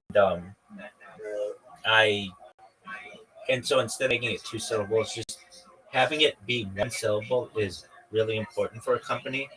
It's just about simplicity. But that one, it's for the sake of comedy. well, it's related. I mean, simplicity just is attractive to people in comedy and in commerce. Ooh, isn't that beautiful? Alliteration, comedy and commerce. Um, but I think that I'm actually surprised that there is not more, or there are not more airline issues. Like, I'm surprised there's not like a plane crash every.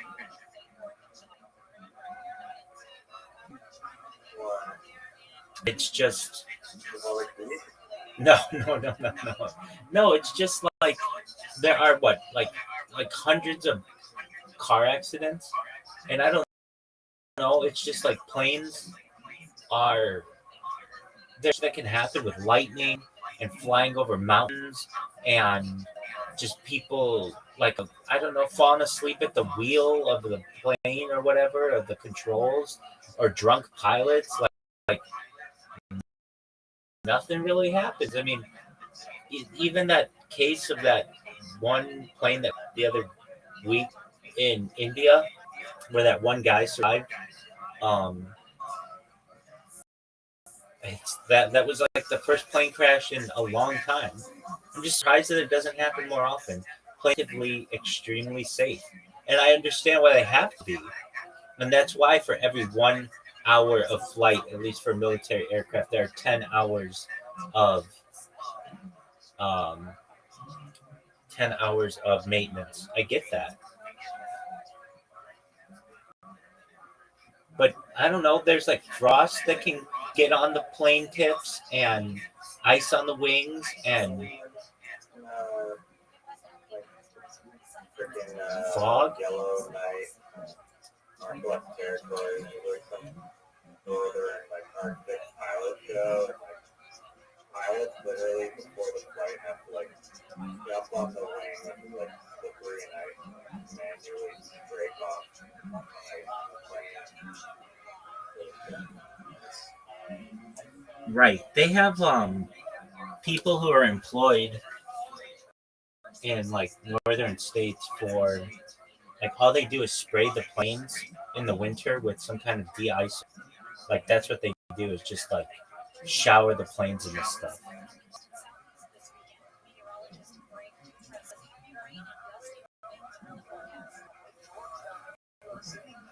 Which is freaky.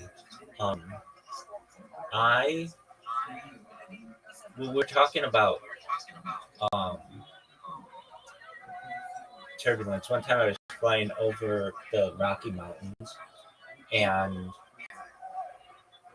I'd flown before, but it was usually always really calm, and we had really bad turbulence. It was so bad, I'm not kidding. I asked the guy next to me if I could hold his hand because I thought I was going to die. And he said yes. And I literally grabbed this man's hand for, like, I could see the blood. Like, my hand went, like, white because it was, like, white knuckle, basically, action. And he was calmer than I was, but I had never been. I've been in, like, maybe turbulence, but this was like the plane was dropping like 20 feet in air and people were screaming, and I thought, no fucking way, I'm gonna crash like over the Rocky Mountains. This is how it ends. It was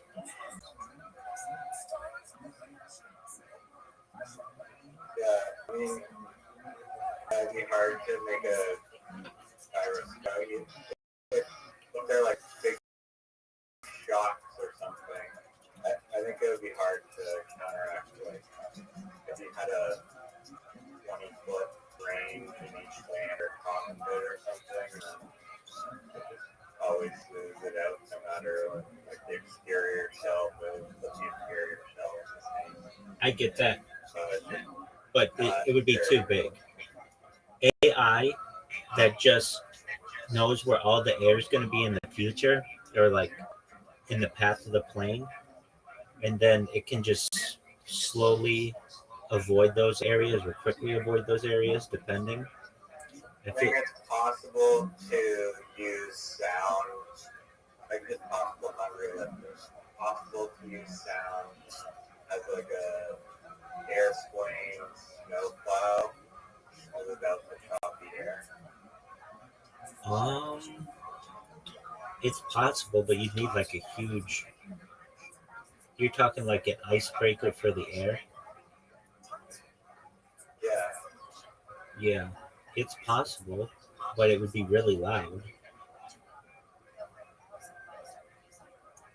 Right. Well, I mean, trade-off. Do you want a smooth flight or a loud flight? I mean, if it's really, I think it might be so loud that it like would deafen the people.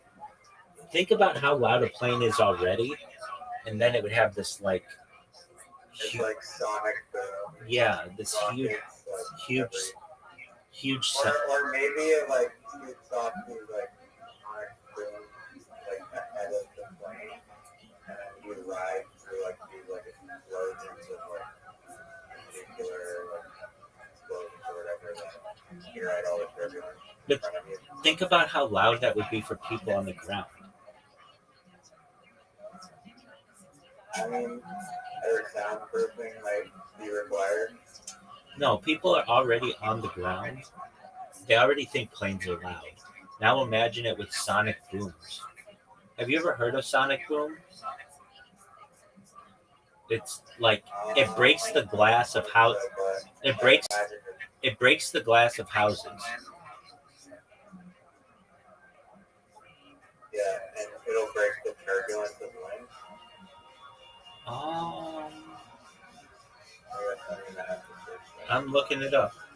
Yo, dog, would a really loud horn, like as loud as a sonic boom, on the front of a plane, be able to stop or diminish turbulence?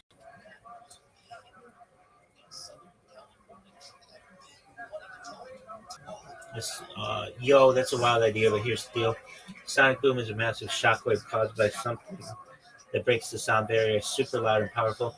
The idea of putting a horn on that loud on a plane to stop or reduce turbulence sounds is cool, but turbulence is caused by chaotic air movements, things like air pockets from jet streams. A horn, no matter how loud, would just send out sound waves, pressure waves, but these waves don't have enough energy with the right kind of force to smooth out or push away the turbulence away from the plane. Oh, that's interesting. Also, producing a horn as loud as a sonic boom constantly would be crazy, noisy, and damaging to the plane's structure, passengers, and environment, and probably illegal. Planes already deal with turbulence by design flexible wings, autopilot adjustments, and pilot skill, rather than trying to blast the air around them. Plus, sound waves dissipate quickly and don't create stable airflow changes over large distances like you need. The best way to handle turbulence remain route planning, weather forecasting, and aircraft design, not loud horns. I like it though. Yeah, it's just the sound waves are still not strong enough. You can control the atmosphere potentially. I don't know. Blimps. What about blimps that like go around and like smooth out the air? I think a blimp would be less affected by turbulence. That's a good question. Yo, dog, are blimps less affected by turbulence than planes? Yeah. Yo, great question. Here's a scoop on blimps versus planes and turbulence. Blimps, airships are generally less affected by turbulence than airplanes. They fly slower and lower than most planes, often cruising in calmer air layers. Because blimps are huge, light aircraft filled with gas like helium, they're more buoyant and don't rely on fast speeds to stay aloft. Their big size and low speed let them ride out bumps and gust more gently, like a boat on calm weather versus speedboat hitting waves. However, Blimps are still affected by strong winds and severe weather. They can get pushed on or buffeted if conditions are rough. Planes, especially jets, cruise fast and high where jet streams and clear air turbulence are common, so they encounter sharper, more sudden turbulence. Also, planes have rigid wings and fast speeds, which can make turbulence feel more intense for passengers.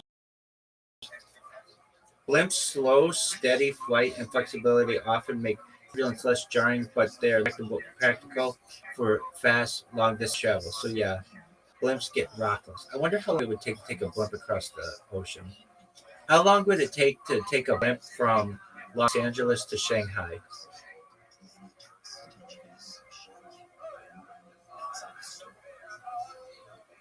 Um, Typical cruising speeds of a blimp is 35 to 50 miles an hour. At 45, flying nonstop, it'd be 138 hours. Holy fuck. That's almost a week. That's slow as fuck.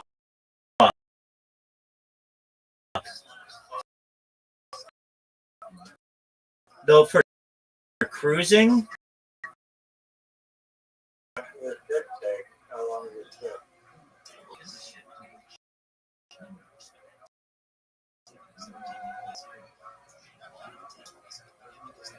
um, 273 hours, about 10 to 14 days. And yeah, it's definitely good. You know, it's more luxury experience. I don't think possibly if it's going around the world, with their airships to go around the world, it will be broken. What do we name this company for our airship company? Okay, now we're talking. Now we're talking. Boeing.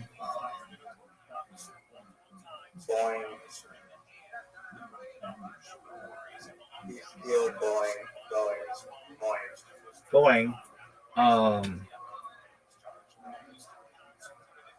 What rhymes with blimp?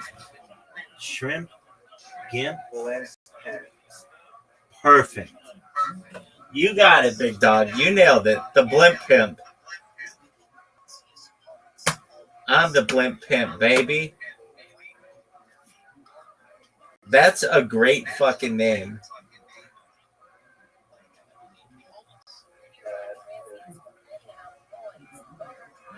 Very high quality. Got it.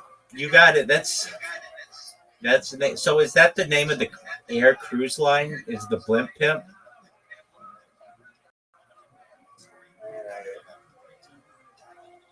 I mean, what else would be? Well, I didn't know if this was like a cargo ship.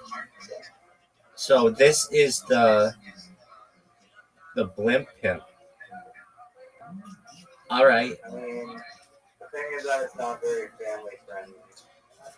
Dude, we'll make it family friendly. Dude, pimp? I remember. Maybe we need to do a little destigmatizing for the word pimp. Yeah, exactly. Pimp just means somebody who's cool. Not necessarily, though. I remember the first time I ever heard the word pimp, my friend said to me, you're a pimp. And I'm like, what does that mean? And like, it's somebody who gets a lot of girls. And I'd never heard that term before, and I kind of became obsessed with it still to this day. And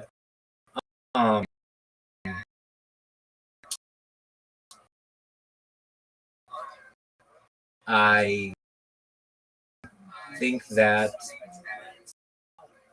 you could choose from somebody who gets a lot of girls to just a really charismatic individual.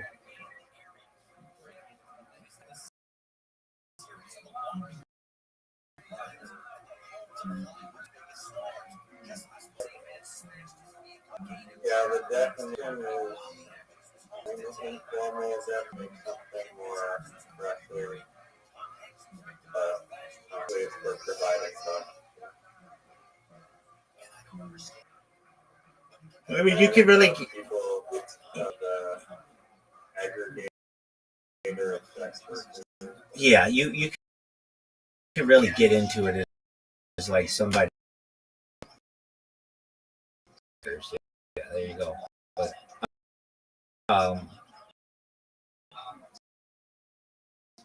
it could also just mean somebody who's cool. What's another one that I'm sure that like well, the word suck, like you, it just means like something that's bad now, but like originally it meant to like, you know, like sucks dick. Or let me look at you. We can do this as well. Yo, give me a list of words that were once really vulgar but have become mainstream.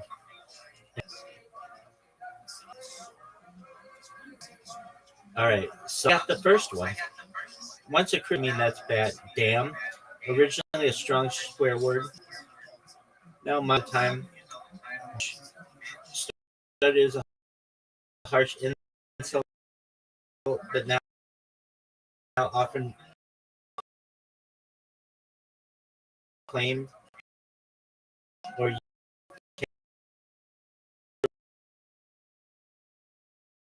among friends. Ass, crap, bloody.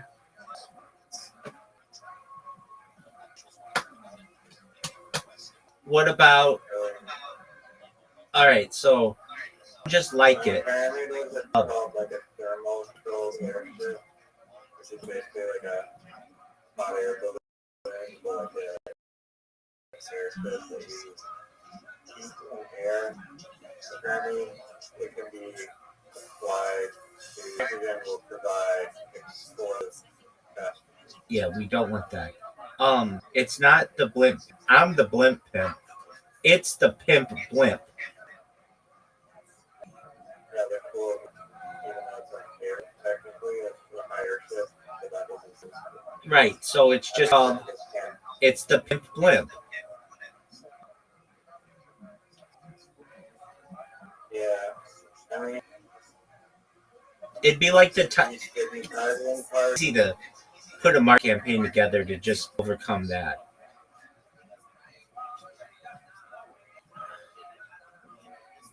And so, like, what would you say?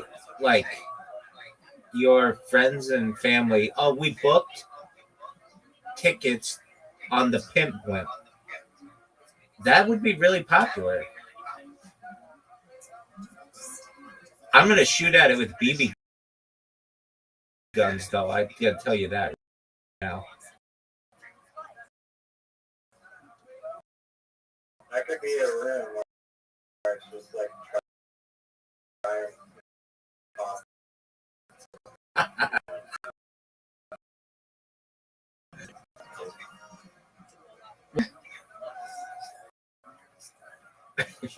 I meant I was going to try to do it from down. So you're saying as you're flying in the pimp blimp? Yeah, only as like a kid trying intentionally off the pimp blimp using a BB gun, but it's too strong for no one's better problem. Okay. I think that the pimp blimp should be, you know, what do they call that? Never flat tire material. It should be made out of that. Do you know what I mean? So puncture, it like self. Self-healing. Yes. Perfect. It's a self-healing blimp.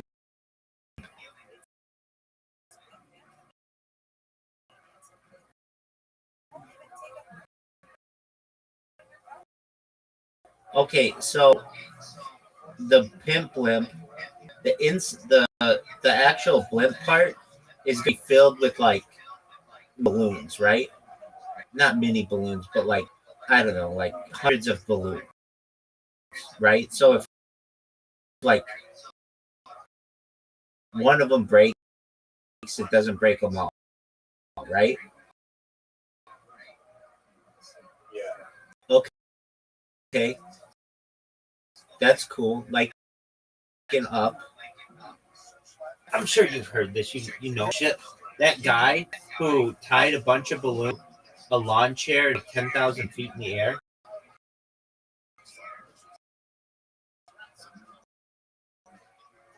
Yeah, Mythbusters did an episode,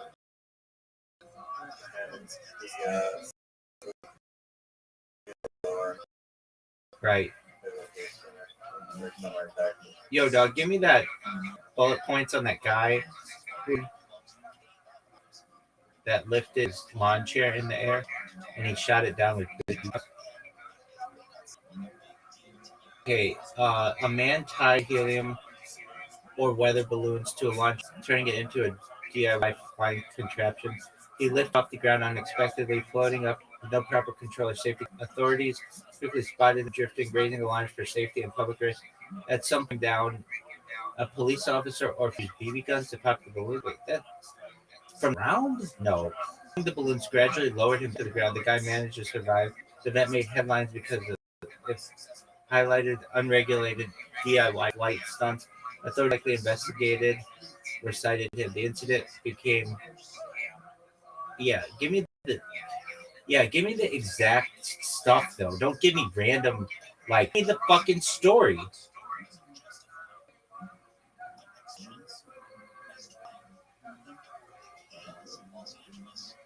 All right, here's a real Ray Walters, a truck driver, had a wild idea. 35 helium filled with sturdy lawn chair. On July 2nd, 1980, he took off from his backyard in San Pedro, California, wearing a parachute and carrying a pellet gun, not a BB gun.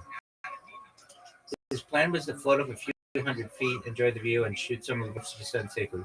He underestimated the lift. He up about 16,000 feet, way higher than he had planned. He was stuck there for hours, drifting into the controlled airspace of LAX, causing a serious flight risk. Air traffic controllers were freaking out because he was dangerously close to commercial jets. Larry fired his pellet gun at some balloons to descend slowly, but it was nerve-wracking. After a few hours, he finally landed safely in Long Beach. Was not cited by the FAA for violating air traffic rules, but the story made him famous worldwide as the lawn chair Larry guy. Larry's stunt inspired movies, documentaries, and even science about amateur airflight. That's correct. Why did you not tell me that story, but you made up stuff about a police officer shooting him from the ground?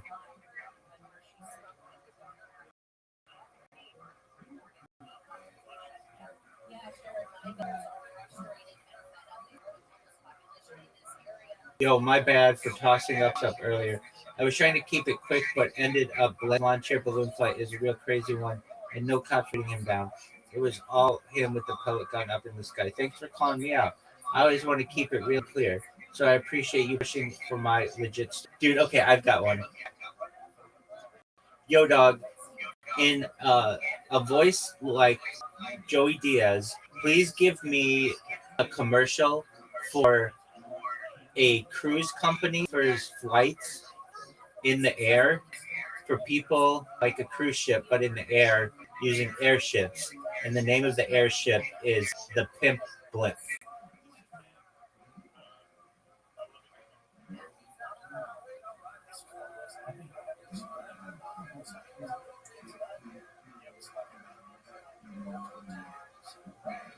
All right, cocksuckers, listen up. You're tired of the same old boring cruise on some damn ocean with seasick motherfuckers puking over the rails? Let me tell you something. The cruising is in the air, baby. Welcome to the Pimp Blimp, the flyest ship this side of the stratosphere. We ain't just floating, we gliding smooth as silk, cruising the skies like the kings and queens you are. You want luxury? We got luxury. Lounges, fine ass dining, and views so wild you'll think you're touching the clouds. This ain't your grandma's boat. We got DJs bumping, cocktails flowing, and vibes so fresh you'll want to stay up there forever. From LA to Miami, from New York to fucking Hawaii, we take you places in style and comfort. So if you want to be the boss of the skies and ride the pimp blimp, book your spot now because seats on this baby fill up fast. Blimp airship cruise, where the sky ain't the limit, the playground. Now get off your ass and come fly. That is so good.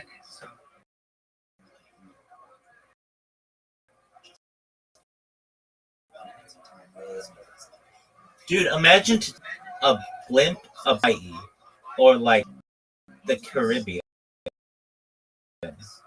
That beautiful. Or like Tahiti, Oceania, or over New York City. I think it would be like Something in the future we'll have. You ready for this one?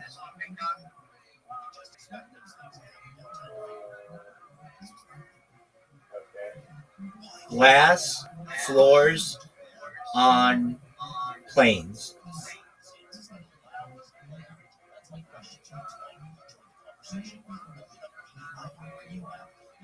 they already have those. I think in helicopters, there's helicopters with those. Okay, but not on planes. I've never known of a plane to have a glass floor. Maybe not in the commercial or Wouldn't that be baller? oh, very baller.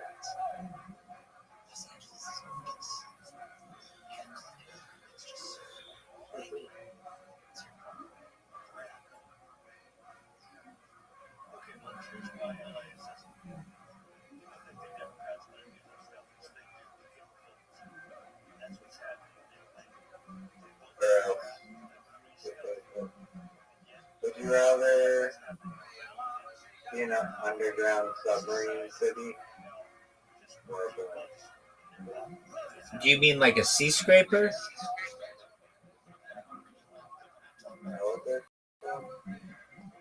Well, it depends. Like a sea scraper is like a skyscraper on the ocean.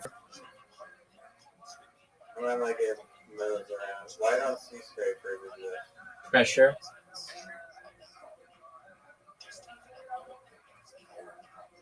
There's not that much pressure. It's like 100 like coastline water. Right, but then you've got waves and stuff. I mean, let's find out the real reasons. It's something that I promote though. I talk like when I do my spam, I talk about sea scrapers. Just not in the. I did it a couple of days ago. I had scrapers and floating cities. I was talking about. Yo, dog. Why don't sea scrapers exist like skyscrapers, but in the ocean? There's a restaurant somewhere in like in Navy or something that's like underwater. There's a hotel in Florida that is. I think it's in the Bahamas. I've seen it. It's like 100 feet underwater. Yeah, I think I've seen that too. And then there's a guy who lived like 100 days in it or something without talking to anybody.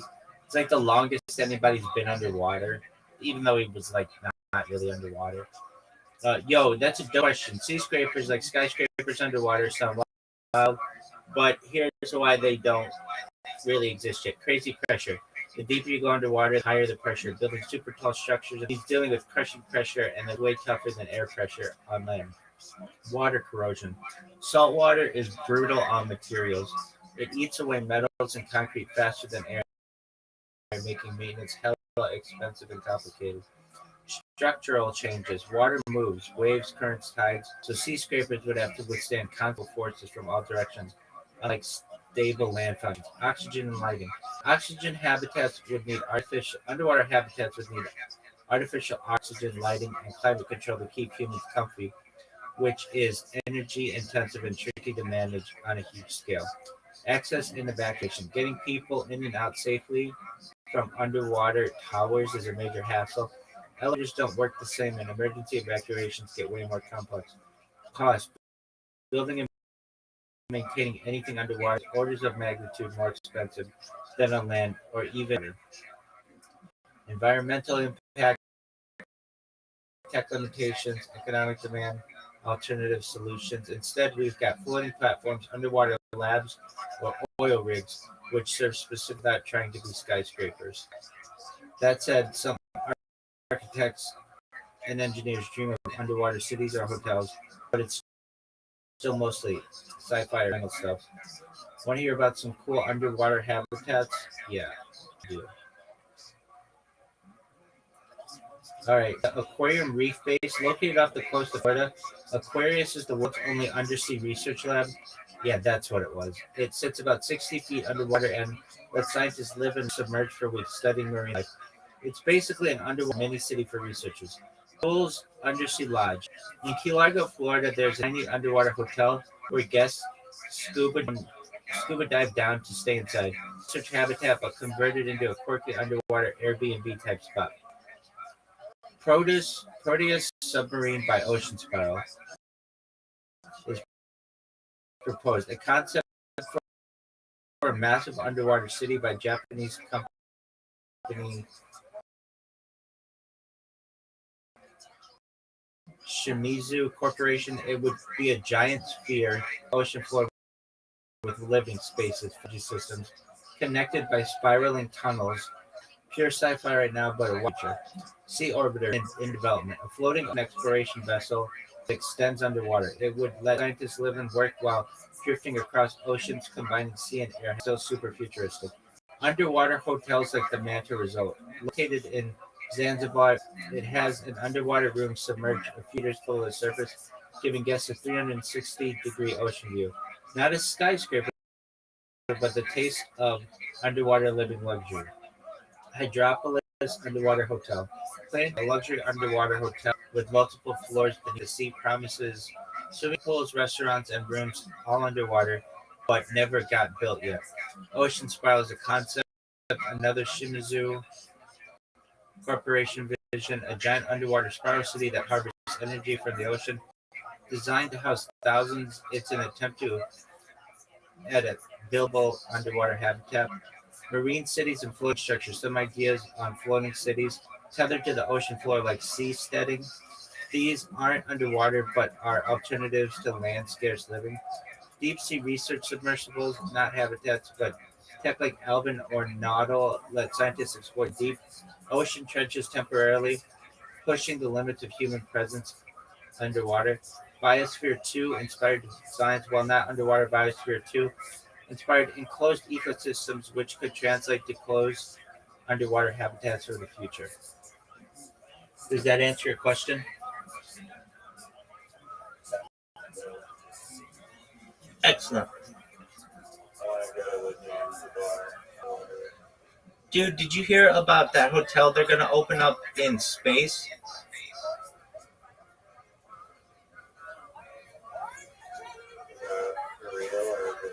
Yeah, it's real. They're going to start, like, in the next 10 years. They're going to, or it should be available within 10 years. Yo, dog, what's that? Give me like a 10 bullet point thing in Joey Diaz's voice about that hotel they're supposed to build in low Earth orbit.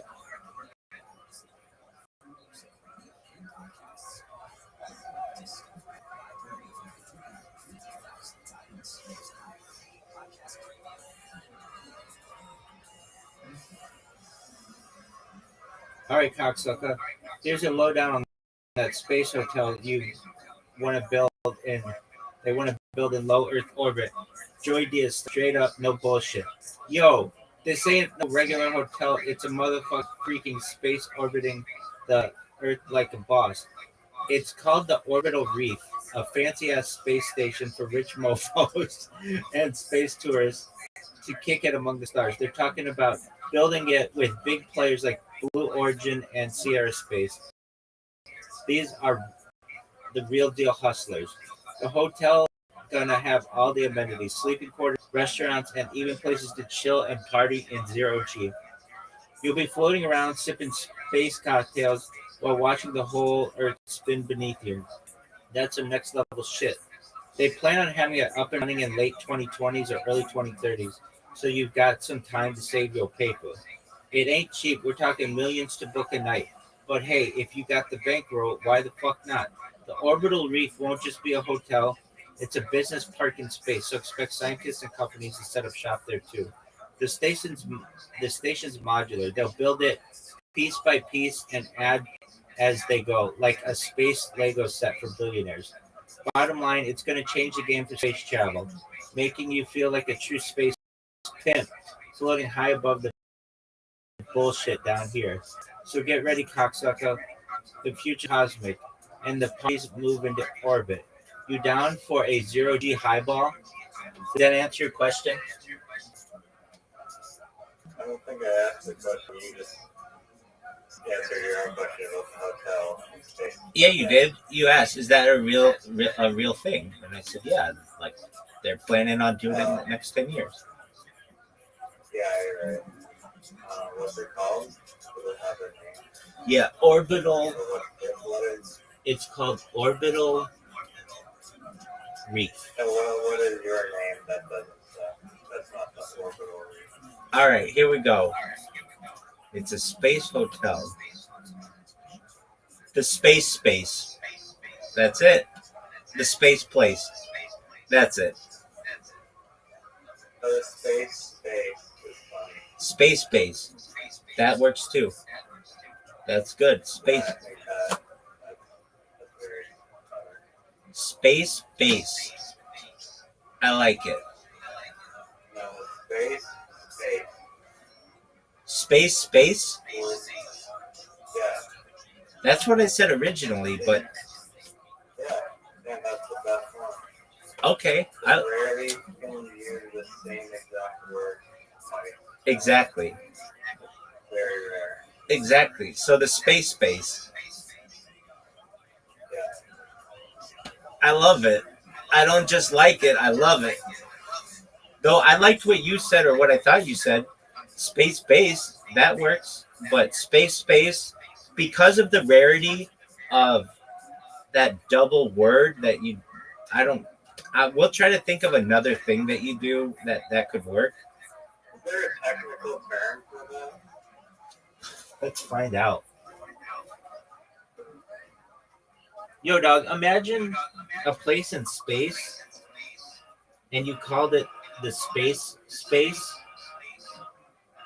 where two words are used to describe an object or place or thing. What do you call that in linguistics? The space. Reduplication. Look at you, reduplication. Or immediate reduplication of a word definitely.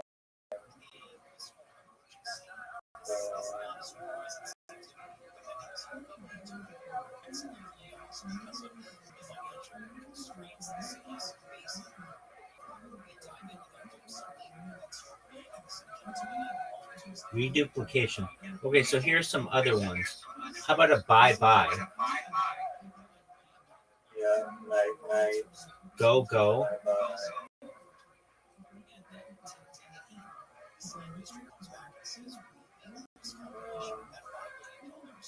What are 50 examples of reduplication? Just because of how good the names are, we have to come up with businesses for these. Well, it seems like most reduplication kind of like there's like really or big.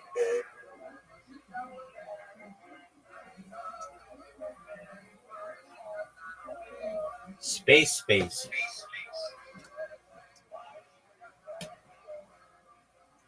That came to me so quickly.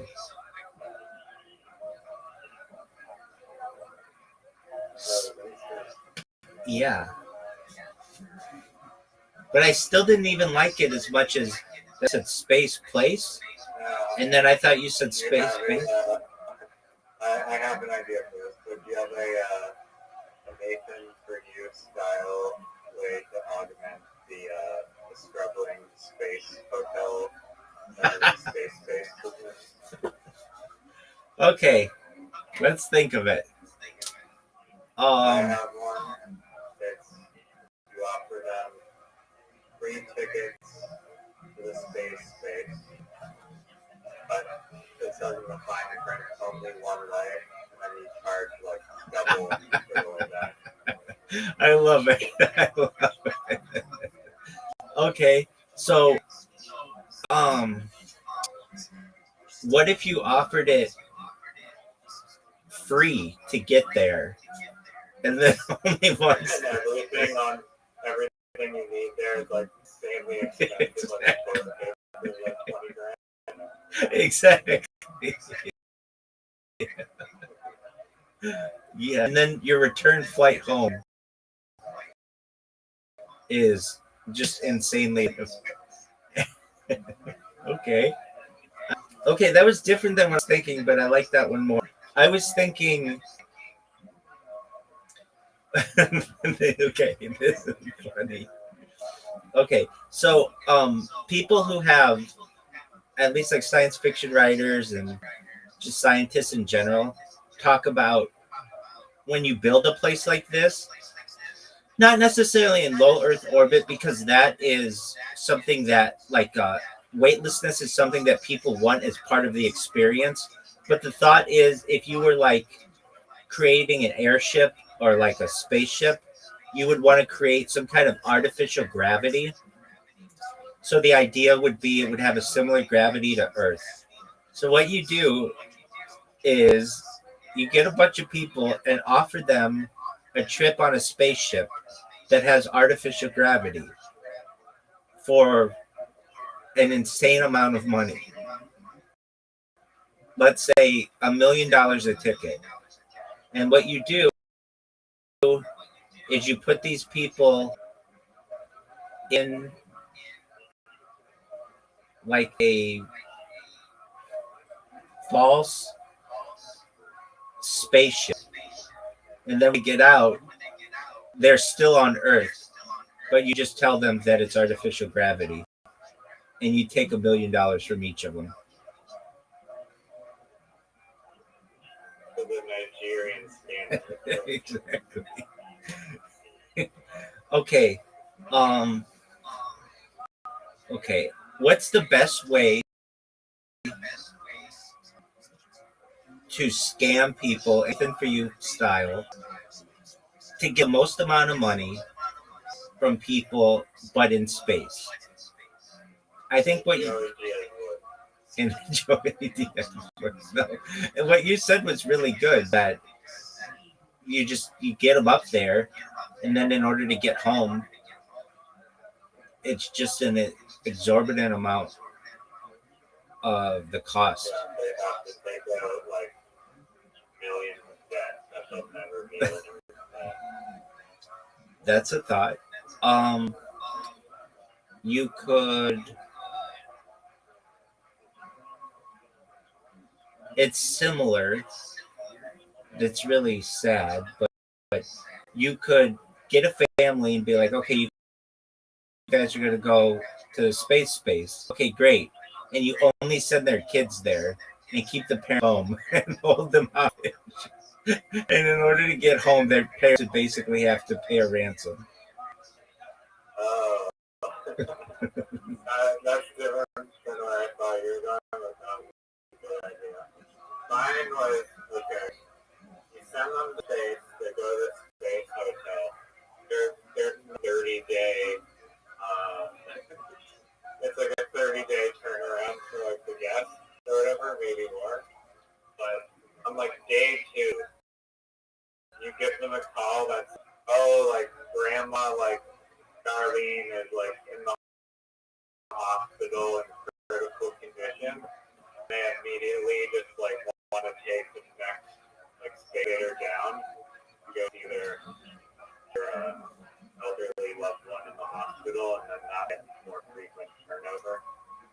That's a good idea.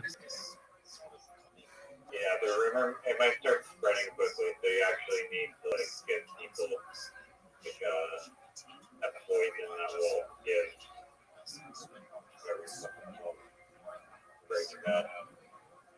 All right. What about you tell people that they're able to go to the space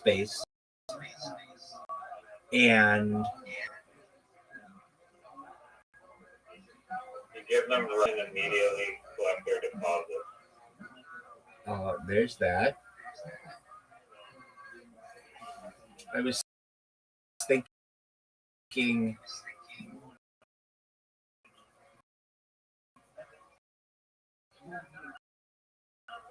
what was it? I want to ride. I don't know if it was at Disneyland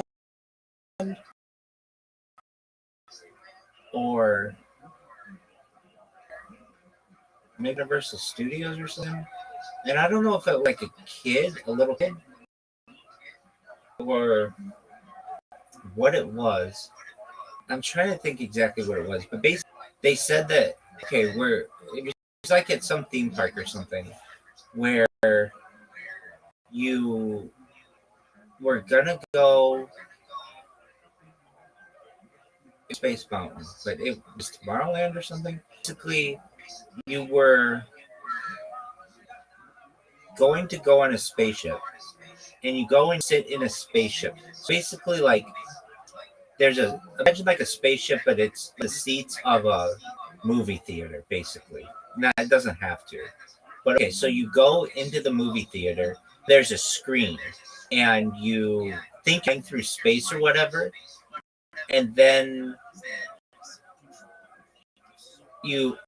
so you know how theaters have like you can either go in through the right side or through the left side. Do you mean? Going through the side of, like if you're going to the side. Yeah, exactly. You know what I mean? Like you can go in one. Some of them only have one side though. Okay, nevertheless, but basically, like you can eat. Okay, so basically, you go in through one side, and then you go into the ship thing, and then you exit out the other side, and you think that you're in a different world. I'm just trying to think where I experienced this. It wasn't a dream. It was something where I really was, but and it was like Jurassic Park the ride, but it was something like that where they're like, okay, you're gonna go on this. I know. Wait, was it 10,000 Leagues Under the Sea at Disneyland? No, that actually takes you underwater. It was something like at Disneyland, where you imagine just like I talked about, like a movie theater. You go in through one side, and then they fake that you're flying somewhere, and then you get out on the other side, and it is a whole other world. Basically, could do that to people. It, like trick them into thinking that they went somewhere else when they really didn't. So, like, I think you could probably do this easier on Earth. So, okay, so imagine you told some people that you were going to travel to Hawaii, let's say, to a resort in Hawaii, and I guess you could do it. You just need a really big place. But you would have them enter the plane, think that they were flying on a plane, looking those. It would look they were flying, but it would just be like fake on the outside. Like it would just be like, yeah, okay, what was? Maybe it was. I'm really trying to think what ride it was. I don't know. There was like an ET ride, at Universal Studios that it wasn't like that. It's kind of like that, but not really. Um, Mission Space. yeah, it was something like that where you were put into like a room going in from like the right, and then you got out of the left, and it was like a different world. And I don't know. I was thinking you could do that and just trick people into thinking they went into space, though. But the gravity part of it would be hard to fake. The gravity part would be like confusing to people. Okay, what about Just re-educate them that there's actually no anti-gravity is on the outside of the spaceship, but we've induced an anti-gravity between spaceships. right? So that's artificial gravity. That's what I was saying. So And you introduce this advanced artificial gravity system, make it feel more like home. you could really do that. So just take a hotel and put like stars on the outside of the windows, and just you basically just tell people that they are in space with artificial gravity, and you give them all kinds of space food like Tang and all that other shit, like like that ketchup packet thing that like in the squeezable things, all that would work. And so, Everything is in food space too. yeah, exactly. That's how people eat in the future. Literally, it's just like a black room with like the dollar store below on it, glow in the dark, stick on stars. Get there, you buy, and you're like, yep, it's real space. Very, very funny. Okay. I wonder. Okay, so it's a Nathan for you. Oh, wait. That's not what it was, but it's similar. Okay, do you remember? Okay, is this what it was? It's similar. It's similar to this idea. Las Vegas here. Oh, wait, was it in Las Vegas where I experienced this? No, I don't know. I'll think of it or probably won't. But no, okay, so remember that Nathan for you where they go in the haunted house, somebody's got like Morgan's disease or something, and then that that lady gets crushed by one of the character actors, and they put her in ambulance and then like rush her. Oh, You remember that? yeah. I do remember that now. Yeah. So basically,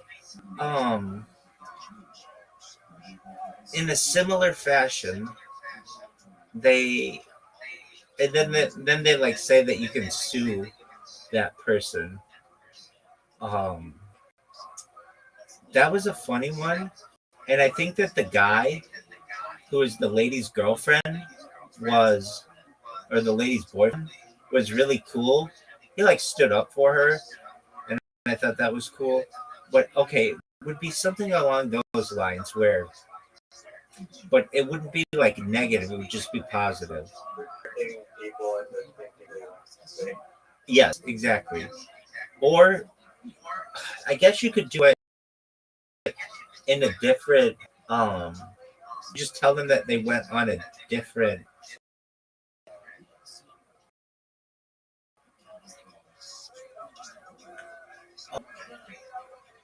Hold on, I kind of remember this now. I think it was at like a fair or something. They had yeah, that's what it was. They had like a thing. It was like a. Let me see. Let me look it up. Yo, dog, wasn't there like a fair attraction in the 1980s or 1990s or early 2000s where you would buy a ticket and then get into a like what was supposed to be like a spacecraft, and it would move around people inside, be looking at a screen. It looked like you were flying through space, and then like you had landed, and then you'd get off. What were these things?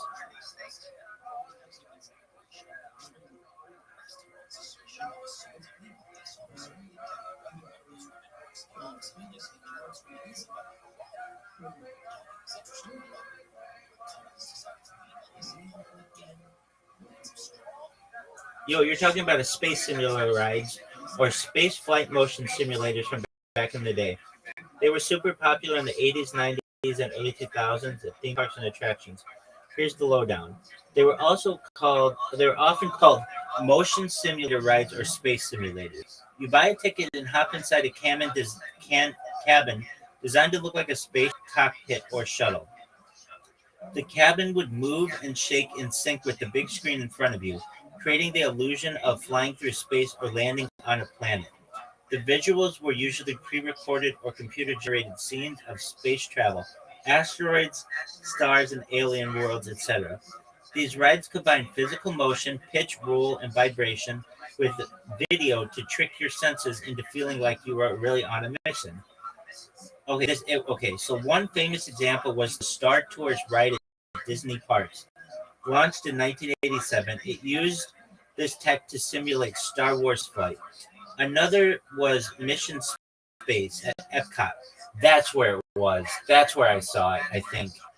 It was Mission Space at Epcot in Florida, which offered a more intense astronaut training experience with centrifugal-style motion.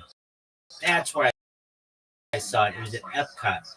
Okay, outside of Disney, other theme parks had rides like Space Houston Shuttle Simulator or other independent space simulators.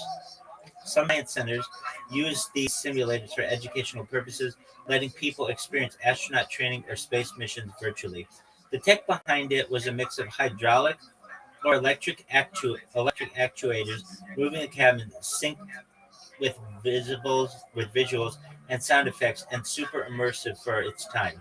So yeah, these rides were the OG VR for space lovers before VR was even a thing. Want to hear about how they work technically, or here's some wild ride stories? No. Okay, does it make sense what it was? It was basically like a car that moved around, not a car, but like a bus that moved around and made you think you were flying through space. Does that make sense? Yeah, no, I looked it up, and when I searched it, I almost said the word Epcot, but I did not say the word Epcot. That's okay.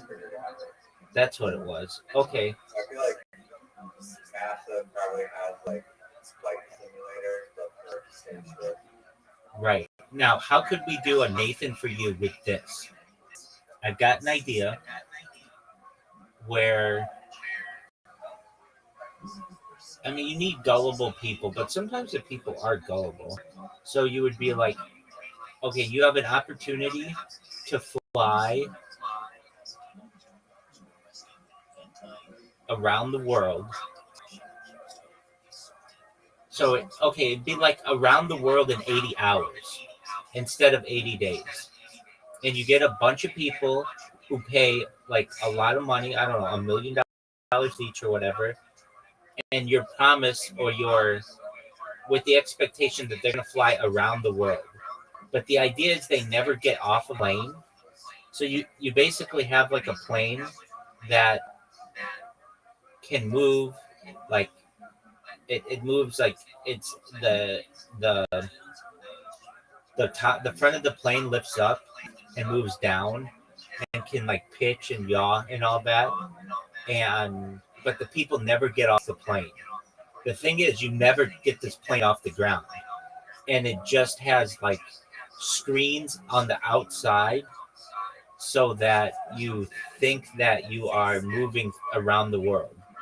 And then you could pressurize it so like people's ears pop and all that if you needed to, and just give people the idea that they're going to be really flying around the world, and that they land and then they get off the plane and they're like, wow, we just flew around the world. It took like, I don't know, 24 hours or whatever, 40 hours or whatever. But in reality, they never moved. What are your thoughts?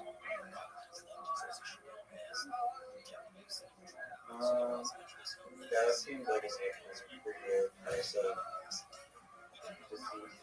you. Yeah. Yeah, like blindfold them or something. Like it's a surprise birthday party maybe before they enter the.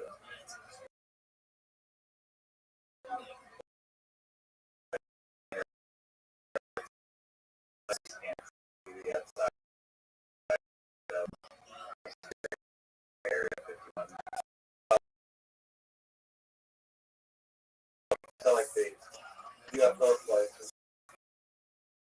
Okay. All right.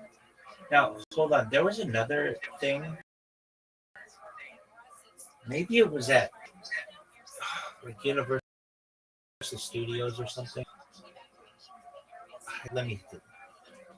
Yo, dog, wasn't there like a ride at Universal Studios where you are on a plane and then all of a sudden the plane gets hijacked or something?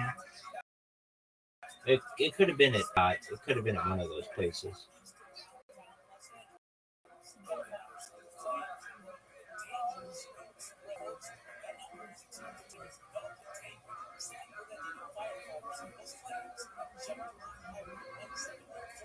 That's what it was. Back to the Future, the ride, or Backdraft. I was on that too. Star Tours at Disney parks. No. Yo, dog. What was Back to the Future, the ride?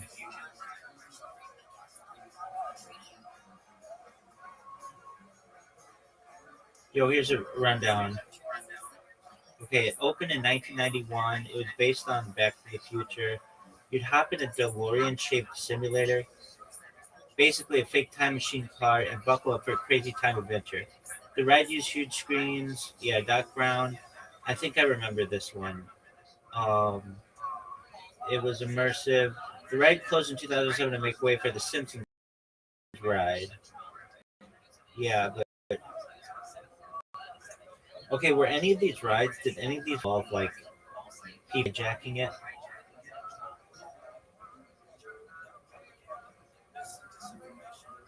All right, cocksucker. I didn't even ask it to be Joey Diaz. It just figured it. Let me break it down for you. None of the classic rides involve the hijacking scenario. They're mostly wild adventures. Okay, maybe not that, but okay. So you've been to Disneyland, haven't you?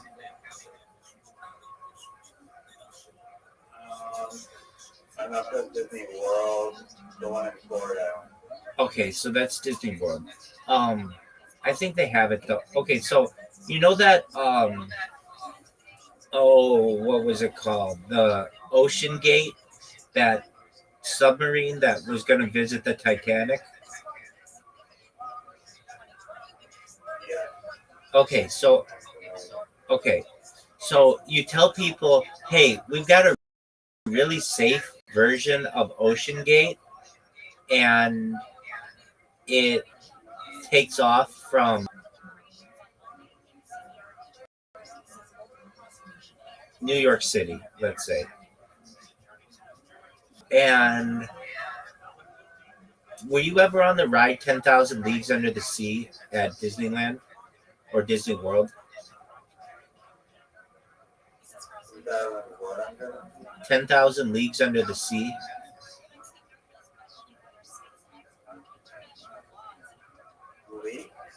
Leagues, Leagues.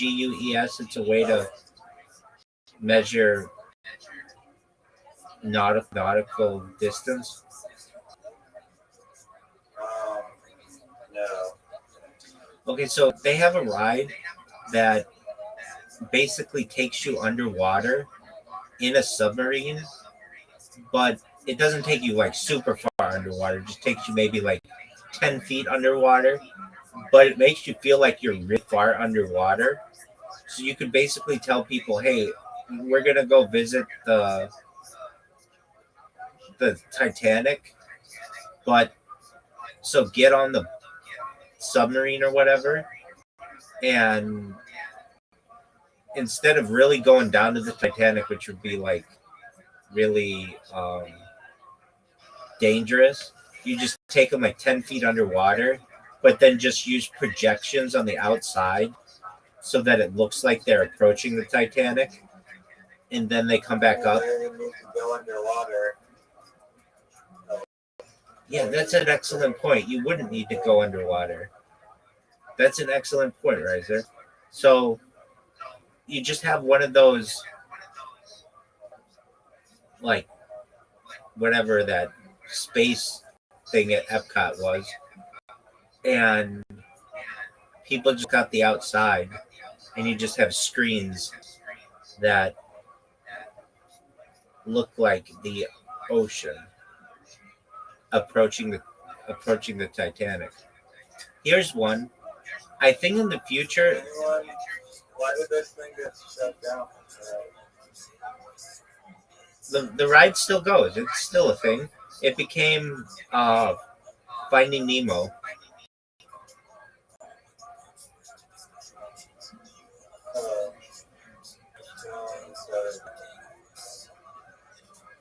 I think it. I mean, In 1994, the iconic attraction was abruptly closed and was split abandoned for the next decade, sitting in the middle of the most existing park on Earth.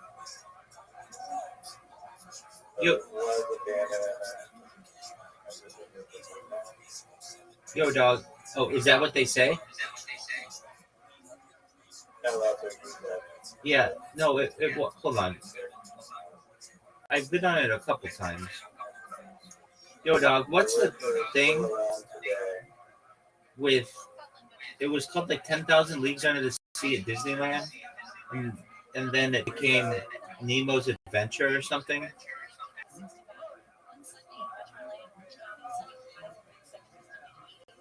Yo, back in the day, Disneyland had a ride called 20,000 Leagues Under the Sea, Submarine Voyage. Yeah, named after the Jules Verne classic. It opened in 1959 and was all about diving deep under the ocean in these submarine ride vehicles, exploring underwater worlds, battling giant squids, and checking out sea monsters. The ride was super ambitious for its time. You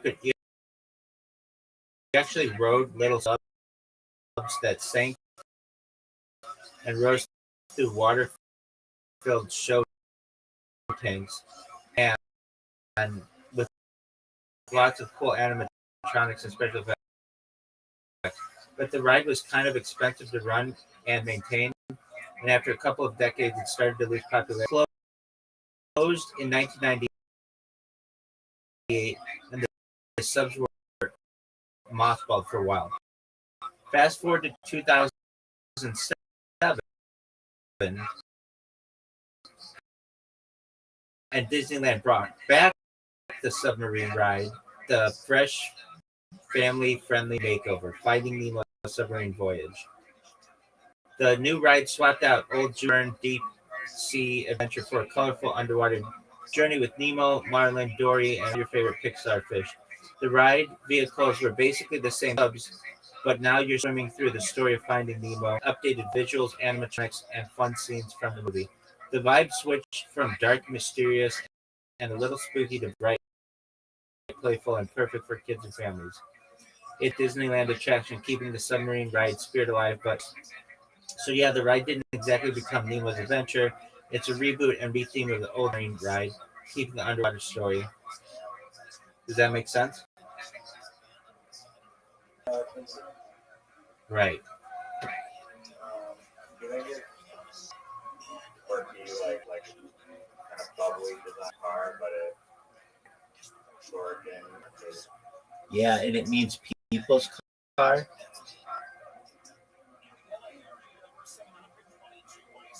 the Beetle. Yo, dog, what's the thing about Volkswagen meaning people's car?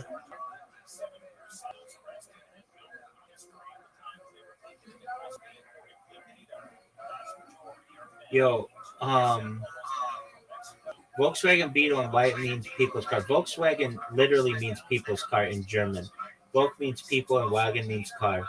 Back in the 1930s, Germany wanted to build an affordable car for the average German family, something reliable, cheap, and easy to maintain. That's when the Beetle was formed, designed by Ferdinand Porsche to fit that people's car vision. The idea was to get everyday folks out of the horse-drawn carts and into motorized rides, democratize car ownership. The Beetle's simple, durable design made it into a global icon, cheap to build, easy to fix, and perfect for mass production. After World War II, the Beetle became a symbol of affordability and practicality worldwide, especially booming in the 50s and 60s. It earned nicknames like Bug and was beloved for its quirky shape and dependable engine. The whole people's car concept was about accessibility. Dude, I could tell you this. There were 3 chicks that I dated who all drove Beetles. Was it 3? Yeah, 3. The Beetle was really popular. It regained popularity from like 2005 to 2015 or so. Yeah, total coincidence. But yeah, it was just it was like kind of a hot girl car, kind of like it was like a quirky kind of. Anyway, You know what else was what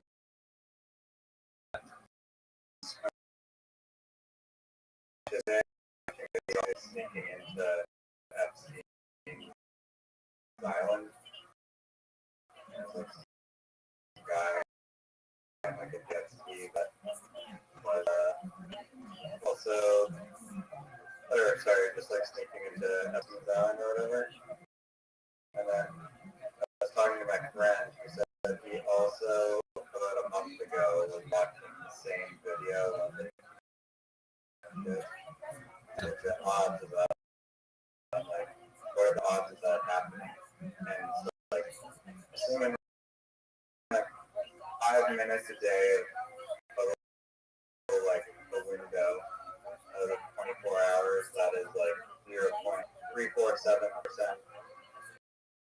or like percentage of the day, and then out of 6.5 million views, that the total amount of people that would fall into that window is about 22,050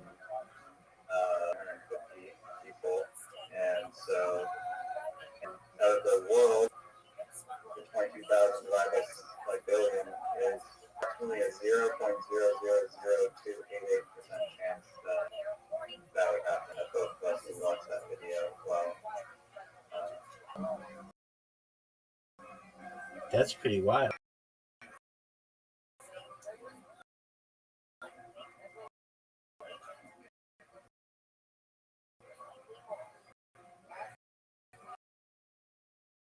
yeah.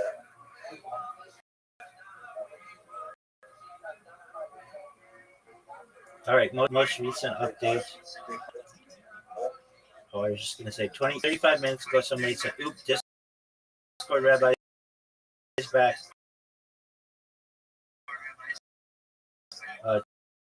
29 minutes ago, somebody wrote something different.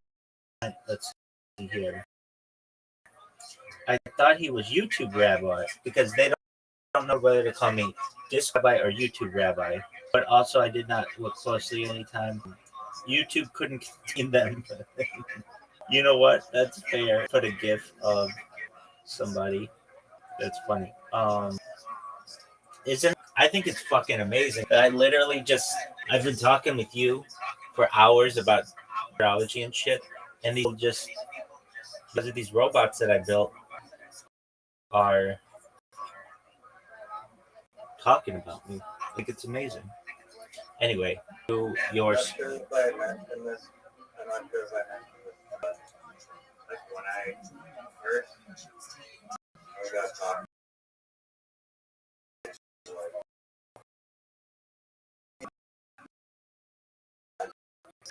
no, you probably did. No, I don't think I did. I don't think I did. Oh, I'm like screaming my world. When I first got out, I was like, out of the most goofy IIQ shit I've ever heard in my entire life. I was like so crazy to me. Well, thank you. So you think So it's a I good hope idea? never stop screaming. Hope so too. I hope that people give you recognition that you deserve. Thank you, And Stefano. it might feel like what you're doing, perhaps at times is not important, but I think it's very important. I am in agreement with you. At no time during this do I ever have second thoughts. Like every day I get more motivated and more positive about it because getting closer and closer to the end. Like you have to understand, when I first started this, I did it like for at least a year or 2 years, basically. Wait, was it 2 years? No, more than a year. And I did it, and I didn't talk to anybody, like no one. So I did it like totally alone. And then the first people I met that I recall I met on TikTok. There are these three people I met. One is a guy from they're all friends, but they met me on TikTok. One's a girl from Berkeley. She's becoming a doctor. Another guy's from Perth, Australia, and another guy is like a lawyer from Kentucky. And I met these people, became like kind of core of people who, and I'm still friends with them. Um, and I would talk to them, but it wouldn't be like I would talk to a lot of people.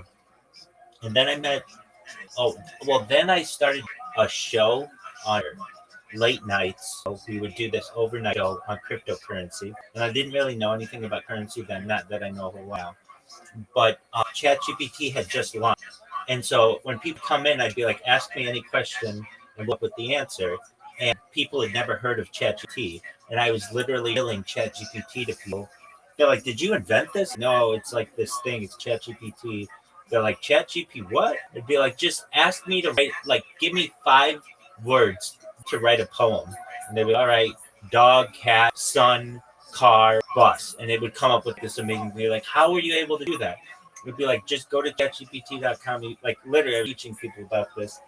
And then people would make fun of me because, like, you think that ChatGPT is just such a big deal, don't you? No idea. It's going to be giant.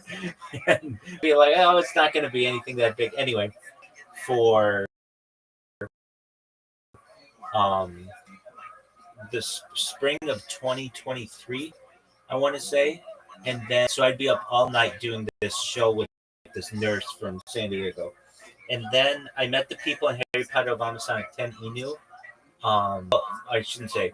So talking about like how my communities kind of grew. So it started with 3 people that I'm sure there were other people in there. Well, there were a couple people. There was this one girl who she was really into, let's see here. It's called DD. She was really into daughter fantasies or it was something like DD. It's called so this woman she was she had this condition where she couldn't breathe really well, like not hospital, but like she had like an apartment in like a place where you could get care. And so she was online all the time and she would watch me all the time. And I don't know, DDLG, Daddy Dom little girl. She was really into that. She was like she was like 30s, not like she was young. Um, and then this girl in San Francisco who got really interested in what I would do. Meaning, like, I've had random girls who've been in this. Um, none who like I really I've not even come close to love, nothing like that. Then there was a girl in San Francisco who I used to talk to for like I don't want to say every night, but like for like periods of time. But then it gets to the point where like I tell them like we had talked about maybe me visiting her in San Francisco or something, but I'm like I care too much about my stream. Like you don't understand. This is what I do, and I love it. Like anybody who loves me will understand. Like this has become part of me. Um. Anyway, then it was summer 2023, and I was on Twitter Spaces, and I'm sure I told you the story, but basically, I would do my pitch wasn't as tight as it is today. It was much more randomized then, but I did a pitch. There was this um, Chris something, and he would do this late night. It was called Crypto Nights or something like that, and I got to know him, and I got to know some other people too, who sponsored. Actually, let's see, how did it work? Some other cryptocurrencies, like interested in what I was doing, and there was one. There was a capybara coin, which was big, and I remember this one coin, Joe Rogan coin. Somebody who was really into Joe Rogan made a point about him, and since I was like always watching Joe Rogan, I got into it, and and they had me download Telegram because I hadn't downloaded Telegram. I didn't use Telegram, and once I downloaded Telegram, like a week later, I was in this space and I was talking about futurology, and somebody was like, all these people were really excited about what I was talking about, and it was a big group of people, and a few people, they were like, you've got to join our Telegram. Do you have Telegram? I'm like, yeah, I just downloaded it. They're like, please join it. We'd love to meet you. You sound like a really interesting person. Can you go to our website? And it was HPOS10. And I went to it and I was like, all right, well, I'm live streaming. Do you mind if I'll just keep it up on my screen to like give you advertising? Like, that's amazing. And then I started live streaming in the Telegram, but I didn't have permissions to just live stream in there. They didn't know who I was. And so what would happen whenever they had a Telegram event in the video call, I would just keep my camera on, and this pissed off a lot of people in that community because they were like, why is this person just live streaming? Like, this is weird. And there are other, it doesn't hurt anything, and it's like free advertising for us, so whatever. So that was the first community, Harry Potter of Honest Life community, that really, like, aside from here or there, with whom I've connected. And then I had somebody, he's a friend of mine, who was like, I want to come visit you. And I'm like, okay. And he came and visited, and we live streamed it, and his room, and he's been to my house, and we went and had a picnic, and he met the owner of the house. And I mean, it was fine for me to do that, but I know the owner of the house was like, that's what connected him. Like, oh, he's gonna have people who are visiting him, and asked me like not to stream in non-public parts of the house, or in like outside my room, basically. But because before I would like do it much more like in the bathroom and like other parts of the house. But when he started realizing like people are to him, random strangers, I think it kind of it was just not something that a normal tenant was doing. So I've abided. Then the Harry Potter Obama Sonic 10 new group has gone big and small and big and small. There was a but they hadn't yet sponsored hadn't yet got me merch. Then there was another cryptocurrency called the opposite one, whatever it was, the Voldemort one. You know what I'm talking about? Okay, it was like Voldemort is the everything was the opposite of Harry Potter Sonic 10. So it was Voldemort, so that's the opposite of Harry. Obama Sonic was um Knuckles or no, it was like either Knuckles or Doctor. I want to say it was the Doctor. What's the Doctor guy? The bad guy? Whatever. Harry Potter Obama. It was I think Trump. Sonic with Harry Potter Obama Sonic. Whatever Doctor.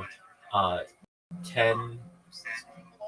Oh, there was a whatever they some stuff and then there was another coin that was called schizocurrency, something like that, and it was by in Santa Monica, and he he sent me some merch, and I did 50 days of different poses for him, and they posted it on their Instagram, and the people at Harry Potter Obama Sonic 10 were like, "Look, you're live in our Telegram, but you're wearing our merch. What do we have to do to get you to wear our merch?" And I was like, "Just send it to me." And so they sent it to me, and then from there, we, I met, then how I met Casper was through another streamer on YouTube, was looking for people to troll, and this guy is, but his name was Music Biz Marty, and this guy was looking to troll me and couldn't really come up with anything. Like I didn't give him any ammunition. I have an honest goal. I think it's very positive, and when you get to realize like who I am, I'm the best person that you're ever gonna find. I mean, I'm very comfortable in my own skin, and I think mentally in a very fine place. Like, I'm just pretty normal. I'm just on camera. And when you really get to that, you realize like, oh, this is a very normal person live streaming their life, which is normal. I get that. So I got this nice, and then Caspian C came in and came in one day and wanted he wanted to come live with me, and I explained to him like I don't think that's going to be okay with my and stuff. They wanted to live with you from you like getting in trouble. Yeah. And I told him I don't think my housemates. I mean, I know my house. I told him like 3 days or something, but then he'd have to find another place. Like I can't just basically sublease my room to him. And though I would have loved to, but I told him what he needed to do to get a job, and we got him a job, and then he's in a much more stable situation. I around that time started a Discord, but I did not stream it. I started a Discord but didn't ever do anything. Some people recommended it to me, but still I didn't do anything with it. Then I started this Discord in April of last year, but I still didn't do anything with it until like July 1st. July 1st, 2024 was the day that I really recall like really kicking this Discord into I want to say I bought 1,000 people,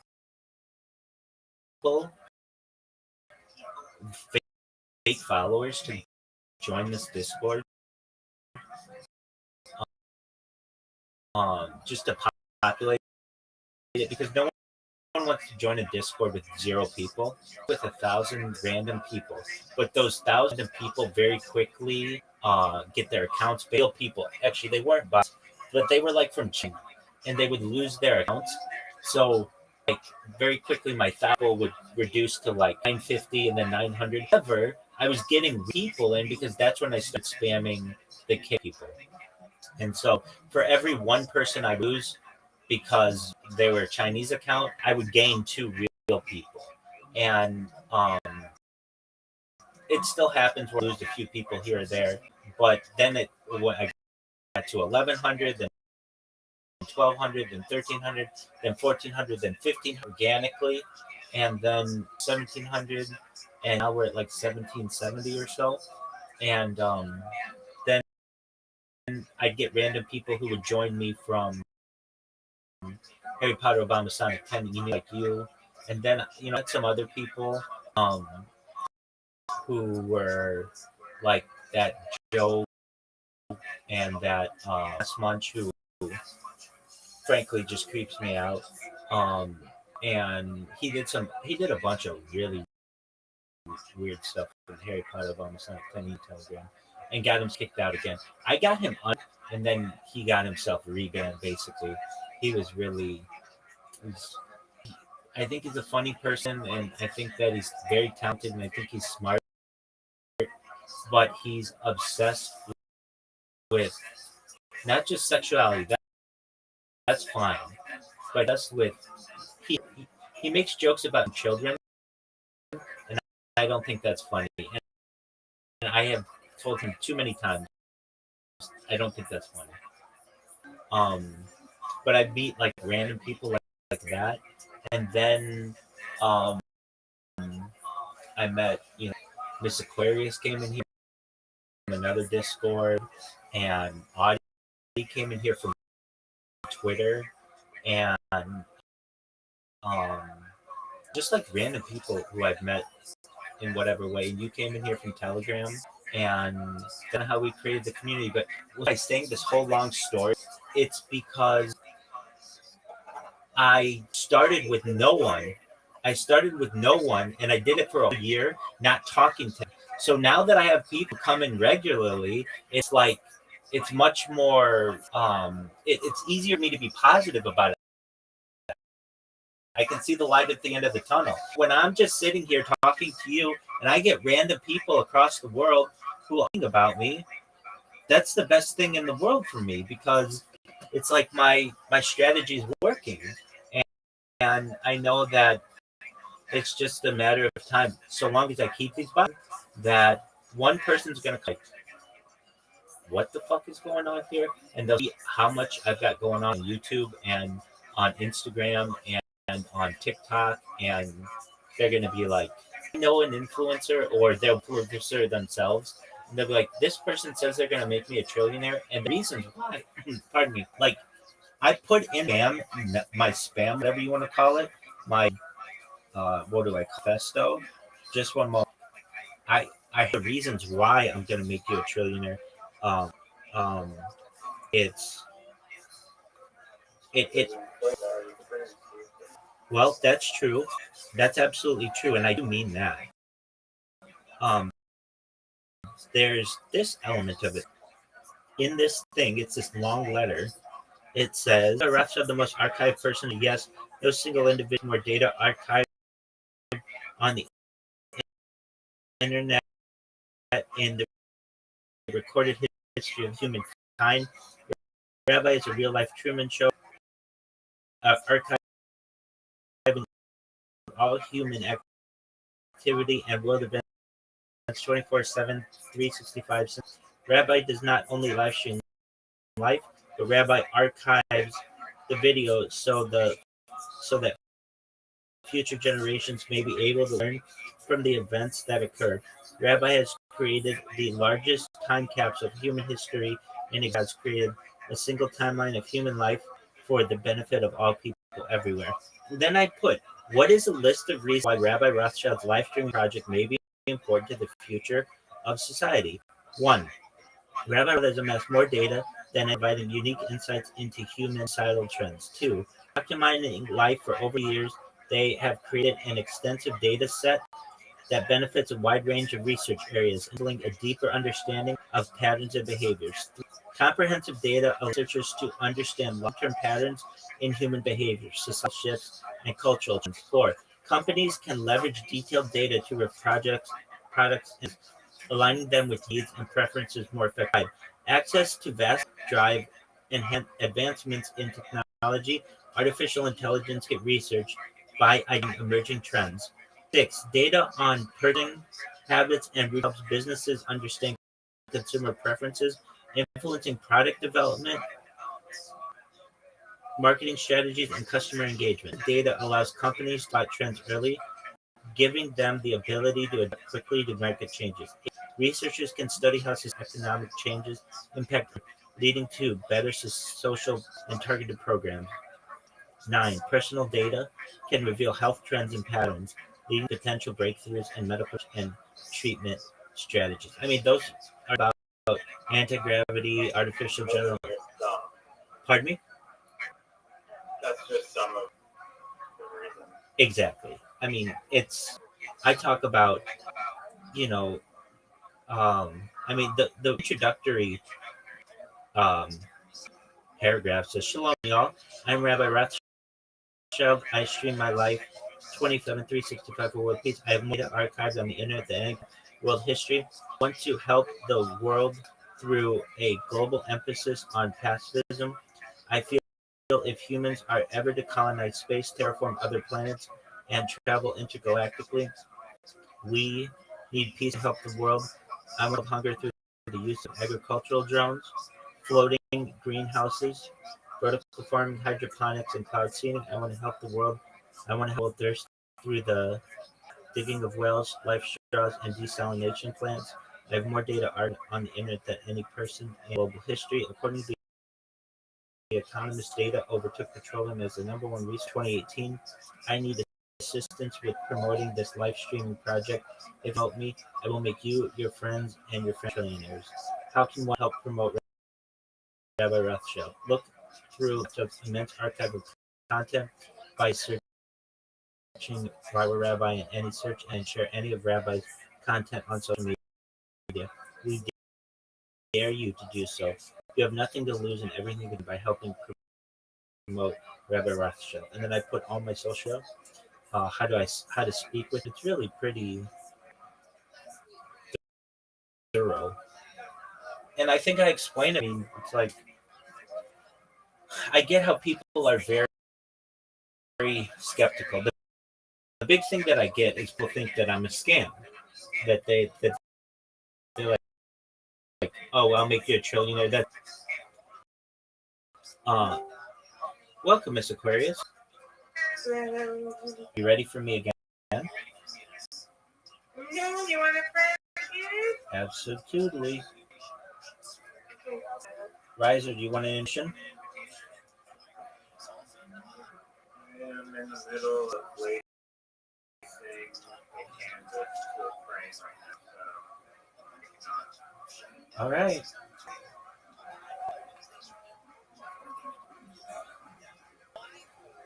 Miss Aquarius. No. Okay. You sitting?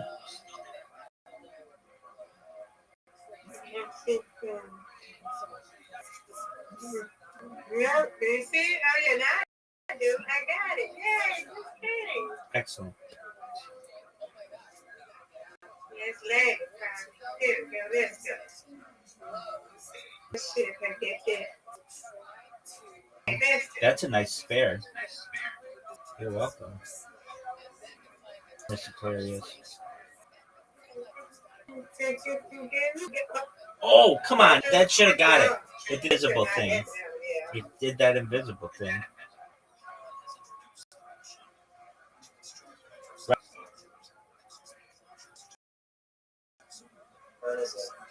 You. No. Not what I wanted. That's automatic. Automatic. We're the opposite. We're very positive towards each other, and we do not smack talk each other. We're very positive, very supportive of each other.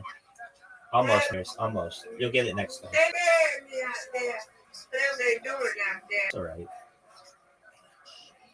All right. Here we go. I'm gonna get these.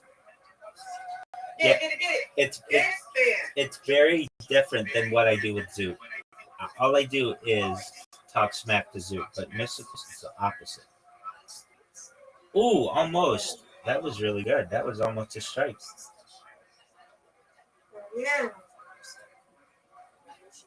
Almost, No, almost. You got this. Come on. Yes, ma'am. Come No on. doubt. No Come doubt. on, strike. Got it. Strike. Boo. I'm gonna get these two though. No doubt. No doubt. It's fair. Thank you, ma'am. Right.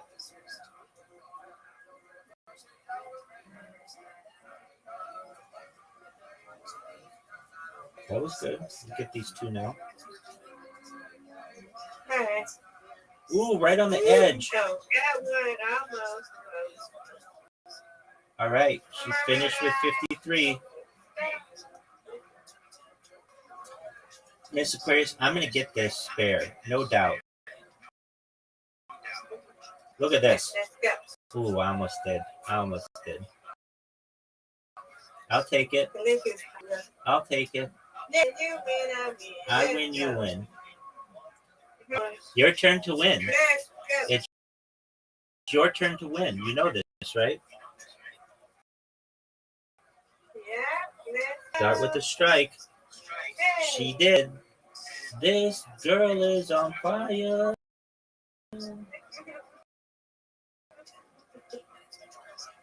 I can't believe I hit those middle and then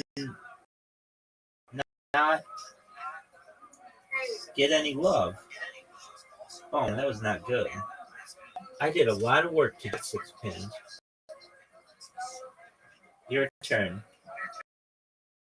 Perfect. Aquarius, you got the invisible pin thing again. You should have been able to knock that one down. Or that should have been able. You did knock it down. It should have gone. Great spare. Great spare. No doubt. Are you serious? It happened again. I hit right perfectly in the middle. Get it. Man,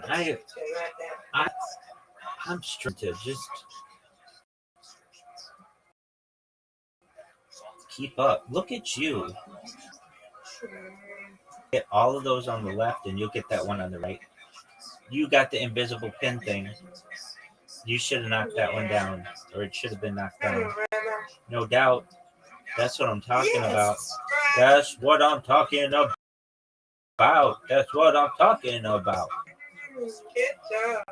Thank you, ma'am. Get it. Match me. That's all right. You got this one. No doubt. N-O space D-O-U-B-T. Look at you. Look at you. Just gave that one a kiss. Beautiful. Got it. Come on. All right. I'm going to get these two. No doubt. No doubt.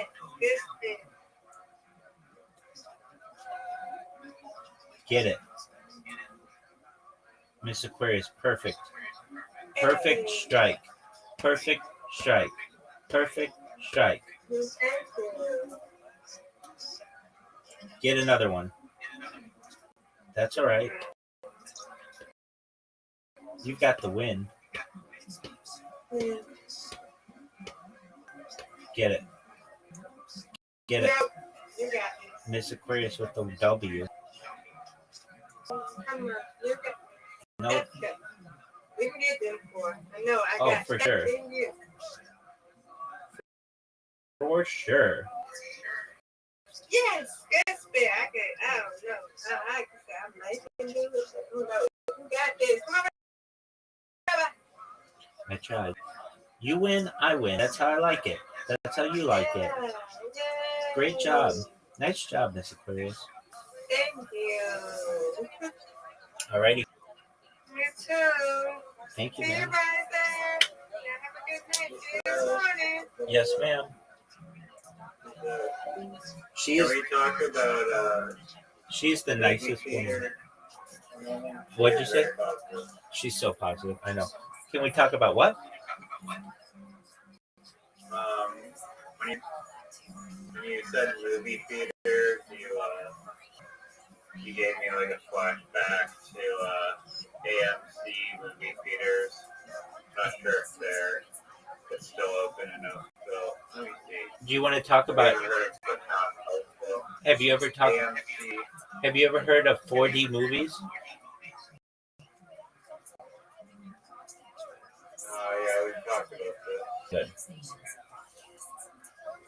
Television and movies. Yeah, so the Cineplex is still open.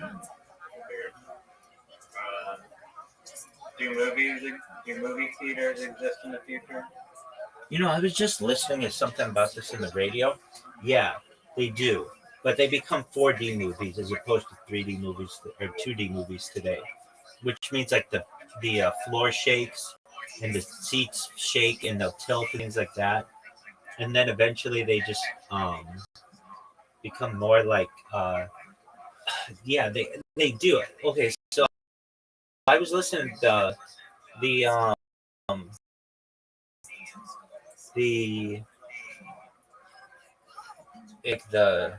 coalition of movie theater recent summit, and they were saying like, will movie theater be available? Will they be available in 20 years or so? And while a lot of people think no, I think they do. And the reason what they do is they become 4D movies, which means they have like smell-o-vision and the floor shakes and the speakers and things like that. And they have surround sound and all that. But also, it becomes much more like it used to be, where you would they have like meals, like they have I I've heard of them and I've known people to go to them, but they're like I guess they're called like, well, in the United States there's a chain that does this called Alamo Draft House, where they like bring out meals to you as opposed to just like popcorn and candy. You order like an entire meal, and that becomes more popular. But the thing that really changes it is the allowing of alcohol and wine. So, or vaping at least, not necessarily like combustion marijuana, but I believe they like okay in the future to allow people to use vape pens. It changes the movies. A lot of the reasons why people don't want to go to the movies now is because they like to drink beer and or wine or whatever, alcohol, and they like to get high. You can't do that in public, so you just stay at home. But the idea is that if you're able to do that in public, that becomes really big. There are these things that they still don't legalize in California, but they have been more open to legal in Las Vegas are cannabis rooms, like basically a place like a bar for smoking, and I think they're called cannabis lounges, and that's going to revolutionize.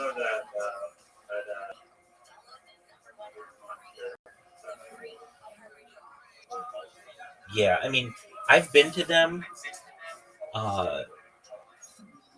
but it's like a hookah bar. But it's the idea of like a hookah bar with marijuana. That would change the game. Okay, but so are movie theaters still a thing? Yeah. Are there as many of them? No, but they're still a thing because people are still going to want that, and that we're going to go out and see a show. Just like bowling.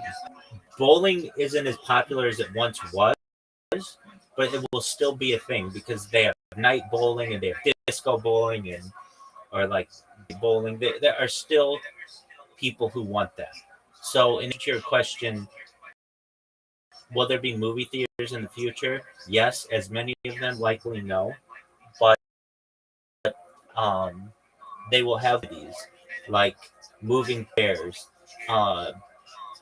I've been to the movies. I don't know if you've ever seen these, but they have like beds. I've been a girl in a bed. We saw. Um, yeah, it was really funny. This guy, this really hot chick. She looked like a. I used to tell her she looks like a Fox News anchor. She's just this really pretty blonde girl who I met on a dating app. I dated for some time a while ago. We went to dinner and we went to go see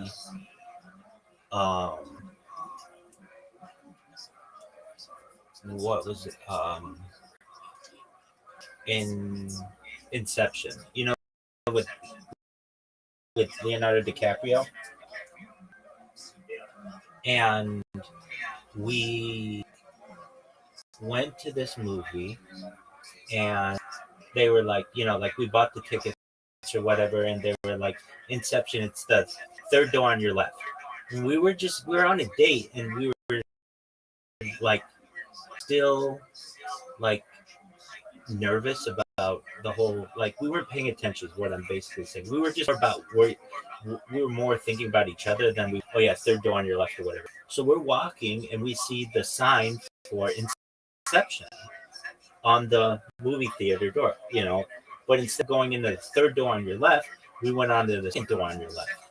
And so we walk in and we noticed like, and we knew we were late to the movie because we were dinner.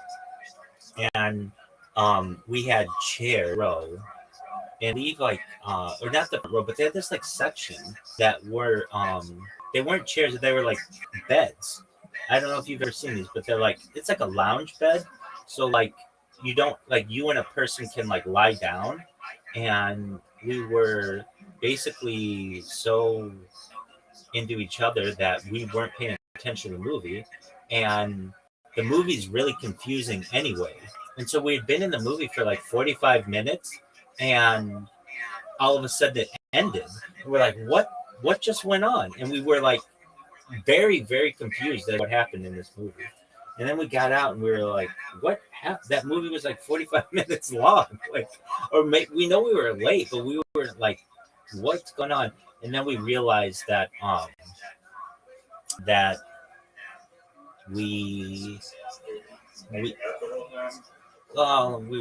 let's just say, busy. Yeah. We were like, we had gone in the wrong theater. Anyway, I had gotten her a gift.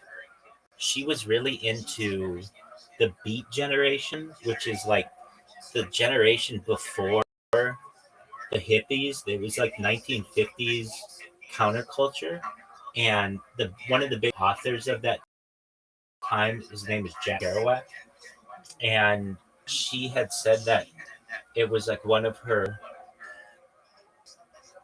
dreams was to get a used copy of his major work On the Road and read it, like a used version of it. And so I found a local bookstore that had it, and I read it and did all kinds of like highlighting and underlining. So like, because I couldn't find one that anybody had written in, I could just find just used one. But so I figured, okay, I'll read it, and I gave it to her. And so I had my mind on her. But anyway, it was a movie theater that had like beds, and they were like that pleather that's easily cleanable or whatever. And so that becomes pretty popular. That those like, not like beds in every section, but you're able to get a bed, or you'd be able to get a table, or you'd be able to sit in chairs that move and do all kinds of things like that. And then, yeah, exactly. And Then there's also the idea of VR. So you would go to a place, and instead of looking at a screen, you just put on a VR headset. And doing that in public, to some people, will be attractive. And the idea is, if you're able to get high during it and drink, that'd be a fun time. Yeah, they'd have to be like non-kids movies, probably. Sure. Yeah, I mean, there are families that watch those movies on those beds, those like first class beds. You know, like, That's so weird. I never seen one of those. yeah, yeah, and it's like big enough like two people, but it'd be big enough for two people and like two kids, like a family. Oh, what the hell? Wait, is that in the? Is this like its own heater itself? Is like the second, like its own bed heater? No, It's not just mixed in with like the chair people, right? the chair people are behind, and then like the front two rows are beds. Aren't those the worst seats? Yeah, but you're lying down, so it's like it. That's how. I mean, you're not destroying your neck, I guess. Yeah, you're already lying down, and so it's not like it's not awkward. Because normally you don't want those seats, But if you're lying down, it's like perfect angle. I mean, you're still kind of looking up, but it depends how far back the seats are again. Yeah, they're still like tiered, like stadium seating. So The clerks, I did not realize existed. And like a bunch of movie theaters have those like lounge seat recliner stuff in the front. no, There's movie theaters apparently where they're all like that style, no chairs. They're all that style, but they're like a little smaller, according to both Korean cinema. yeah, I've not seen the whole thing like that. I've just like the local ones in like Irvine AMC is like a normal. They're like generally normal style. This was like a specific one that was like further closer to downtown, but or closer to downtown, further away. But then there are like other like theaters that are just like normal. Well, they're like stadium seating, and then there are ones that are still flat, where it's like barely any kind of angle, and they just it just depends on how recent the movie is. I've been to them where they have speakers in the seats, or like the armrests go down so that you can kind of make it like a love seat. So there are seats I think you can. I've not seen one though that's only beds. The closest one was this one that I've been to that had the front two rows were beds, and if I recall, I don't remember. This was many years ago, but I did not want those kinds of seats, but because it was like, I don't know, it was like my second or third date with this girl. It was like okay, but it was like, I don't know, maybe that's a little too presumptuous. But those were the only seats I could get, and they turned out to be great. But it was just like, like you were saying, like aren't those the worst seats? Or it's a little presumptive. Like, yeah, it definitely could have backfired. I think I told her though that these were the only seats that were available, or we got them, or we bought them together. I don't exactly recall. What I do recall, she was vegan. I dated a lot of vegan girls, and she had a bug, and she, it was just new to me. Like veganism is pretty new to me, and it's like I remember the first vegan meal I ever had. I just remember being like, it's just like a head of lettuce. This is it. It's like a salad, I think, or whatever. But yeah.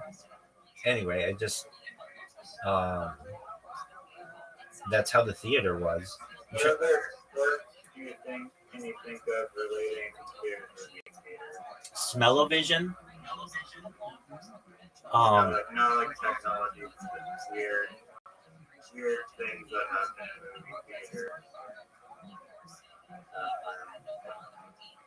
Like the bathroom, you said? Just anything, any weird thing, any quirky thing. What do you think? What is the fake butter in the popcorn made of?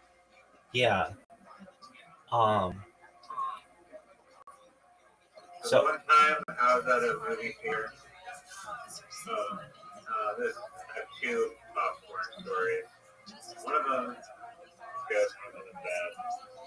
The one that's bad, I was at a movie theater and I decided to just drown my large popcorn in the mystery butter. Yeah. And I ate it all, and then I felt bad for a long, good, not good. I felt very, very bad. I should have known that it was not real butter. It's just some weird mystery stuff. Second one, shout out to this movie theater in Collingwood. I hope that you're open, but it was a summer camp in Collingwood, and we got to go to the movies, and we were watching Pirates of the Caribbean 2, I think, or something. The one where Jack Sparrow goes, he gets trapped into the wooden ball sphere with 8 of them. That super funny scene. Amazing movie. But this theater, their extra large popcorn was literally bigger than the distance from my knee to the ground. It was halfway up your thigh, just this giant endless bag of popcorn. And pretty much every time I'm in a movie theater, if I'm eating popcorn, it's pretty much gone before the previews are even over. This bag lasted literally there's a marathon, and as I'm getting to the end, I'm so full that there's still so much popcorn left in this infinite bag, but I'm still trying to shovel it down. So I think we made it 95% of the way down, but there's still 5%, and I thought that was an amazing quirk, and possibly for a Nathan For You style enhancement for a movie theater. I think that the profit margin on popcorn is already 9 million%, so why not just make it all you can eat popcorn movie theater, or at least one giant lifetime movie time size bag. I think it's an interesting premise. So at least when it comes to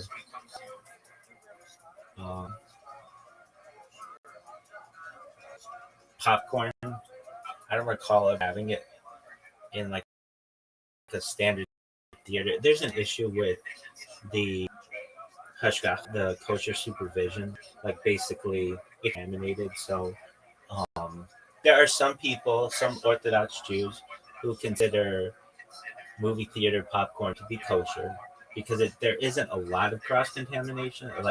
Really, what's going to be contaminated?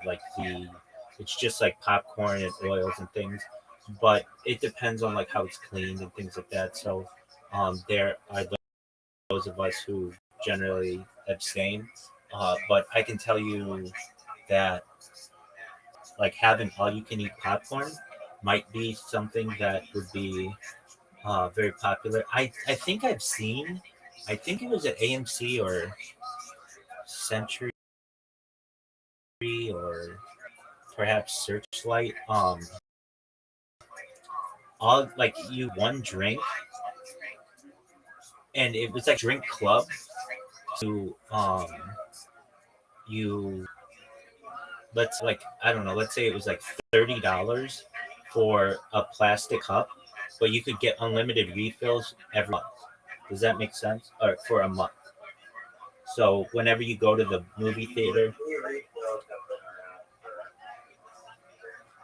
yeah, no, not free refills from when you're there. It's for the whole month. So it gets you to the theater more often. Does that make sense? Um, and I've seen, well, like candy, certainly. Um, Arcades have been big at movie theaters. They're not so big anymore, but the arcade in a movie theater used to be a happening place. Um, do, that's big. Yeah, that's big. Um, I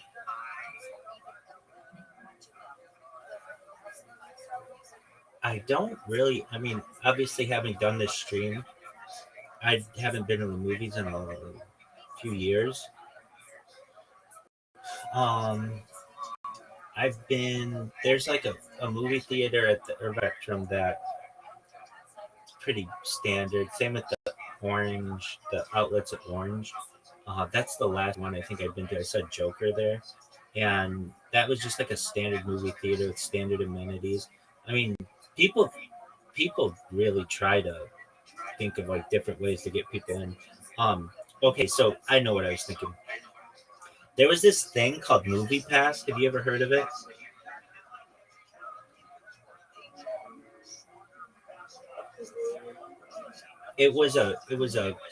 Um, it was a monthly subscription that you would buy, and you could go to movies for like uh, a certain amount of movies for free, and it was very popular. It just wasn't that profitable. Yo, now give me a 10 bullet points like Joey Diaz about Movie Pass, that thing that allowed you to go to like a bunch of different movies per month. It went out of business, but it was a good idea, sort of. You got it. Here's 10 Joey Diaz style points on Movie Pass. $10 a month for unlimited movies. Oh yeah, that's what it was. What? This content may violate our usage guidelines. No, it doesn't. It's fine.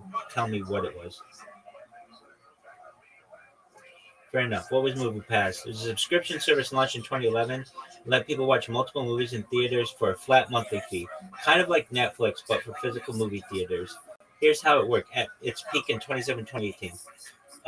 You paid like $10 a month. You could see one movie per day in theaters and 2D showing. Use the Movie Pass debit card to buy the ticket at the box office or kiosk. It worked most major chains, AMC, etc., even though many theaters hated it. Why was it a big deal? It was insanely cheap. A single movie ticket could cost $12 to $15, so it saved money fast. People going to tons of movies. Some saw like 20 a month. It briefly boomed with over 3 million subscribers at its peak. What was wrong? The business model made no sense. Movie Pass paid full price for every ticket its users bought. It lost movie every time someone went to a movie. Can you imagine? Like, this is like a Zoot idea. I'm sorry, but no offense to Zoot. So it's not necessarily a Zoot idea, but it's like it's something that he and I would talk about. It'd be like, every person that goes to see a movie is gonna lose. You're gonna lose money. It'd be like, yeah, just. I mean, sometimes it makes sense. Like you have to subsidize it initially until you get enough users or whatever. But Right. Users abused it, watching movies every day, giving their cards to friends. That would be a big one. The company started restricting access, blocking new releases, limiting theaters, changing passwords. It got shady fast. In 2019, it shut down. And in 2025, for bankruptcy. And now it relaunched in 2023 under new ownership and a tiered model and more limitations, still trying to recapture the idea of movie going as a subscription, but without burning itself alive this time. So that's what I think the future of movies is, Movie Pass, where you just have the ability to go to any theater you want, depending on whatever tier you have. I mean, most things in life you can buy in bulk, like a wholesale price, so I'm not sure why they managed to fail so hard at that. It's too. It was cheap, $9.95. That's less than the normal. That's insane. Yeah. That's really. Well, Why would they ever do that? keep in mind this was in 2011, so that with inflation, it's probably would be like. I mean, wouldn't the movie theater want to do it though? Because it's like, okay, you can sell one ticket for $13 or sell someone a 10 ticket pass with like a 20% discount. You're still making more money. No, wouldn't you be losing money? No, you're getting more sales, assuming that they would not otherwise be going to those movies. Okay, that's the assumption. I gotcha. That's a thought.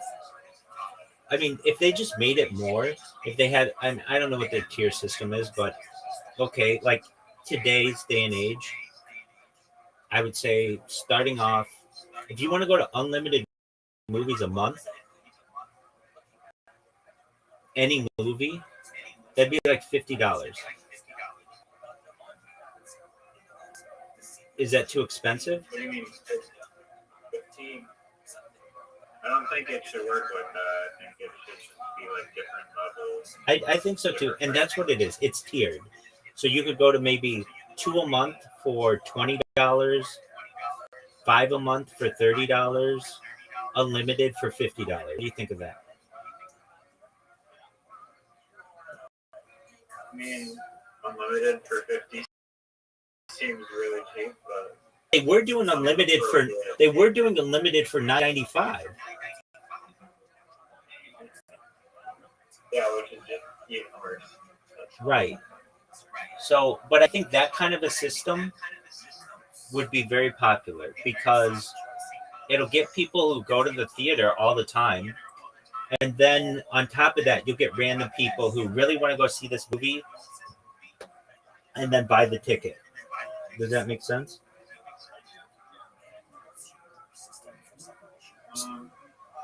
Yeah, I mean, it just sounds like a no-brainer for people that are already going to see multiple movies if they can save money. Yeah. Well, have you ever been to a movie like during the day? No one is there. And so it would be like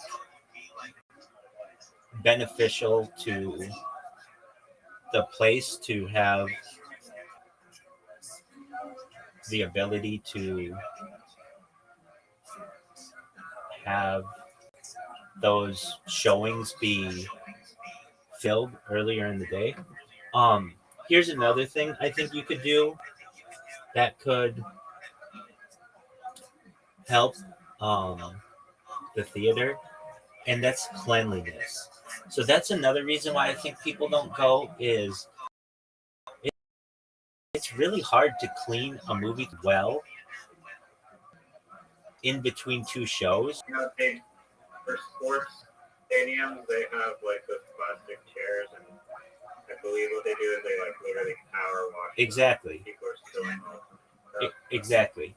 Now, in the movie theater, like you want comfortable seating or whatever, but right in the future, if there's a balance between comfortable seat, but also with a easily washable coating. Right. That's where this pleather comes in, where whatever this bed was made out of, it's like it's not plastic, but it's soft, like leather, whatever. Or it is plastic, but it's soft, and it's like a leather. So like bathrooms in the future become like self-cleaning, And I think you could make a movie theater cleaning as well. They already have those now, but some of them cost $600,000. Right. But I think you could make a theater that basically once everybody left, that's a thought, like a new thought. Or you could have robots do it, but I even think robots couldn't do as good of a job. So basically, I mean, the self-cleaning one, isn't that a robot? I mean, it's using robotic. yeah, I was thinking like, yeah. So, the idea would be, I'm sure that we have the technology that would make that possibility. Like if you wanted to self-cleaning movie theaters. okay, so you seal a room and then have it spray like a car wash, have it dry, and just have like either a robot or, well, like a lot of movie theaters have cameras now anyway because they want to stop people from video recording their movies. So you just have somebody look over the camera to make sure all the is removed or whatever. But basically, would like self sanitize and then just have huge dry it out.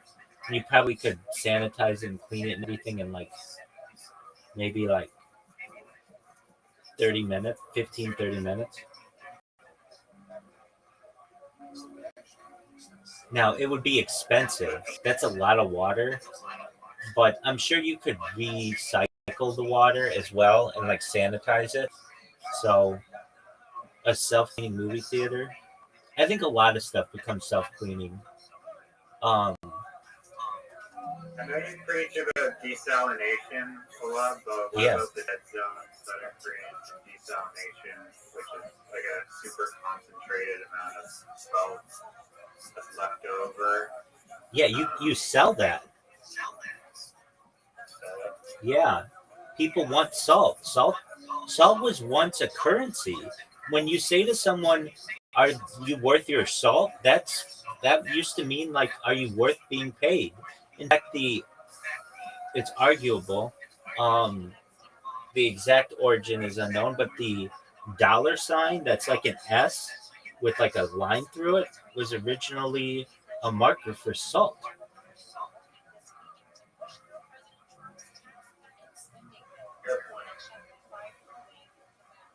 So salt is in, and the reason why salt was so much in demand is because it could preserve things. You could take meat and put it in salt and save it for long periods of time without refrigeration. Why are there things called dead zones now from desalination?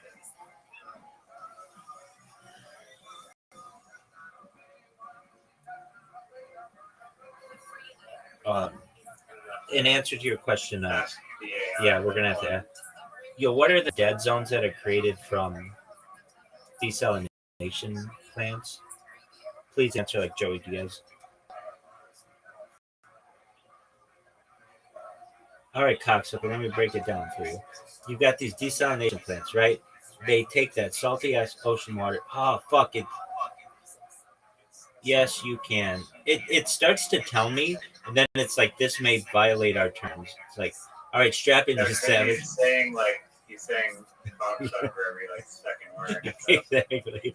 All right, strap in, you savage, because Uncle Joey's got another one for you, straight up from the School of Hard Knocks and Brian slapping truth. You ever hear PG version of like the safe for work PG version of Joey? Right. You ever hear people go, "Oh, desalination is the future. We're saving the world." Yeah. Tell that to the fucking octopus who just got blasted with a salt tsunami thicker than a Bronx accent. Here's the thing, sweetheart. Desalination plants don't just fart out clean water and skip off into the sunset. They pump out this brine. Think of it as ocean water's evil twin, and one with the dead eyes and a record. This brine isn't just salty, it's as if the salt had a grudge against life. Add in chemicals they use to clean the pipes. We're talking anti-scalants, chlorine, heavy metals. Now you got a fucking Molotov cocktail for marine life. And this doesn't float off into the ether and fart into the wind. It sinks. It's heavier than ocean water, so it drops down into a drunk, like a drunk at a blackjack table, settles in the ocean floor, and just chokes everything. No oxygen, no life, just a dead zone. You think coral wants to live in that? Okay, so um, what's a way that desalination plants can avoid dead zones? All right, you dirty water loving degenerate. Uncle Joey's going to give you the real way desalination plants can stop turning the ocean into a fish cemetery, all right? The big issue is brine disposal. That topic. Oh, come on. It was just telling me. It's okay. Tell me.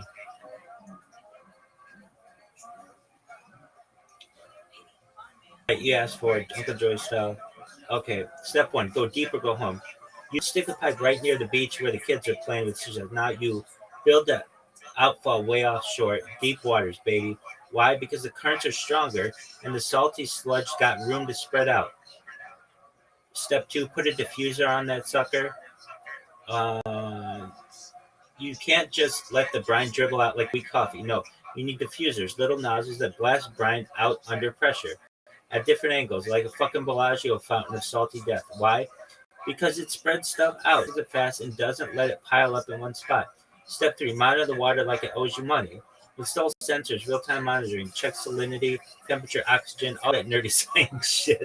If something goes sideways, like oxygen levels dropping faster than your grades in high school, you shut it down or adjust it. Boom, ocean saved. All right, so the answer is you need a fish-friendly outfall pipe. Joey Diaz approved. You build it, right? You dump it smart. You treat the ocean with respect. Okay, so you don't build a desalination plant. You at least don't put the pipe right next to the beach. You just have it out in the ocean. It doesn't have to be in the middle of the ocean. It can be like a few thousand meters into the ocean, and then you protect that, and then it'll mix up, and you won't have a dead zone. How's that sound, cocksucker? That sounds good. The big issue with it is the energy, because it takes a lot of energy to do all that. But I also think that there's an issue of um, it's a very contentious issue because like Nestle owns like 50% of all the fresh water in the world, so they don't want to lose their grip on all of that, and they just sold their 50% share to some other company or whatever. You know the thing that I say, like answer this like Joey Diaz. There's somebody who makes YouTube clips that explain um, scientific subjects, scientific whatever, scientific. What's the word for which I'm looking? Scientific, um, scientific topics like Joey Diaz on like chemistry and biology and stuff, and then people put them when they think they're funny. They put Joey Diaz subreddit, and they. I mean, I don't know. It's like, how do you want to learn? Do you want to learn from some nerdy person who's like really boring, or somebody who's kind of making you laugh at the same time? And more than anything, the thing about the Joey Diaz is he gives analogies that like make sense. Like, oh, okay, well, this is how you do it. You dumb shit, blah blah blah blah.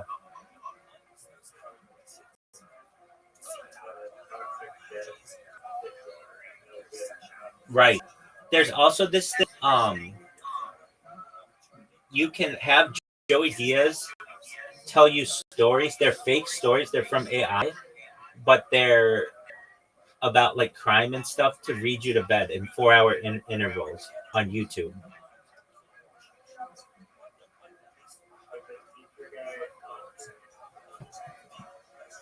It's all AI, right? And I would not know if I didn't know like as much as I know about AI, not that I know a whole lot about it, but I didn't know that this could be done, I would think that somebody paid Joey Diaz to just start reading stories to people. Meaning it sounds a lot like him.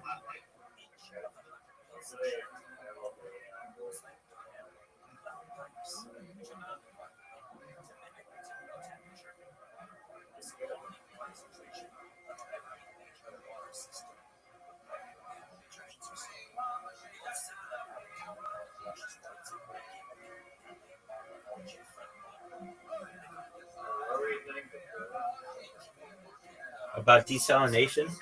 No. Yeah, movie theater self-cleaning. I think things become like really like self-cleaning becomes the way. It's very expensive to have employees do it, and robots, it's difficult for them to get in really small areas. So if you can seal off, like just say a restroom, and spray it down, and then have it self dry or have it like automatically dry, it's much more efficient. And if you're like, well, that sounds really expensive, it is. But here's a major issue that occurs that people don't think are like slip and fall accidents. So if you have somebody who's just like manually the floor and they don't put the wet floor sign up, and somebody falls, they could sue you for $5 million and win. And there's a very good chance that will win that. So in order to avoid those types of lawsuits, if you know that you're going to have a self-cleaning bathroom and you know at the end it's going to be bone dry, right there is a $5 million incentive to have it be self-cleaning.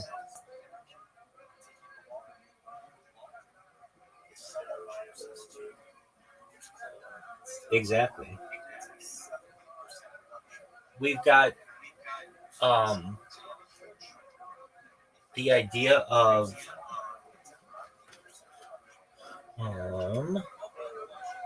What do porn shops exist in the future? I mean, they hardly exist now. I mean, no, that's not safe.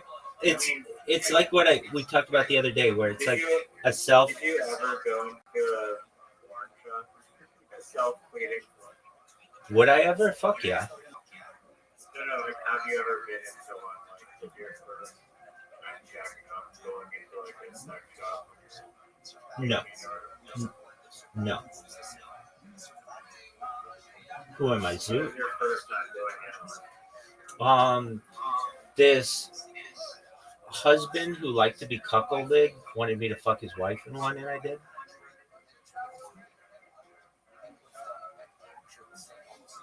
And she was beautiful. Absolutely gorgeous. I mean, this lady was maybe 45 and I was in my 20s, and she was like a 9.5. She was really hot lady.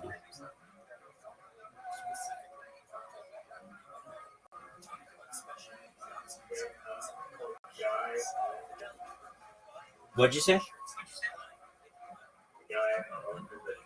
No.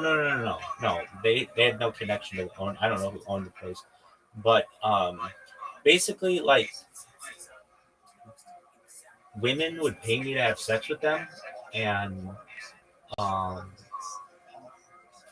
like husbands and wives would like pay me to fuck the wife in like a hotel or at their house or at like a sex place like that, or like they had like yeah, what would I call it? Or like sex stores. Then there's also like sex. There's this one place downtown that they had that just had like inflatables, and you would just get a room there, or it was just like they just had like inflatables everywhere, but the rooms were private, and so you could do it there too. And I wouldn't do it for the money, but it's like, hey, if you want to pay me to have sex with a beautiful woman, I'm not going to turn that down. and I wasn't in a relationship or anything, and I'm somebody who I'm trying to. I think every time it was I don't know. Sometimes there might have been some young women who were younger than I was, but it was generally older women and established. Like these were wealthy couples who wanted generally like a younger guy to fuck the wife, and they'd pay him. So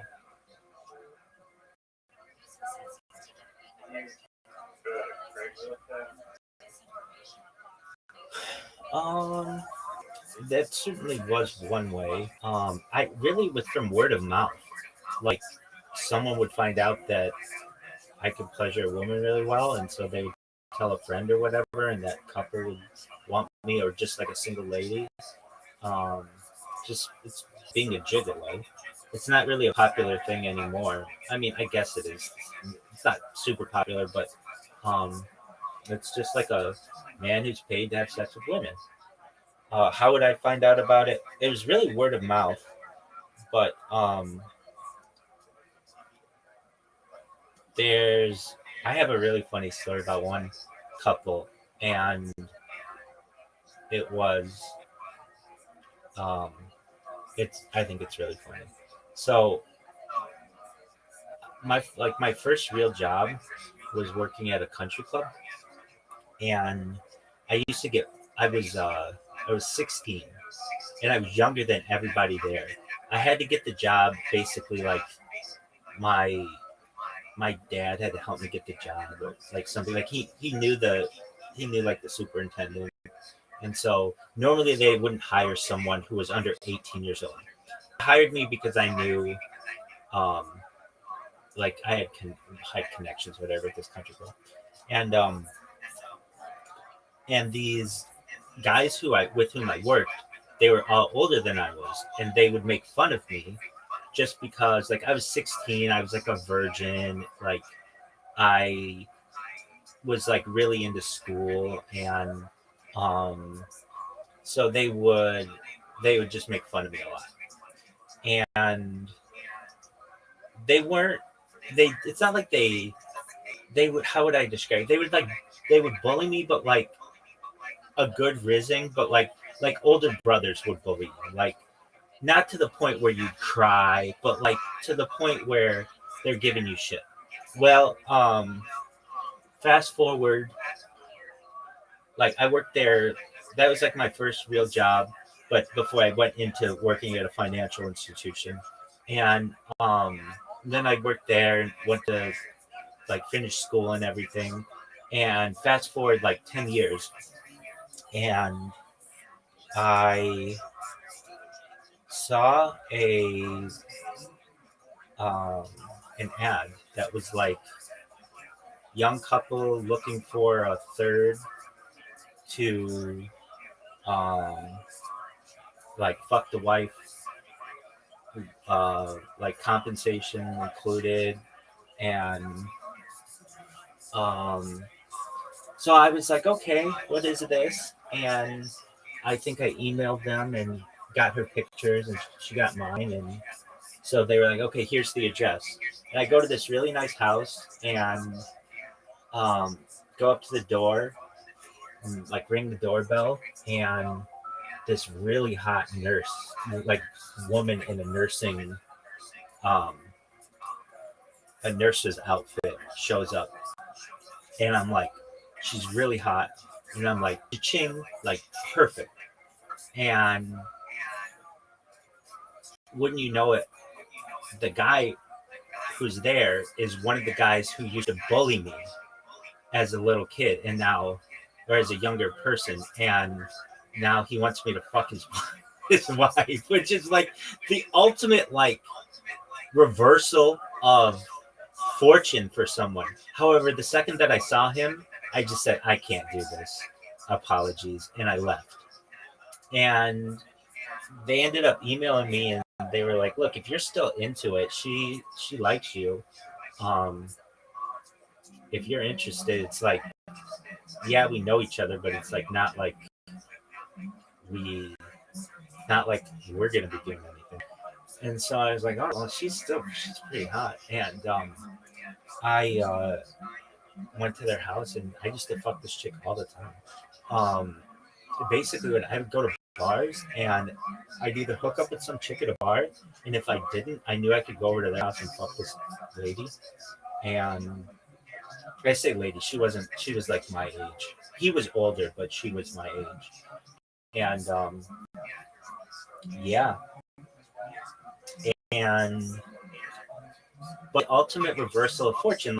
Usually, like the bully, like the guy who bullies you, is like then you get the upper hand on him, and you're the guy who fucks his wife, and you got a bigger dick than he does, and all this other shit. It was pretty wild, and they were really cool. Like as a like it was just yeah. I mean, so I did that for a few years, and then I just became more serious with some women, and then I stopped that, and then I became more religious and stopped that entirely, and then the pandemic hit. I had gotten to be very religious, and then started live streaming my life. However, I have all of those memories, and don't necessarily. I don't think I'll ever go back to that. I mean, I don't think I'll need to. I think I'll go viral and then have any normal relationship that I want to have, or even non-normal. I really think that once I go viral, I know I say that. I feel like I say that like almost like someone who is like, once I win the lottery, like that's basically how I feel when I say that. But I think there's a better chance of me going viral than winning a lottery. I know if I do it for long enough, then it's inevitable. If I did this for 50 years, somebody would find out about it. So I just say to myself, I just have to keep doing it. But once I do that, I know women to some extent, and I know that even if I were the ugliest dude on earth, the fact is, if I can make them famous and make their friends jealous, then every chick on earth is going to want to be with me. And not just that, but want to reproduce with me. Thus, I just have to stay. I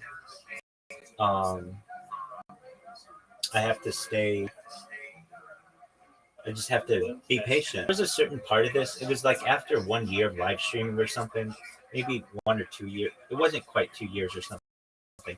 But there was a moment that I had where I said on camera, it was like, I won the world. Like I have enough data now. It was the point where I didn't like anybody had ever live streamed it. Not just live streamed it, but archived it on and it's not just I have one stream. I'm like right now on like 22 different streams, which are they all the same? Yeah, but they're the same actions, but they're different angles, which is very beneficial for what I'm doing as well. And it was like, all right, so long as I can just keep streaming constantly, I'm gonna win the world. Whether it's true or not is yet to be seen, but I get these random people on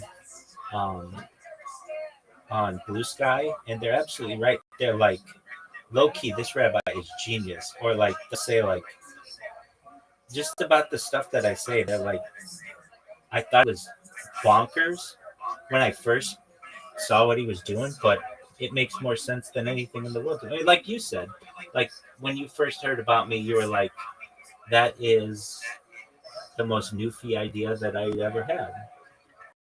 And it is. And for anyone who is along the way, like what Zoot said, Zoot just came out to me one day and he said, do you know why I started coming in here or like even following you or whatever?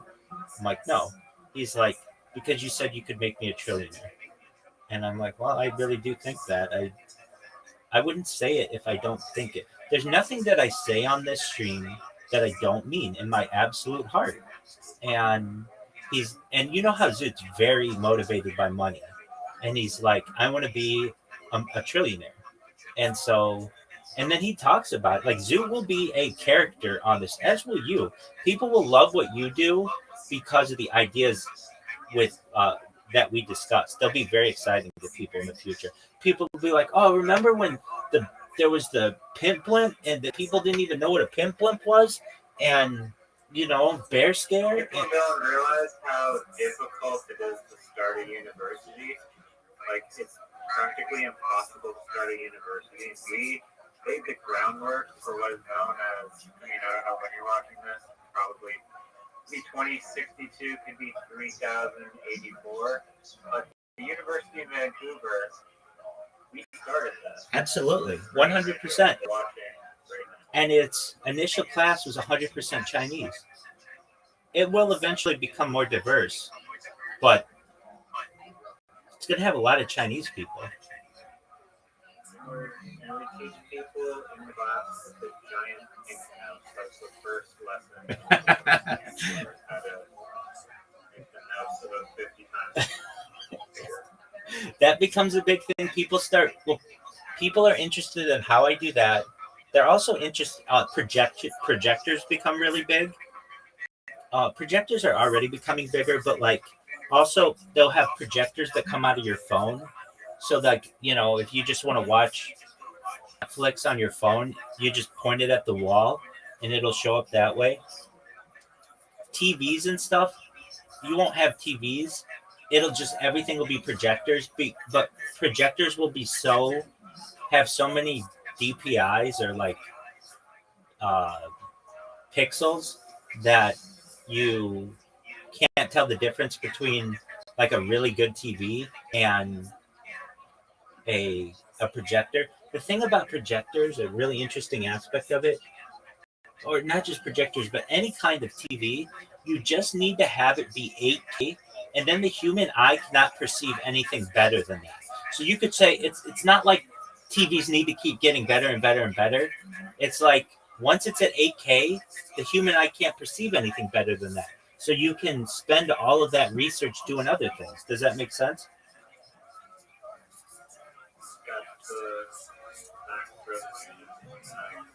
Thank you. Exactly. So We already have 8K though. We do. It's just expensive. But yeah, 8K exists.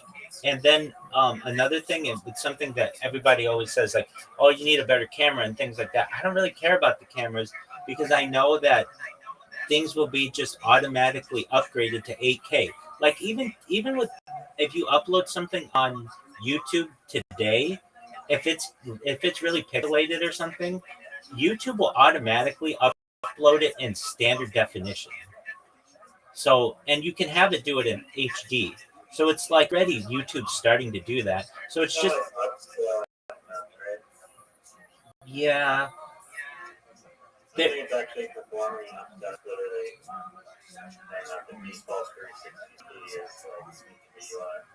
Well, at least the way that I've learned that it will work in the future is, like, let's say it's 720 or whatever. AI will be able to ink the amount of pixels so that it's 8K default. Does that make sense? Yeah. Exactly. That's upscaled though to 8K. Not like expensive.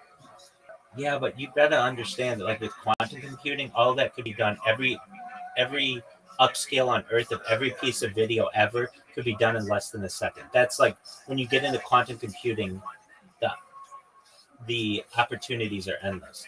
And even with just supercomputers, that could be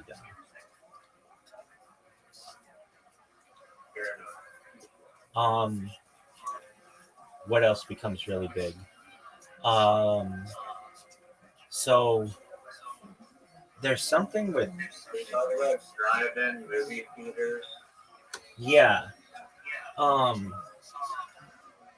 Those become, people like to hear my stories from them. I don't have that many stories of them, but it's like they weren't that. Have you been to one? Or do you recall driving? Yeah, there was one in Santa Fe Springs, um, and I've been to, I've been, I've seen. Let me think what movies I've seen. Just like a couple, because then they closed down because um, the Pandemic should have kept them open. yeah, I mean it should have.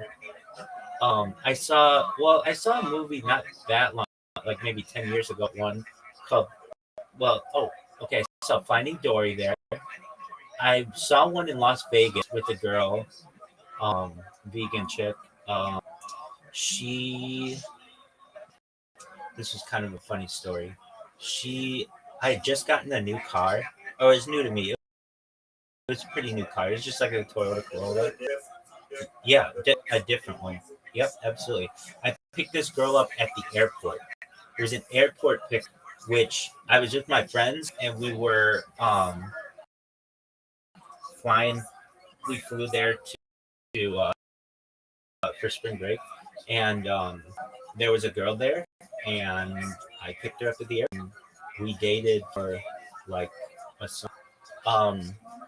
Well, she was vegan and wanted to go see Inspector Gadget.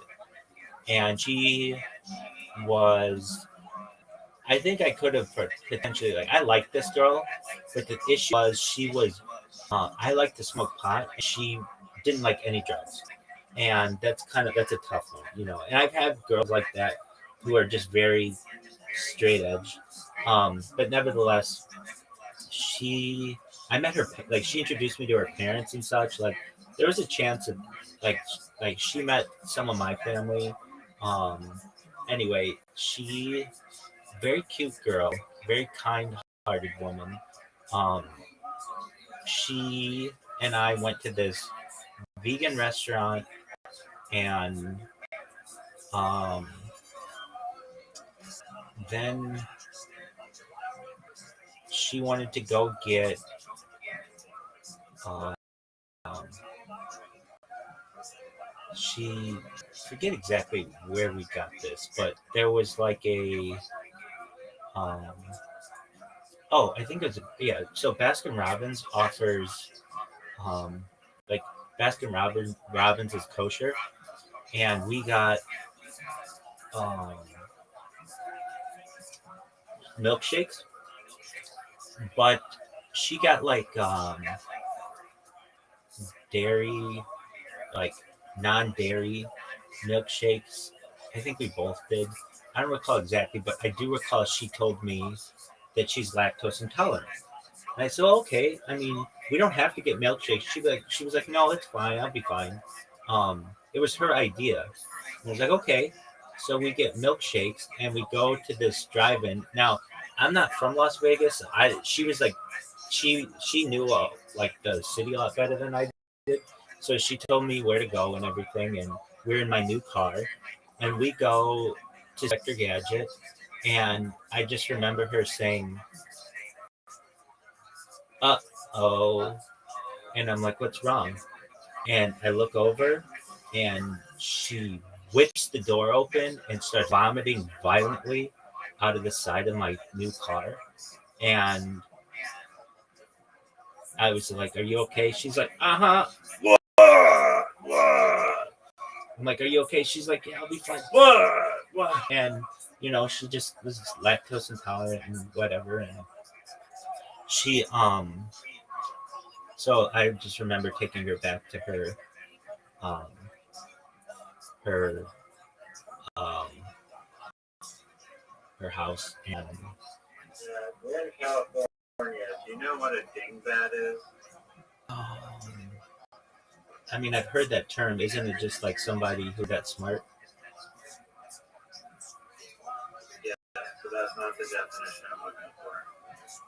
Another term for it. Please don't look it up and cheat. I'm not. What's a dingbat? It's a only originated in California. It's a style of architecture, and you can look it up, the photos. They're like small little, kind of like complex buildings. But they usually have like these, instead of having a garage, they have like, Yeah, I know what this is. Yeah. So I've also, the house gets over. yeah, I've heard of this as being soft stove, soft story architecture as well. I know what you're talking about. Yeah, these are in earthquakes, they crush what's ever underneath it. I mean, so could any house, right? Yeah. So probably because they have like really small stores. I worked just briefly for a company, Weinstein Construction, in the valley that would do retrofitting of these kinds of buildings, but we always call them soft stove. I think that's like the correct. What do you mean retrofitting? They would basically make them seismic safe. So I just did that. Yeah. It was There's a man I met, well, at Chabad of Sherman Oaks, which is a synagogue in Sherman Oaks, and he owned a company and asked me to do some work for his marketing. And so I built their like PowerPoints, and yeah, definitely. And he like we would daven every morning together, pray, and then after that I'd go to his office and work on just some projects that I did over the course of I don't know, a few months, and then but what his company would do is if there was a soft stove or I guess dingbat architecture, they would reinforce the interior walls like over where that car park is, so that if there was an earthquake, they would it would not fall, because what it would do is it like crushes the cars underneath it. And what they would also do, the city of Los Angeles in like 2016 put out a map of all of the soft stove buildings in the entire city. And so what we would do at Weinstein Construction is we would basically have like salespeople who would go around and go to all of these different buildings, and like they had a pitch and basically try to get business, and then the people who work for Mr. Weinstein would do the retrofitting and then get paid. But what I did was the just like the PowerPoints for it. But basically, he had this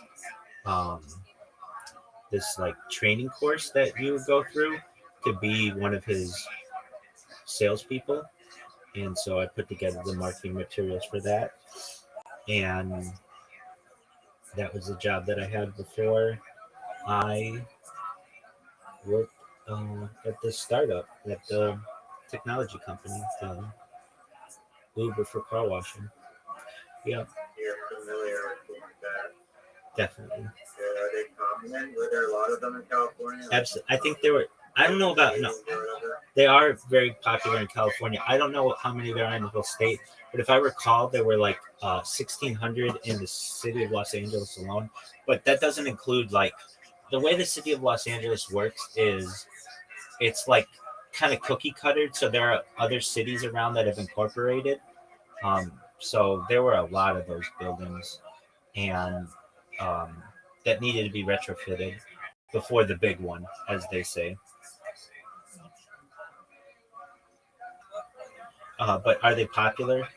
Extremely. And the reason why is because it allowed for parking in that in street parking, like and like didn't need garages. How many soft stove Like, so why not just buildings build a are in garage? Los It's Angeles? practically just like an open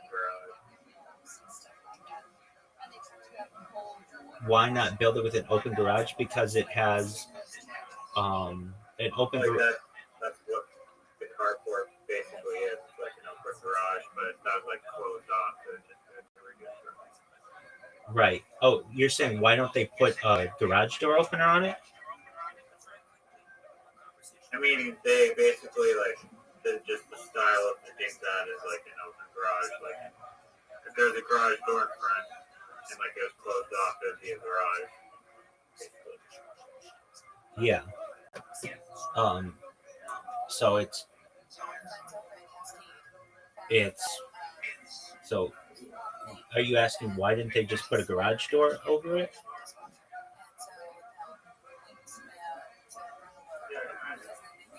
I mean, I know a lot of them are like it's an apartment building, so you need to give people like garage door openers, and then Right. Yeah. They're exactly right. And now that I think about it, it was I think 16,000 originally in Los Angeles, and at the time, I think like half of them had been retrofitted or something. So they still have to do a good amount, but it's like a process that they're completing, and um, I know a lot of them they put so they may not have like a garage door on them, but they'll put like a gate on them because a lot of people try to break into cars and things like that. But yeah, they're all over the valley, the San Fernando Valley. So they are.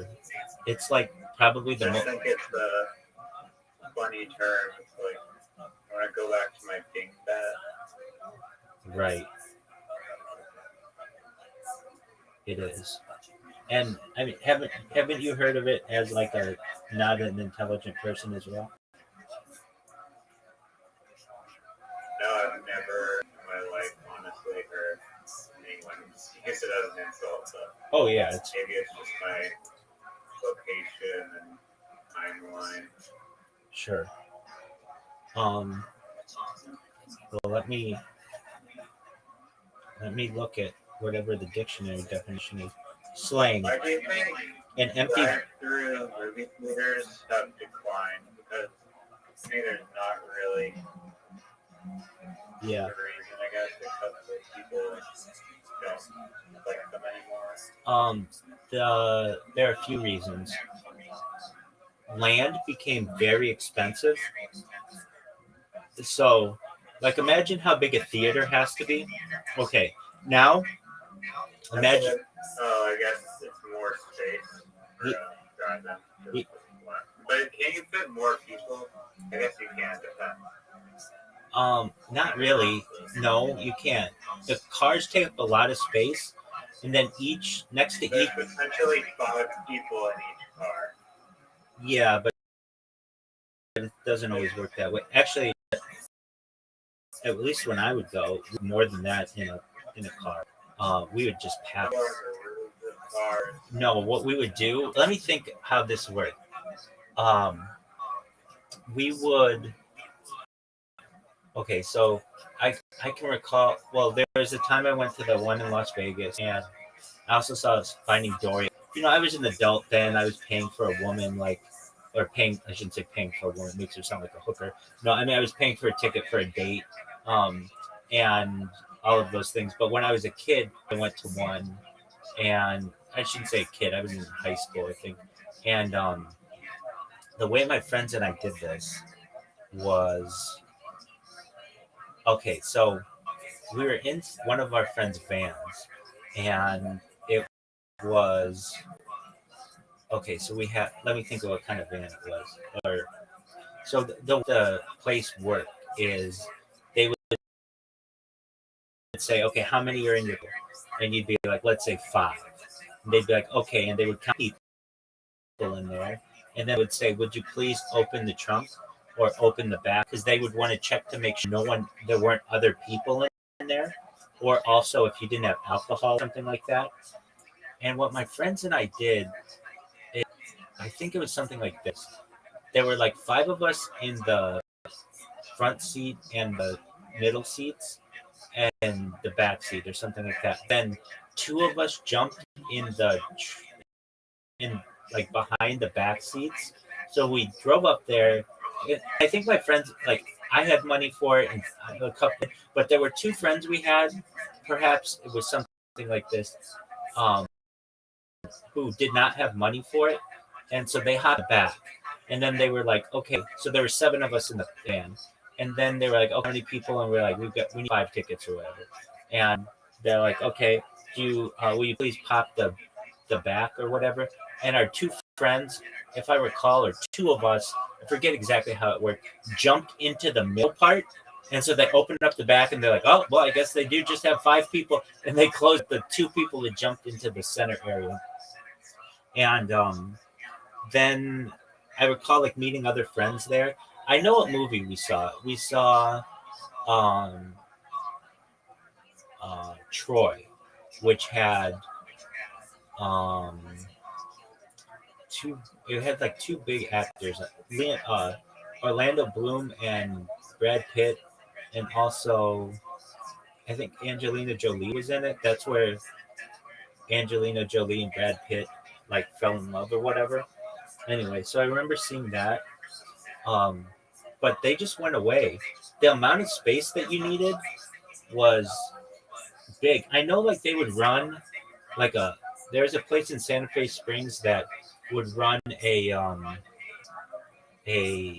flea market like during the week, and then at night they would do that. Like they basically had to have multi-use, and then eventually they sell the land because it's so expensive, and then build multi-unit housing on it, which is far more profitable. So they basically got rid of them all in the valley years ago, but in most places.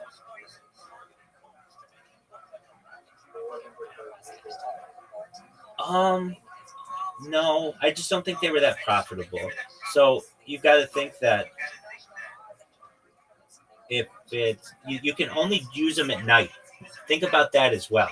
You can't show movies during the day because it's light out, and it has to be dark. So what do you do with the land? Exactly. And you can only show a couple movies per night. So like, how are you making money on this land?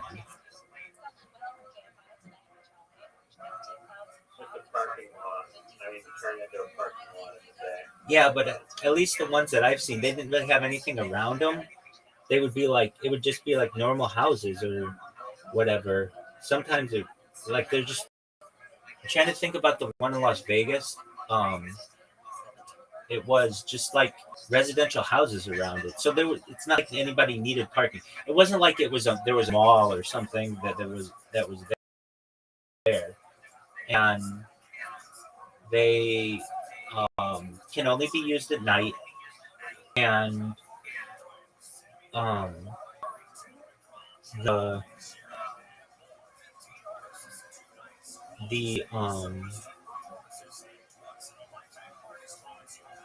concessions are where any movie makes money, and that's like you're only going to sell concessions from like 9 p.m. till midnight. So like 3 hours a night, you're only going to show movies 3 hours a night because they can't be like open all night. It's like you can only show 1 or 2 movies. It just really, the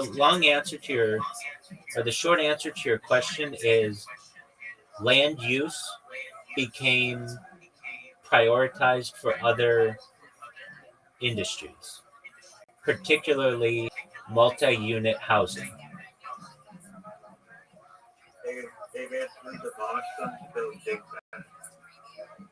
Yeah, but dingbats were generally built in like the 60s.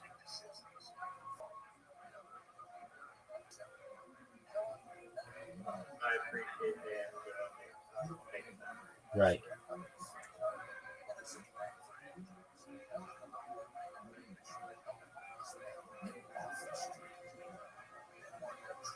So here's another not nothing to do with movie, but more down to the emperor. This time is not the last.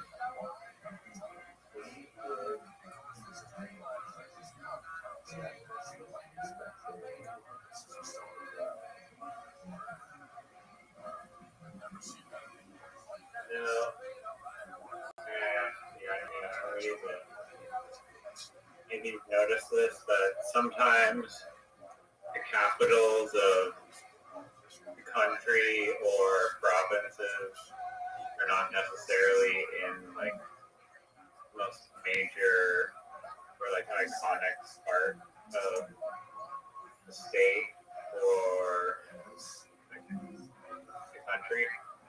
And like one example is like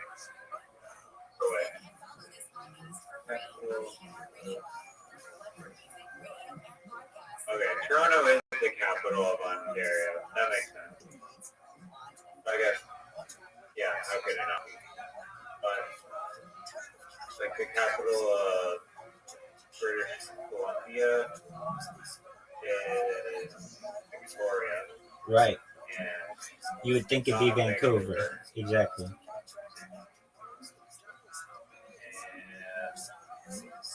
So there are just like a whole bunch of instances kind of like that where it's not really like the main city that is. I mean, I guess oftentimes it is, but it doesn't have to be. Does that make sense? Well, okay. Canada's a great example of this. Most anyone who you ask, hey, what's the capital of Canada, off the top of their head would think Toronto and not Ottawa. Yeah. A lot of people would say the same about the United States without knowledge. They wouldn't think Washington, D.C., they would think New York City. Or something. Absolutely. They're not going to go to Washington. They're used to, like Paris, France, and London, England. They're not used to. I mean, many people would even think in China it might be Shanghai when it's really Beijing. And capitals change. Like Japan was Kyoto for like 1,000 years before, something like that. Make sure that's right. Kyoto, capital of Japan, Kyoto before Tokyo.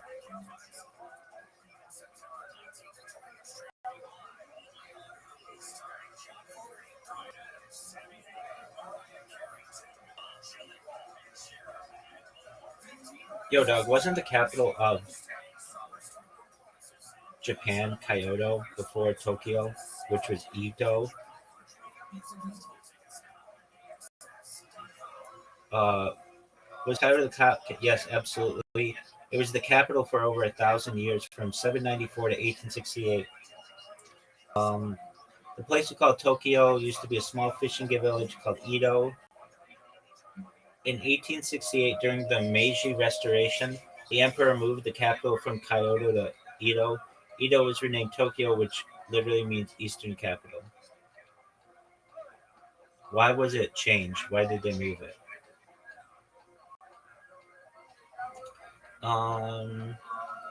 It was a huge turning point in Japanese history tied to the Meiji Restoration. The big shift from Kyoto to Edo.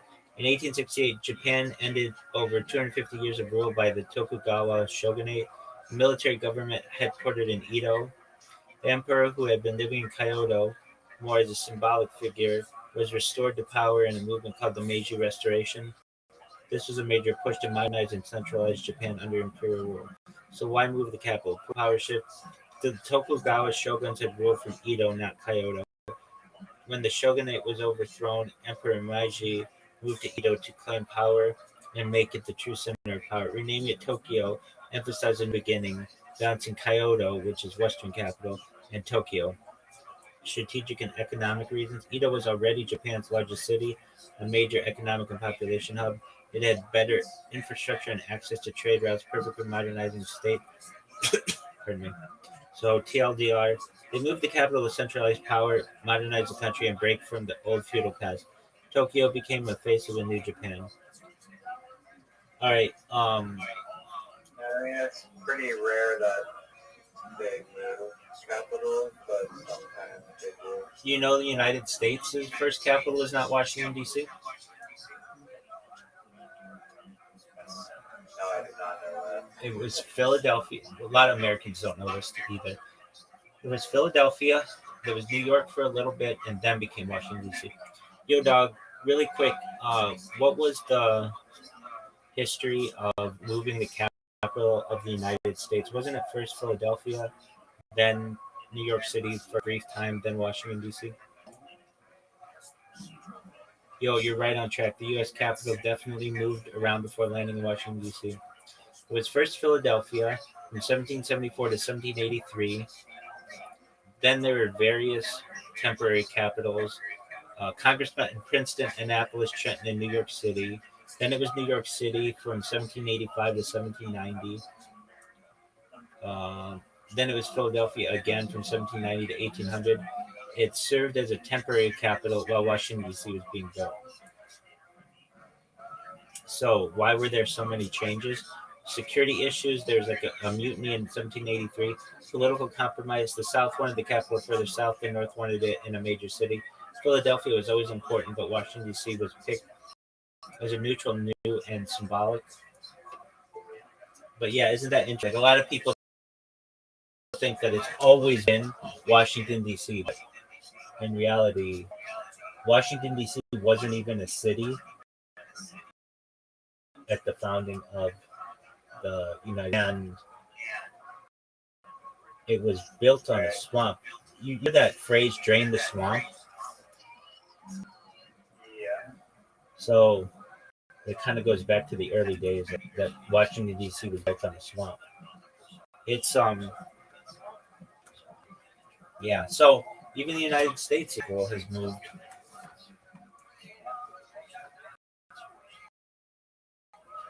Yeah, I mean, the reasons like why they use capitals. Some of it, I mean, it's not the case in for instance of United States capital, but it is for probably multiple places. It's like it's just founded at an early point in time, and like Victoria was founded before like Vancouver was even developed for some reason. There are people living on Vancouver Island. California's the same way. So like Sacramento. Apologies. Is that an earlier settlement, another region?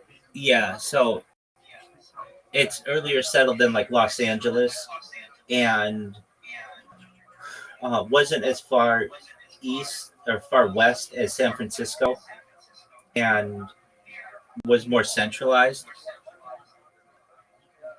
Right. I mean, these 2 points I find interesting that are like very significant decision factors, and so like where to put the capital, which is like one of them is like kind of balancing the regions. So in the case of Ottawa, apparently the Queen chose it to be in Ottawa versus Toronto because Ottawa is situated on the border of Quebec and Ontario, with almost like relatively equal distance in between like the 2 major cities of Montreal and Toronto, and therefore the political influence of either of those regions are more or less balanced. And then another factor is the defensible inland positions, and you don't want to be attacked by like Navy fleets and cannons and whatnot and like all this shit.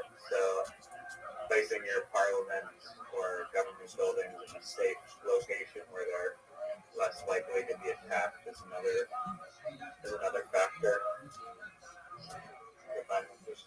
I do too. That's why. Sacramento is also inland. That's correct. And it's also centralized, as you mentioned. That's correct. Though I think in the future it gets changed, believe it or not, to Bakersfield, which is closer to LA. That's just something that was in this dream. I don't know sure or not. I've heard it just played with. I've also heard that California becomes its own country someday. There's already a movement. It's called the California secessionist movement, and I could see it happening. A lot of people here are not happy. Why don't they join Texas and Alberta and create like a holy triangle? Why Alberta? They're extremely rich in resources and also want to separate. Oh, Alberta wants to separate? I mean, Alberta is an inanimate object, but people in Alberta are also like, yes, they're in line. Like, there's some beliefs of separation from Canada. I mean, Quebec also has it, but Quebec is probably like the stronger. Who do you think wants to separate more from the U.S., California or Texas? Well, Texas, Alberta and Quebec are very, very close, to be honest. Texas was its own country at one time. So, it was the Republic of Texas, and so it's like already has a precedent being its own country. I think though people in California are sick of not always having representation the way that we would like, and like what do I mean? We have 50 million people here, but only 2 senators. The same amount of senators as like Wyoming, which has 400,000 people or something, like, or like smaller states. And so there's a idea like, hey, we should be represented better. Yeah, we have a lot more representatives, but not senators. Like, why should we, with 50 million people, have the same? Maryland would not have Maryland or Delaware should not be the same voting power. Exactly, or Rhode Island, or New Hampshire, or Alaska, which has like no one who lives there. I understand Alaska is big though, so I get that. But there are just these arguments. Wyoming has literally like 1/100th of the amount of people of California, and yet the same amount of senators. And there's especially a big push, like California has the 4th largest economy in the world. So it's just behind the United States, China, and Germany. It just overtook Japan. So it's like already its own force economically. But I think in the future, the United States breaks apart and California becomes its own state. I think Mexico takes back part of California, perhaps.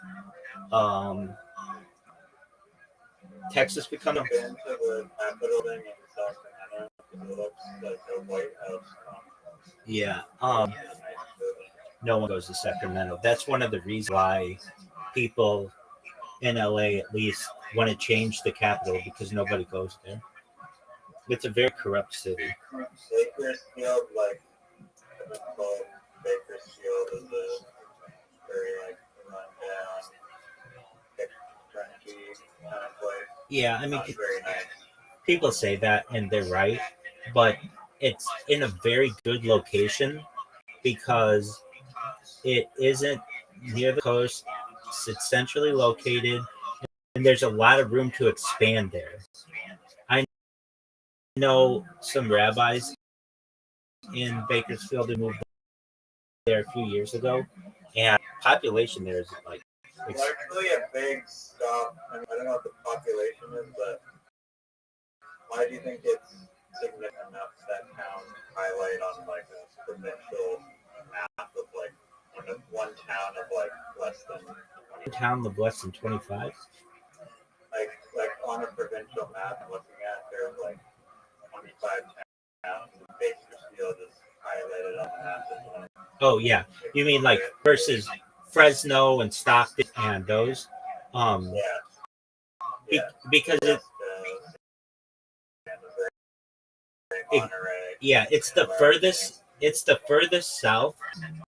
So basically, like that whole area is one big. It used to be one big. It used to be part of the ocean, like millions of years ago. But basically, that whole area also will fill up with water. It floods very easily, but Bakersfield is a little bit higher, and there's just a lot of room to spread out there. So it would make sense that to put it there. Well, but more so, a lot of people in California argue most of the population is in SoCal. We want to be represented closer to where we are versus Sacramento, where no one lives. It doesn't really represent San Francisco, and it certainly doesn't represent San Diego or Los Angeles or Orange County or Riverside County or San Bernardino County. These aren't like city hall meetings where you can just go in and voice your opinion, right? And you have to be a government official anyway to even participate in meetings there. Yeah, generally like LA City Council, you can just go there as an individual, but generally like you have to be an elected state assembly person, and like nobody's that. I mean, like I knew a lady in like I had like a teacher's wife was one, and she lived in Yorba Linda or Brea, which is like in Orange County, and she was like our assembly person. But like unless you know somebody, like you're getting no representation there. Yeah, I mean that's my point. So like, why would just because the government building is right in the heart of Los Angeles, the state of California, is that going to change anything? Oh, I get what you're saying. You mean if you put it in Bakersfield? Yeah. Yeah. So I think that the argument would be perhaps you would have more influence because the people, even like if you whatever person you elected may, even if like you wanted to go petition or protest or whatever, it's only a 3-hour drive versus like 9 hours to Sacramento. And it's just like generally there's the idea that the people will understand more about Southern California if you move the capital further south. Like there's a lot of feeling people in Sacramento, like the whole town is very bureaucratic. There are some really big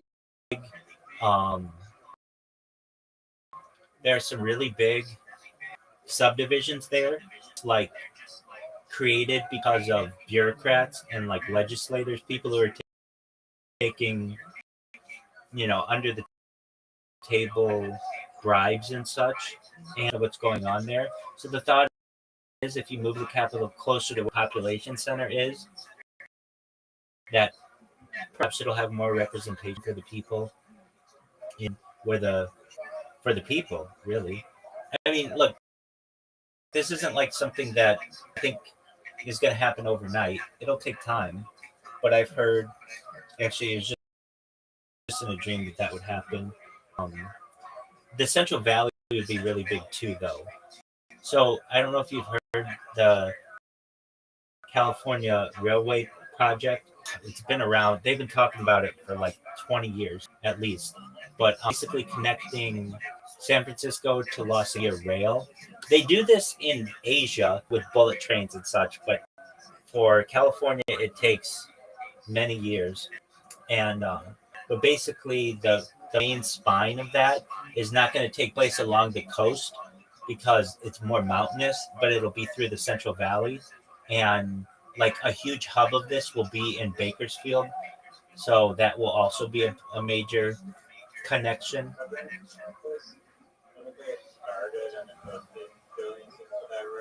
They have, and then I mean they haven't really. I mean the goal is to extend it to LA. It's supposed to connect San Francisco, Los Angeles, and Las Vegas, and I think eventually Las Vegas will be part of California.